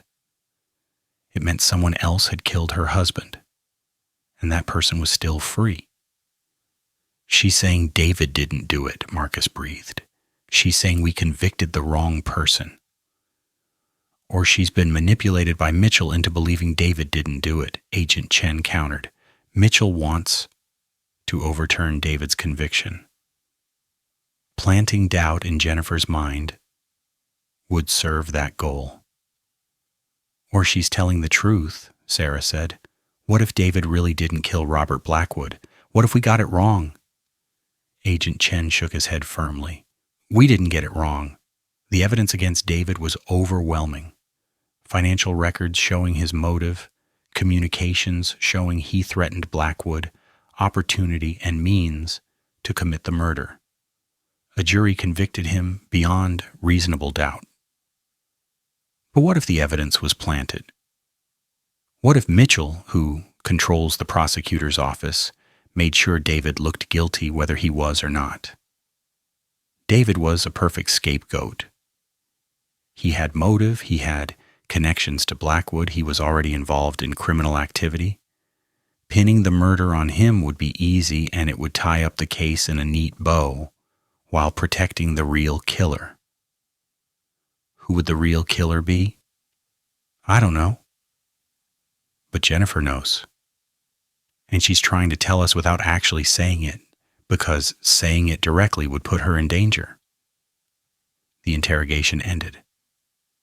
Jennifer was led out of the room, still refusing to recant her false alibi, despite the polygraph proving she was lying. Agent Chen went to speak with her, while Sarah and Marcus waited. When Agent Chen returned, he looked frustrated. She won't change her story. She insists she was with you that night, insists you're innocent, and insists that the person who killed her husband is not David Peterson. When I asked her who she thinks killed Robert, she said she couldn't say because she feared for her life. When I offered her protection, she said protection wouldn't help because the person she feared had too much power. Mitchell, Sarah said. She's afraid of Mitchell. Probably. But she won't say his name. She won't directly accuse him. Without her testimony, without her cooperation, we can't build a case against Mitchell no matter what we suspect. Then we need to find another way. We need evidence that doesn't rely on Jennifer's testimony. We need to prove Mitchell is corrupt and that he's been manipulating these cases from the beginning. Working on it, Agent Chen said grimly. But Mitchell has been very careful. 35 years of covering his tracks means he's good at hiding his involvement. We need something concrete, something undeniable. They left FBI headquarters and reconvened at Thomas Wei's office, which had become their unofficial strategy center. Nina and Jake were already there, both looking exhausted from their own interrogations. Everyone had been questioned about Jennifer's claims, about the fake videos, about their involvement in the investigations. Mitchell was building a case against all of them, trying to discredit their testimony and their evidence. We're losing, Nina said bluntly when Sarah and Marcus arrived. Mitchell is systematically destroying everything we've built. David Peterson's lawyers have filed a new appeal based on Jennifer's statement that David didn't kill Robert. The appeals court is actually considering it. If David gets released, all the other convictions become questionable too. Eleanor, Vincent Crawford, all of them could potentially get their convictions overturned. How is that possible? Sarah asked. The evidence against all of them was solid. It wasn't based on David's case. Mitchell is arguing that the entire investigation was compromised from the start, Thomas explained. He's claiming that Agent Chen had conflicts of interest because of his family connections.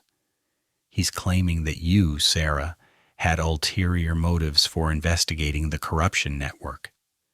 He's claiming that all of us conspired to fabricate evidence and coerce witnesses. It's all lies, but Mitchell is a skilled prosecutor. He knows how to build a narrative that sounds convincing. So what do? We find the truth about who really killed Robert Blackwood, Jake said. He had his laptop open and was scrolling through documents. If David didn't do it, if Jennifer is right about that, then we need to find the real killer. And my bet is the real killer is Mitchell himself. Why would Mitchell personally kill Robert Blackwood? Marcus asked. Because Robert was becoming a liability. He was sloppy, greedy, drawing too much attention. Mitchell needed him eliminated, but he also needed someone to take the fall. So he killed Robert, framed Sarah initially, and when that didn't work, he pivoted to framing David. 2 birds, 1 stone, Robert dead, David convicted, and Mitchell's corruption network continues operating with him still in control. That's a compelling theory, Thomas said. But we need proof. We need evidence that puts Mitchell at the scene of the crime or shows he had the means and opportunity to commit the murder. Sarah had been quiet, thinking. Now she spoke up. What if we go back to the beginning? What if we re-examine everything about that night, looking specifically for signs of Mitchell's involvement instead of David's? The crime scene was processed months ago, Agent Chen said. Everything has been cataloged and analyzed. What could we possibly find now? Maybe nothing, or maybe something we missed because we were looking for the wrong person. Agent Chen, can you get us access to all the original crime scene evidence, everything that was collected from my apartment, all the reports, all the photographs? I can try. But officially, the case is closed. David's conviction stands unless his appeal succeeds. Reopening the investigation without new evidence would be difficult to justify. Then let's find new evidence. Let's look at everything with fresh eyes. Over the next few days, they obtained access to the case files through Agent Chen's FBI credentials, boxes of documents, photographs, evidence logs, forensic reports. Everything related to Robert Blackwood's murder was spread across Thomas Way's conference room table. Sarah looked at photos of her own apartment, crime scene tape across the door, numbered markers showing where evidence was collected. It felt surreal to see her home transformed into a murder scene, even though she had lived through it. She forced herself to focus, to look at the images objectively, searching for details that might have been overlooked. The knife that killed Robert Blackwood had never been found. The one left at the scene wasn't the murder weapon. Forensics had determined that. The actual knife had been removed by the killer. This had always been part of the evidence against David. He would have known to remove the real weapon. But what if that logic was wrong? What if the knife was removed not because the killer was sophisticated, but because the knife itself was traceable? What if it was a unique knife that could be connected to someone specific? Do we have any information about the type of knife used? Sarah asked, flipping through forensic reports. Nina found the relevant document. According to the medical examiner, the wound pattern suggested a knife with a 6-inch blade, serrated on one side, consistent with a hunting knife or tactical knife. The wound was clean, suggesting a very sharp blade, probably professional quality rather than a cheap knife. A professional quality hunting knife. Where would someone get something like that? Any outdoor store, knife specialty shop, online, Marcus said. Pretty common item. But what if this particular knife was custom or unusual in some way? What if we can trace where it came from? Jake was already typing on his laptop. I'll search for knife makers and specialty shops in the area. If Mitchell bought a knife specifically for this murder, there might be a record of it. It was a long shot, but they had to try something. Jake spent hours calling knife shops and makers, asking if they had records of sales to James Mitchell or anyone associated with him. Most shops didn't keep detailed records of cash sales, and online purchases would be too easy to hide under fake names. But then Jake found something. A custom knife maker in the city who kept meticulous records of all his work. He had made a custom hunting knife 3 weeks before Robert Blackwood's murder. The buyer had paid cash, but the knife maker remembered him because he had made specific requests. The blade had to be exactly 6 inches, serrated on the left side, with a custom grip. And the buyer had mentioned he needed it for special work. Do you remember what the buyer looked like? Jake asked. Middle-aged white guy, gray hair, expensive suit. Very professional, very particular about the specifications. He seemed to know exactly what he wanted. Jake showed the knife maker photos of James Mitchell. The knife maker's eyes widened. That's him. That's the guy who bought the knife. Jake got a signed statement from the knife maker and rushed back to Thomas's office with the news. This was the evidence they needed. Mitchell had purchased a custom knife that matched the murder weapon specifications weeks before the murder. It proved premeditation. It proved Mitchell was involved. This is good, Agent Chen said, reviewing the statement. But it's not definitive. Mitchell's lawyers will argue he bought a knife for legitimate purposes. That coincidence isn't proof of guilt. We need more. What about the timeline? Sarah asked. Where was Mitchell on the night Robert Blackwood died?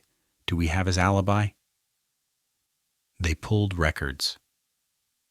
Mitchell had claimed to be at home with his wife the entire evening.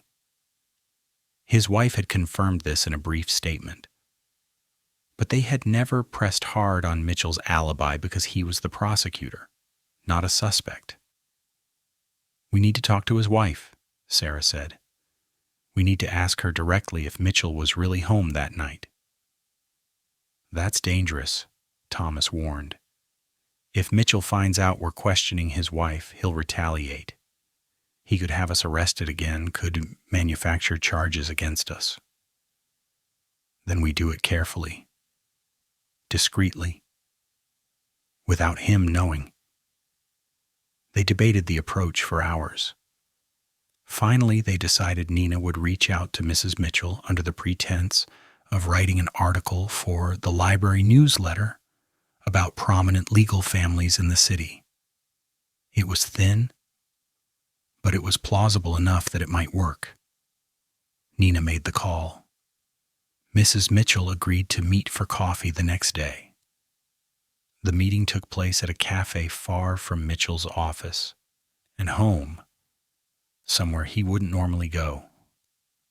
Nina went alone, wearing a wire so the others could listen from a nearby location.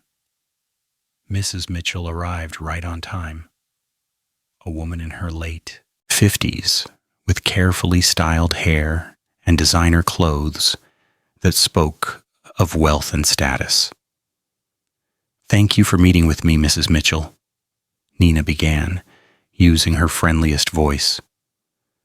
As I mentioned, I'm writing a piece about legal families and their contributions to the community.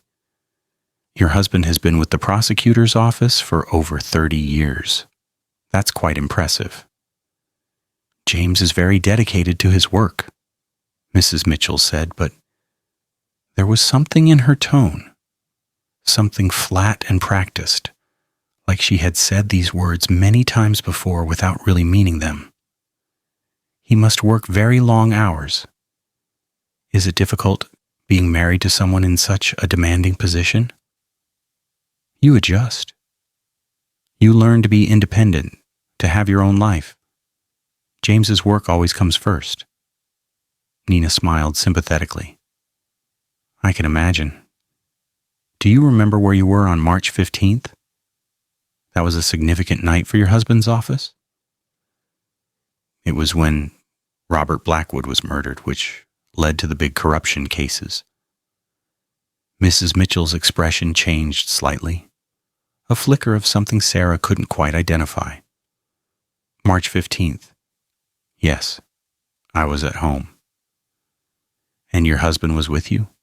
Yes, he came home around 6. We had dinner, and he spent the evening working in his home office. He didn't go out at all. No, he was home all evening. But the way she said it, the slight pause before answering, the way her eyes wouldn't quite meet Nina's, suggested she was lying, or at least that she wasn't certain. Nina pressed gently. You're sure? Because I've been researching the timeline of events that night, and it seems like it was a very busy night for a lot of people connected to the case. I just want to make sure I have the facts straight. Mrs. Mitchell was quiet for a long moment. Then she said very softly, Are you really writing an article for a library newsletter? Or is this about something else? Nina could have lied, but something in Mrs. Mitchell's eyes suggested she wanted to tell the truth, needed to tell someone. It's about something else. We're investigating your husband's involvement in the corruption network. We believe he may have been involved in Robert Blackwood's murder. Mrs. Mitchell closed her eyes. I knew someone would come eventually. I knew he couldn't keep all his secrets forever. What secrets? James wasn't home on March 15th. He told me he had an important meeting, something sensitive that required discretion. He left the house around 9 p.m. and didn't come back until after midnight. His clothes were different when he came home, like he had changed somewhere. And he had a cut on his hand that he said was from broken glass. But I didn't believe him. James is very careful. He doesn't have accidents. Why did you lie for him when the police asked for his alibi? Because I'm his wife. Because lying was easier than facing the truth about who he really is. Because I've been lying for 35 years about his activities, his associates, his corruption. If I told the truth about that one night, I'd have to tell the truth about everything, and I wasn't ready for that. Are you ready now? Mrs. Mitchell opened her eyes and looked directly at Nina. Yes, I'm tired of living with a monster. I'm tired of pretending everything is fine when I know he's destroyed countless lives. I'm tired of being complicit in his crimes through my silence. Will you give an official statement? Will you testify? Yes, but I'll need protection. James is dangerous. He's killed before, and he'll kill again to protect himself. If he finds out I'm cooperating with you, he'll try to silence me. Agent Chen arranged for Mrs. Mitchell to be taken into FBI protective custody immediately. She gave a full statement detailing her husband's activities over the years, his corruption, his manipulation of the prosecutor's office, his involvement with the criminal network. And most importantly, she confirmed he was not home on the night Robert Blackwood was murdered. With Mrs. Mitchell's testimony, the knife maker's statement, and all the other evidence they had gathered, they finally had enough to arrest James Mitchell. But Mitchell wasn't stupid. He knew they were closing in on him. Before they could execute the arrest warrant, Mitchell made his own move. He called a press conference. Standing in front of dozens of cameras and reporters, looking confident and righteous. Mitchell announced that he was revealing a massive conspiracy within the FBI to fabricate evidence and wrongfully convict innocent people. He claimed Agent Robert Chen had been running a rogue operation motivated by personal vendetta against his father. He claimed Sarah Chen and her associates had conspired with Agent Chen to frame numerous people for crimes they didn't commit. And he claimed he had been investigating this conspiracy for months and was now prepared to bring charges against everyone involved. The corruption in this case doesn't come from business people or politicians, Mitchell said to the cameras. It comes from within our own justice system. It comes from FBI agents who abuse their power and civilians who manipulate evidence to serve their own agendas. I have spent my career fighting for justice, and I will not let these criminals destroy the integrity of our legal system. Arrest warrants have been issued for Agent Robert Chen, Sarah Chen, Marcus Rodriguez, Nina Patel, Jake Morrison, and Thomas Way. They will be brought to justice for their crimes. Sarah watched the press conference on TV from an FBI safe house where they had all gathered. She felt numb. Mitchell had completely flipped the narrative, making himself the hero and them the villains. He's not actually issuing arrest warrants, Agent Chen said. He doesn't have that authority. This is theater, trying to poison public opinion before we can arrest him. Will it work? Marcus asked. Maybe. He's a respected prosecutor. People trust him. When he says there's a conspiracy, people believe him. We need to act fast before his version of events takes hold. Thomas was already drafting legal motions. We go public with our evidence. We hold our own press conference. We present the knife maker's statement, Mrs. Mitchell's testimony, everything we have. We let the public decide who's telling the truth. That's risky, Jake said. Mitchell has home field advantage. He's been in the public eye for decades. We're unknowns, easy to dismiss as conspiracy theorists. You're not unknown, Nina pointed out to Jake. You're a journalist. You've published dozens of articles exposing the corruption network. You have credibility. You're the one who should present our evidence. They prepared quickly. Jake wrote a comprehensive article detailing Mitchell's corruption, his involvement in Robert Blackwood's murder, and all the evidence they had gathered. Major newspapers agreed to publish it simultaneously the next morning, and they scheduled a press conference to present the evidence publicly. But that night, before they could go public, something happened that changed everything again. David Peterson escaped from prison. The news broke at 11 p.m. David Peterson, serving life for Robert Blackwood's murder, had somehow escaped during a prisoner transfer. Details were scarce, but it appeared he had help from outside, possibly from corrupt guards or someone with access to the prison system.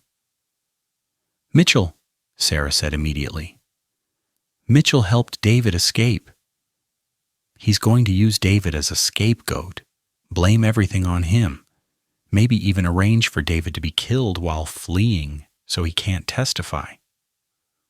Or David really is guilty, and he escaped because he knew we were about to prove Mitchell's involvement and he's afraid the truth would come out, Marcus suggested. Either way, we need to find David before Mitchell does, Agent Chen said. If David is innocent and has evidence against Mitchell, we need to protect him. If David is guilty, we need to recapture him before he hurts someone. The FBI launched a massive manhunt for David Peterson. Roadblocks, surveillance, checking known associates. But David seemed to have vanished into thin air. 3 days passed with no sign of David. In that time, Mitchell continued his public campaign against Sarah and her associates, appearing on news shows, giving interviews, positioning himself as a crusader for justice, fighting against corruption within the justice system itself. Public opinion was divided. Some people believed Mitchell. Some people believed Sarah. Most people were confused and didn't know what to believe. The story had become so convoluted with so many twists and accusations that it was hard to keep track of who was claiming what. And then David Peterson surfaced. He called Jake Morrison's cell phone directly. Jake answered on speaker, so everyone in the FBI safe house could hear. "Jake Morrison, this is David Peterson." "Where are you, David?" "Somewhere safe. I need to talk to you. I need to tell you the truth about what happened." "Why call me? Why not turn yourself in?" "Because I don't know who to trust in the police or FBI, but I've read your articles. You care about the truth. You expose the corruption network. I think you'll listen to what I have to say." "I'm listening." "I didn't kill Robert Blackwood. I was convicted for a murder I didn't commit. And I can prove it, but I need your help. James Mitchell framed me. He killed Blackwood and made sure all the evidence pointed to me. I've been trying to prove my innocence from prison, but Mitchell blocked every attempt. So I arranged my escape with help from people who believe I was wrongfully convicted. Now I have evidence, and I want to give it to you." "What evidence?"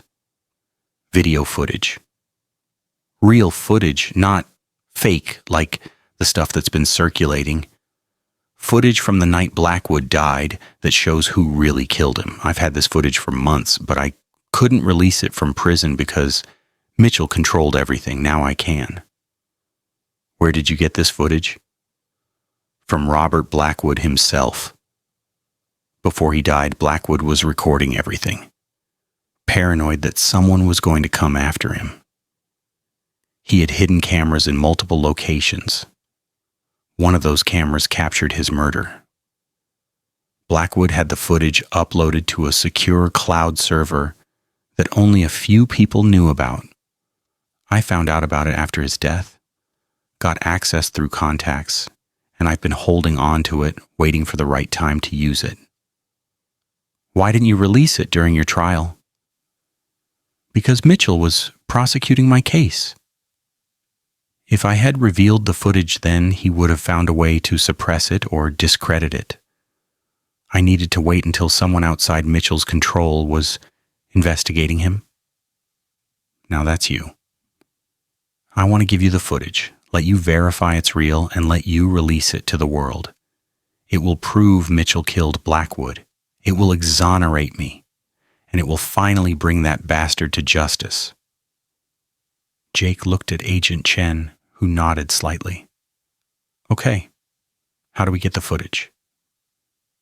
"Meet me tomorrow at noon at the old warehouse district, the one where the tunnels are. Come alone, just you. If I see police or FBI, I disappear and you never hear from me again. But if you come alone, I'll give you everything."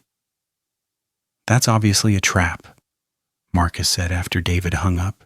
"He's going to ambush you or kill you or something." "Maybe," Jake agreed. "Or maybe he's telling the truth. And this is our chance to finally get definitive evidence against Mitchell." "We can't let you go alone," Agent Chen said. "We'll set up surveillance, have agents nearby, make sure you're protected. If David sees agents, he'll run. We'll lose our chance. Then we make sure he doesn't see them. But Jake, you're not walking into a potentially dangerous situation without backup." They planned carefully. Jake would go to the warehouse alone, wearing a wire and a tracking device. FBI agents would be positioned around the perimeter, out of sight, ready to intervene if things went wrong. Agent Chen would monitor everything from a command vehicle. Sarah insisted on being there too, despite the danger. This started with me. David was convicted for a murder in my apartment. If he's really innocent, if Mitchell really did frame him, I need to know. I need to be there. The next day, they assembled at the warehouse district. Jake entered the main building alone while agents took positions in surrounding buildings. Sarah watched from a van with Agent Chen and Marcus, seeing everything through Jake's body camera. The warehouse was dark, dusty, abandoned. Jake walked through carefully, calling out David's name. For several minutes, nothing happened. Then David appeared from the shadows. He looked terrible. Prison had aged him, made him thinner, harder. His eyes were wild, paranoid. He held a laptop in his hands. "You came alone, good." "I'm here for the footage," Jake said. "Show me what you have." David opened the laptop and turned it toward Jake. On the screen, a video began playing. It was security footage from inside a car. Blackwood's car, based on the angle. The timestamp showed it was from the night of the murder. The video showed Blackwood driving, talking on his phone, looking nervous. Then the video cut to different footage. This was from inside someone's home, showing a kitchen.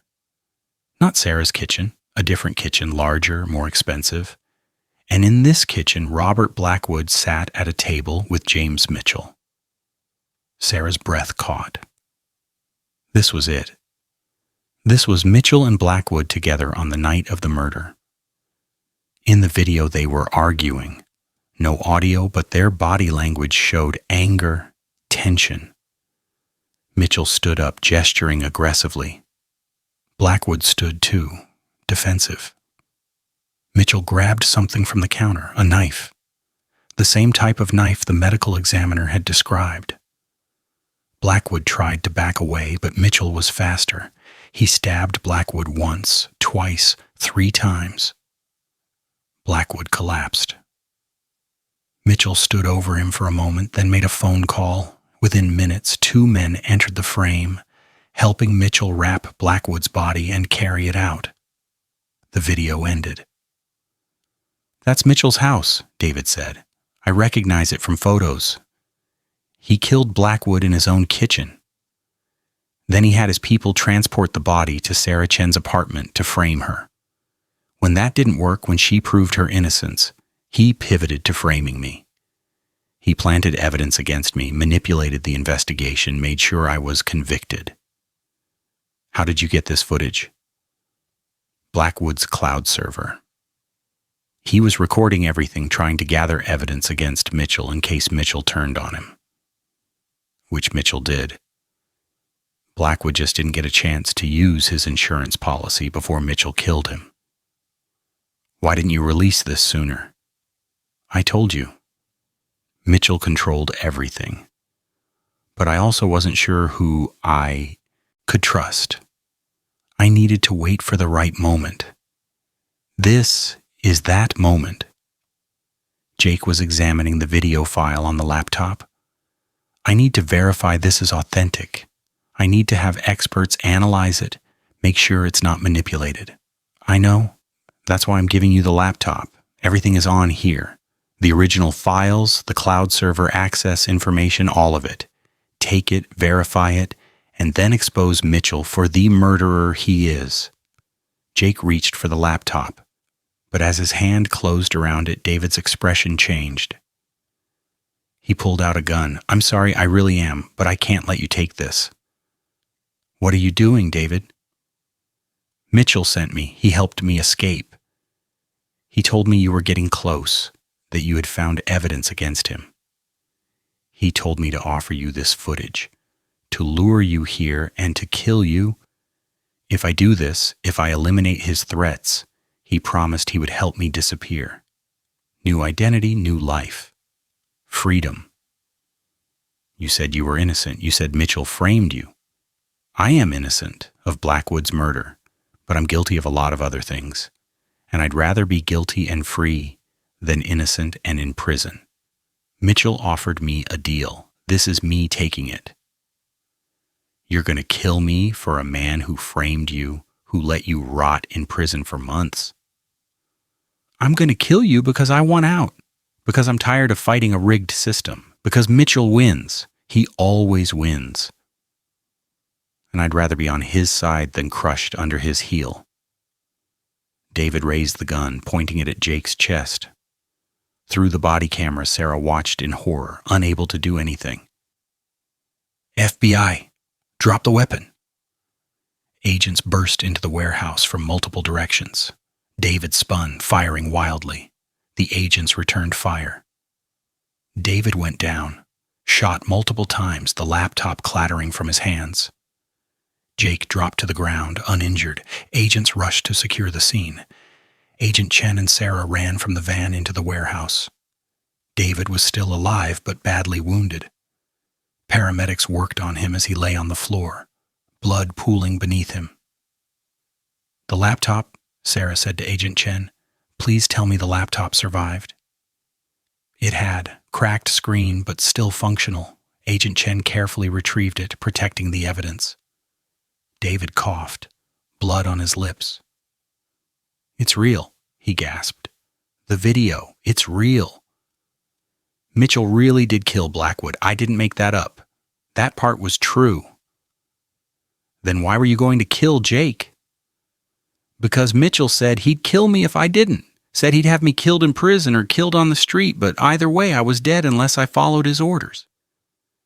This was my only chance at survival. You could have gone to the FBI, told them the truth, gone into witness protection. Witness protection is a prison too, just a different kind. I wanted real freedom. Mitchell promised me that. David died before the ambulance arrived. Sarah watched as paramedics covered his body, feeling a strange mixture of emotions. David had tried to frame her for murder. He had been part of a corrupt network that destroyed families. He had just tried to kill Jake on Mitchell's orders. But he was also a victim of Mitchell's manipulation, a pawn used and discarded like so many others.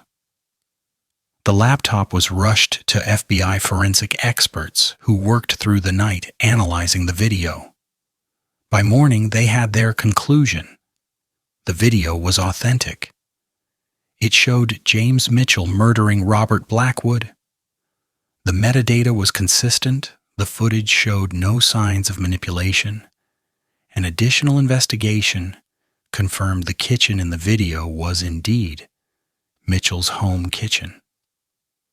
With this evidence, combined with Mrs. Mitchell's testimony and all the other evidence they had gathered, the FBI finally had enough to arrest James Mitchell. They found him at his office, still planning his public relations campaign, still confident he would win. When agents entered with handcuffs and read him his rights, Mitchell's expression shifted from confidence to fury. This is a mistake. You're arresting the wrong person. I'm the prosecutor. I'm on your side. You're a murderer and a corrupt official, Agent Chen said. You're under arrest for the murder of Robert Blackwood and dozens of other charges related to your operation of a criminal network. You can't prove anything. Any evidence you have is tainted, fabricated by people with vendettas against me. We have video footage of you killing Robert Blackwood. We have your wife's testimony. We have financial records, witness statements, and physical evidence. You're done, Mitchell. Your network is finished. They led him out of the building in handcuffs, while news cameras captured everything. The image of the respected prosecutor being arrested spread across every news outlet within minutes. The story exploded. Mitchell's arrest, the revelation of his decades-long corruption, the video evidence of murder. Everything Sarah and her friends had been trying to prove was finally being taken seriously. Public opinion shifted dramatically. People who had believed Mitchell's lies now saw the truth. People who had doubted Sarah now apologized. David Peterson's conviction was formally vacated. He had been wrongfully convicted for a murder he didn't commit. But he had also died while trying to kill someone on Mitchell's orders. So his legacy remained complicated. Neither fully victim nor fully villain, just another casualty of the corruption network. Eleanor Peterson's conviction stood, as did the convictions of others in the network. They had committed real crimes that were proven with real evidence unrelated to the Blackwood murder case. But their appeals were dismissed. Their attempts to use Mitchell's arrest as grounds for release were rejected. Jennifer Blackwood came out of hiding. She explained that her false alibi for Sarah had been an attempt to force a re-examination of the case. She had known David didn't kill her husband, but hadn't known who did. By lying on a polygraph about being with Sarah, by claiming Sarah was innocent, she had hoped to create enough doubt and confusion to force investigators to look deeper. It was a strange strategy, and it had nearly backfired. But ultimately, it had contributed to uncovering the truth. "I'm sorry I put you through that," Jennifer told Sarah when they met after Mitchell's arrest. "I didn't know what else to do. I knew something was wrong with David's conviction, but I couldn't prove it. I thought if I created enough chaos, someone would finally investigate properly." "You could have just told the truth from the beginning," Sarah said, but without anger. She understood. Jennifer had been trapped between fear of Mitchell and a need for justice, doing what she could with limited options. "I was afraid. Mitchell threatened me, said if I ever spoke against him, I'd end up like Robert. I believed him. He had killed my husband. Why wouldn't he kill me?" "You were protecting yourself. I understand that." The trial of James Mitchell became the most high-profile case in the city's history. The evidence was overwhelming. The video showing Mitchell killing Blackwood. Mrs. Mitchell's testimony about his activities. Financial records showing decades of corruption. Testimony from dozens of witnesses. The knife maker's statement. David Peterson's dying words. Mitchell's lawyers tried every defense they could think of. They claimed the video was faked. Experts proved it wasn't. They claimed Mrs. Mitchell was lying out of spite. Her testimony was corroborated by evidence. They claimed Mitchell was being framed by a conspiracy. The evidence of his guilt was too strong to dismiss. The jury deliberated for less than 4 hours.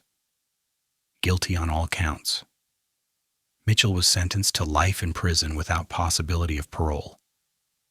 The judge, in delivering the sentence, spoke about how Mitchell had betrayed the public trust, had corrupted the justice system itself, and had caused immeasurable harm to countless people over decades.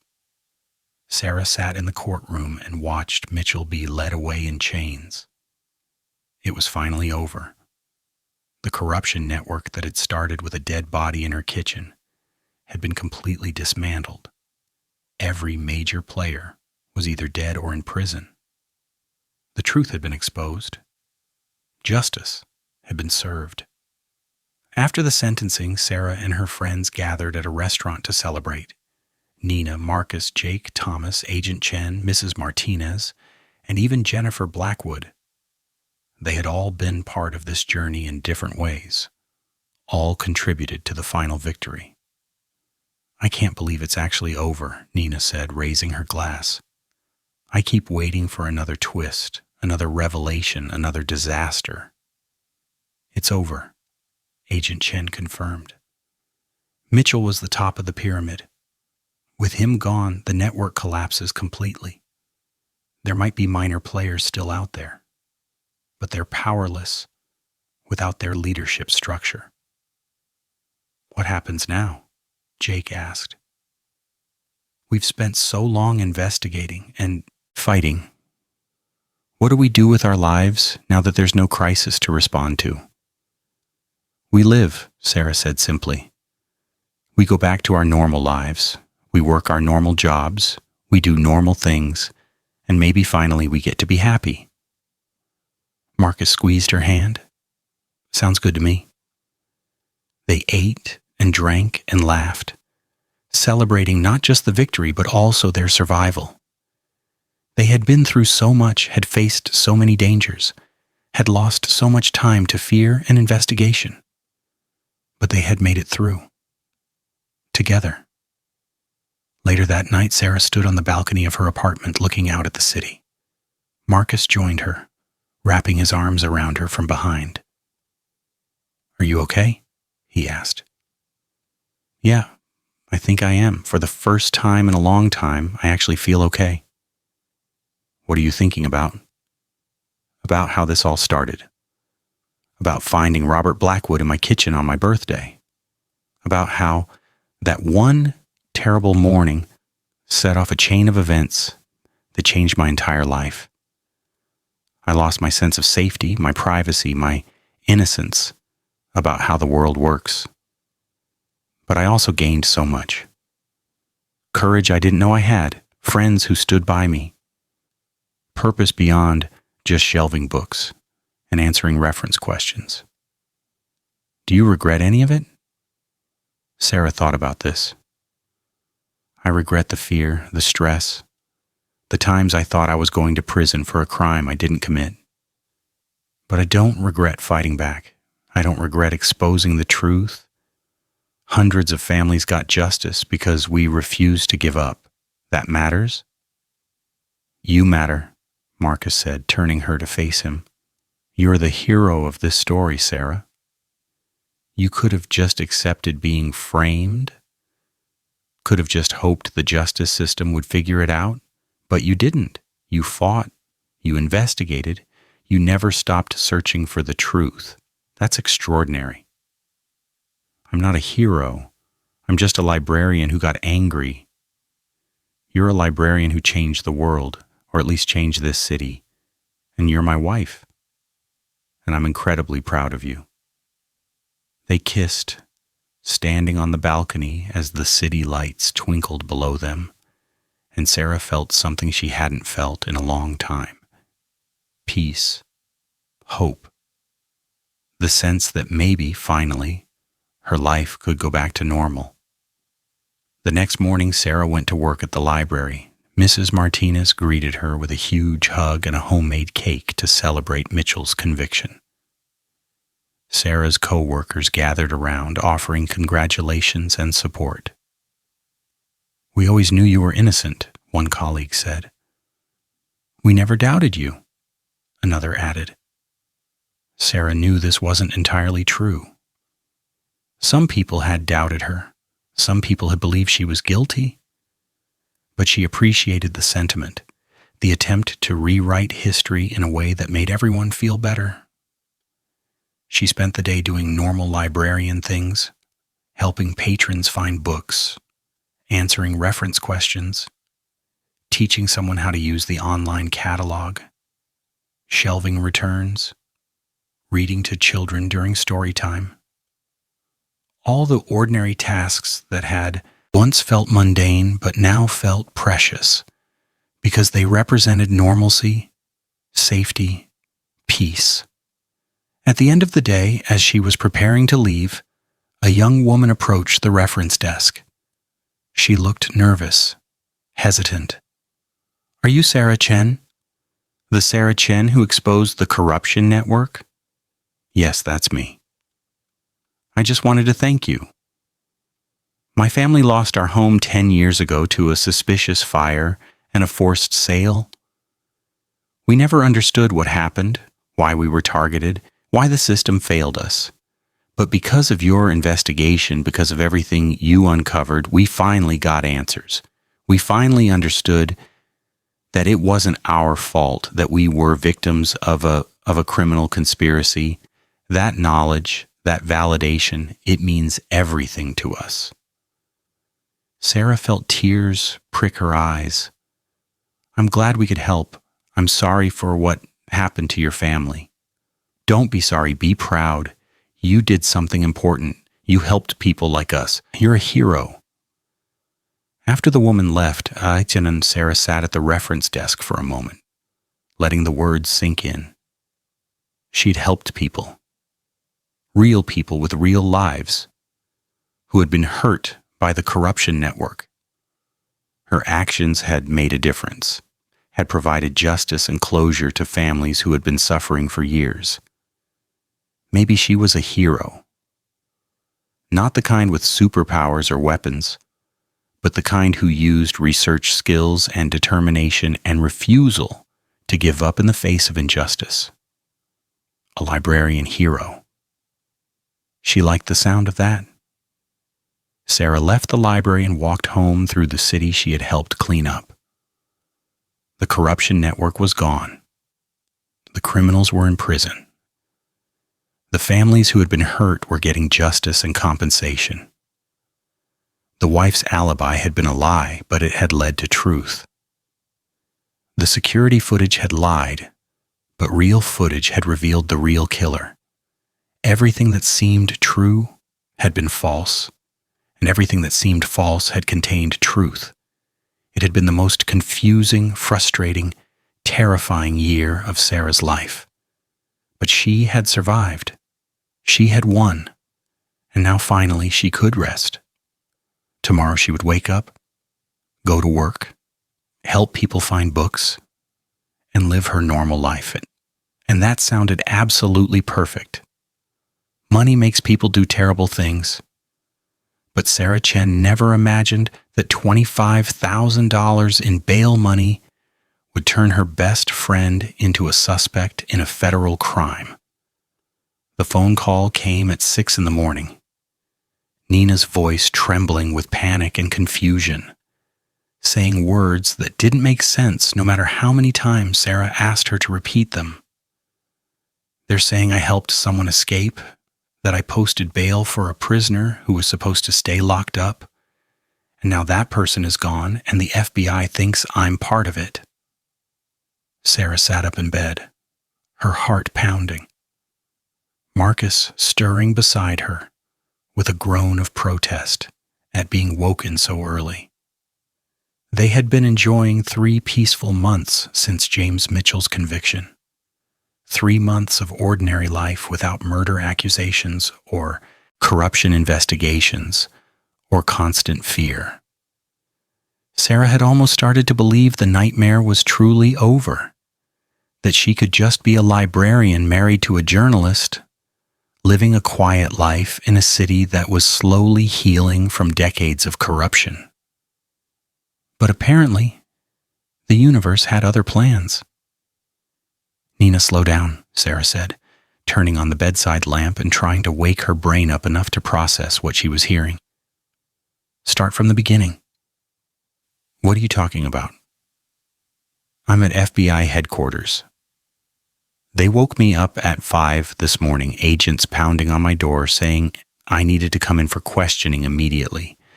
Sarah, they're accusing me of posting bail for someone named Victor Reeves. They say I used my own money to get him out of jail 3 days ago, and now he's disappeared, and they think I helped him run. Who is Victor Reeves? I have no idea. I've never heard that name before in my life. But they have documents with my signature, bank records showing I withdrew $25,000 in cash, surveillance footage of someone who looks like me at the bail bonds office. Sarah, I didn't do any of this, but they have evidence that says I did. Sarah felt a cold dread settle in her stomach. This was too familiar. Evidence that appeared real but wasn't. Someone being framed for something they didn't do.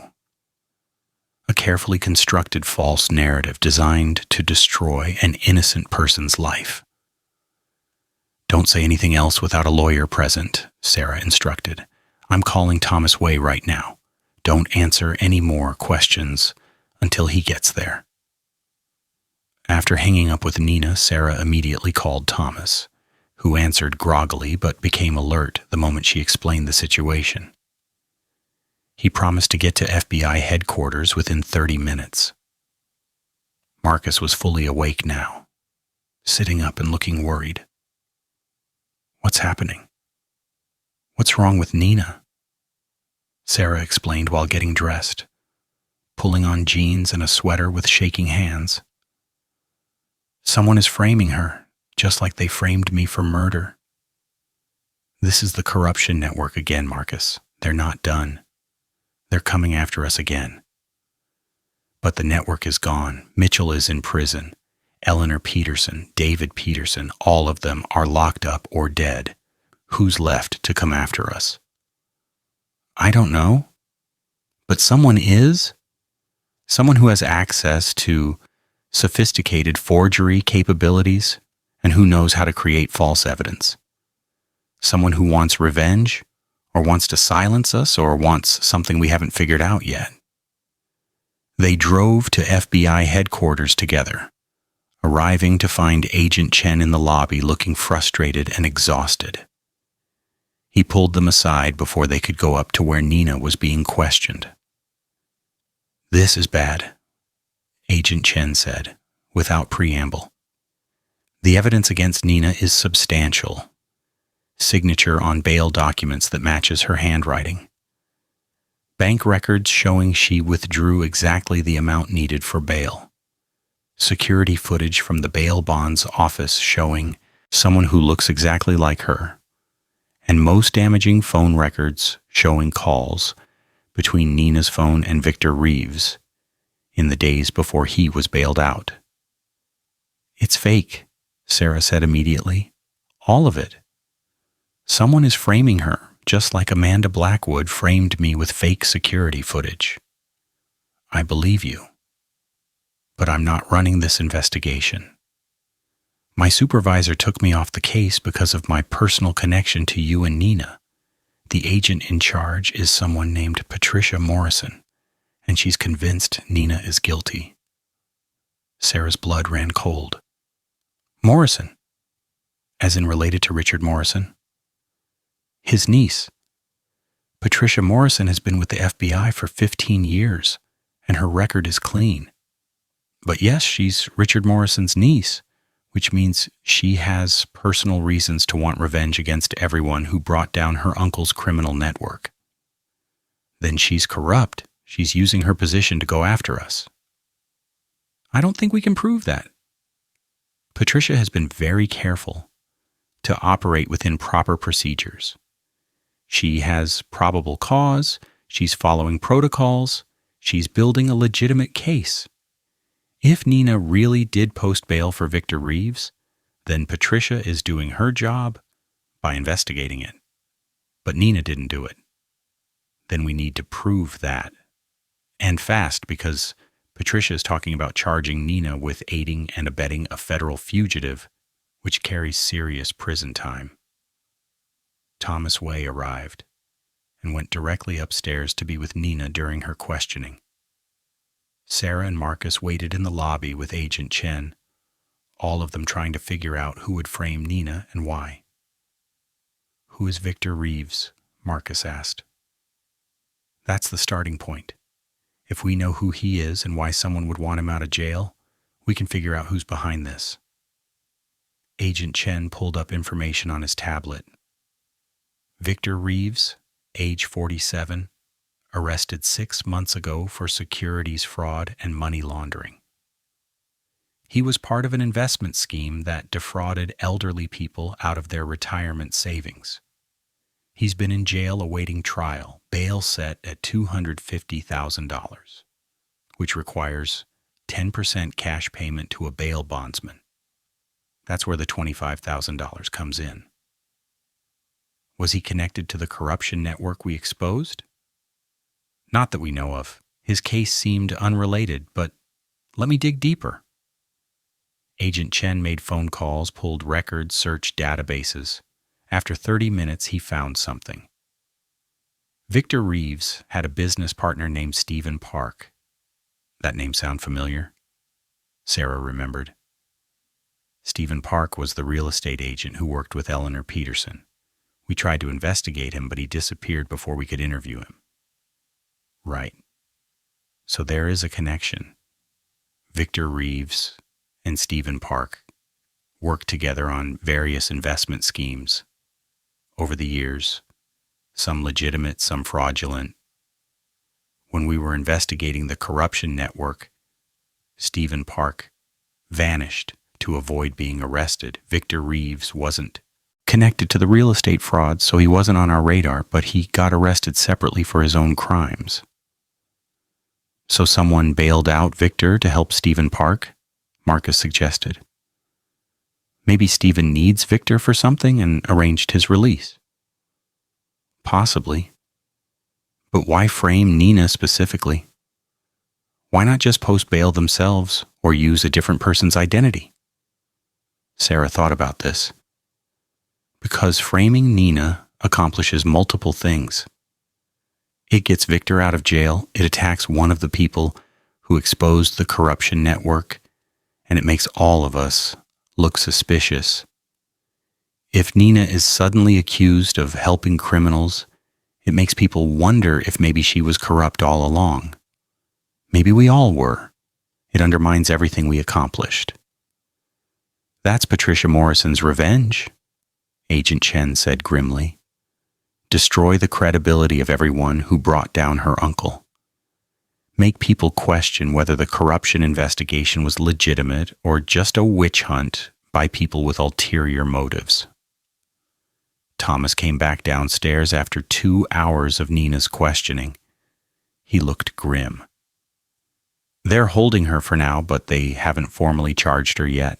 Patricia Morrison wants to investigate further, gather more evidence. Nina is being kept in a holding cell until they decide what to do. Can we post bail for her? Sarah asked. She hasn't been charged yet, so there's no bail to post. She's being held as a material witness while they investigate, but Sarah, the evidence against her is convincing. The signature looks perfect. The security footage is clear. Even I'm having trouble figuring out how it could be fake. It has to be fake. Nina wouldn't do this. I know. But we need to prove it, and I don't know how. They spent the rest of the day trying to find answers. Jake Morrison joined them, using his journalist skills to research Victor Reeves and Stephen Park. Marcus worked his contacts to find information about Patricia Morrison and whether she had any history of misconduct or bias. Sarah used her library databases to search for any connections they might have missed. By evening, they had learned several things. Victor Reeves had indeed been bailed out 3 days ago, exactly as the FBI claimed. The bail was posted by Nina Patel, according to all official records. Victor had been released from jail and had promptly disappeared, violating his bail conditions. And Stephen Park, the real estate agent who had vanished months ago, had recently been spotted in a neighboring state, still on the run from authorities. But they still didn't know who had actually posted Victor's bail, or why they had used Nina's identity to do it. Sarah's phone rang. Unknown number. She almost didn't answer, but something made her pick up. Miss Chen, this is Carol Williams. We spoke a while back about Eleanor Peterson. Sarah remembered. Carol Williams was the property manager who had been working for Eleanor, who had eventually cooperated with the FBI and testified against Eleanor. What can I do for you, Carol? I need to meet with you. I have information about what's happening with your friend Nina, but I can't talk about it over the phone. Can you meet me tonight? Sarah looked at Marcus and Agent Chen, both of whom were listening. Agent Chen nodded, indicating he could arrange surveillance to keep Sarah safe. They met at a diner on the edge of the city, a 24-hour place that was nearly empty at 10 p.m. on a weeknight. Carol looked nervous. constantly glancing around as if expecting someone to attack her at any moment. "Thank you for meeting me," Carol said when Sarah slid into the booth across from her. "I wasn't sure if you would after everything that happened." "You helped us before. You testified against Eleanor.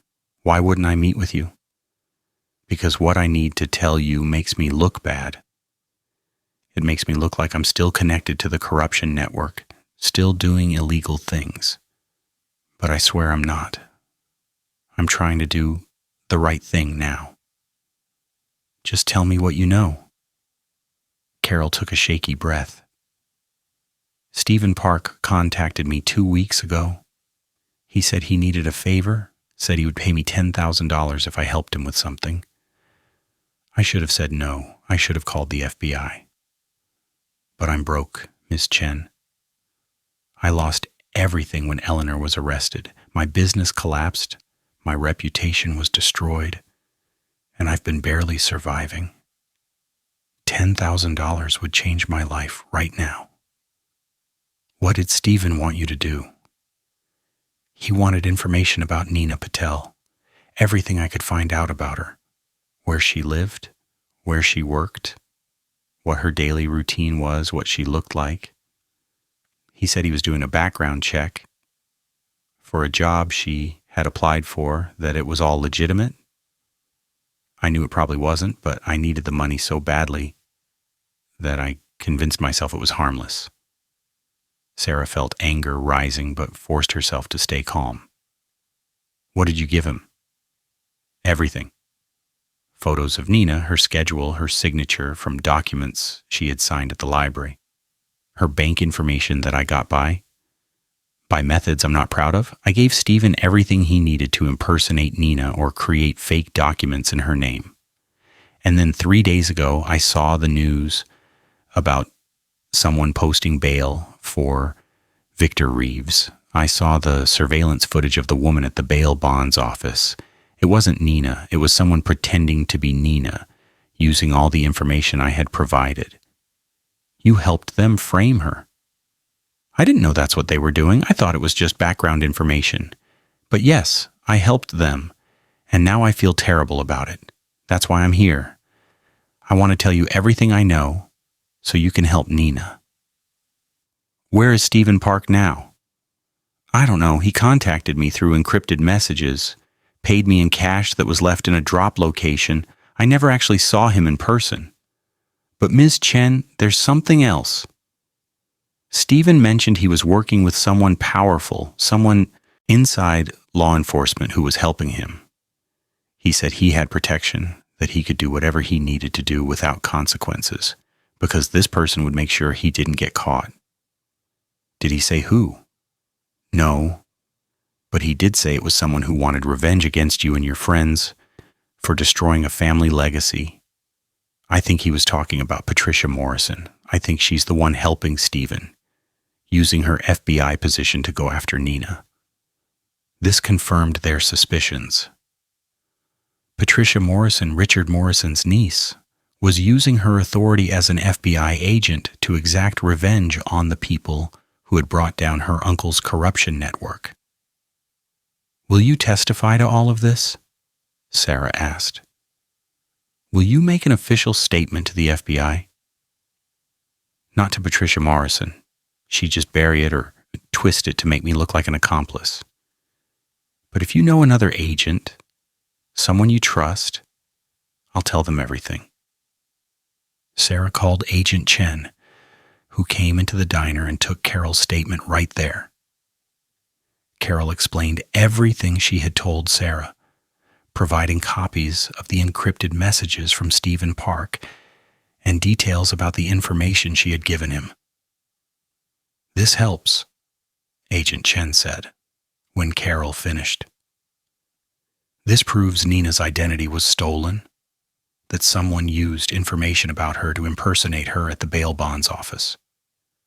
But we still need to prove Patricia Morrison is involved.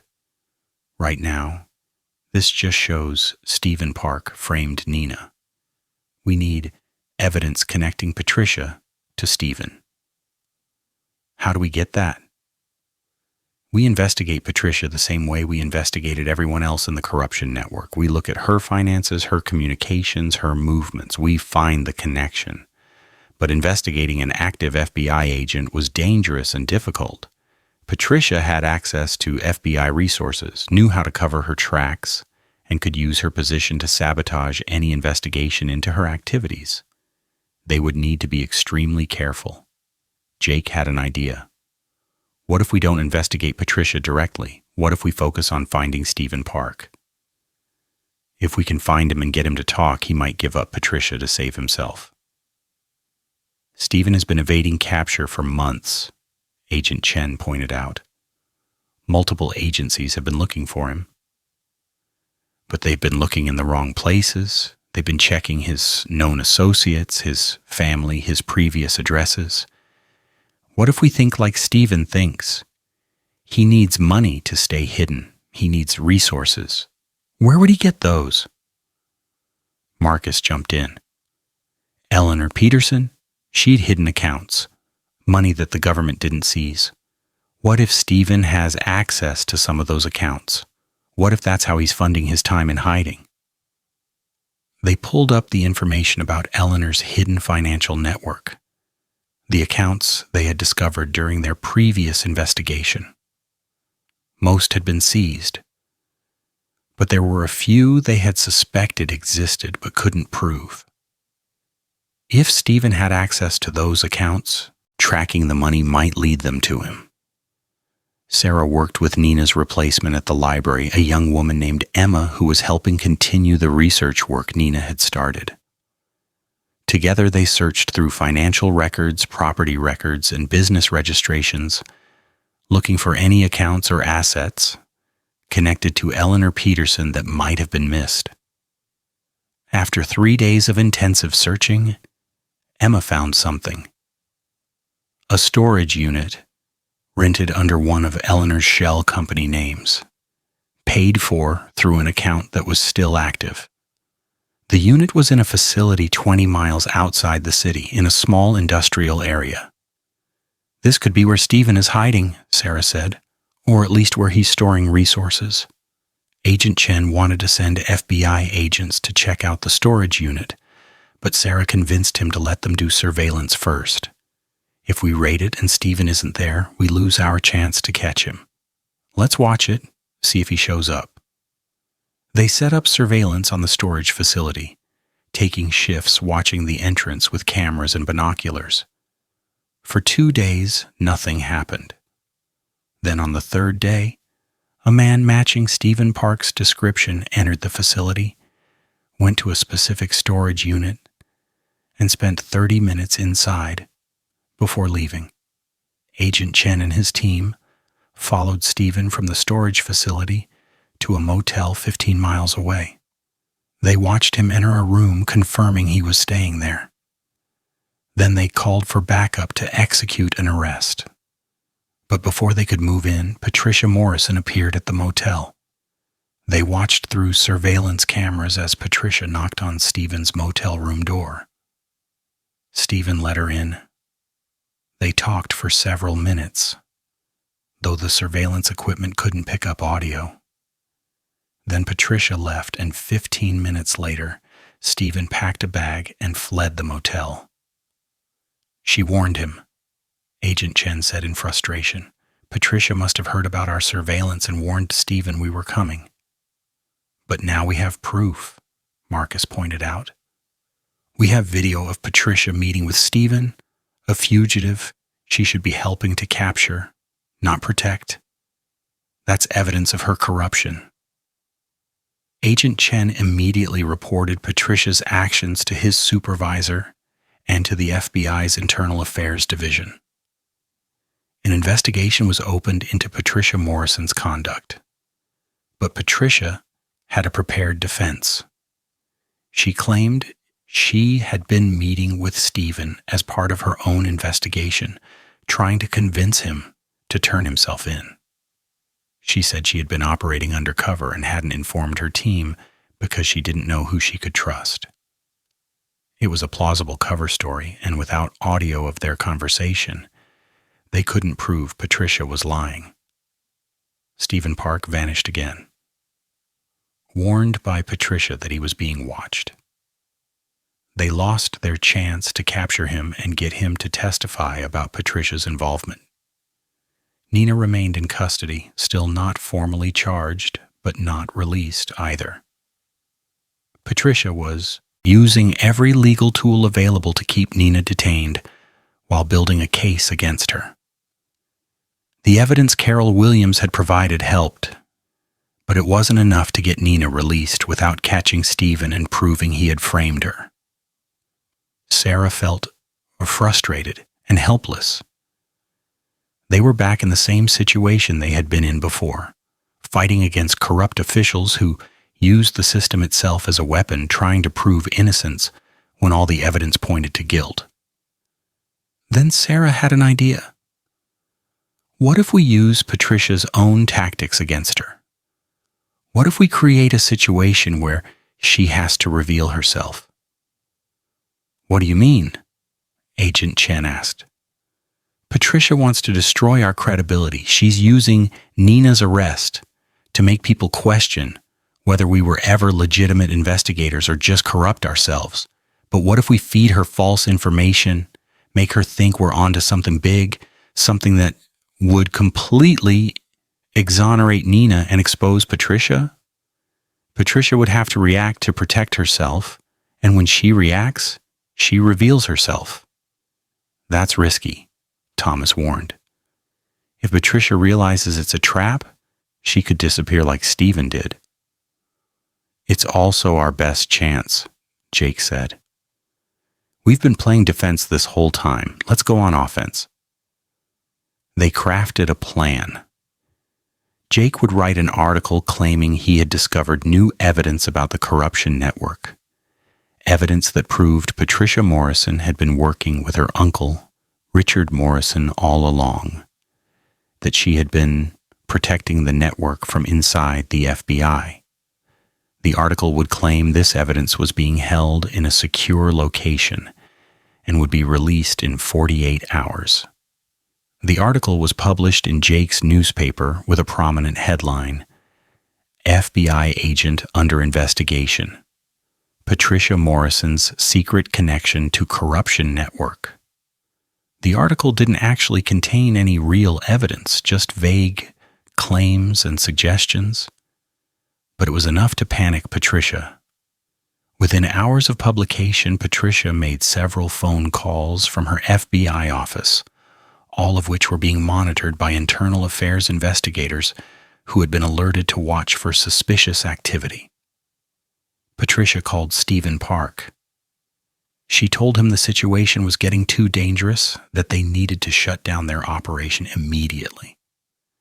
She instructed him to destroy any evidence connecting them and to leave the state permanently. And most damningly, she transferred $50,000 from a hidden account into an account Stephen could access, telling him it was enough to start over somewhere far away. The internal affairs investigators recorded everything. They had Patricia on tape, coordinating with a fugitive, providing him with resources, and attempting to destroy evidence. It was more than enough to arrest her. FBI agents took Patricia into custody at her office. She tried to claim she was still working undercover, still trying to catch Stephen. But the evidence was overwhelming. The phone calls, the money transfer, her warning to Stephen at the motel. Patricia Morrison was charged with obstruction of justice, aiding a fugitive, and corruption. With Patricia in custody and unable to protect him, Stephen Park was easier to find. He was arrested 2 days later trying to cross the border into Mexico.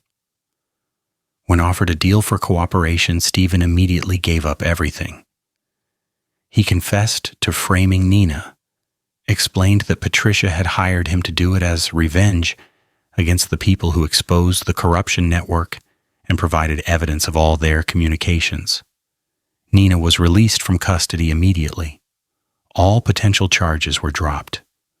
Patricia Morrison's actions were exposed, her corruption proven. The FBI issued a public apology to Nina for holding her based on fabricated evidence. Sarah, Marcus, Jake, Thomas, and Agent Chen gathered at Nina's apartment to welcome her home. Nina looked exhausted, traumatized by days of detention and interrogation. But she was free. "I'm so sorry this happened to you," Sarah said, hugging her friend tightly. "I'm sorry my investigation into the corruption network made you a target." "It's not your fault," Nina said. "Patricia Morrison chose to be corrupt. Stephen Park chose to frame me. You didn't make those choices. You just exposed the truth, and some people couldn't handle that." "Are you okay? Really okay?" "I will be, eventually. Right now, I just want to sleep for about 3 days, and then never think about bail bonds or FBI interrogations ever again." They left Nina to rest, but before Sarah could leave, Nina stopped her. "Sarah, can I ask you something? Are you ever going to have a normal life again? Are we ever going to just be friends who have coffee and talk about normal things without murders and corruption and people trying to destroy us?" Sarah didn't know how to answer that. "I hope so. I really hope so." But even as she said it, Sarah wondered if it was true. It seemed like every time they thought the nightmare was over, another part of the corruption network revealed itself. Another person seeking revenge. Another attempt to destroy them. How many more times would this happen? How many more people connected to the corruption network were still out there, waiting for their chance to strike? The answer came sooner than Sarah expected. 2 weeks after Nina's release, after Patricia Morrison had been formally charged and Stephen Park had been returned to custody, Sarah received a letter. Hand-delivered to her apartment by courier. No return address, just her name on the envelope. Inside was a single sheet of paper with a typed message. "You think you've won. You think the corruption network is destroyed. But you've only scratched the surface. There are more of us than you know. We're in places you'd never suspect. We're watching. We're waiting. And we're coming for all of you. Your investigation destroyed families, ruined lives, imprisoned innocent people. Now you'll pay for what you've done. This is just the beginning." Sarah showed the letter to Agent Chen, who had it analyzed for fingerprints and DNA. Nothing useful.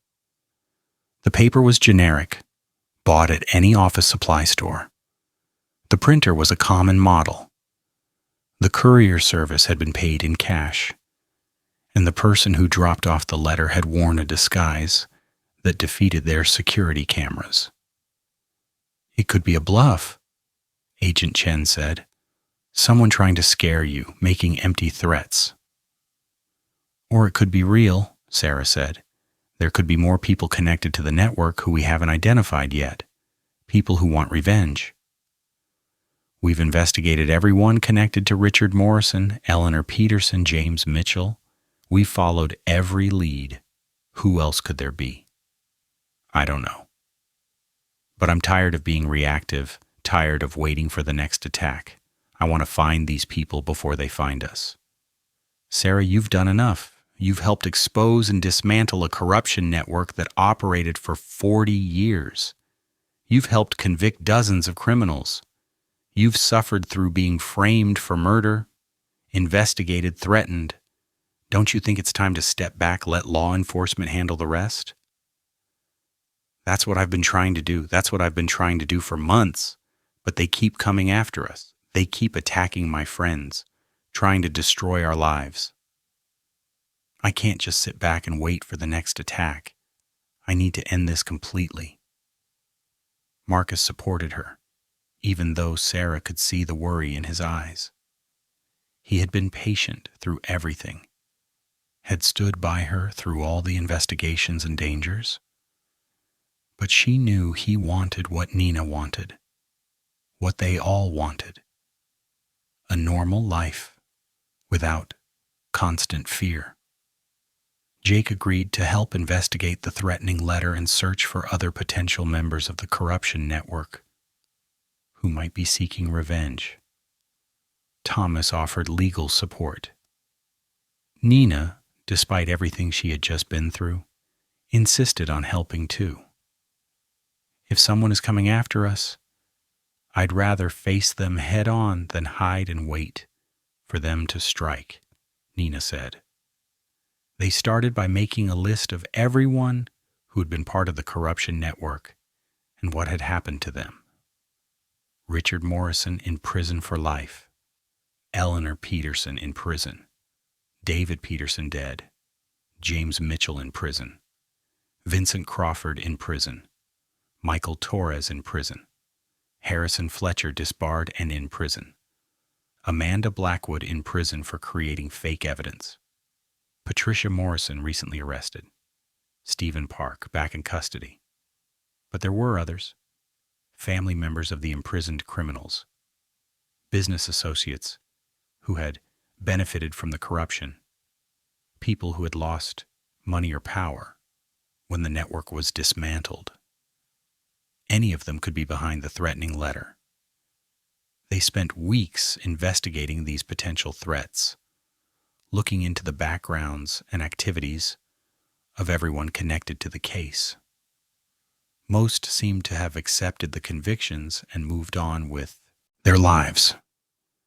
But a few showed signs of anger, resentment, or desire for revenge.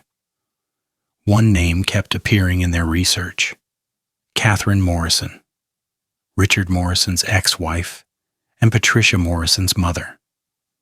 Catherine had divorced Richard 15 years ago, long before his arrest, and had claimed to have no knowledge of his criminal activities. She had never been charged with anything, had never been investigated seriously. She lived quietly in a wealthy suburb, supposedly retired from her career as a real estate attorney. "Real estate attorney," Sarah said, the words catching her attention. Catherine Morrison worked in real estate law. She would have known about property transactions, would have had connections to the industry. What if she wasn't as innocent as she claimed? What if she was involved in the corruption network, but managed to escape investigation by divorcing Richard before everything came crashing down? They investigated Catherine Morrison more closely. Her financial records seemed clean on the surface, but when they looked deeper, they found anomalies. Payments from shell companies, property holdings that didn't match her reported income, connections to some of the same businesses that Richard Morrison had used for money laundering. "She was part of it," Jake said after days of research. Catherine Morrison was involved in the corruption network, probably helped create the legal structures that allowed it to operate, but she saw the writing on the wall, divorced Richard to distance herself, and managed to avoid being caught when everyone else was arrested. And now she's angry that we destroyed her family's operation, Marcus added.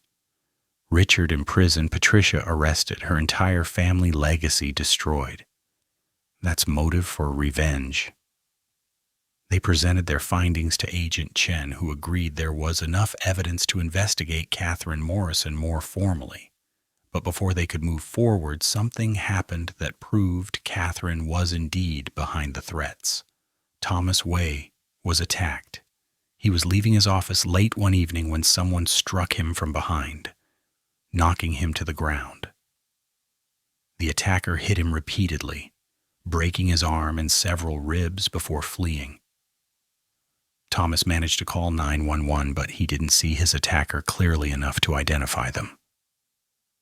"This is an escalation," Agent Chen said when they gathered at the hospital where Thomas was recovering. "Whoever sent that threatening letter is moving from threats to actual violence. We need to act fast before someone gets killed. They increased security for everyone involved in the investigation. Sarah and Marcus moved to a safe house. Nina stayed with FBI protection. Jake hired private security. But they all knew this was only temporary. They couldn't live under guard forever. They needed to catch Catherine Morrison before she could attack again. Agent Chen obtained a warrant to search Catherine's home based on the evidence they had gathered. The search team found documents connecting Catherine to several shell companies used by the corruption network. They found communications with Richard Morrison from before his arrest, discussing ways to hide assets and create legal protections. And most damningly, they found a notebook with a list of names: Sarah Chen, Marcus Rodriguez, Nina Patel, Jake Morrison, Thomas Wei, Robert Chen. Next to each name were details about their daily routines, their addresses, their vulnerabilities. It was a hit list. Catherine Morrison was arrested and charged with conspiracy, money laundering, assault, and attempted murder.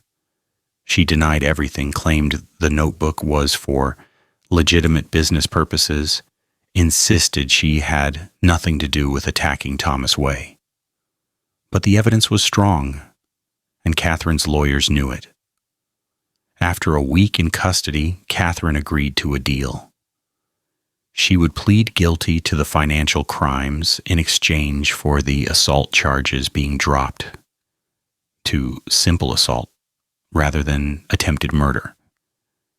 And she would provide information about anyone else who might be continuing the corruption network's operations or seeking revenge against Sarah and her friends. Catherine revealed that there were indeed others.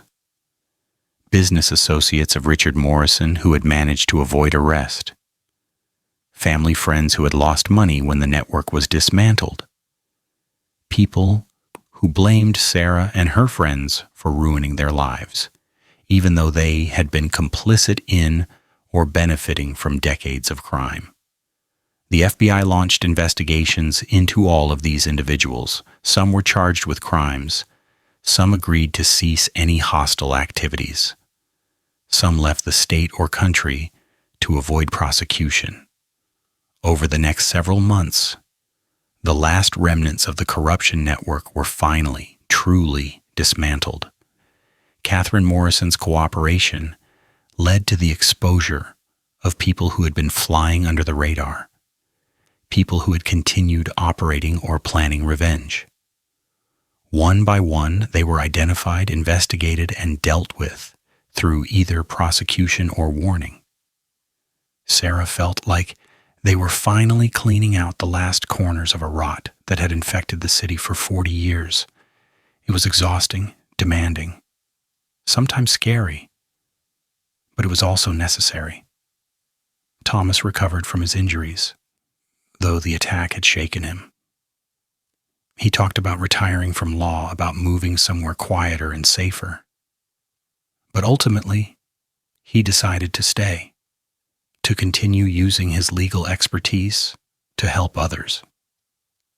Nina went back to work at the library, throwing herself into her job and trying to forget about the days she had spent in FBI custody. She started therapy to deal with the trauma, and slowly, gradually, she began to heal.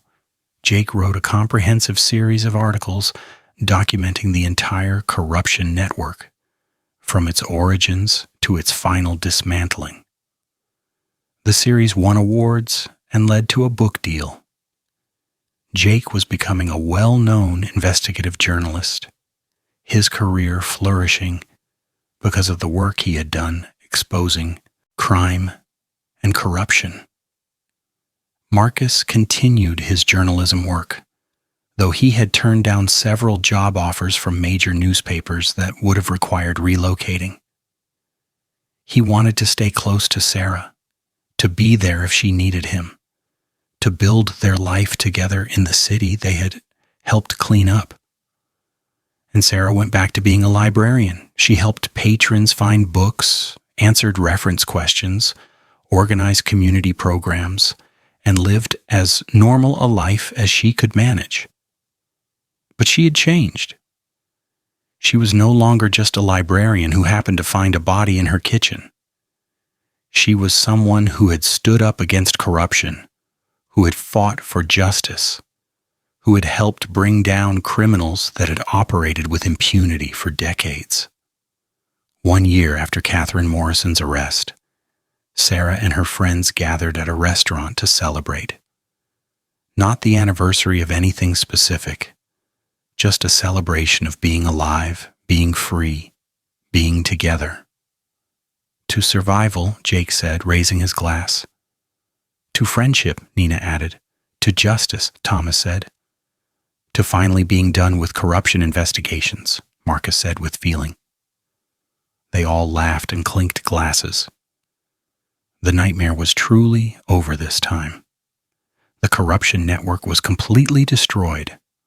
All the major players were dead or in prison.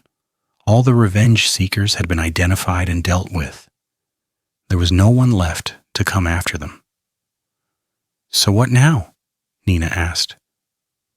What do we do with our lives now that we're not investigating crimes or fighting corrupt officials? We live, Sarah said simply. We do our jobs. We see our families. We have hobbies. We do all the normal things that normal people do. Sounds boring, Jake said, but he was smiling. Boring sounds perfect to me, Sarah replied. And it did. For the first time in over a year, boring sounded absolutely perfect. As they ate and talked and laughed, Sarah felt something she had almost forgotten how to feel. Contentment. Peace. The sense that her life was her own again, that she could make plans for the future without worrying about being arrested or attacked or framed for crimes she didn't commit. The bail money that had been used to frame Nina had been returned. The bad news that had seemed endless had finally stopped coming. The people who had threatened them were behind bars. Sarah Chen, librarian and accidental corruption fighter, could finally rest. And she was going to enjoy every minute of it. The apartment had been sold 3 times since Sarah moved out, but standing in her old kitchen doorway felt like stepping into a tomb where her old life had died. The real estate agent beside her chattered nervously about square footage and natural light, oblivious to the fact that Sarah was staring at the exact spot where Robert Blackwood's body had lain 18 months ago, the spot that had started everything. And now someone had left a single white rose there with a note that read, "It wasn't supposed to end this way." Sarah's hands trembled as she picked up the note, the paper expensive and heavy, the handwriting elegant and completely unfamiliar. The real estate agent finally noticed Sarah's distress and stopped her sales pitch mid-sentence. "Is everything okay? Do you know who left that flower?" "No," Sarah said quietly. "But I need to call someone. Can you give me a minute?" The agent retreated to the living room while Sarah stood in the kitchen, memories flooding back. Finding Blackwood's body on her birthday morning. The coffee mug slipping from her hands. The absolute terror of being accused of murder.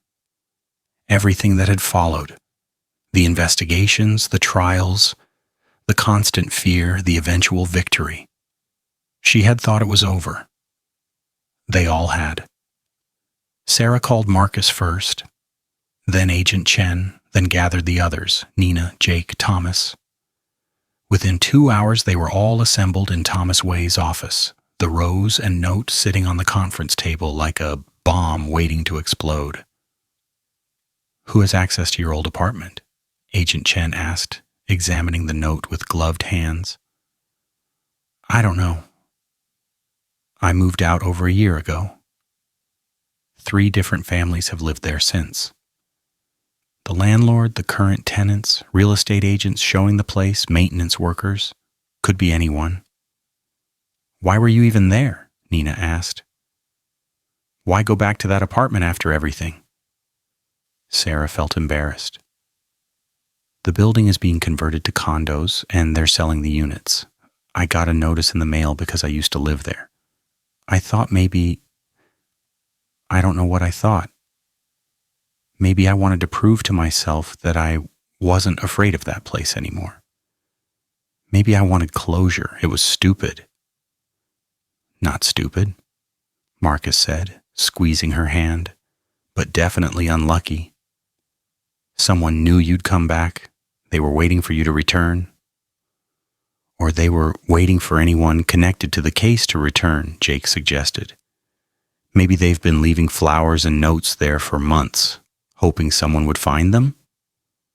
Agent Chen had his phone out, making calls. After several conversations, he reported back. The current owners didn't leave the Rose. They didn't even know anyone had been in their apartment. The real estate agent has a key, but she swears she didn't let anyone in today except Sarah. Building security shows no unauthorized entry. So someone has a key, Thomas said, or knows how to pick locks, or has access some other way. Sarah looked at the note again. It wasn't supposed to end this way. What does that mean? The case is over. Everyone involved is in prison or dead. What wasn't supposed to end? Maybe someone thinks we got it wrong, Nina suggested. Maybe someone believes a different person was responsible for Blackwood's murder or for running the corruption network. Someone who thinks we convicted innocent people and let the real criminals go free. That's ridiculous, Jake said. We had overwhelming evidence. James Mitchell confessed to killing Blackwood. The video showed him doing it. There's no ambiguity. Unless the video was fake, Sarah said slowly. We've seen fake videos before. Amanda Blackwood created fake footage of me. What if Mitchell's confession video was also fake? What if someone else killed Blackwood and framed Mitchell for it? Agent Chen shook his head. Mitchell confessed. In person, in court, with dozens of witnesses. He provided details only the killer would know. The video corroborated his confession. But even without it, the evidence against him was solid. Then what does the note mean? They sat in silence, each trying to puzzle out the meaning. The note was cryptic, threatening in its vagueness. Someone was sending a message. But what message and why? Sarah's phone buzzed. A text from an unknown number. Go to the basement. Alone, you'll find what you're looking for. She showed the others. Agent Chen immediately started tracing the number while Marcus argued that Sarah absolutely should not go anywhere alone. It's obviously a trap, Marcus said. Someone lured you to your old apartment and now they're trying to lure you to a basement. Sarah, this is exactly how people get killed in horror movies. The basement of what building? Nina asked, looking at the text. My old building, presumably, Sarah said. The text came right after we found the note. It's connected. Then we all go, Thomas decided. With FBI backup, we're not letting you walk into a trap alone. But when they arrived at Sarah's old apartment building with Agent Chen and 3 other FBI agents, they found the basement door locked and no one responding to their knocks. The building superintendent had to be called to open it, and when he finally arrived, he looked confused. Nobody uses the basement anymore. It's been closed off for months because of water damage. We're supposed to renovate it next year. He unlocked the door and they descended into a dark, damp space that smelled of mold and decay. The FBI agents went first, flashlights cutting through the darkness, checking for threats. Clear, one agent called out. But you need to see this. The walls of the basement were covered with documents, photos, newspaper clippings, court transcripts, handwritten notes. It was a shrine to the corruption case, a comprehensive documentation of everything that had happened from the beginning. But it wasn't just documentation, it was analysis. Someone had been studying the case obsessively, looking for inconsistencies, questioning conclusions, proposing alternative theories. Sarah walked along the wall reading the notes. Many of them questioned James Mitchell's guilt. They pointed out timeline inconsistencies, questioned witness credibility, suggested that Mitchell's confession had been coerced, or that he had taken the fall for someone else. "Who made this?" Marcus breathed, looking at the sheer volume of material. "This must have taken months." Agent Chen was photographing everything with his phone. "This is the work of someone obsessed, someone who can't let the case go, someone who believes we got something fundamentally wrong, or someone who knows we got something wrong," Sarah said, stopping in front of a section of the wall dedicated to Robert Blackwood's murder. "Look at this. They've mapped out Blackwood's movements on the night he died, minute by minute. They have security footage timestamps, phone records, witness statements. This is more detailed than the original investigation." Jake was reading through a stack of papers pinned to another wall. "They've also documented everyone who was involved in the investigation. You, me, Nina, Thomas, Agent Chen, all of us. They have our photos, our addresses, our daily routines. This is surveillance-level information." "We need to find who created this," Agent Chen said. "Building superintendent, do you have security cameras? Any record of who's been accessing this basement?" The superintendent shook his head. "Like I said, this area has been closed for months. I didn't even know anyone had been down here. The door is supposed to stay locked. But someone has a key, or made a key, or picks the lock regularly." They spent hours in the basement photographing and cataloging everything. The FBI brought in forensic specialists to dust for fingerprints and look for DNA evidence. But whoever had created this shrine had been careful. No fingerprints, no DNA, no obvious clues to their identity. Sarah felt uneasy as they left the building. Someone had been watching them, studying them, obsessing over the corruption case for months. Someone who had access to detailed information and who believed there was more to the story than what had been revealed. That night, Sarah couldn't sleep. She kept thinking about the basement, about the wall covered in documents, about the note that said it wasn't supposed to end this way. At 2 a.m, she gave up on sleep and went to her computer. She pulled up all the case files from the corruption investigation, everything they had gathered over the past 18 months. She started reading through them again, looking for anything they might have missed. Marcus found her at dawn, surrounded by papers and documents, her eyes red from lack of sleep. "Sarah, you need to rest. This isn't healthy." "I can't rest. Someone out there knows something we don't. Someone believes we got it wrong. What if they're right? What if we sent innocent people to prison?" "We didn't. The evidence was overwhelming. Multiple trials, multiple juries, multiple convictions. We didn't get it wrong." "But what if we did? What if there's something we missed?" Marcus sat down beside her. "Even if we did miss something, which I don't believe we did, that's not your responsibility anymore. You've done more than enough. You exposed the corruption network. You helped bring criminals to justice. You almost died multiple times in the process. You don't owe anyone anything else." "I owe it to myself, to make sure we got it right." I owe it to all the families who were hurt. I owe it to... Sarah stopped, a thought occurring to her. Marcus, do you remember Jennifer Blackwood, Robert's wife? Of course. She helped us by providing recordings of Robert's meetings. She also took a polygraph about being with me the night Robert died. She failed it because she was lying about being with me, but she passed when asked if she knew who really killed Robert. She said yes, she knew, and the polygraph said she was telling the truth. We assumed she meant James Mitchell. He did kill Robert? But what if she meant someone else? What if she knew something we didn't, something she was too afraid to say directly?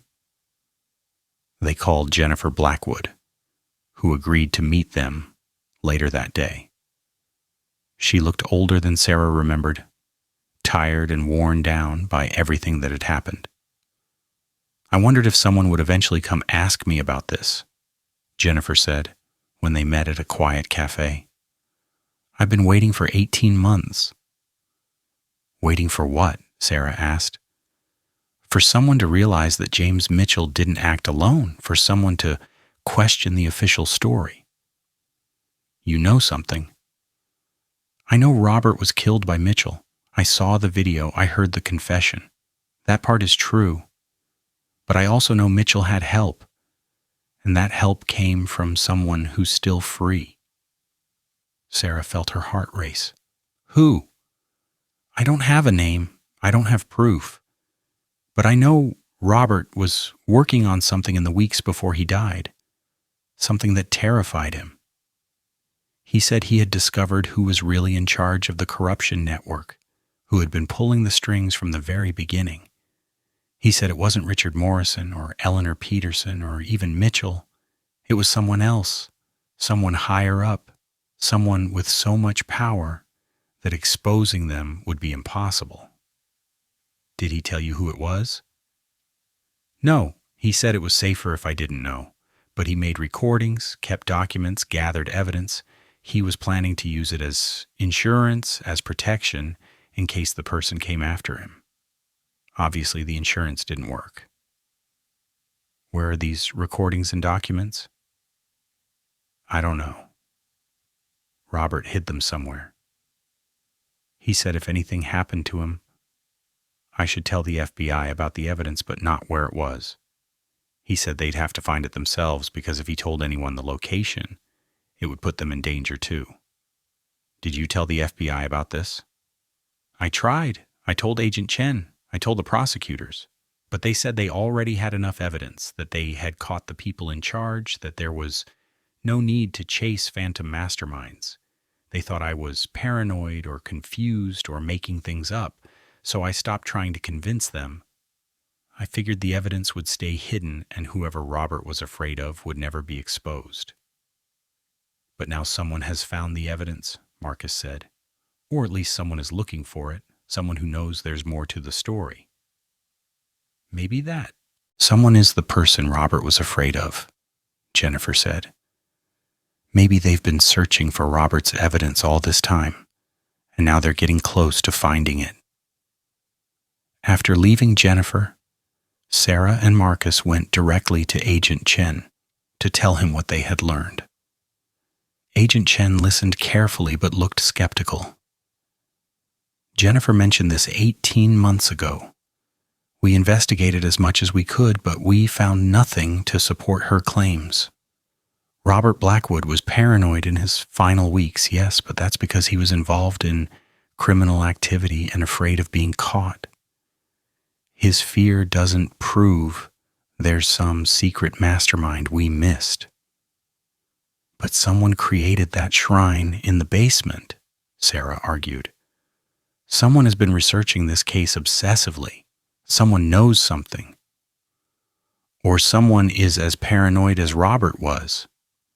Sarah, I know you want answers, but sometimes there isn't a grand conspiracy. Sometimes the story is exactly what it appears to be. We caught the criminals.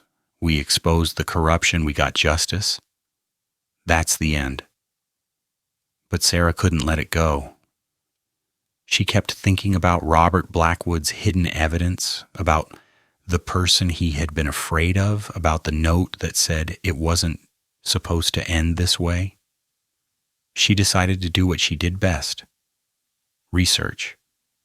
She went back to the library where she worked, back to the databases and archives and records that had helped her solve problems before. She started investigating everyone who had been connected to the corruption network, looking for someone they might have missed. Nina joined her, despite having just recovered from her own ordeal with being framed. If you're going down this rabbit hole, you're not doing it alone. Jake started investigating from a journalist perspective, interviewing people connected to the case, asking if anyone had seen or heard anything unusual. Thomas researched the legal aspects, looking for any cases or connections that might have been overlooked. And Marcus, despite thinking Sarah was chasing shadows, supported her, because that's what husbands did. After 2 weeks of intensive research, Sarah found something interesting. A name that appeared briefly in some of the corruption network's financial records, but had never been investigated because it seemed tangential. A shell company called Meridian Consulting that had done business with several of the companies involved in the corruption network. Meridian Consulting was registered to a woman named Angela Martinez. Sarah felt her stomach drop. Martinez. Like Mrs. Martinez, the head librarian. But that was probably just a coincidence. Martinez was a common name. Except when Sarah looked deeper, she found that Angela Martinez and Mrs. Martinez were related. Angela was Mrs. Martinez's younger sister. Sarah's hands shook as she pulled up more information about Angela Martinez. She was a business consultant, worked with real estate companies, had an impressive client list, and a spotless reputation. Nothing in her background suggested any involvement in criminal activity, but she had done business with companies in the corruption network. She had been connected, however tangentially, to the very people Sarah had helped put in prison. Sarah didn't want to believe it. Mrs. Martinez had been nothing but supportive through everything. She had testified about her family losing their building to the corruption network. She had helped with research. She had been a victim, not a perpetrator. But what if that was a cover? What if Mrs. Martinez's story about her family being victimized was designed to deflect suspicion? What if she and her sister had actually been part of the corruption network all along? Sarah needed to talk to Mrs. Martinez directly, but she needed to be careful. If Mrs. Martinez was innocent, Sarah didn't want to falsely accuse her. And if Mrs. Martinez was guilty, Sarah didn't want to tip her off that she was under suspicion. She called Mrs. Martinez and asked if they could meet for coffee, just a casual conversation. Mrs. Martinez agreed readily, suggesting a cafe near the library. When they met, Mrs. Martinez looked the same as always, kind, grandmotherly, with warm eyes and a gentle smile. Sarah felt guilty for suspecting her. "It's good to see you, Sarah. You've been working so hard lately. Are you taking care of yourself?" "I'm trying." "Mrs. Martinez, can I ask you something? It's about your family history." "Of course." "You told us your family lost a building to the corruption network, that Eleanor Peterson and her associates forced you out through fraudulent means." "That's right. It was a terrible time for my family." "Did your sister Angela ever try to help you? She's a business consultant. She must have understood the legal and financial aspects better than most people." Mrs. Martinez's expression changed slightly, a flicker of something Sarah couldn't quite identify. "Angela and I were estranged at the time. We hadn't spoken in years." "Why do you ask about her?" "I've been researching the corruption network again, and Angela's company appears in some of the financial records. I was just wondering if she knew anything about what happened to your family. Angela worked with many real estate companies. It doesn't mean she was involved in anything illegal. I know. I'm probably just seeing connections that aren't there. I've been a little obsessed with this case lately. They talked for a while longer, but Sarah could feel the tension underneath the friendly conversation. Mrs. Martinez knew Sarah was suspicious, and Sarah knew Mrs. Martinez was hiding something. After they parted, Sarah immediately called Agent Chen and told him about Angela Martinez and her sister's strange reaction. I'll look into it, Agent Chen promised. But Sarah, be careful. If you're right and Mrs. Martinez is connected to the corruption network, she's been hiding it for a long time. People who are good at hiding secrets are dangerous when those secrets are threatened. That night, Sarah's old apartment building caught fire. The blaze started in the basement, in the exact room where the shrine to the corruption case had been created. By the time firefighters arrived, the entire basement was engulfed in flames. The building was evacuated, but fortunately, no one was hurt. All the documents in the basement were destroyed. Everything that the unknown person had collected, all the research and analysis, was gone. Someone is cleaning up, Agent Chen said when he called Sarah with the news. Someone wanted to destroy that evidence before we could analyze it further. Mrs. Martinez, Sarah said, it has to be her. We're investigating her and her sister now, but we need to be thorough.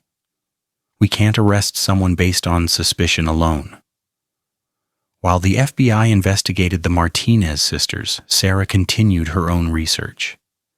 She discovered that Angela Martinez had been much more involved in the corruption network than it initially appeared. Her consulting company had helped structure many of the shell companies and financial arrangements that allowed the network to operate. She had been a key facilitator, helping criminals hide their money and assets. But Angela had been smart. She had always operated through intermediaries, never directly involved in the illegal activities themselves. She had plausible deniability for everything.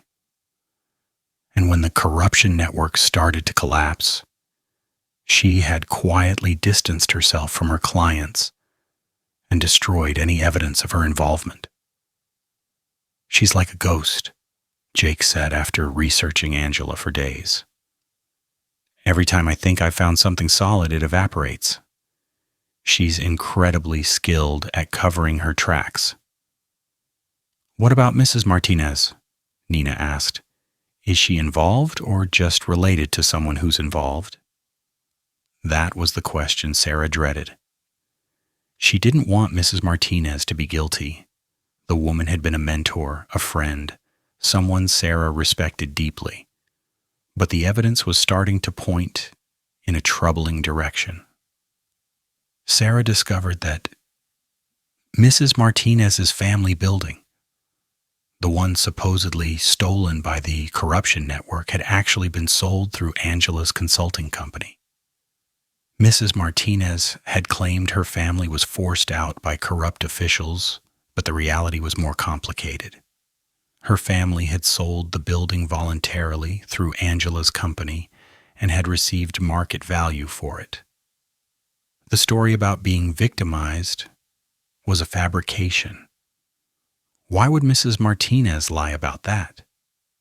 Unless she was trying to position herself as a victim to deflect suspicion from her involvement in the corruption network. Unless her entire story was designed to get close to Sarah, to monitor the investigation, to ensure nothing led back to Angela. Sarah felt sick. She had trusted Mrs. Martinez. She had confided in her. She had let her help with research that potentially compromised their investigation. When Agent Chen confirmed that Mrs. Martinez had lied about her family's building, Sarah knew she had to confront her directly. She went to the library where Mrs. Martinez was working late in her office. Sarah knocked and entered without waiting for a response. "Sarah, I wasn't expecting you." "You lied to me about your family losing their building, about being a victim of the corruption network." Mrs. Martinez sat back in her chair, her expression calm. "Yes, I did." "Why?" "Because I needed to understand what you knew. I needed to be close to the investigation to make sure it didn't expose my sister. Angela is the only family I have left. I couldn't let her go to prison." "So you pretended to be a victim. You helped us research the corruption network while simultaneously protecting your sister from being discovered?" "I also genuinely helped you. I provided real information. I assisted with research that led to legitimate arrests. I wasn't trying to sabotage your investigation just to steer it away from Angela. Did you create the shrine in the basement? Did you leave the rose in my old apartment?" Mrs. Martinez looked puzzled. "I don't know what you're talking about. The basement of my old building." "Someone created a comprehensive analysis of the corruption case, questioning whether we got everything right. Was that you?" "No. I've been monitoring your investigation, yes, but I didn't create any shrine. I didn't leave any notes or flowers. That must be someone else." Sarah believed her, which was troubling. If Mrs. Martinez wasn't behind the shrine, then who was? They were back to having an unknown person obsessing over the case, questioning the conclusions, leaving cryptic messages. "Your sister needs to turn herself in," Sarah said. "She helped facilitate the corruption network. She helped criminals hide money and assets. She's guilty. She never killed anyone. She never directly hurt anyone. She just provided professional services to clients, some of whom happened to be criminals. That's not illegal. It is if she knew they were criminals and deliberately helped them evade justice." "Prove it. Prove Angela knew her clients were criminals. Prove she deliberately facilitated illegal activity. You can't because Angela is very, very good at maintaining deniability." "The FBI is investigating her. They'll find the evidence." "Maybe, or maybe they won't. Angela has been doing this for 30 years. She knows how to protect herself." Sarah felt frustrated and betrayed. Mrs. Martinez had been lying to her for over a year. She had pretended to be a victim, had gained Sarah's trust, had infiltrated their investigation, and now she was calmly explaining why her sister wouldn't face justice. "I'm going to tell Agent Chen everything. About your lies, about Angela's involvement, all of it." "I expect you will. I've known this day would come eventually. I've been preparing for it." "Preparing how?" Mrs. Martinez smiled sadly. "By gathering evidence against the person who actually runs the corruption network. The person Robert Blackwood discovered and was afraid of. The person who killed Robert, not James Mitchell." Sarah felt like the floor had dropped out from under her. "What are you talking about?" "Mitchell confessed to killing Robert. We have video evidence." Mitchell confessed to something he didn't do. The video was real, but it showed Mitchell disposing of Robert's body, not killing him. Robert was already dead when Mitchell arrived at his house that night. Mitchell thought he was helping clean up a crime scene, not realizing he was being framed for murder. Why would Mitchell confess to a murder he didn't commit? Because the real killer threatened Mitchell's family, threatened to kill his wife and children if Mitchell didn't take the blame. Mitchell was given a choice: confess and his family lives, or fight the charges and watch his family die. He chose to protect them. Sarah's mind was reeling. If Mitchell didn't kill Robert, who did? The person Robert was afraid of. The person at the top of the corruption network. The person Angela has been protecting all these years. Not out of loyalty, but out of fear. Who? Before Mrs. Martinez could answer, her office window shattered. A gunshot. Mrs. Martinez slumped forward in her chair, blood spreading across her blouse. Sarah screamed and dropped to the floor, her heart pounding. Another shot hit the wall behind her. Someone was shooting at them from outside the building. Sarah crawled to Mrs. Martinez, trying to apply pressure to the wound, but she could see it was bad. Mrs. Martinez was struggling to breathe, blood bubbling from her lips. "Angela has evidence," Mrs. Martinez gasped. "Storage unit number 237, key in my desk. Don't talk, help is coming. Tell them, Mayor, it was always the mayor." Mrs. Martinez's eyes closed. Sarah felt for a pulse, but couldn't find one. She was gone. Sarah heard footsteps running away outside. She pulled out her phone and called 911, reporting shots fired and an officer down. Then she called Agent Chen. "Mrs. Martinez has been shot. She's dead." She said it was the mayor? She said the mayor is behind everything. The mayor. Thomas Bradford, the city's current mayor, elected 3 years ago on a reform platform. He had publicly supported the corruption investigations, had praised Sarah and her friends for their work exposing the criminal network. He had positioned himself as a champion of justice and transparency. And according to Mrs. Martinez's dying words, he was the person Robert Blackwood had discovered, the person at the top of the corruption network, the person who had really killed Robert. The FBI swarmed the library.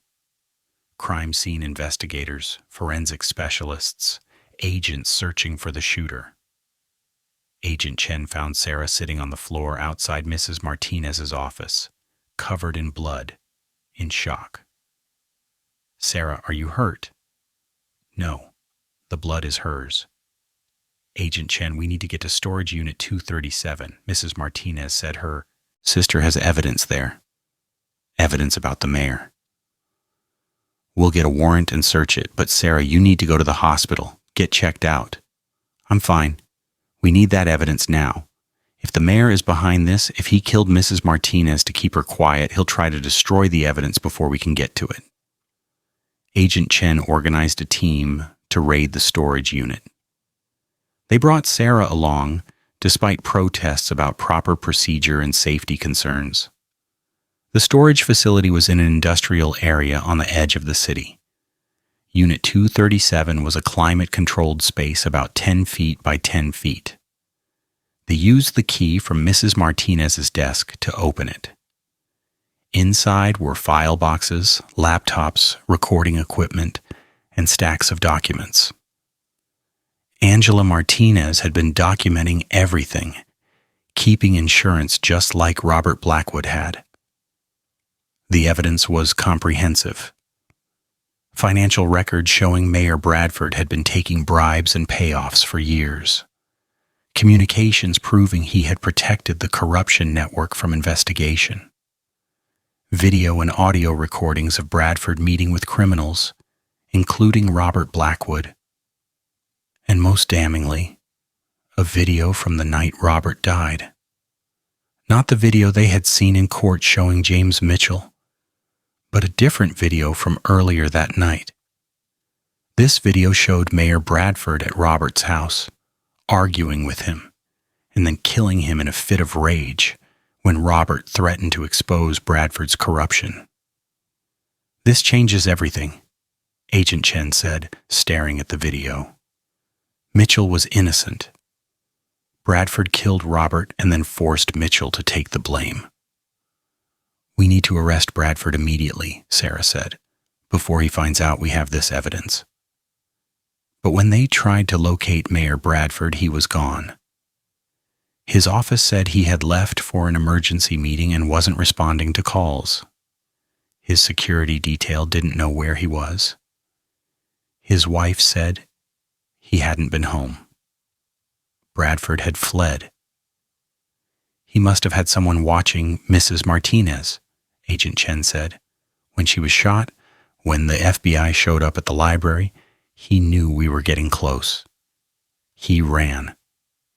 They issued an alert for Bradford's arrest, but finding him wouldn't be easy.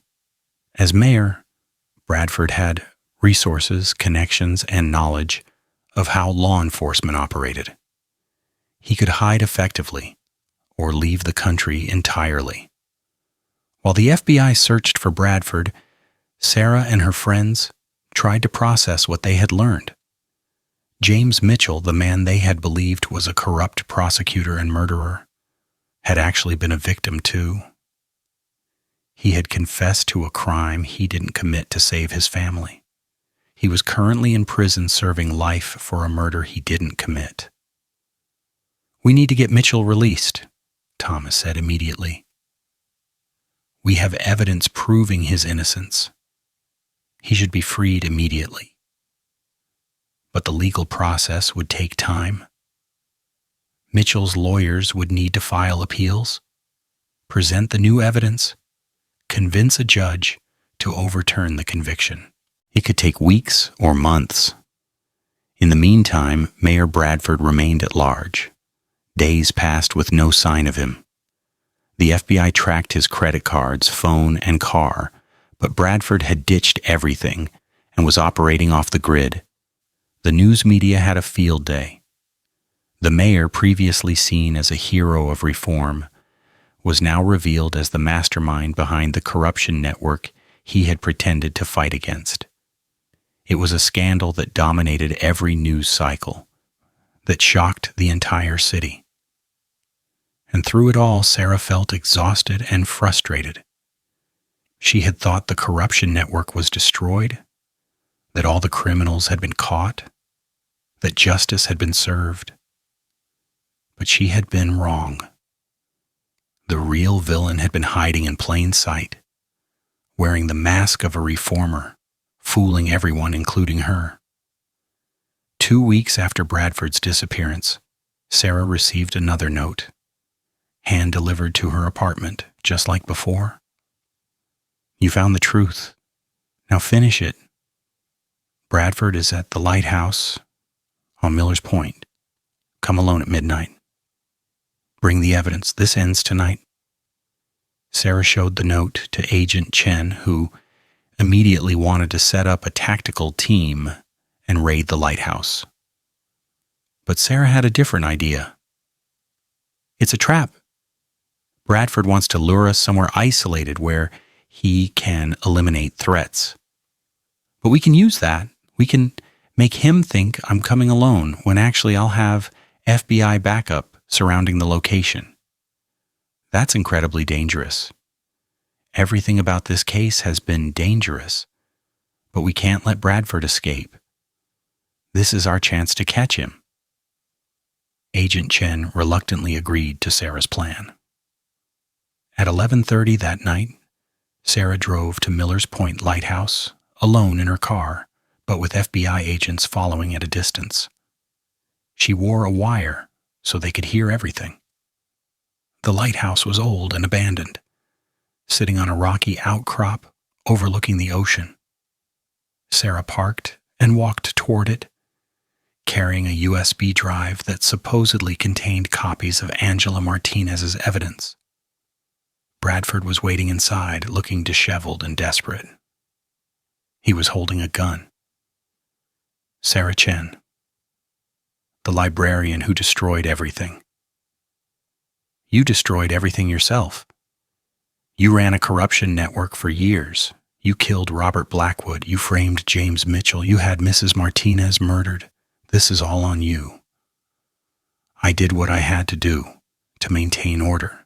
The corruption network kept the city running smoothly. It funded important projects. It made sure the right people had the resources they needed. Yes, some people were hurt along the way, but that's the cost of progress. You stole from families. You destroyed lives. You're a criminal trying to justify your crimes with rhetoric about progress. And you're a naive idealist who thinks justice is simple. Give me the evidence, Sarah, all of it. Every copy Angela Martinez made. I'll leave the country, disappear forever, and you'll never hear from me again. Everyone wins. Except James Mitchell, who's in prison for your crime. Except all the families you victimized.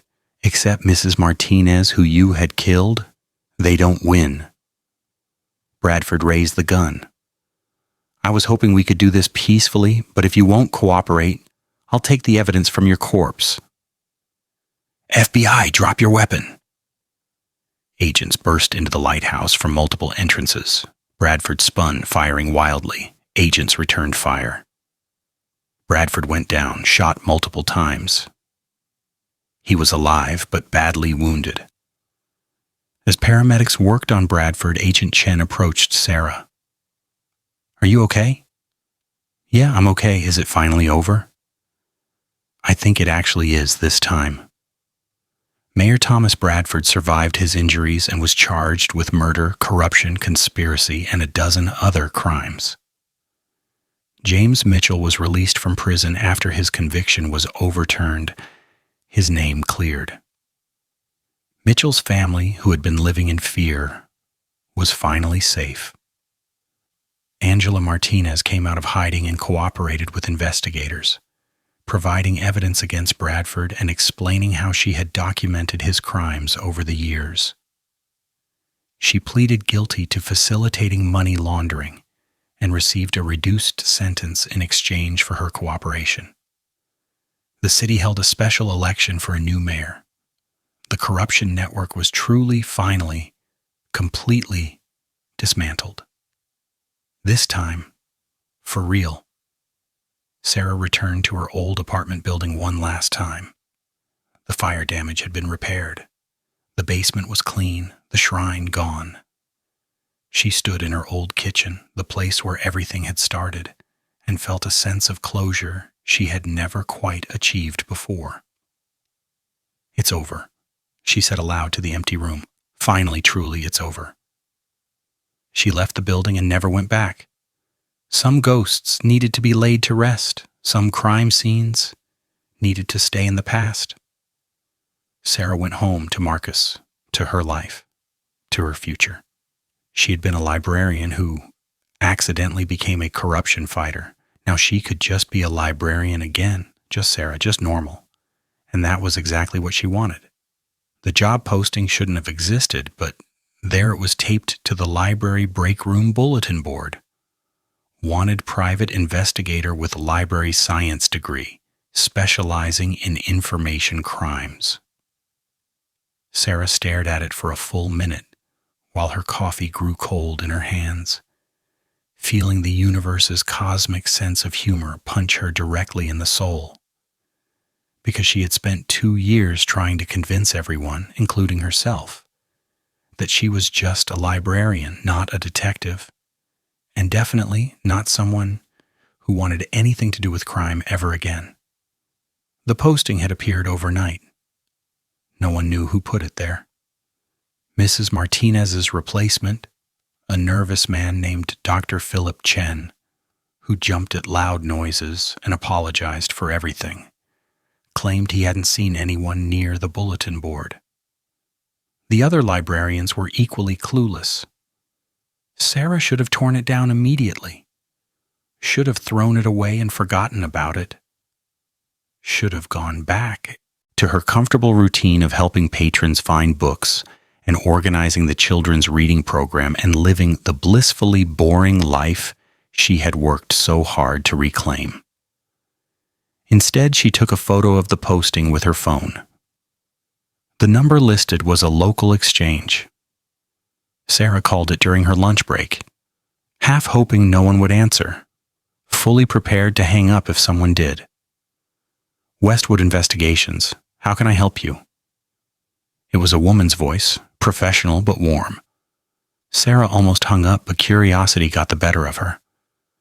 I'm calling about the job posting, the one for a private investigator with a library degree. Ah, yes, are you interested in the position? I'm not sure. Can you tell me more about it? Of course. We're a small private investigation firm specializing in information-related crimes, intellectual property theft, document fraud, research plagiarism, that sort of thing. We need someone with research skills and experience navigating databases and archives. Your library degree would be perfect, and if you have any investigative experience, even better. Why would you post a job opening at a library instead of advertising normally? The woman laughed. Because we're looking for someone specific, someone who understands how information works, how to find things people are trying to hide. Libraries are where information lives. Librarians are the guardians of knowledge. Who better to investigate information crimes? Sarah was intrigued despite herself. What kind of cases do you handle? Right now we're working on a case involving stolen research. A university professor claims another professor stole years of her work and published it under his name. We need someone who can track down the original research, prove the timeline of who had access to what information when, and build a case for academic fraud. That's not exactly a crime. That's an academic ethics issue. It becomes a crime when the stolen research was funded by federal grants worth millions of dollars.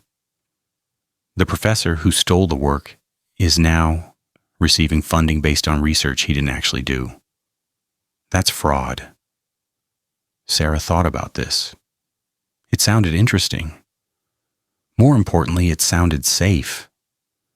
No murders, no corruption networks, no one trying to kill her. Just research and documentation and proving what happened. Can I come in for an interview? How about tomorrow at 2 p.m.? I'll text you the address. Sarah hung up feeling both excited and guilty. She had promised Marcus she was done with investigations. She had promised herself she would just be a normal librarian. But this was different, wasn't it? This was using her skills to help people without the danger and trauma that came with investigating violent crimes. That evening, she told Marcus about the job posting and the interview. He looked concerned but tried to hide it. Is this something you want to do? Investigating again? I don't know. Maybe. It's not like before, Marcus. It's just research crimes, academic fraud. Nobody gets murdered over plagiarism. People have been murdered for less.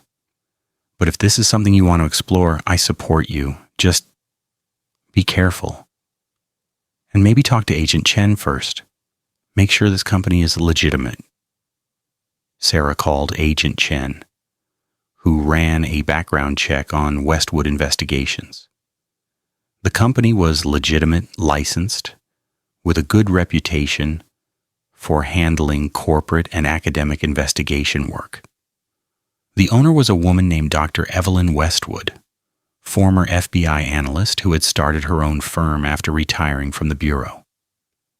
It seems safe, Agent Chen reported. But Sarah, why are you doing this? You've been through so much. Why go back to investigating? Because I'm good at it. Because I can help people. Because sitting at the reference desk, answering the same questions about how to use the printer for 8 hours a day is making me lose my mind. Agent Chen laughed. I understand. Just promise me you'll be smart about it. Don't take unnecessary risks. The interview at Westwood Investigations went well. Dr. Evelyn Westwood was in her 60s, sharp-eyed and direct. Her office was filled with filing cabinets and computers, walls covered with whiteboards showing timelines and connections between pieces of information. I've heard about you, Evelyn said after they had talked for a few minutes. Sarah Chen, the librarian who exposed a 40-year corruption network. Quite impressive. That wasn't exactly by choice. I was trying to clear my name after being framed for murder. But you didn't just clear your name. You could have stopped once you proved your innocence. But you kept investigating. You exposed dozens of criminals. You helped bring down corrupt officials at every level of government. That shows dedication to truth and justice. It also nearly got me killed multiple times. Which is why I'm not going to send you after violent criminals. I need someone with research skills and investigative instincts for cases that involve information, not firearms. Are you interested? Sarah thought about it. The work sounded interesting. The environment seemed professional. And she would only be working part-time, keeping her library job while taking on investigations for Westwood. Yes, I'm interested. She started the following week. Her first case was the stolen research investigation Evelyn had mentioned. A biology professor named Dr. Amanda Rivera claimed her colleague Dr. Stephen Walsh had stolen her research on cellular regeneration and published it as his own work.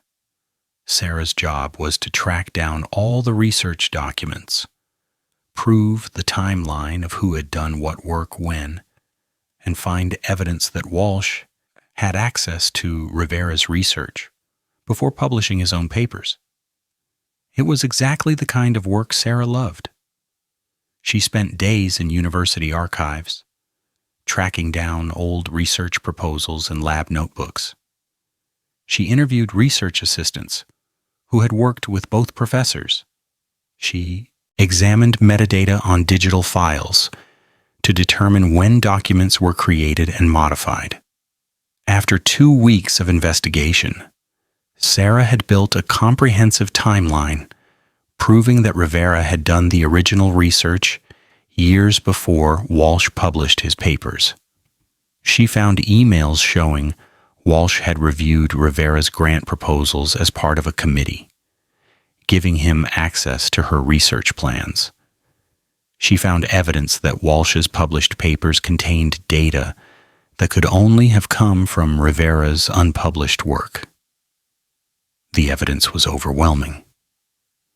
Walsh had stolen Rivera's research, and Sarah had proved it. Westwood Investigations presented Sarah's findings to the university administration and to federal investigators handling the grant fraud case. Walsh was fired, his research grants were revoked, and he faced criminal charges for fraud. Rivera was vindicated and received credit for her work.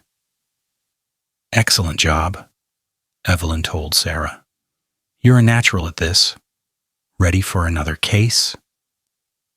Sarah took on more cases over the following months. She investigated document forgery for an insurance company. She tracked down plagiarized content for a publishing house. She helped a small business prove their competitor had stolen proprietary information. It was satisfying work. Sarah was using her research skills to help people and bring truth to light, without any of the danger or trauma of her previous investigations. She was finally finding a balance between her librarian identity and her investigative abilities. Then one morning, Nina came to Sarah's desk at the library looking pale and frightened. "Sarah, something weird is happening. I need your help." They went to the break room where they could talk privately.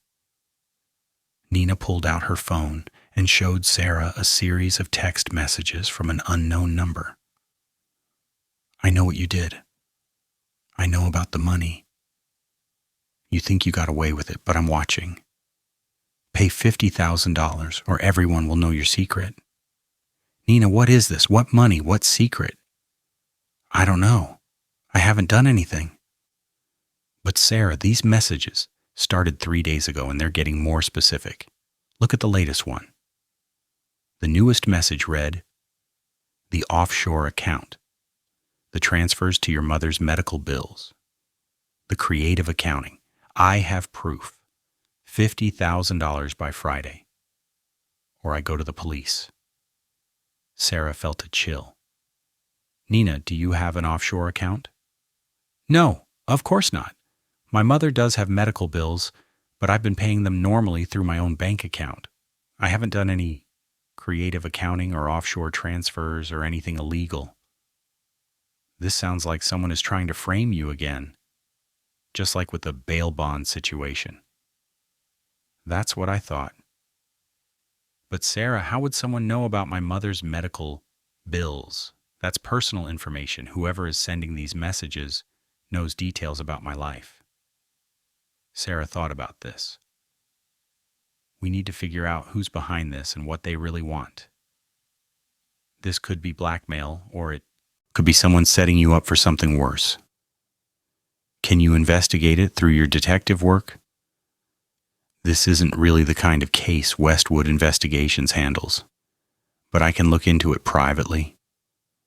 Let me see what I can find. Sarah started investigating Nina's situation, using the research skills she had honed through her work with Westwood. She examined Nina's financial records with Nina's permission, looking for anything unusual. She found nothing suspicious. Nina's finances were exactly what she claimed: a modest librarian salary, regular payments to her mother's medical care facility, normal expenses. But someone was claiming Nina had an offshore account and was making illegal transfers. Sarah needed to find out who was making these claims and why. She traced the phone number sending the threatening texts. It was a burner phone, purchased with cash, untraceable, dead end. She looked into who might have access to information about Nina's personal life. Family members, close friends, co-workers, financial institutions. She interviewed people carefully, not revealing that Nina was being blackmailed, just asking general questions about who might know details about Nina's life. After a week of investigation, Sarah hadn't found any leads. Whoever was blackmailing Nina was being very careful about covering their tracks. Then the blackmailer made a mistake. They sent Nina a photo as proof they were serious. The photo showed Nina entering her mother's medical facility, clearly taken recently. But in the background of the photo, reflected in a window, was the photographer's car. A distinctive blue sedan with a parking sticker from a local medical billing company. Sarah had a lead. She went to the medical billing company, pretending to be a potential client interested in their services. She chatted with the receptionist, looked around the office, and spotted several blue sedans in the employee parking lot. One of them belonged to a man named Derek Chen, who worked as a medical billing specialist. Sarah ran a background check on him and found something interesting. Derek was related to Dr. Philip Chen, the new head librarian who had replaced Mrs. Martinez. Sarah went to Evelyn Westwood with this information. I need help with something. A friend is being blackmailed, and I think I've found the person responsible, but I can't prove it yet. Evelyn listened to Sarah's explanation and agreed to help. Together they set up a sting operation. Nina would agree to pay the blackmail money, but they would mark the bills and track where they went. After Nina made the payment, the blackmailer instructed Nina to leave the money in a specific location, a locker at a bus station. Nina placed the marked bills in the locker as instructed, and then Sarah and Evelyn waited to see who would pick them up. Derek Chen showed up 2 hours later, opened the locker with a key he had, and took the money. They followed him from the bus station to his home, documenting everything. Then they called the police. When confronted with the evidence, Derek confessed. He had been blackmailing Nina because he needed money quickly. He had gambling debts. He had accessed information about Nina through his job as a medical billing specialist, learning about her mother's medical care and her payment patterns. He had created a fake story about offshore accounts and illegal transfers, hoping Nina would pay rather than risk her reputation. Derek was arrested and charged with blackmail and fraud. Nina was cleared of any suspicion. Dr. Philip Chen was mortified that his relative had committed such a crime and apologized profusely to Nina. "Thank you," Nina told Sarah after it was all over. "You saved me again." "You saved yourself. You came to me for help instead of paying the blackmail or trying to handle it alone. That was smart. Still, you're really good at this detective work. Maybe you should do it full time." Sarah had been thinking the same thing. Her work with Westwood Investigations was more satisfying than her library job. She was helping people, solving problems, using her skills in ways that made a real difference. She talked to Marcus about the possibility of leaving the library to work full-time as an investigator. "Is this what you really want?" Marcus asked. "Not what you think you should want, but what you actually want." "I think so. I love libraries and I love helping people find information. But I also love investigating, piecing together clues, finding the truth when people are trying to hide it.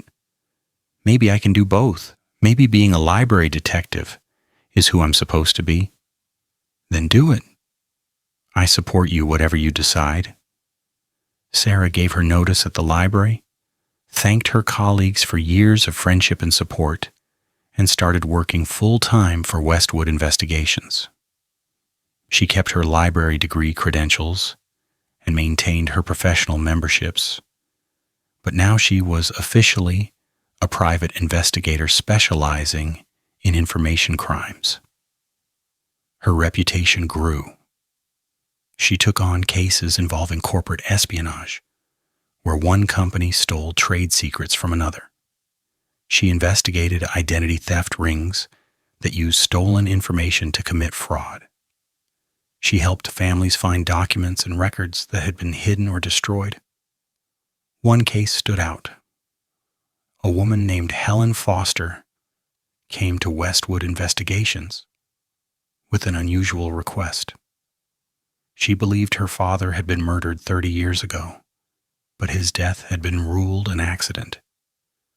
She wanted Sarah to investigate and prove it was actually murder. "Why now?" Sarah asked. "Why investigate something that happened 30 years ago?" "Because the man I believe killed my father is running for state senate. If he wins, he'll have power and influence. I can't let a murderer hold public office. I need proof of what he did." Sarah was hesitant. This was different from the information crimes she usually investigated. This involved a potential murder, which meant it could be dangerous. But Helen was desperate, and the case intrigued Sarah. She agreed to look into it. Helen's father had been a journalist investigating political corruption. He died in a car accident that was ruled as him losing control on a rainy night. But Helen believed the accident was staged, that someone had tampered with his car to cause the crash. Sarah started by gathering all the information about the accident: police reports, autopsy results, witness statements, newspaper articles from the time. She tracked down the mechanic who had examined the car afterward and interviewed him. "Did you notice anything unusual about the car?" Sarah asked. "The brake lines were worn," the mechanic said. "Not unusual for a car that age, but they were very worn. Could have been natural deterioration or could have been tampered with. Hard to say 30 years later." Sarah researched Helen's father's journalism work, looking at what he had been investigating when he died.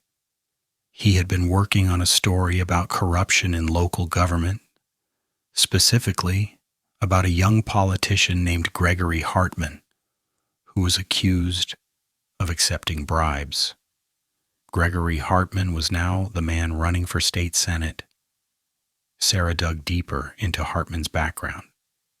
She found he had been questioned about the journalist's death but never charged.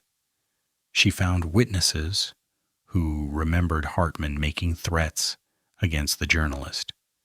She found financial records showing Hartman had paid large sums to a mechanic shortly before the journalist's death, a mechanic who later left the state and was never heard from again. It wasn't definitive proof, but it was suggestive. Sarah compiled everything she had found and presented it to Helen. "This is good work," Helen said, "but will it be enough to stop Hartman's campaign?" "I don't know. The evidence is circumstantial, but if you take this to the media, if you make it public, it might raise enough questions to derail his campaign." Helen released Sarah's findings to the press. Major newspapers picked up the story. Questions about Hartman's possible involvement in the journalist's death became a campaign issue. Hartman denied everything, but the damage was done. Voters were suspicious. His poll numbers dropped. Hartman lost the election, and after the election, new information came to light. A witness who had been afraid to speak 30 years ago came forward and admitted he had seen Hartman with the missing mechanic, discussing how to tamper with a car's brake lines. The witness had kept quiet out of fear, but seeing Hartman run for public office had motivated him to finally tell the truth. Police reopened the investigation into the journalist's death. Hartman was eventually charged with conspiracy to commit murder. He went to trial and was convicted. Helen thanked Sarah with tears in her eyes. "You gave my father justice after 30 years. You proved I wasn't crazy for believing it was murder. You stopped a killer from gaining power." Sarah felt proud of the work she had done. She was using her investigative skills to help people, to find truth, to bring justice to situations where justice had been denied. But the case also reminded her of how thin the line was between information crimes and violent crimes, between safe investigations and dangerous ones. She was good at this work, but it came with risks. Then Jake Morrison showed up at Westwood Investigations with a proposal. "Sarah, I've been thinking. You're doing great work as a private investigator. I'm doing good work as a journalist. What if we work together on something big?" "What kind of something big?" "I've been hearing rumors about a new corruption scandal. Nothing as large as the network we exposed, but significant. City contracts being awarded based on bribes. Construction projects using substandard materials. People getting hurt because of corrupt officials cutting corners. I want to investigate it, but I need someone with your research skills to help prove it." Sarah was tempted, but also wary. "Jake, I'm done with corruption investigations. I've moved on to other kinds of cases. I know, but this is important. People are being hurt. Buildings are being constructed with faulty materials. Someone needs to expose this before something catastrophic happens." Sarah thought about it. She had promised herself she was done with corruption cases, done with risking her life to expose criminals. But Jake was right that this was important. If corrupt officials were allowing dangerous construction practices, people could die. "Let me talk to Evelyn. If she agrees to take the case, I'll work on it. But I'm not doing this alone. We need proper support and backup." Evelyn agreed that the case was important enough to take on, but she insisted on safety protocols. No confronting suspects alone. No taking unnecessary risks. Everything by the book. Sarah and Jake began investigating the construction corruption. They examined public contracts and bidding processes. They interviewed construction workers who had concerns about the projects they were working on. They reviewed building permits and inspection reports. What they found was troubling. Several city projects were using materials that didn't meet code requirements. Inspections that should have caught these problems were being rubber-stamped without actual inspection. Companies owned by relatives of city officials were winning contracts despite not being the lowest bidders. It was a smaller scale than the corruption network they had exposed before, but it was still significant. And it was dangerous. One of the buildings in question was a new elementary school. If the construction was faulty, children could be hurt. Sarah and Jake compiled their evidence and took it to Agent Chen, who worked with local authorities to investigate. The corrupt officials were arrested. The construction projects were halted and re-inspected. The elementary school was found to have serious structural issues and was repaired before students could occupy it. You probably saved lives with this investigation, Agent Chen told Sarah. That school could have collapsed if those structural problems hadn't been caught. Sarah felt good about the work, but she also felt exhausted. Corruption investigations, even smaller ones, took a toll. The research was tedious, the stakes were high, and there was always the fear that corrupt officials would retaliate. She went back to focusing on information crimes, cases that were intellectually challenging but not life-threatening. She investigated patent infringement, tracked down plagiarized academic papers, helped companies prove their competitors had stolen trade secrets. Months passed. Sarah settled into her role as a private investigator, finding satisfaction in the work and pride in helping people solve problems through research and documentation. Then one day, a man came to Westwood Investigations with a case that would change everything. His name was Daniel Blackwood, and he was Robert Blackwood's son. I know my father was a criminal, Daniel said. I know he hurt people through the corruption network, but I also believe there's more to his story. I believe he was trying to expose the network before he died, that he was working with federal investigators, and that's why he was killed. I want you to prove it. Sarah felt her stomach drop. She didn't want to revisit the Robert Blackwood case. She had lived through it once, had spent years dealing with its aftermath. The case was closed. The truth had been revealed. Mayor Bradford had killed Robert, and everyone involved had been brought to justice. Daniel, I'm sorry, but that case is over. Your father was part of a corruption network. He was killed by Mayor Bradford. There's nothing more to investigate. But there is. I've been going through my father's belongings, things my mother saved. I found documents showing he was in contact with the FBI months before his death. I found recordings of conversations where he talks about exposing the network. My father wasn't a simple criminal, he was complicated, and I think he was trying to do the right thing at the end. Sarah didn't want to believe it. She had spent so long thinking of Robert Blackwood as a villain, as a corrupt businessman who got what he deserved. The idea that he might have been trying to redeem himself, that he might have been working with authorities, complicated the narrative she had built. But Daniel seemed sincere, and if there was truth to what he was saying, it meant the Robert Blackwood story wasn't finished. It meant there were still secrets, still unanswered questions. Let me see what you found.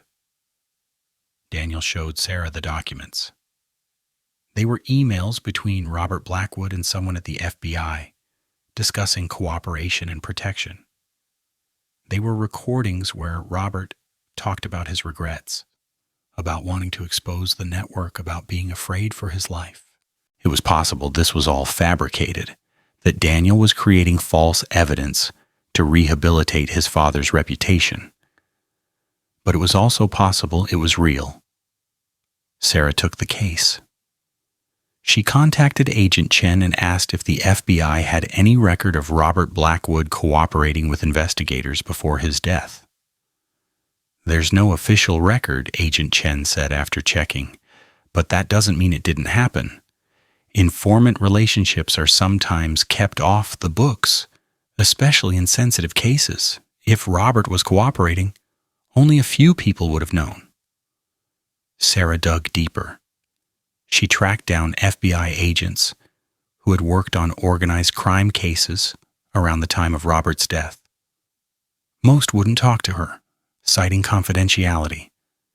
But one retired agent, a woman named Lisa Torres, agreed to meet with Sarah. "I remember Robert Blackwood," Torres said. "He reached out to us about 6 months before he died.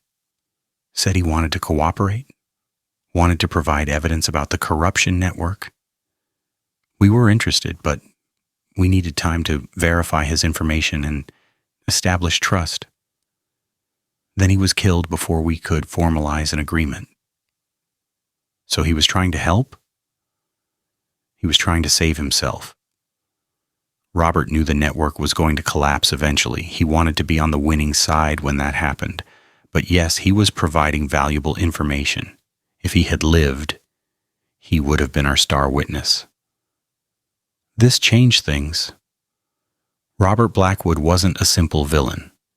He was a complicated person who had done terrible things, but was trying to make amends at the end. It didn't excuse his crimes, but it added nuance to his story. Sarah told Daniel what she had learned. He was grateful to know his father had been trying to do the right thing, even if it was too little too late. "Thank you," Daniel said. "I know my father hurt people. I know he was part of something terrible. But it helps to know he was trying to change, that he wanted to expose the corruption, even if it cost him everything." Sarah thought about her own journey. She had started as a librarian who found a body in her kitchen.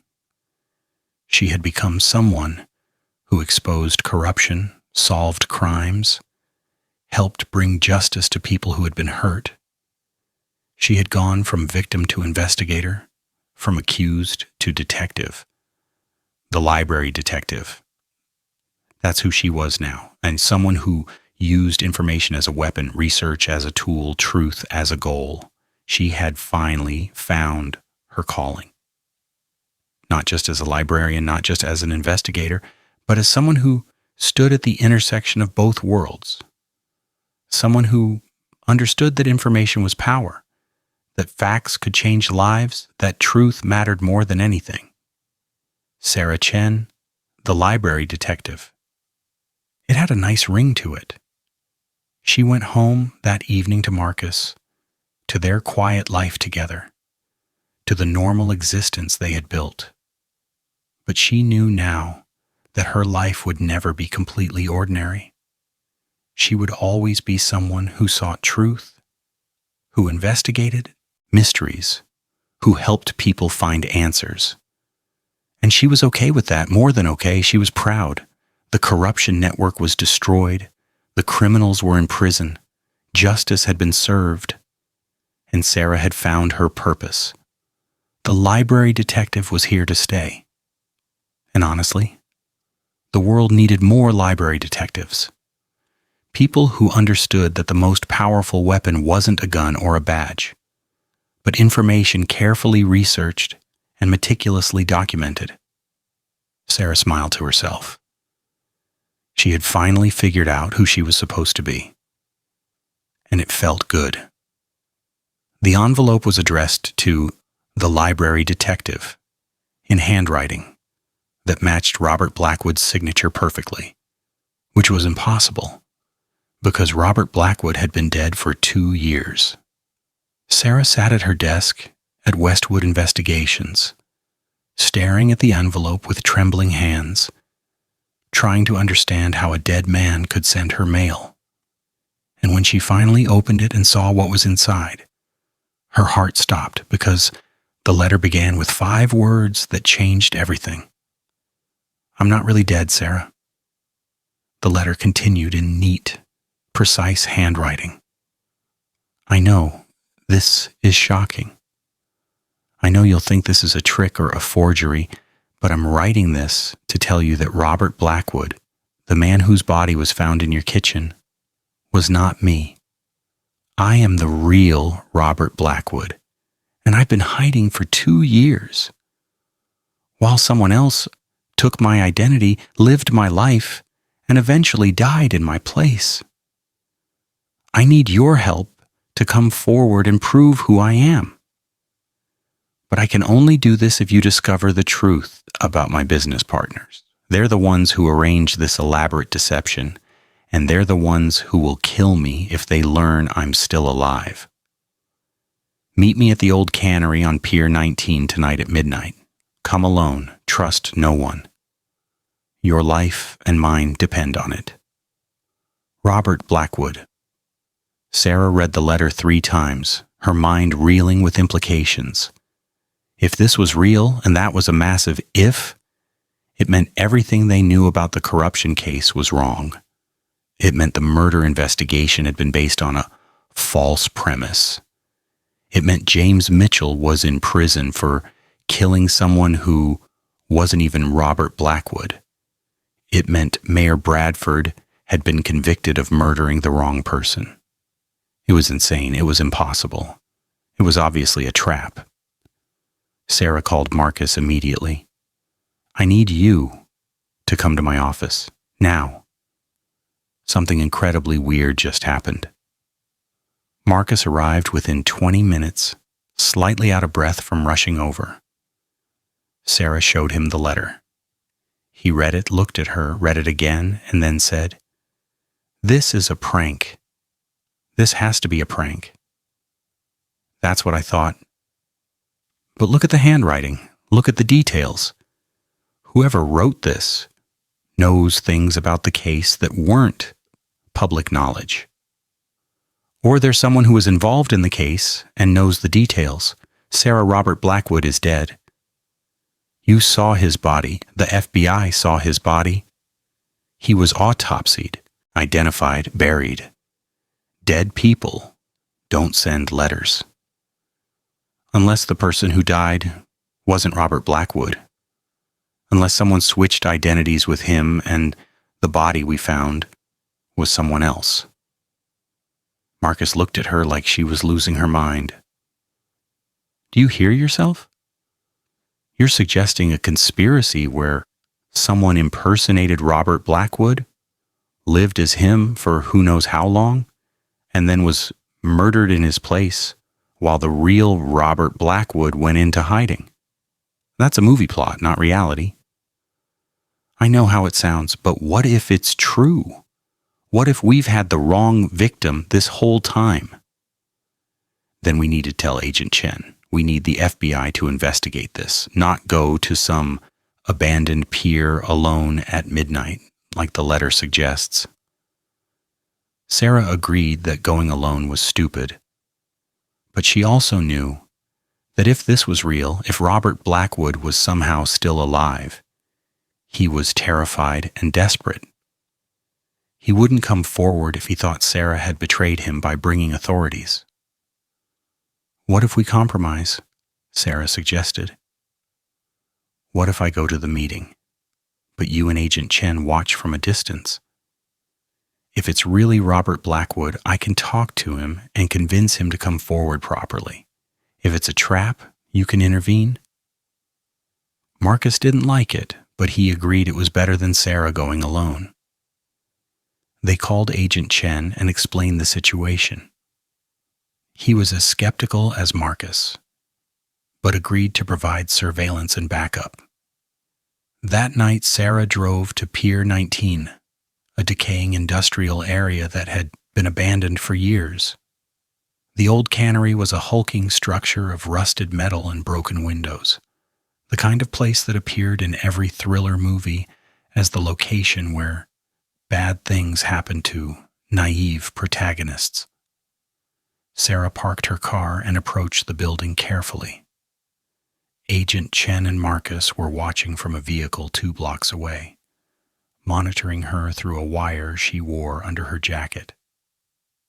The cannery door was unlocked. Sarah pushed it open and stepped inside, her flashlight cutting through the darkness. The interior was vast and empty, filled with old machinery and the smell of decay. "Hello," she called out. "I'm here. Where are you?"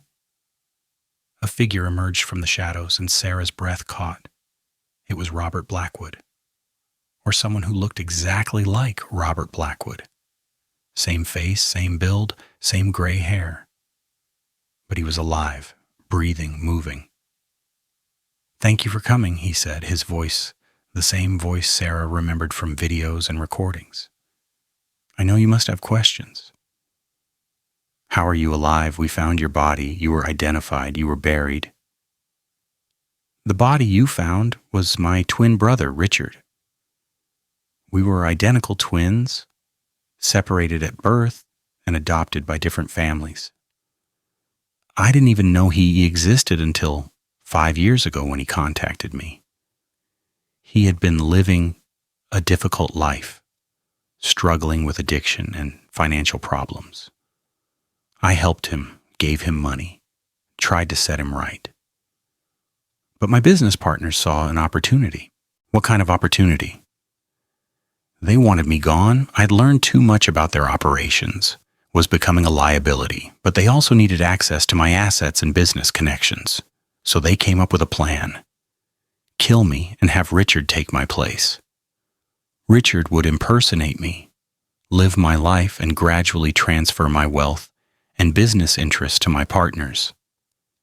Then, once the transfer was complete, they would kill Richard and make it look like Robert Blackwood had been murdered. That's incredibly complicated. Why not just kill you directly? Because my death would have triggered investigations, frozen assets, created problems. But if I appeared to be alive and gradually transferring my wealth, it would look voluntary legal. My partners could take everything without suspicion." Sarah's mind was processing this insane story, trying to find the flaws. "If your partners wanted you dead, how did you survive?"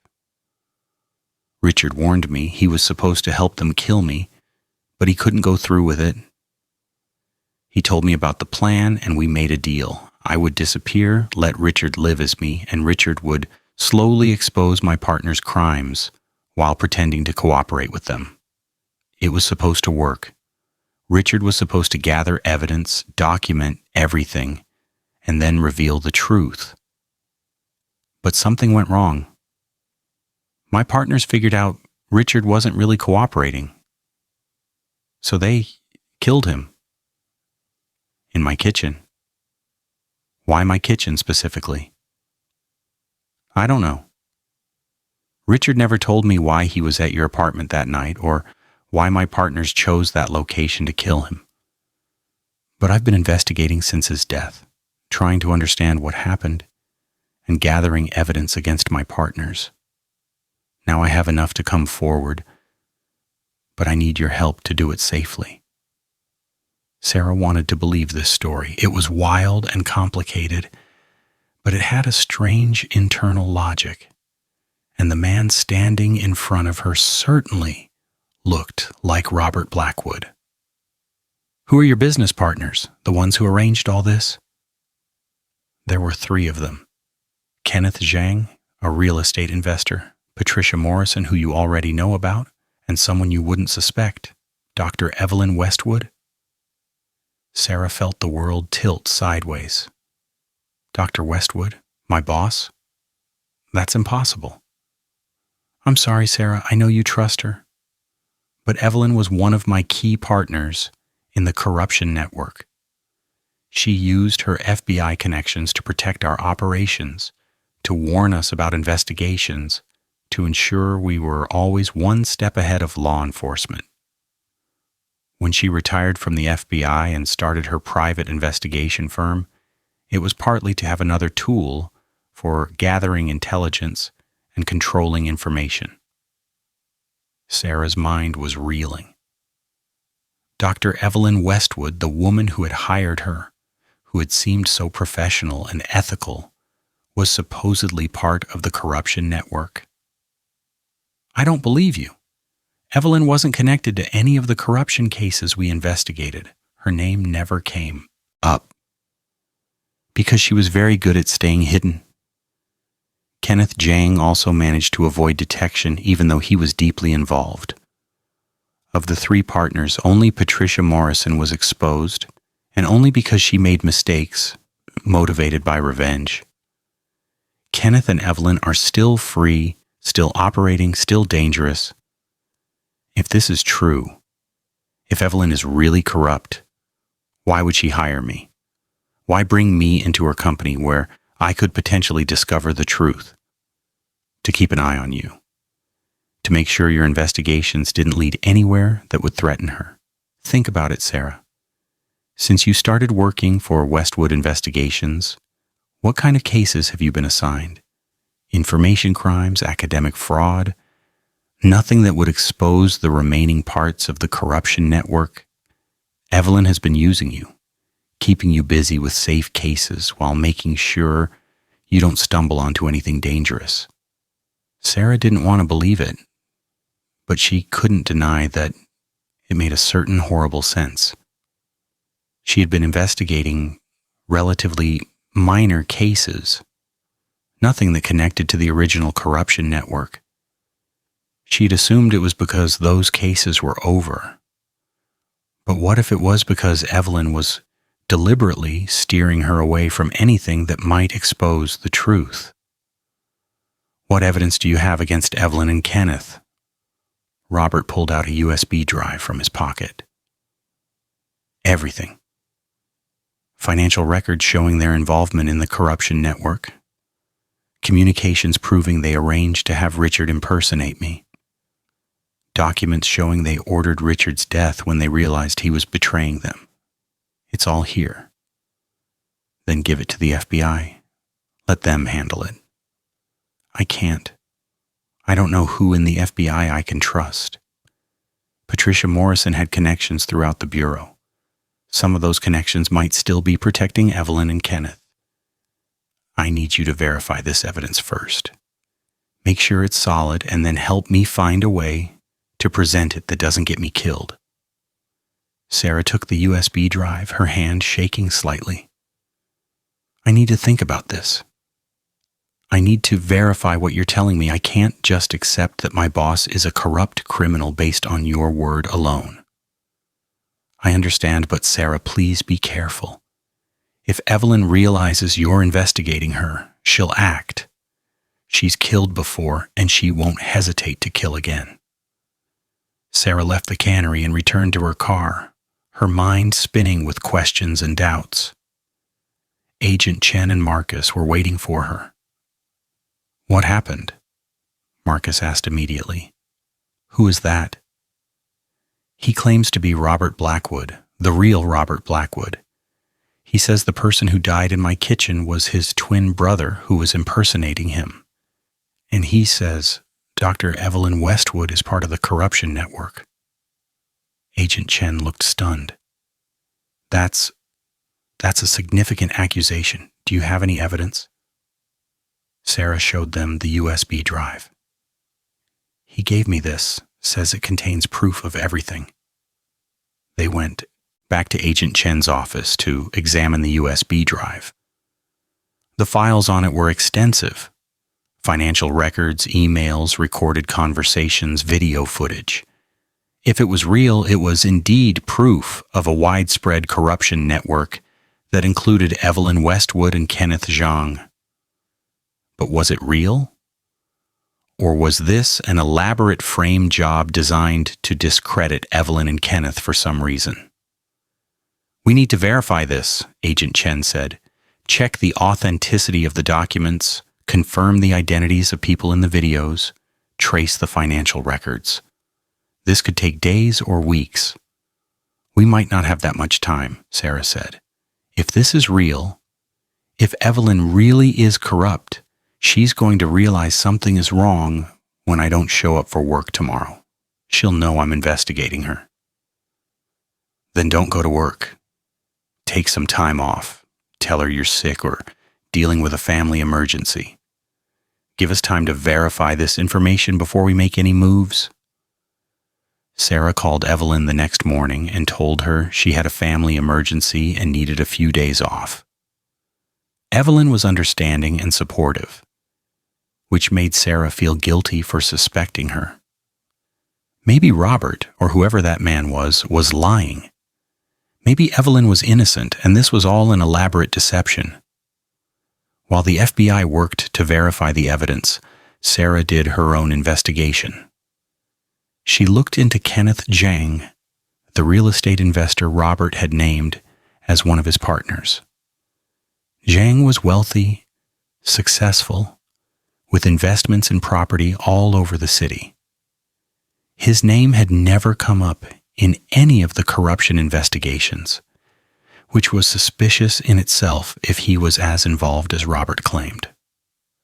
Sarah examined Zhang's business dealings, looking for connections to the corruption network. She found he owned several buildings through shell companies. She found he had business relationships with people who had been convicted in the corruption cases.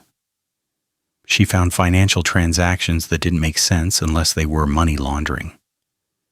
It wasn't proof of criminal activity, but it was suggestive. Kenneth Zhang had been operating in the same circles as the corruption network, doing business with the same people, using similar techniques to hide his activities. Sarah also researched Evelyn Westwood's background more thoroughly. Evelyn had been an FBI analyst specializing in organized crime before retiring to start her private investigation firm. She had worked on several cases involving political corruption and white-collar crime. She had access to sensitive information and connections throughout law enforcement. If Evelyn had been corrupt, she would have been in a perfect position to protect the corruption network. She could have warned them about investigations, steered law enforcement away from productive leads, ensured evidence was lost or misinterpreted. But Sarah still had no definitive proof, just suspicions and circumstantial evidence. After 3 days of investigation, Agent Chen called Sarah with the results. We've verified a lot of the information on that USB drive. The financial records are real. The emails appear to be authentic. The video footage hasn't been manipulated. If this evidence is real, it proves Kenneth Zhang and Evelyn Westwood were part of the corruption network. But you're not completely convinced? I'm convinced the evidence is real. I'm not convinced the man you met at the cannery is really Robert Blackwood. We need to verify his identity before we can move forward. How do we do that? DNA test. We have Robert Blackwood's DNA on file from the original investigation. If this man claiming to be Robert will provide a sample, we can compare and determine if he's telling the truth. Sarah contacted the phone number Robert had given her and asked if he would submit to a DNA test. He agreed, but insisted it be done secretly to avoid alerting Evelyn or Kenneth. Agent Chen arranged for a private DNA test through a trusted lab. The results came back 2 days later. The man claiming to be Robert Blackwood was indeed genetically identical to the DNA samples they had from Robert Blackwood's personal items. He's telling the truth, Agent Chen said, looking at the results in disbelief. The body we found in your kitchen wasn't Robert Blackwood, it was his twin brother. This changed everything. It meant the murder investigation had been wrong from the start. It meant they needed to reopen the case and figure out who had really killed Richard Blackwood, not Robert, and why it had happened in Sarah's apartment. But first, they needed to deal with Evelyn Westwood and Kenneth Zhang. Agent Chen obtained warrants to search their properties and seize their financial records. The FBI raided Evelyn's office and Kenneth's home simultaneously, arresting both of them on charges of racketeering, money laundering, and conspiracy. Sarah watched from a distance as FBI agents led Evelyn out of the Westwood Investigations office in handcuffs. Evelyn looked shocked and betrayed, as if she couldn't believe Sarah had turned against her. "I trusted you," Evelyn said as she was led past Sarah. "I gave you a job. I mentored you. How could you do this to me?" "You used me," Sarah replied. "You hired me to keep an eye on me, to make sure I didn't discover the truth about your involvement in the corruption network. You were never my mentor. You were my warden. You don't understand anything. You think you're so smart. You think you've solved everything, but you have no idea what you've done." "What does that mean?" But Evelyn was already being pushed into a police car, and she didn't answer. Kenneth Zhang was also arrested without incident. He denied all charges, claimed the evidence was fabricated, insisted he was being framed. But the evidence was substantial, and both Evelyn and Kenneth were held without bail as the FBI built cases against them. Robert Blackwood came out of hiding officially.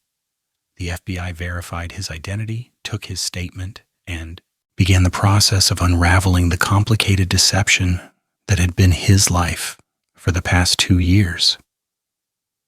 "Thank you," Robert told Sarah when they met after his official statement. "You saved my life by believing me, by investigating the truth, even when it seemed impossible. I almost didn't believe you. The story was so wild, so complicated. But you investigated anyway. That's what makes you good at what you do. You don't just accept the easy answers. You dig deeper. Look for the truth beneath the lies." Sarah had questions. So many questions.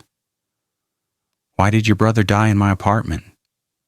Why was my apartment chosen as the location for his murder? I've been trying to figure that out myself. The best theory I have is that it was meant to throw off the investigation. If Richard died in a random apartment belonging to someone unconnected to the corruption network, it would seem like a personal crime rather than a professional hit. And framing you for the murder was a bonus. It would ensure the investigation focused on you rather than on who really killed Richard. But the plan failed. I proved my innocence, and the investigation eventually led to exposing the corruption network, which is why my partners have been so desperate. Everything they built collapsed because their plan to make Richard's death look like a personal crime didn't work. You refused to accept being framed. You fought back, and in fighting back, you exposed everything. Sarah thought about this. Her entire nightmare had started because someone wanted to hide a murder. All the corruption exposed, all the criminals convicted, all the investigations and trials in danger. It all traced back to someone's decision to kill Richard Blackwood and frame Sarah for it. Who actually killed your brother? Kenneth Zhang. He was the one who carried out the hit. The evidence on the USB drive includes communications between Kenneth and Patricia Morris in planning the murder. Mayor Bradford was involved in covering it up, but Kenneth was the actual killer. This information was provided to prosecutors, who added murder charges to Kenneth Zhang's already lengthy list of crimes. Kenneth would spend the rest of his life in prison, just like the other members of the corruption network. The trials took months. Evelyn Westwood and Kenneth Zhang were both convicted on multiple counts. The corruption network was truly, finally, completely destroyed. Every major player had been identified, arrested, and convicted. James Mitchell was released from prison, his murder conviction overturned. He had confessed to killing Robert Blackwood, but now that it was clear the victim was Richard Blackwood, and Kenneth Zhang was the actual killer, Mitchell's confession was invalidated. "I'm sorry," Sarah told Mitchell when they met after his release. "You spent 2 years in prison for a crime you didn't commit. That's on me and everyone else who investigated the case." "You did the best you could with the information you had," Mitchell said. He looked older, worn down by prison, but also relieved to be free. The deception was sophisticated. No one could have known Richard wasn't really Robert. And I did confess, even though the confession was coerced. I share some responsibility for what happened to me. What will you do now? Rebuild my life, reconnect with my family, try to move forward. What about you? What happens to the library detective now that the case is really truly closed? Sarah had been thinking about that. Westwood Investigations had collapsed after Evelyn's arrest. The company's reputation was destroyed, clients fled, employees quit. Sarah was once again unemployed. But she had skills now, experience, a reputation as someone who could solve complex cases involving information and research. She could start her own investigation firm, work independently, take cases that interested her. "I think I'll work for myself," Sarah told Mitchell. "Be my own boss, take cases that matter, help people who need someone with my particular skills." The library detective agency? Maybe, or something less pretentious. Sarah Chen Investigations, simple, direct, honest. She did exactly that. Sarah started her own private investigation firm, specializing in information crimes and complex research cases. She worked with law firms, corporations, individuals who needed someone with her unique combination of library science expertise and investigative experience. Nina came to work for her as a research assistant. Jake occasionally collaborated with her on cases that had journalistic value. Marcus supported her completely, proud of what she had built from the ashes of trauma and accusation. Thomas Way handled her legal needs. Agent Chen provided FBI consultation when needed. She had built a network of professionals who trusted her and believed in her work. 6 months after starting her own firm, Sarah took a case that reminded her why she loved this work. A woman came to her claiming her grandmother's historical research had been stolen by a university professor who was now writing a book based on that research. The grandmother had recently died and the family wanted her legacy protected. Sarah investigated. She tracked down original documents in archives. She interviewed people who'd worked with both the grandmother and the professor. She examined publication timelines and established who had access to research when. After 2 months of investigation, Sarah proved the professor had indeed stolen the grandmother's research. The professor was fired, his book contract was canceled, and the family received recognition for the grandmother's work. "Thank you," the woman told Sarah through tears. "My grandmother spent 40 years on that research. She deserved credit for it. You gave her that." These were the cases Sarah loved. Not corruption networks or political scandals, but individual people who needed help proving the truth. People whose stories mattered, whose work deserved recognition, whose voices needed to be heard. She was done with corruption investigations, done with risking her life to expose criminal networks. She was content to help people solve smaller problems, to use her skills for cases that were intellectually challenging without being life-threatening. One evening, Sarah was closing her office when someone knocked on the door. She opened it to find Robert Blackwood standing there. "I wanted to thank you again," he said, "for everything, for believing me when my story sounded impossible, for investigating even when it was dangerous, for helping bring justice to the people who killed my brother. I'm just glad we finally got to the truth. I also wanted to tell you something about my business partners, about the corruption network. I know you think it's over, that everyone involved has been caught and convicted. But there's one person you haven't found yet.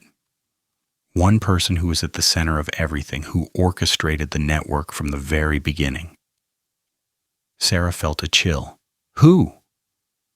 "I don't have a name. But I have evidence that someone above all the people you've caught was really in charge.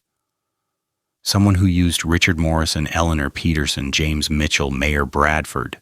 All of them were pawns for this person. The real architect of the corruption network is still out there." "That's not possible. We investigated everyone. We traced every connection." "You traced the connections you could see, but this person has been invisible, operating through intermediaries, never leaving evidence that could link back to them. I only know they exist because Richard mentioned them once before he died. He said he had discovered who was really in charge, who had built the entire system. He was terrified." Sarah didn't want to hear this. She didn't want to believe there was another level to the corruption network they had missed. She wanted this to be over. "Do you have any evidence? Any proof this person exists?" "Not proof. Just hints and suggestions in the documents I've collected. Patterns in the money flows, communications that reference the director or the architect. Someone was above everyone else, directing their actions, coordinating the network's operations. And whoever that person is, they're still out there." Robert handed Sarah another USB drive. "I've compiled everything I found. It's not much, but maybe you can make sense of it. Maybe you can find what I couldn't." After Robert left, Sarah sat in her office, staring at the USB drive. Part of her wanted to throw it away, to refuse to investigate, to let this mystery remain unsolved. She had given enough of her life to exposing corruption. She had suffered enough trauma investigating criminal networks. But another part of her, the part that had become the library detective, couldn't let it go. If there really was someone at the top of the corruption network who had escaped justice, she needed to know. She needed to find them. She plugged in the USB drive and started reading the files Robert had compiled. Financial records with unusual patterns. Communications referencing a mysterious figure who seemed to direct operations without leaving clear evidence of their involvement. Witnesses who mentioned someone powerful and invisible who controlled everything. It would take time to investigate. It would take research and analysis and careful documentation. But if there really was one final person to expose, one final truth to reveal, Sarah would find it. The library detective wasn't done yet. Not quite yet. There was one more mystery to solve, one more truth to uncover. And Sarah Chen never walked away from the truth, no matter how long it took to find it. She called Marcus and told him she would be working late. Then she settled in at her desk, opened her research databases, and began to investigate.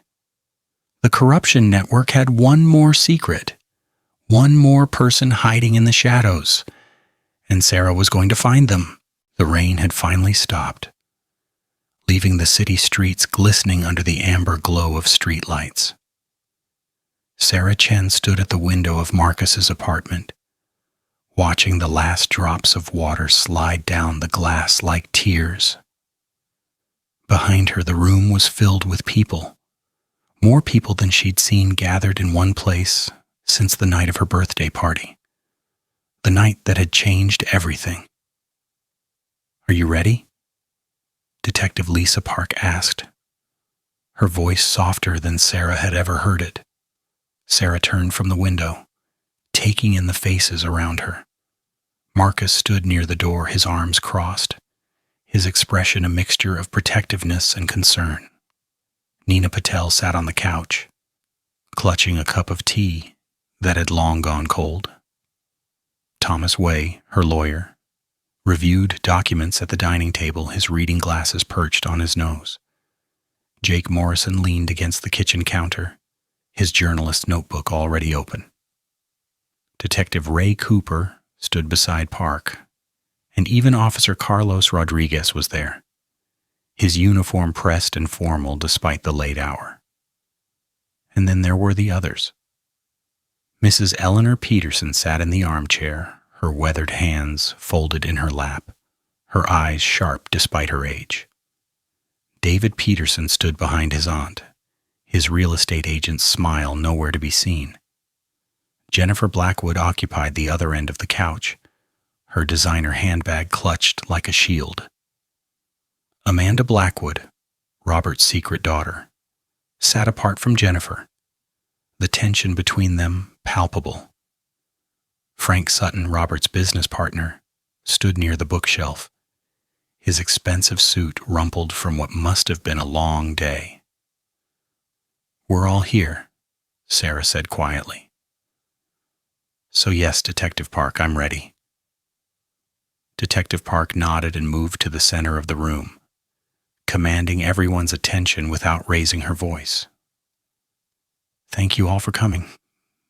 I know it's late, and I know some of you came under, let's call it strong encouragement. But after 49 days of investigation, false leads, hidden truths, and near-fatal consequences, we finally have the complete picture of what happened the night Robert Blackwood was murdered." Sarah felt Marcus move closer to her, his hand finding hers. She squeezed it gratefully. "Sarah Chen," Park continued, "was arrested on her 30th birthday for a murder she didn't commit. The evidence seemed overwhelming at first. Her DNA under the victim's fingernails, her fingerprints on the murder weapon, security footage that appeared to place her at the scene. But as we dug deeper, we discovered that this case was never about a simple murder. It was about greed, corruption, betrayal, and a conspiracy that stretched back 25 years. Park pulled out a folder and set it on the coffee table.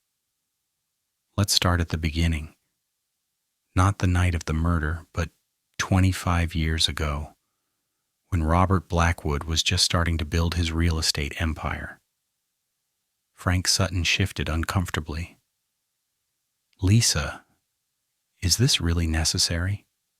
We all know Robert had his methods." "Your partner was a murderer, Frank," Park said bluntly, "and you knew it. But we'll get to your role in all this. First, I want everyone to understand who Robert Blackwood really was." She opened the folder and pulled out an old photograph. "In 1999, Robert Blackwood purchased his first property in this city, a small apartment building on the east side. The owner was an elderly woman named Grace Martinez. She didn't want to sell, but Blackwood was persistent. Then one night there was a fire.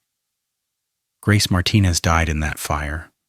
The building was condemned, and Blackwood bought it from her estate for a fraction of its value." "That was ruled an accident," Jennifer Blackwood said sharply. "The investigation found faulty wiring." "The investigation was incomplete," Park interrupted, "because shortly after it began, the lead investigator was transferred to another department. That investigator was my predecessor, Detective William Chen." Sarah gasped. "Chen? That's your father's surname, yes," Park confirmed. "Detective William Chen was your father, Sarah, and he suspected Robert Blackwood of arson and murder from the very beginning. The room fell silent. Marcus's hand tightened around Sarah's. She felt dizzy, as if the ground had shifted beneath her feet. My father died when I was 5, Sarah said slowly. A car accident. My mother never talked about his work, and she remarried when I was 8. I barely remember him. Your father was investigating Blackwood when he died, Park said gently. And it wasn't an accident. The brake lines on his car had been cut, but the autopsy and accident report were, let's say they were influenced by people who didn't want the investigation to continue. You're saying Blackwood killed my father? Sarah's voice was barely a whisper. Not personally, Park said, but he ordered it. And the man who carried it out is in this room. Every eye in the room darted around, suspicion suddenly thick in the air. Park let the moment hang before continuing. 25 years ago, Frank Sutton was Blackwood's head of security before he became his business partner. Frank, would you like to tell us what happened, or should I? Frank Sutton's face had gone pale. I want my lawyer. You'll need one, Park agreed, but for now, just listen. Frank cut the brake lines on Detective Chen's car on Blackwood's orders.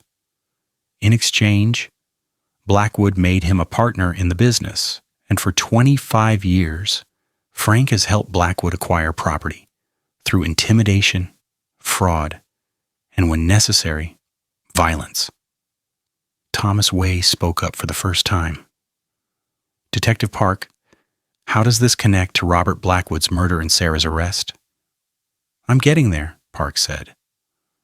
After Detective Chen's death, the investigation into the Grace Martinez fire was quietly closed. Blackwood's empire grew. He used similar tactics on dozens of properties, fires, threats, forged documents, bribery.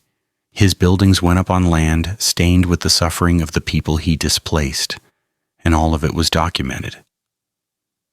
Documented how? Jake Morrison asked, his pen poised over his notebook.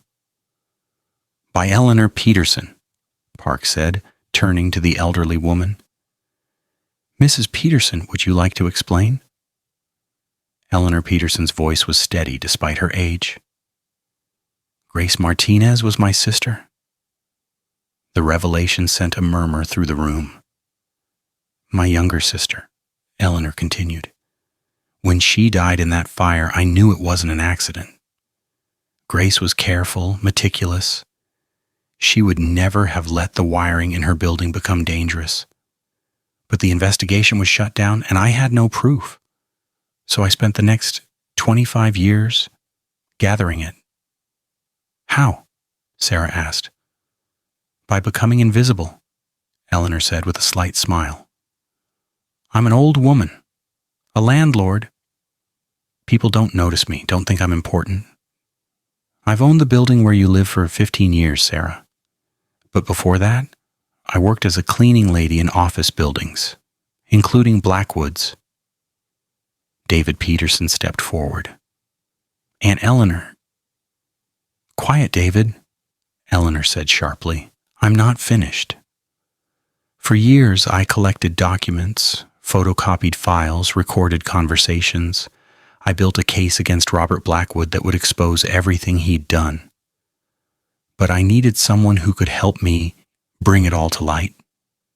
Someone smart, someone careful, someone with a personal connection to make sure they'd see it through. Sarah, Marcus said, understanding dawning on his face. Eleanor nodded. When I learned that William Chen had a daughter, I tracked her down. It took me years to find you, Sarah. You changed your name when your mother remarried, moved across the country.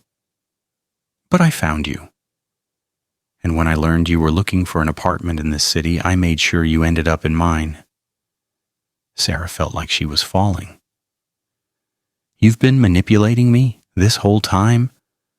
Not manipulating, Eleanor said firmly. Positioning. I knew Robert Blackwood was planning to make a move on this neighborhood. I knew his plans would displace hundreds of families, including those in my building, and I knew that if I gave you access to the evidence I'd collected, you'd help expose him. You're a librarian, Sarah. You know how to research, how to piece together information, and you had a connection to this case that you didn't even know about. But I didn't expose anything, Sarah protested. I was arrested for murder. Because someone else got to Blackwood first, Park said, and that's where things get complicated. You see, Eleanor wasn't the only one who wanted Robert Blackwood dead. There were at least 5 people in this room who had motives to kill him. Detective Park began to pace, her sharp eyes moving from person to person. Let's start with the obvious suspects. Frank Sutton. You'd been Blackwood's partner for years, but recently he'd been cutting you out. The property development deal on the east side, the one that would have made you both millions, suddenly had your share reduced from 50% to 20%. You were furious. Frank's jaw clenched, but he said nothing. Then there's Jennifer Blackwood. You knew about Amanda, didn't you? About your husband's daughter. From a previous relationship, and you knew that Robert was planning to change his will to include her. Your comfortable life as the wealthy widow was about to become significantly less comfortable. Jennifer's knuckles were white around her handbag. I loved my husband. You loved his money, Park corrected. Then we have Amanda Blackwood. You'd spent your whole life knowing your father had abandoned you and your mother. When you finally tracked him down 2 years ago, he refused to acknowledge you publicly. He gave you money, yes, but he kept you a secret. That must have hurt. Amanda's eyes glistened with tears. He was ashamed of me, of us. My mother died believing she wasn't good enough for him. David Peterson, Park continued, turning to Eleanor's nephew. You worked for Blackwood's company. You knew about the illegal practices, the forged documents, the bribery, and he was using that knowledge to blackmail you into doing more and more questionable deals. You wanted out, but he wouldn't let you go. David looked at his aunt, shame written across his face. I'm sorry, Aunt Eleanor. I didn't know about Grace, about what he did to our family. We'll discuss it later, Eleanor said quietly. And finally, Park said, we have Sarah Chen. You didn't know about your father, but you'd been researching Blackwood for weeks. Eleanor had been leaving documents for you to find. Subtle hints about his corruption. You were building a case, gathering evidence. And on the night of your birthday party, you discovered something that changed everything. Sarah nodded slowly. The property files. I found files in the library's special collection that showed Blackwood had forged documents to acquire the land where his biggest development was going to be built. The land was supposed to be preserved as a community space, but he'd changed the zoning through bribery and fraud. And you were going to expose him? Park said. Yes, Sarah admitted. I'd contacted Jake about it. We were going to publish an article the next week. Jake Morrison spoke up. I'd already started writing the piece. If it had run, Blackwood would have been finished. Criminal charges, civil suits, the complete destruction of his empire. So everyone in this room had a motive, Thomas Way observed. But who actually killed him? Detective Park smiled grimly. That's the question, isn't it? Let's go through the evidence. Robert Blackwood was killed on the night of September 15th, Sarah's 30th birthday. He was struck repeatedly with a heavy object, later identified as an antique bookend from Sarah's apartment. He was found in the alley behind Sarah's building, covered with a tarp. The initial investigation found Sarah's DNA under his fingernails, her fingerprints on the murder weapon, and security footage that appeared to show her near the scene around the time of death. But that was all planted, Marcus said. Thomas found proof that the DNA evidence was contaminated. The security footage was edited. Actually, Park interrupted, the DNA wasn't contaminated. It was Sarah's DNA, and the fingerprints on the bookend were genuinely hers. The security footage was edited, yes, but not entirely fabricated. Sarah felt cold. What are you saying? I'm saying that you were there, Sarah. You were in that alley, you just don't remember it. The room erupted in protests, but Park held up her hand. Let me explain. On the night of your birthday, you had a party in your apartment. About 20 people attended. You drank wine, celebrated, and by midnight, most of your guests had left. Marcus left around 12:30 a.m. to go home and get some sleep before work the next day. Nina left shortly after. By 1 a.m., you were alone in your apartment. I remember that, Sarah said. I was cleaning up, getting ready for bed. And then someone knocked on your door, Park continued. You answered it even though it was late. Who was it, Sarah? Sarah's brow furrowed. I don't remember anyone knocking. Think harder. Someone you trusted. Someone who'd been at your party earlier. Someone who said they'd left something behind and needed to retrieve it. Sarah closed her eyes, trying to remember. The night was a blur of faces and laughter, wine and cake. And then, Mrs. Peterson. It was Mrs. Peterson. She said she'd left her sweater. Eleanor's face remained impassive. That's right, Park confirmed. Eleanor came to your apartment around 1:15 a.m. And what happened then? She gave me tea, Sarah said slowly, the memory emerging like something from a dream. She said I looked tired, that I should relax. She made chamomile tea in my kitchen, and then you don't remember anything else until you woke up the next morning, Park finished. That's because Eleanor drugged you. The tea contained a powerful sedative mixed with a drug that causes temporary memory loss. Isn't that right, Mrs. Peterson? Eleanor met Park's gaze steadily. I did what was necessary.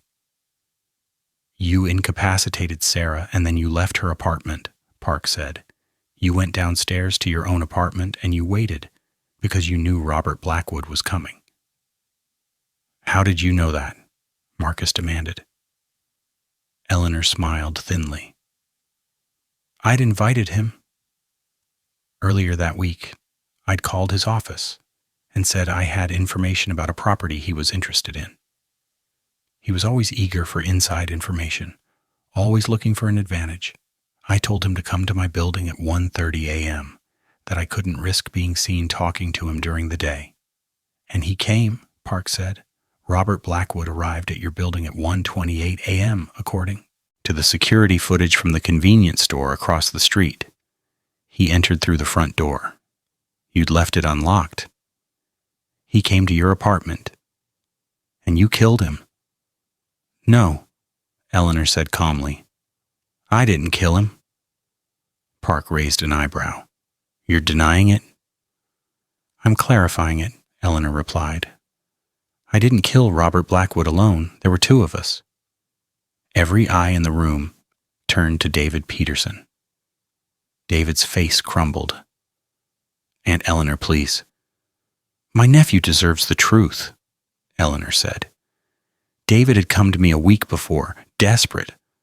Robert was blackmailing him, threatening to expose some of the illegal deals he'd been pressured into making. David would have lost his license, possibly gone to jail.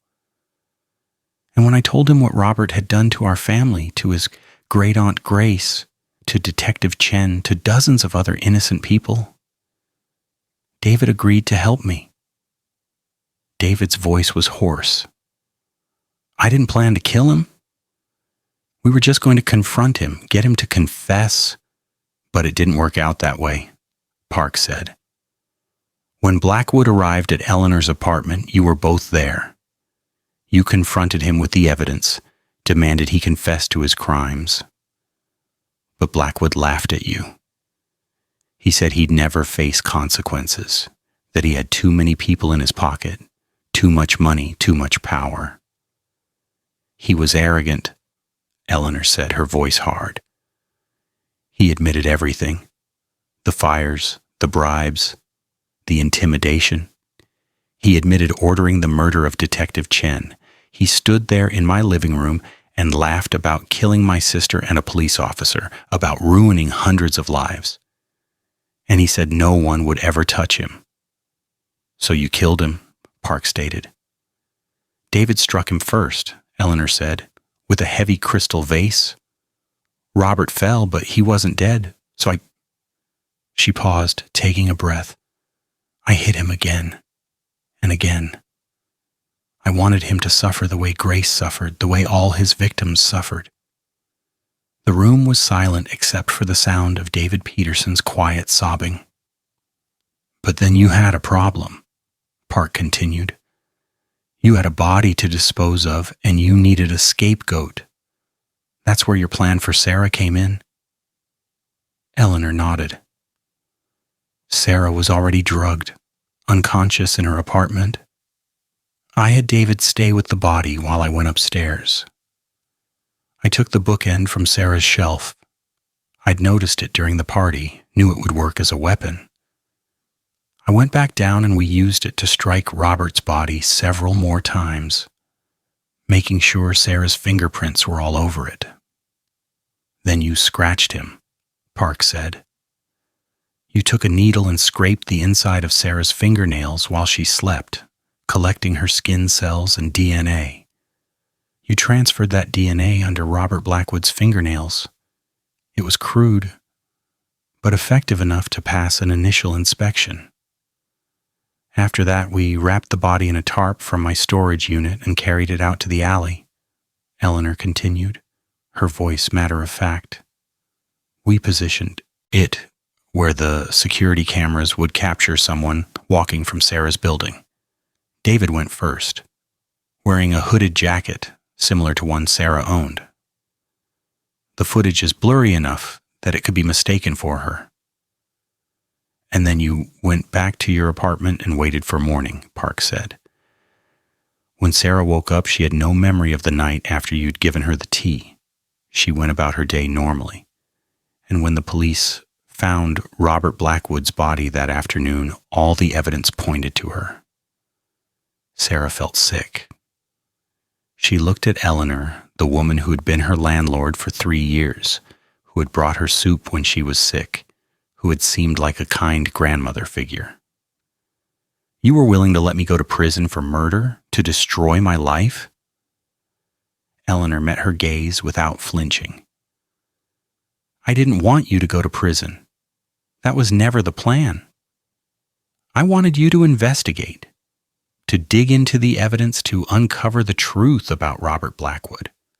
I knew that once you started looking, you'd find all the evidence I'd collected over the years. You'd expose his crimes, and in the process, you'd prove your own innocence. But it almost didn't work, Thomas Way interjected. Sarah was arrested, bail was set extraordinarily high, and the prosecution was pushing hard for a quick trial. If we hadn't found the inconsistencies in the evidence, if Detective Park hadn't been willing to keep investigating, I had contingency plans, Eleanor said. If it had gone too far, if Sarah had been convicted, I would have come forward, I would have confessed. But I believed in her. I believed she would find the truth. That's insane, Marcus said, his voice shaking with anger. You put Sarah through hell. She lost her job, her reputation, almost lost her freedom. I almost lost her. And for what? Revenge? For justice? Eleanor corrected. Robert Blackwood murdered my sister 25 years ago. He murdered Detective Chen, Sarah's father. He destroyed countless lives and never faced consequences. The system failed us. The police failed us. The courts failed us. So I took matters into my own hands. Detective Park's expression was hard. That's not how justice works, Mrs. Peterson. You took the law into your own hands. You committed murder. And worse, you framed an innocent woman to cover your tracks. I know what I did, Eleanor said quietly. And I'm prepared to face the consequences. But Robert Blackwood is dead, and his crimes will finally be exposed. That's worth whatever happens to me. And me, David added, his voice breaking. I helped kill a man. I helped frame Sarah. I deserve whatever punishment comes. Park turned to her partner. Ray, take them both into custody. As Detective Cooper moved forward with handcuffs, Jennifer Blackwood suddenly stood up. Wait, there's something else you should know. All eyes turned to her. Jennifer's carefully composed facade cracked. I knew about the plan to frame Sarah. Eleanor told me. What? Sarah gasped. 2 weeks before Robert died, Eleanor approached me. Jennifer said, the words tumbling out. She told me she had evidence of all Robert's crimes. She told me about Grace Martinez, about Detective Chen, about everything, and she told me she was going to kill him. Why didn't you go to the police? Park demanded. Because I wanted him dead too, Jennifer admitted. Do you know what it's like being married to a man like Robert? He was cruel, controlling, unfaithful. He flaunted his affairs, including the one that produced Amanda. He treated me like property, like another one of his acquisitions. And I knew about his crimes, about the people he'd hurt. I knew, and I did nothing because I liked the money and the lifestyle. She laughed bitterly. Eleanor offered me a way out. She said if I kept quiet about her plan, if I provided an alibi if needed, she'd give me evidence that would let me divorce Robert and keep most of his money. Evidence that would protect me from being implicated in his crimes.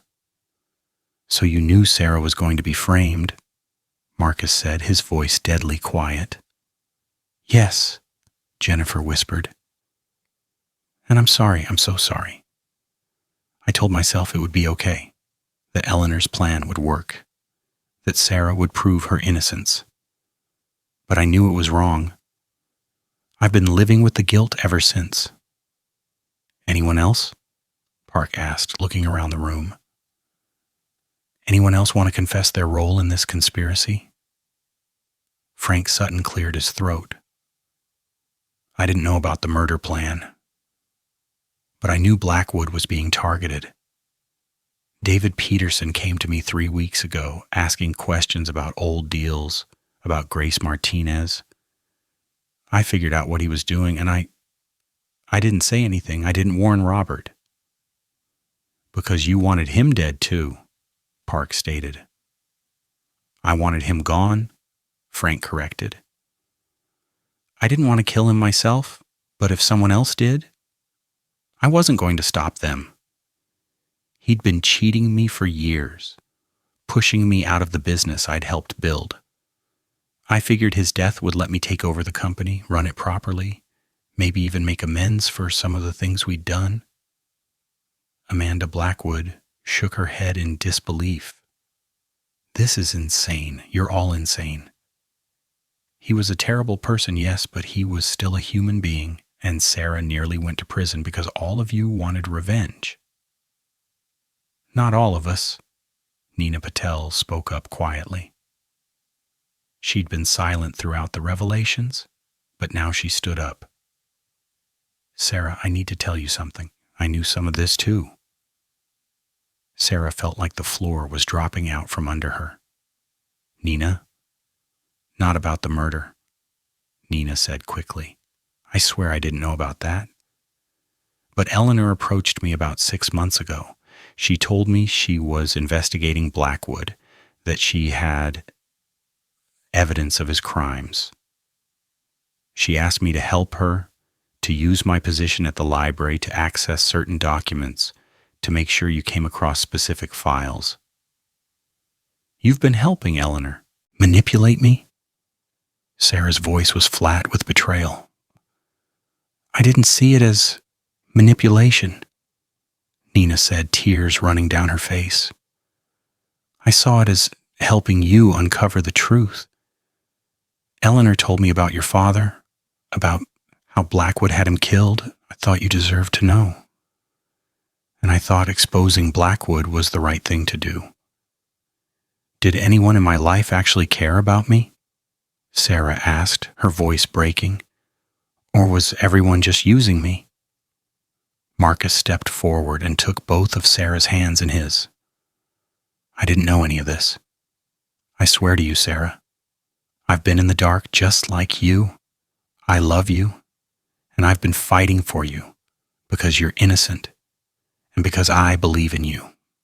Not because anyone manipulated me, not because of some hidden agenda, just because I love you. Sarah searched his face and saw only sincerity. She nodded, leaning into him for support. Detective Park's voice cut through the emotional moment. We're going to need statements from everyone. Ray, call for backup. We're taking Eleanor Peterson, David Peterson, Jennifer Blackwood, and Frank Sutton into custody. Nina Patel, you'll need to come down to the station as well. What about me? Amanda asked. I didn't do anything wrong. I didn't even know about any of this. You're free to go, Park said, though we may need to interview you again later. As Detective Cooper began making calls and preparing to transport the suspects, Thomas Way pulled Sarah aside. I need to tell you something too. Sarah closed her eyes. Please tell me you weren't in on this. I wasn't, Thomas assured her, but I do have a connection to this case that I should have disclosed earlier. 25 years ago, I was a young prosecutor. I was assigned to the Grace Martinez fire case. I was supposed to present evidence against Blackwood, but my supervisor buried the case. He was on Blackwood's payroll, though I didn't know it at the time. The case that would have exposed Blackwood early on, Sarah said. Yes. I felt guilty about it for years. When Eleanor approached me and asked me to represent you, I recognized the name Chen and realized who you were. I took the case partly because I wanted to make up for my failure all those years ago. I wanted to finally get justice for your father and for Grace Martinez. Sarah didn't know what to say. Everyone, it seemed, had their own agenda, their own reasons for being part of her story. She felt like a chess piece being moved around a board by invisible hands. Detective Park, she said finally. What happens now? To me, I mean? Park's expression softened. All charges against you are dropped, effective immediately. You're completely exonerated. You were the victim of an elaborate frame job, and you'll receive a formal apology from the department. More than that, you're a hero. The evidence you uncovered about Blackwood's crimes will lead to dozens of investigations. People will get justice. Families will get closure. I don't feel like a hero, Sarah said quietly. I feel like a pawn. You were both, Park replied. Eleanor Peterson used you, yes, but you also chose to investigate, chose to dig for the truth, chose to fight for justice. That was all you. As the police began escorting the suspects out of the apartment, Jake Morrison approached Sarah. I know this isn't the best time, but I'm still going to write this story, the whole story, Blackwood's crimes, the conspiracy, everything. With your permission, I'd like to include your perspective. Sarah looked at him for a long moment, then she nodded. Okay. But I want to write part of it. I want to tell my father's story and Grace Martinez's story. They deserve to be remembered as more than just victims. Deal, Jake said, extending his hand. Sarah shook it. After everyone had left except Marcus, Sarah and Marcus stood in the apartment that had been filled with so much chaos and revelation. The rain had started again, gentle drops patting against the window. Your birthday was exactly 7 weeks ago, Marcus said softly. Worst birthday present ever. Despite everything, Sarah laughed. It felt strange, but good. Yeah, next year, we're doing something simple. Just you, me, and cake. No parties, no guests, no murder conspiracies. Sounds perfect, Marcus agreed. He pulled her close, and she rested her head on his chest, listening to his heartbeat. Are you okay? Really?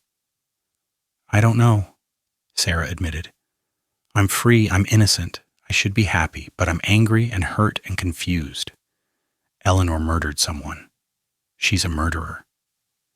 But she's also the woman who avenged my father's death, who exposed a corrupt system, who spent 25 years fighting for justice when no one else would. Doesn't make what she did right, Marcus pointed out.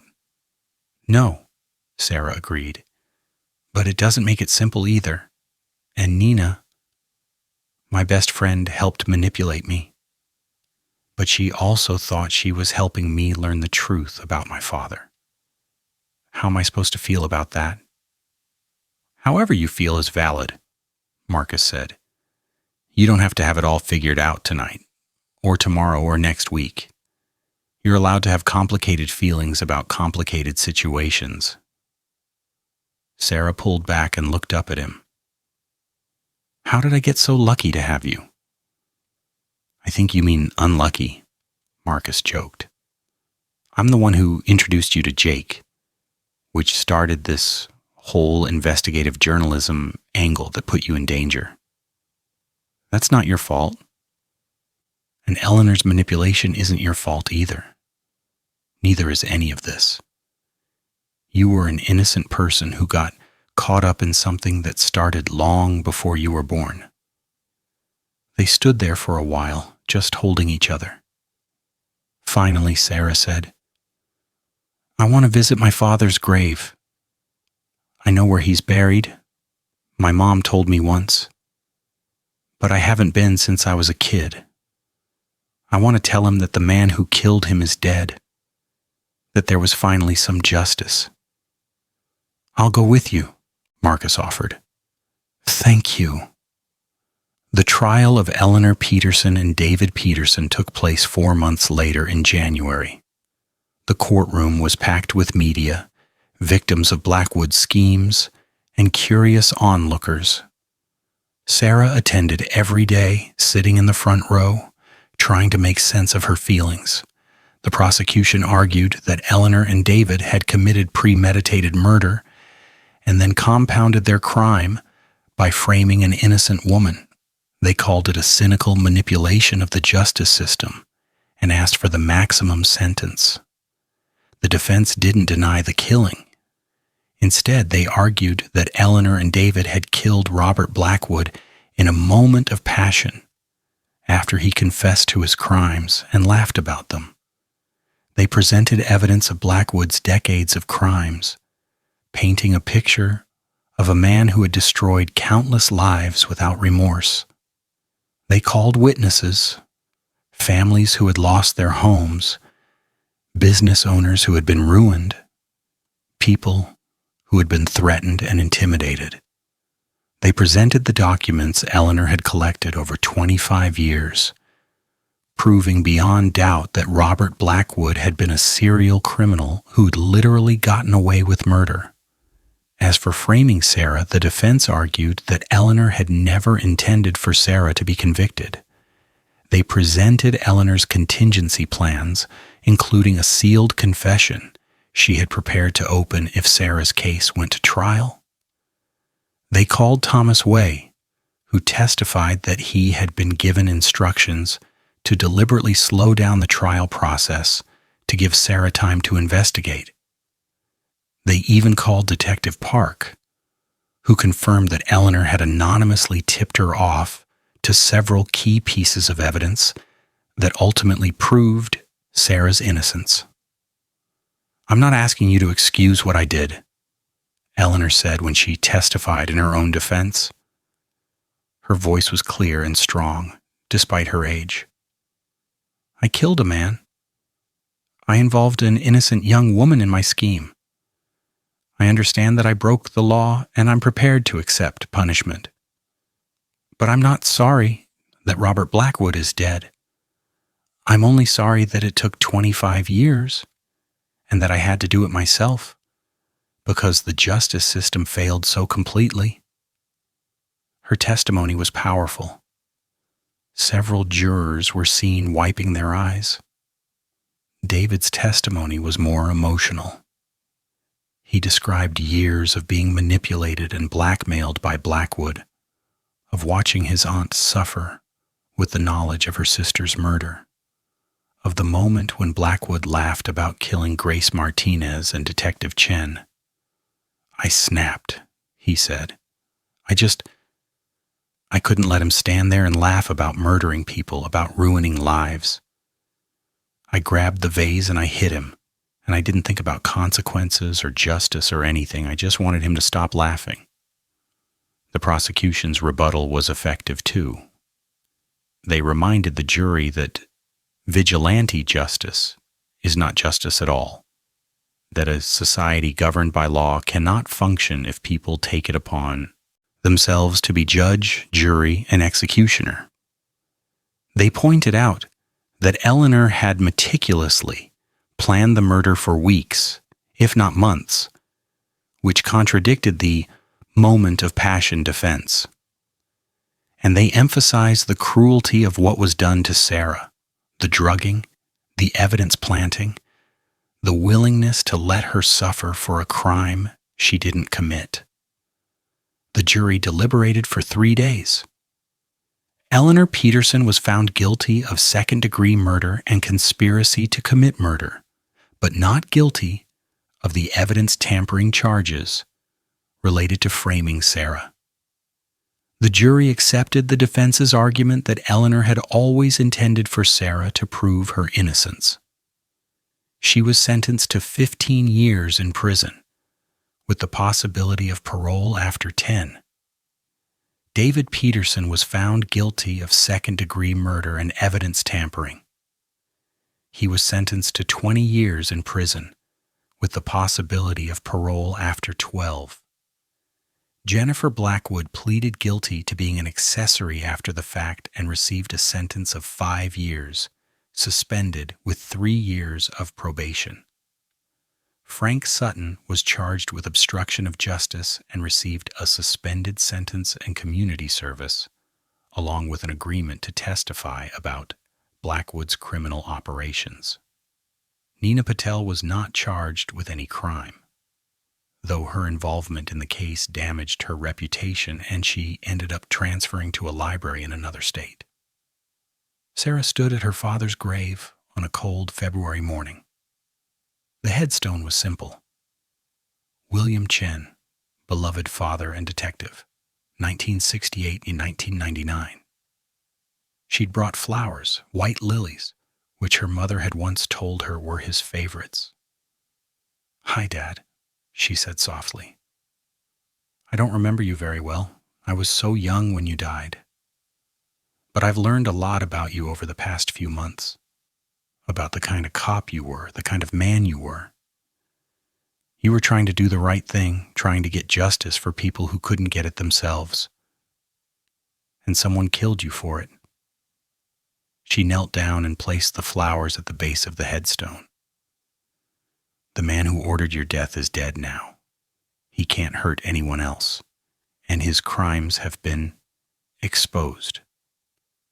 There are dozens of investigations happening. Families getting their homes back, people getting compensation for what was done to them. It's not perfect, but it's something. Marcus stood a respectful distance away, giving her space but letting her know he was there if she needed him. Eleanor Peterson killed him, Sarah continued. The woman who lived in my building, who I thought was just a kind old lady. Turns out she was your victim's sister, and she spent 25 years building a case against Blackwood. She used me, manipulated me. But she also gave me something. She gave me the truth about you, about what happened to you. I don't know if that makes her good or bad. Maybe she's both. Maybe people are more complicated than that. A breeze rustled through the cemetery carrying the scent of early spring flowers. I'm a librarian like you were a detective. I find information, piece together stories, help people discover truth. I guess we're not so different. And I promise you, Dad, I'm going to keep doing that. I'm going to keep fighting for truth and justice, but I'm going to do it the right way, through the system, not around it. She stood up, brushing dirt from her knees. Rest in peace, Dad. Your death has been avenged. Not the way you would have wanted, maybe, but it's done. You can rest now. Marcus came to stand beside her, taking her hand. They stood there for a few more minutes, silent in the cold morning air. Then they turned and walked back to the car together. Jake Morrison's article, Blood on the Birthday Cake. The 25-year conspiracy that exposed a real estate empire was published in 3 parts over the course of a week. It won several journalism awards and sparked a national conversation about corruption in the real estate industry, about the failures of the justice system, and about the moral complexities of vigilante justice. Sarah contributed a section to the article about her father and about Grace Martinez.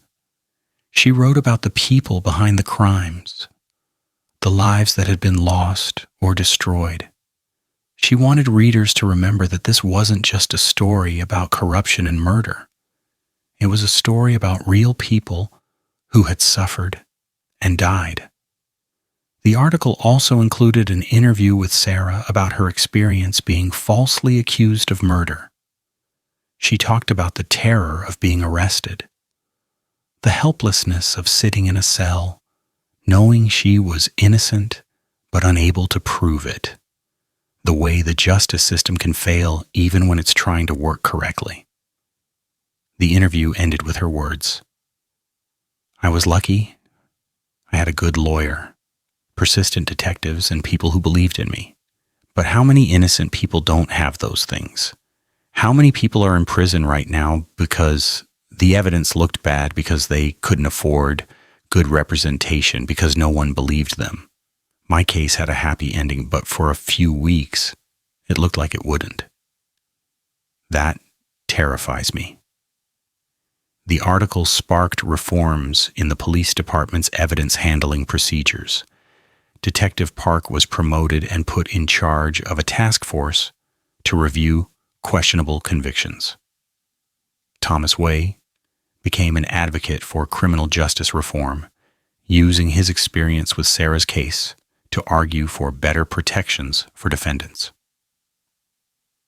A year after Robert Blackwood's murder, Sarah was offered her old job back at the library. She turned it down. Instead, she took a position at a legal aid nonprofit, helping people research their cases, find evidence, and understand their rights. She worked with people who had been wrongly convicted, with families fighting against predatory real estate practices, with communities trying to protect themselves from corruption. "It's like being a detective," she explained to Marcus one evening as they ate dinner in their new apartment. They'd moved out of Eleanor's building, needing a fresh start. "But instead of investigating crimes, I'm investigating injustices, helping people find the truth." "Your dad would be proud," Marcus said. Sarah smiled. "I think so too." Her relationship with Nina had slowly begun to heal, though it would never be quite the same. They met for coffee once a month, carefully rebuilding trust. Nina had written her a long letter of apology, explaining that she'd genuinely believed she was helping Sarah by connecting her with Eleanor's research. "I thought knowing the truth about your father was more important than protecting you from the investigation," Nina had written. "I was wrong. I should have told you everything from the beginning and let you make your own choices. I'm sorry." Sarah had forgiven her, eventually, but forgiveness didn't mean forgetting, and their friendship now had boundaries it hadn't before. She visited Eleanor in prison twice. The first time was 3 months after the trial. She sat across from the elderly woman in the visiting room, separated by glass and phones, and said, "I needed to see you, to understand why." "I used you," Eleanor said simply. "I saw you as a tool, a means to an end. It was wrong. I told myself it was justified because of your connection to the case, because you deserved to know about your father. But the truth is, I was willing to sacrifice you for my revenge. And yet you always intended for me to prove my innocence," Sarah pointed out. "You gave Detective Park anonymous tips. You told Thomas Wade to slow down the trial. You were protecting me, even while you were using me." "I wanted revenge, but I didn't want to destroy an innocent life to get it," Eleanor said.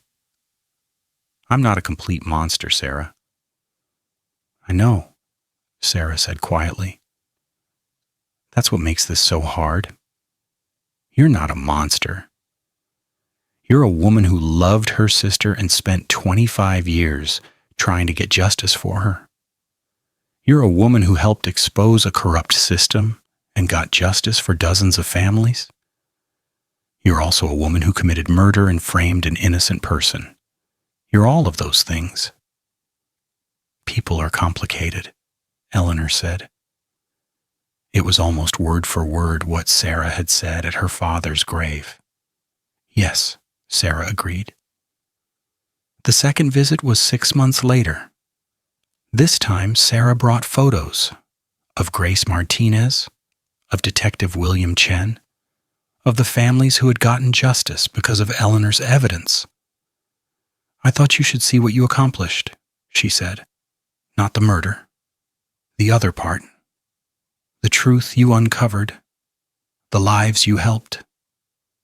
Eleanor looked at the photos for a long time, tears streaming down her weathered face. "Thank you," she whispered. "Thank you for showing me that it wasn't all for nothing." When Sarah left that day, she felt something release inside her. She would probably never visit Eleanor again. She'd said what she needed to say, found the closure she needed. It was time to move forward. On Sarah's 31st birthday, exactly 1 year after the worst day of her life, Marcus organized a small gathering. Just the two of them, Sarah's mother who flew in from across the country, Detective Park who had become an unexpected friend, Thomas Way, Jake Morrison, and Officer Carlos Rodriguez, who had always been kind to her during the investigation. There was cake, chocolate with raspberry filling, Sarah's favorite. There was laughter and storytelling. Sarah's mother cried as Detective Park told stories about William Chen, about the kind of detective he'd been. "He would have been so proud of you," Park told Sarah. "The way you fought for the truth, the work you're doing now, that's his legacy living on." When Sarah blew out the candles, Marcus asked what she'd wished for. "I can't tell you or it won't come true," Sarah said with a smile. But later, when they were alone, she told him, "I wished for peace. Not just for me, but for everyone involved in this whole mess. For Eleanor and David in prison. for Jennifer trying to rebuild her life, for Amanda who lost a father she barely knew, for Nina living with her guilt, for all the families Blackwood hurt, for everyone. That's a good wish, Marcus said, pulling her close. I also wished for something selfish, Sarah admitted. I wished for more days like this. Simple, happy days with people I love. Days where the biggest drama is whether we have enough ice cream for the cake. Marcus laughed. I think I can help make that wish come true. He was right. In the months and years that followed, there were many more simple, happy days. Sarah continued her work with the legal aid nonprofit, helping others find justice through the system. Marcus supported her, becoming her rock through the occasional nightmares and flashbacks from her ordeal. They got married 2 years after the murder, in a small ceremony with just close friends and family. Jake Morrison went on to write a book about the case, expanding on his original article. The book, also titled Blood on the Birthday Cake, became a bestseller and was optioned for a limited series. Sarah consulted on the project, making sure the victims' stories were told with respect and accuracy. Detective Park's task force reviewed hundreds of questionable convictions and found evidence to overturn 17 of them. She became something of a hero in the community, known for her dedication to justice and truth. Thomas Way continued his criminal justice reform work, eventually running for district attorney on a platform of transparency and fairness. He won. Amanda Blackwood inherited part of her father's estate after lengthy legal battles. She used the money to fund a nonprofit that helped families displaced by predatory real estate practices, a fitting irony that turned her father's ill-gotten gains into something good. Frank Sutton took over what remained of Blackwood's business, empire, and systematically dismantled the corrupt practices, returning properties to families that had been cheated, paying restitution where possible. He would never fully atone for his role in Blackwood's crimes, but he tried. Eleanor Peterson served her time quietly. She became something of a celebrity in prison, her story inspiring debates about justice, revenge, and the moral complexities of violence. Some saw her as a hero, others as a cautionary tale.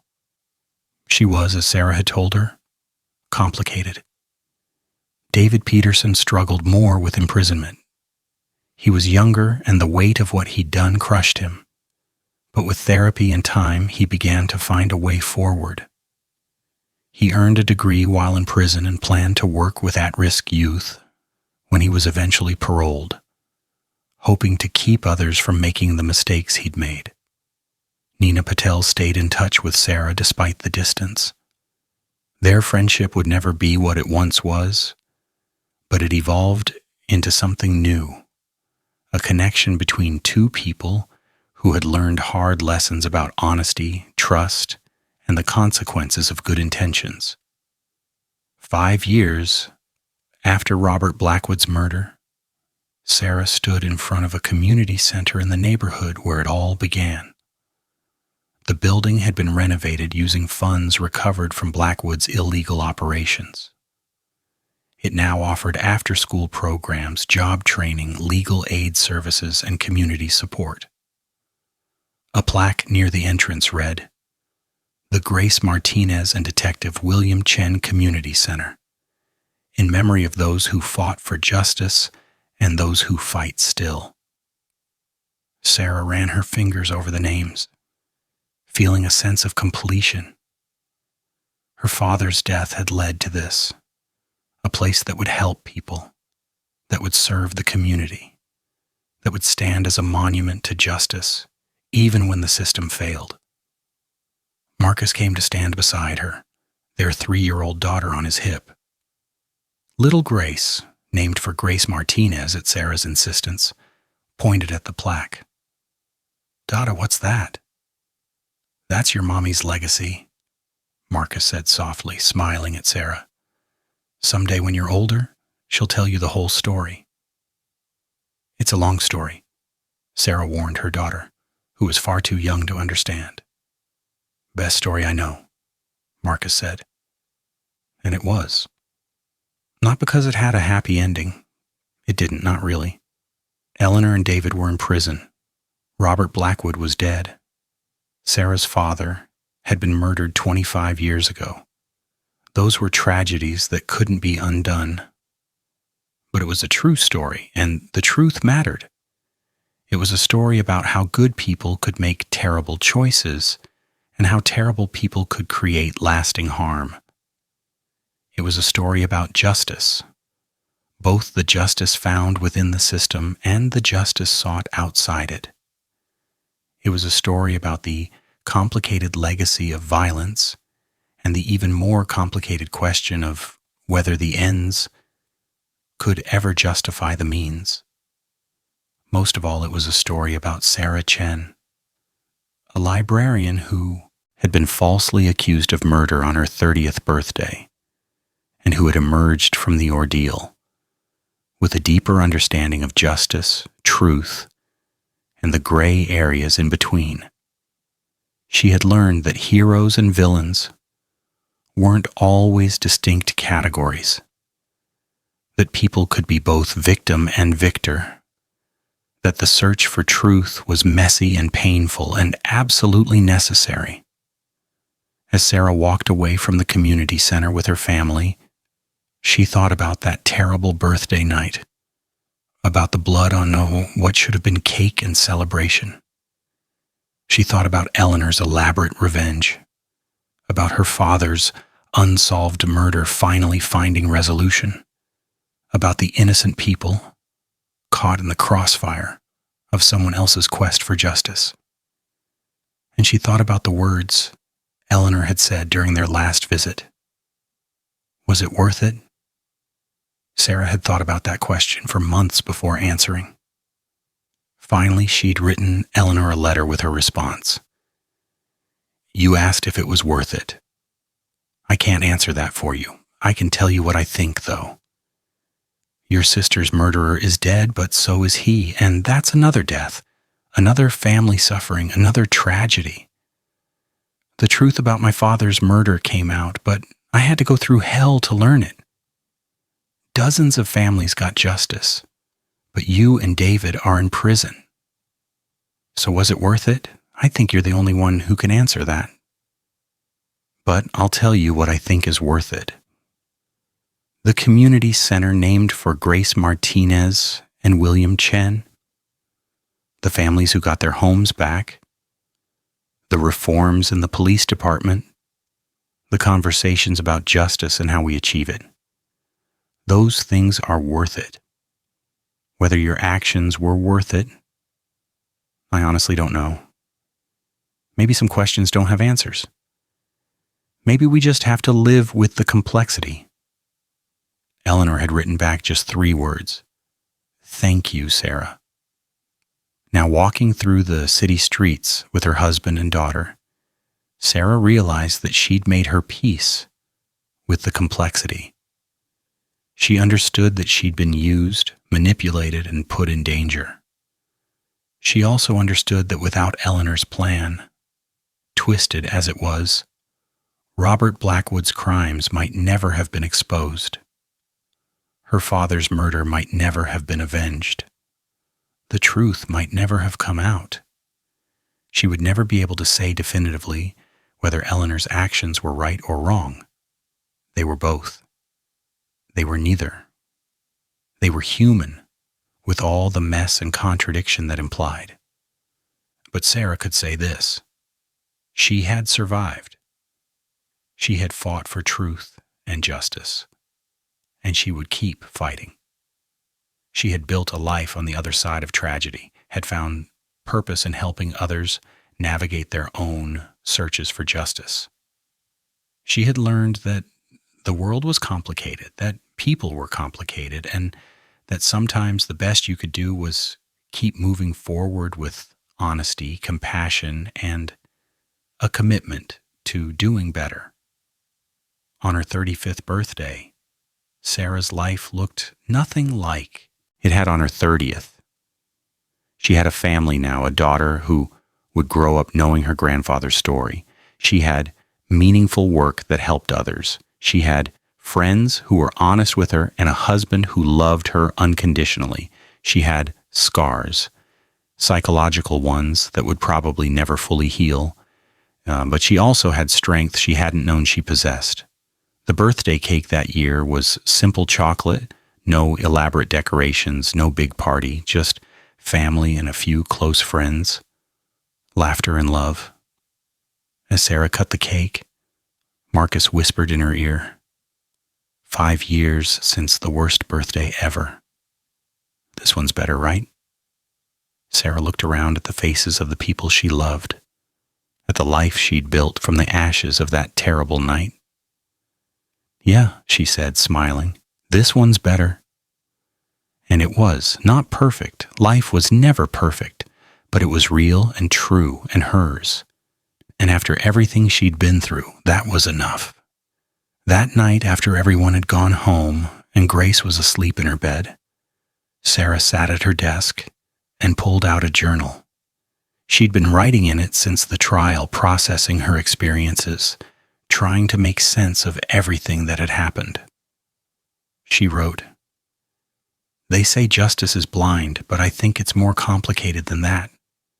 Justice has eyes, and sometimes it sees too much, and sometimes not enough. The legal system worked for me in the end. I was exonerated, the real killers were convicted.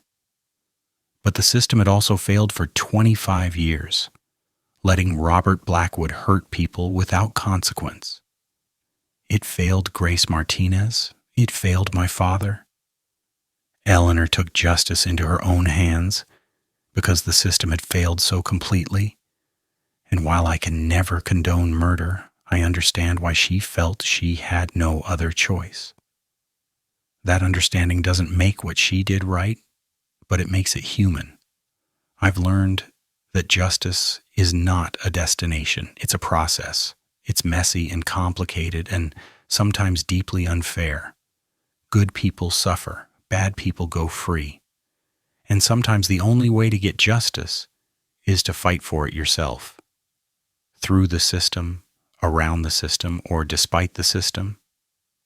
I choose to fight through the system. I choose to believe that the legal process, flawed as it is still the best path to justice.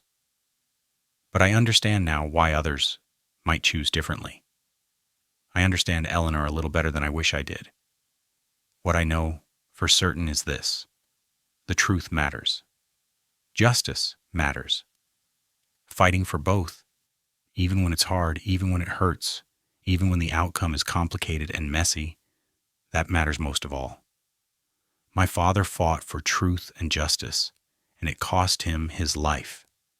Eleanor fought for truth and justice, and it cost her freedom. I fight for truth and justice, and someday it might cost me too. But I'll keep fighting anyway because that's what we do. That's how we make the world better. One case at a time, one truth at a time, one act of justice at a time. This story that began with blood on birthday cake has taught me that life is complicated, people are complicated, and justice is the most complicated thing of all. But that doesn't mean we stop trying. It means we try harder with more awareness, more compassion, and more commitment to doing right, even when right isn't always clear. That's my father's legacy. That's Eleanor's lesson.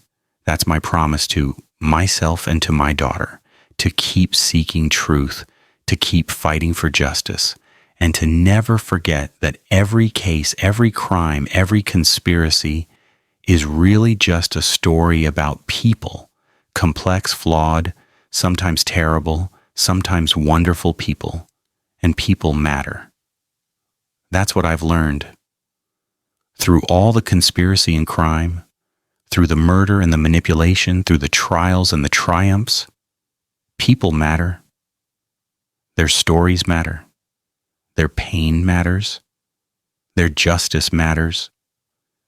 So this is my story, the story of the worst birthday present ever, the story of blood on birthday cake. It's a story about murder and justice, about corruption and truth, about revenge and redemption. But most of all, it's a story about people, about my father who fought for what was right, about Eleanor who fought in the wrong way for a right reason, about a librarian who got caught in the middle and came out the other side stronger and wiser and more determined than ever to make the world a little more just. It's a complicated story. But then again, all the best stories are. Sarah closed the journal and put it in her desk drawer. Someday, maybe, she'd let Grace read it. When her daughter was old enough to understand complexity, to grapple with moral ambiguity, to see that the world wasn't divided neatly into heroes and villains.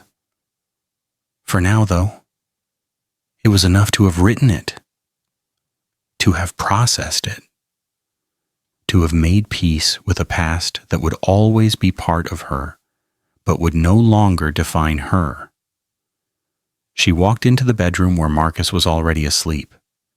She climbed into bed beside him, and he instinctively wrapped an arm around her, still asleep. This was real, this was true, this was justice.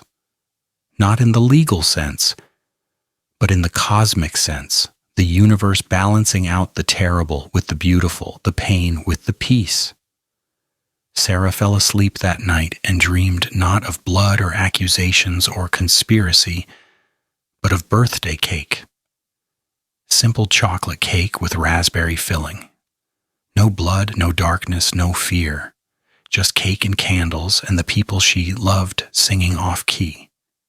It was, she thought as she drifted off, the perfect dream. Epilogue.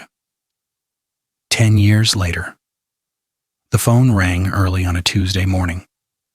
Sarah, now 40 years old and the director of legal aid services for the entire state, answered it while simultaneously trying to help her daughter with her math homework and signaled to Marcus that breakfast was ready. "Sarah Chen," she said into the phone. "Sarah, this is Detective Park. I'm calling because you should know. Eleanor Peterson died this morning." Sarah felt her breath catch. She motioned for Grace to keep working on her homework and stepped into the other room. "What happened?" "Natural causes," Park said. "Heart attack in her sleep. She was 77. She'd been up for parole next year, might have gotten out, but I suppose this is its own kind of release." "How's David?" Sarah asked. "I called him already. He took it hard, as you'd expect. He's still got 2 years left on his sentence. He'll be released for the funeral, under guard." Sarah stood at the window, looking out at the city where it had all happened a decade ago. 10 years. It seemed like both yesterday and a lifetime ago. "Thank you for telling me," she said softly. "There's something else," Park said. "Eleanor left instructions with her lawyer. She wanted you to have something. A box of materials, letters, journals, photographs. Her lawyer says she wrote a letter to you, sealed, to be opened after her death. You can pick it up from his office whenever you're ready." After hanging up, Sarah stood at the window for a long moment. Marcus came to join her, having heard part of the conversation. "Eleanor?" he asked. Sarah nodded. "She's gone." Marcus put his arm around her shoulders. "How do you feel?" "I don't know," Sarah admitted. "Sad, I think. Despite everything, she was part of my story, a big part." "Will you go to the funeral?" Sarah thought about it. "Yes, I think I should. She deserves to have someone there who understands all of it, the good and the bad, the justice and the crime." The funeral was held a week later. It was small. David, under guard, crying openly at his aunt's casket. a few elderly friends from Eleanor's building, a surprising number of people whose lives had been affected by the exposure of Robert Blackwood's crimes, people who saw Eleanor as a flawed hero rather than a criminal. Sarah sat in the back watching. When it came time to speak, the minister asked if anyone wanted to say words. After a moment of silence, Sarah stood and walked to the front. "I didn't know Eleanor Peterson very well," she began, "and what I did know of her was complicated. She was a murderer. She was also a woman who spent 25 years fighting for justice when the system failed her and her sister. She used me, manipulated me, put me in danger. She also gave me the truth about my father and helped expose a corruption that had hurt hundreds of people. I can't tell you Eleanor was a good person. I can't tell you she was a bad person either. I can tell you she was a person. Complex, flawed, driven by love and loss, and a fierce commitment to what she believed was right, even when she went about it in the wrong way. Grace Martinez deserved justice. Detective William Chen deserved justice. All of Robert Blackwood's victims deserved justice. Eleanor made sure they got it, though the cost was high, to herself, to David, to me, and to others. Whether that was worth it, I think we all have to decide that for ourselves. What I know is this: Eleanor Peterson loved her sister. She fought for her sister. And when she died, she left behind a world that was maybe just a tiny bit more just than the one she was born into. That's something, maybe not everything, but something. Rest in peace, Eleanor. Your fight is over. Later, Sarah picked up the box from Eleanor's lawyer. She took it home and, after putting Grace to bed, sat down with Marcus to open it. Inside were decades of documents. Evidence against Blackwood that had never been used at trial, photographs of Grace Martinez as a young woman, letters that Eleanor had written but never sent. And at the bottom, sealed in an envelope, a letter addressed to Sarah. Sarah's hands shook slightly as she opened it. "Dear Sarah," it read, in Eleanor's spidery handwriting. "If you're reading this, I'm dead. Good. I've lived long enough. I know what I did to you was wrong. I've had 10 years in prison to think about it. 10 years to regret the pain I caused you. But I want you to know something. I chose you carefully. Not just because you were William Chen's daughter, though that was part of it. I chose you because I recognized in you something I'd lost over the years. The belief that the system could work, that justice could be achieved through proper channels. I was wrong to use you, but I wasn't wrong about you. You proved your innocence. You exposed Blackwood's crimes. You did it the right way through investigation and evidence and legal process. You showed that the system could work when good people worked within it. I couldn't be that person anymore. By the time I found you, I was too broken, too angry, too committed to my path of revenge. But you could be that person. You are that person. I followed your career from prison, the work you do, helping others find justice. That's what your father would have wanted. That's what Grace would have wanted too. You're fighting the battles they couldn't fight, and you're winning them without becoming what I became. I don't ask for forgiveness. I don't deserve it, but I hope you can understand at least a little bit why I did what I did. Love makes us do terrible things sometimes. Love for my sister, for all the people Blackwood hurt, for the idea of justice even when justice seemed impossible. You were collateral damage in my war, and I'm sorrier about that than I can say, but you were also my hope. Hope that the next generation would do better than mine did, would find a way to fight for justice without losing their souls in the process. Be well, Sarah Chen. Be happy. Be just. And tell your daughter about her grandfather, about Grace Martinez, about the complicated legacy of seeking justice in an unjust world. With regret and respect, Eleanor Peterson P.S. In this box, you'll find a photo of your father and me. It was taken 30 years ago at a community meeting about housing rights. Your father was there investigating Blackwood, though I didn't know it at the time. I was there because I was already suspicious about Grace's death. We never spoke that day, but we were fighting the same fight, even if we didn't know it. I thought you should have it. Your father was a good man. You're like him. Sarah dug through the box and found the photograph.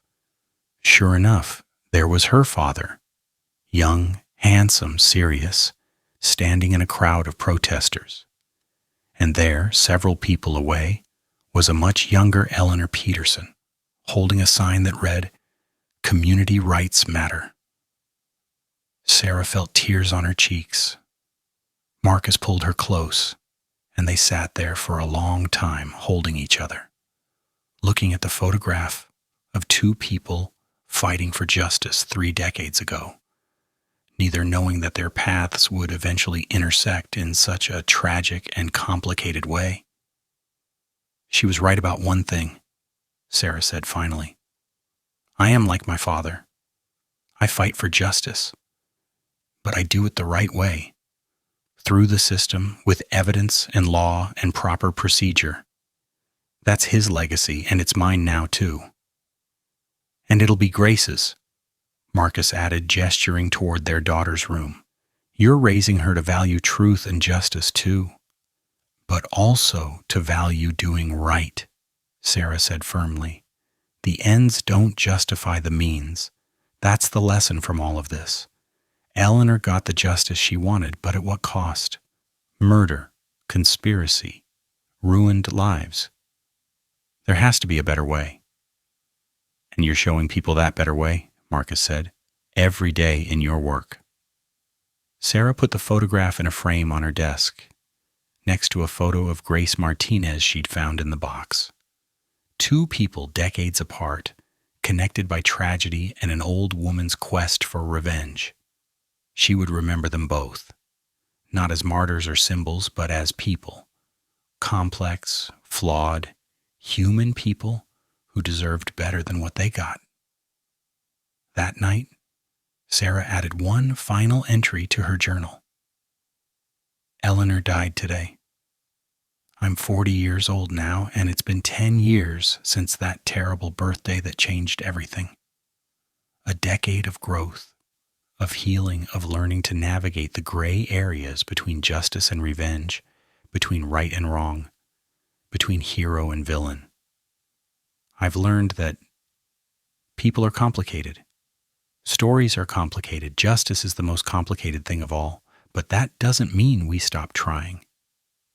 It means we try harder, with more awareness, more compassion, and more commitment to doing things the right way, even when the wrong way seems easier.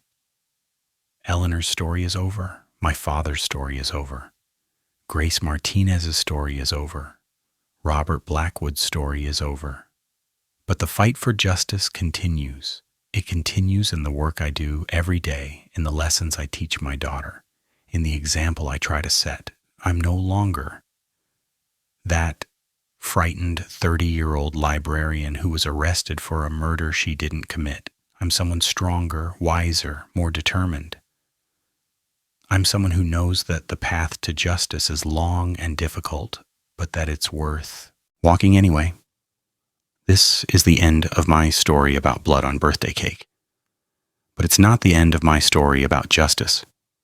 That story continues every day with every case I take, every person I help, every truth I uncover. Eleanor was right. I am my father's daughter.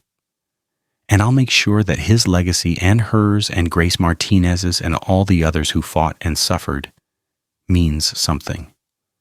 I'll make sure that their stories lead to a more just world, one case at a time, one truth at a time, one act of justice at a time. That's my promise. That's my purpose. That's my life's work. And it all started with a birthday party, a murder I didn't commit, and a conspiracy 25 years in the making. Life is strange like that, but then again, the best stories usually are. Sarah closed the journal for the last time. She wouldn't need it anymore. The story was complete, the lessons learned, the peace made. She was ready to move forward, carrying the past with her, but no longer defined by it. As she turned off the light that night, she thought of all the people whose lives had intersected with hers during those terrible months a decade ago. Some were dead. Some were in prison. Some were trying to rebuild their lives, and some, like her, had found a way to transform tragedy into purpose. Tomorrow she would go back to work. She would help more people, find justice. She would continue her father's fight in her own way. She would live a life that honored both the law and the deeper moral truths that sometimes transcended the law. But tonight, she would sleep peacefully, knowing that the story that began with blood on birthday cake had finally truly ended, not with simple answers or easy resolutions, but with understanding, acceptance, and the complicated kind of peace that comes from seeing the world in all its messy, beautiful, tragic, hopeful complexity. It was enough. It was more than enough. It was justice in the truest sense of the word,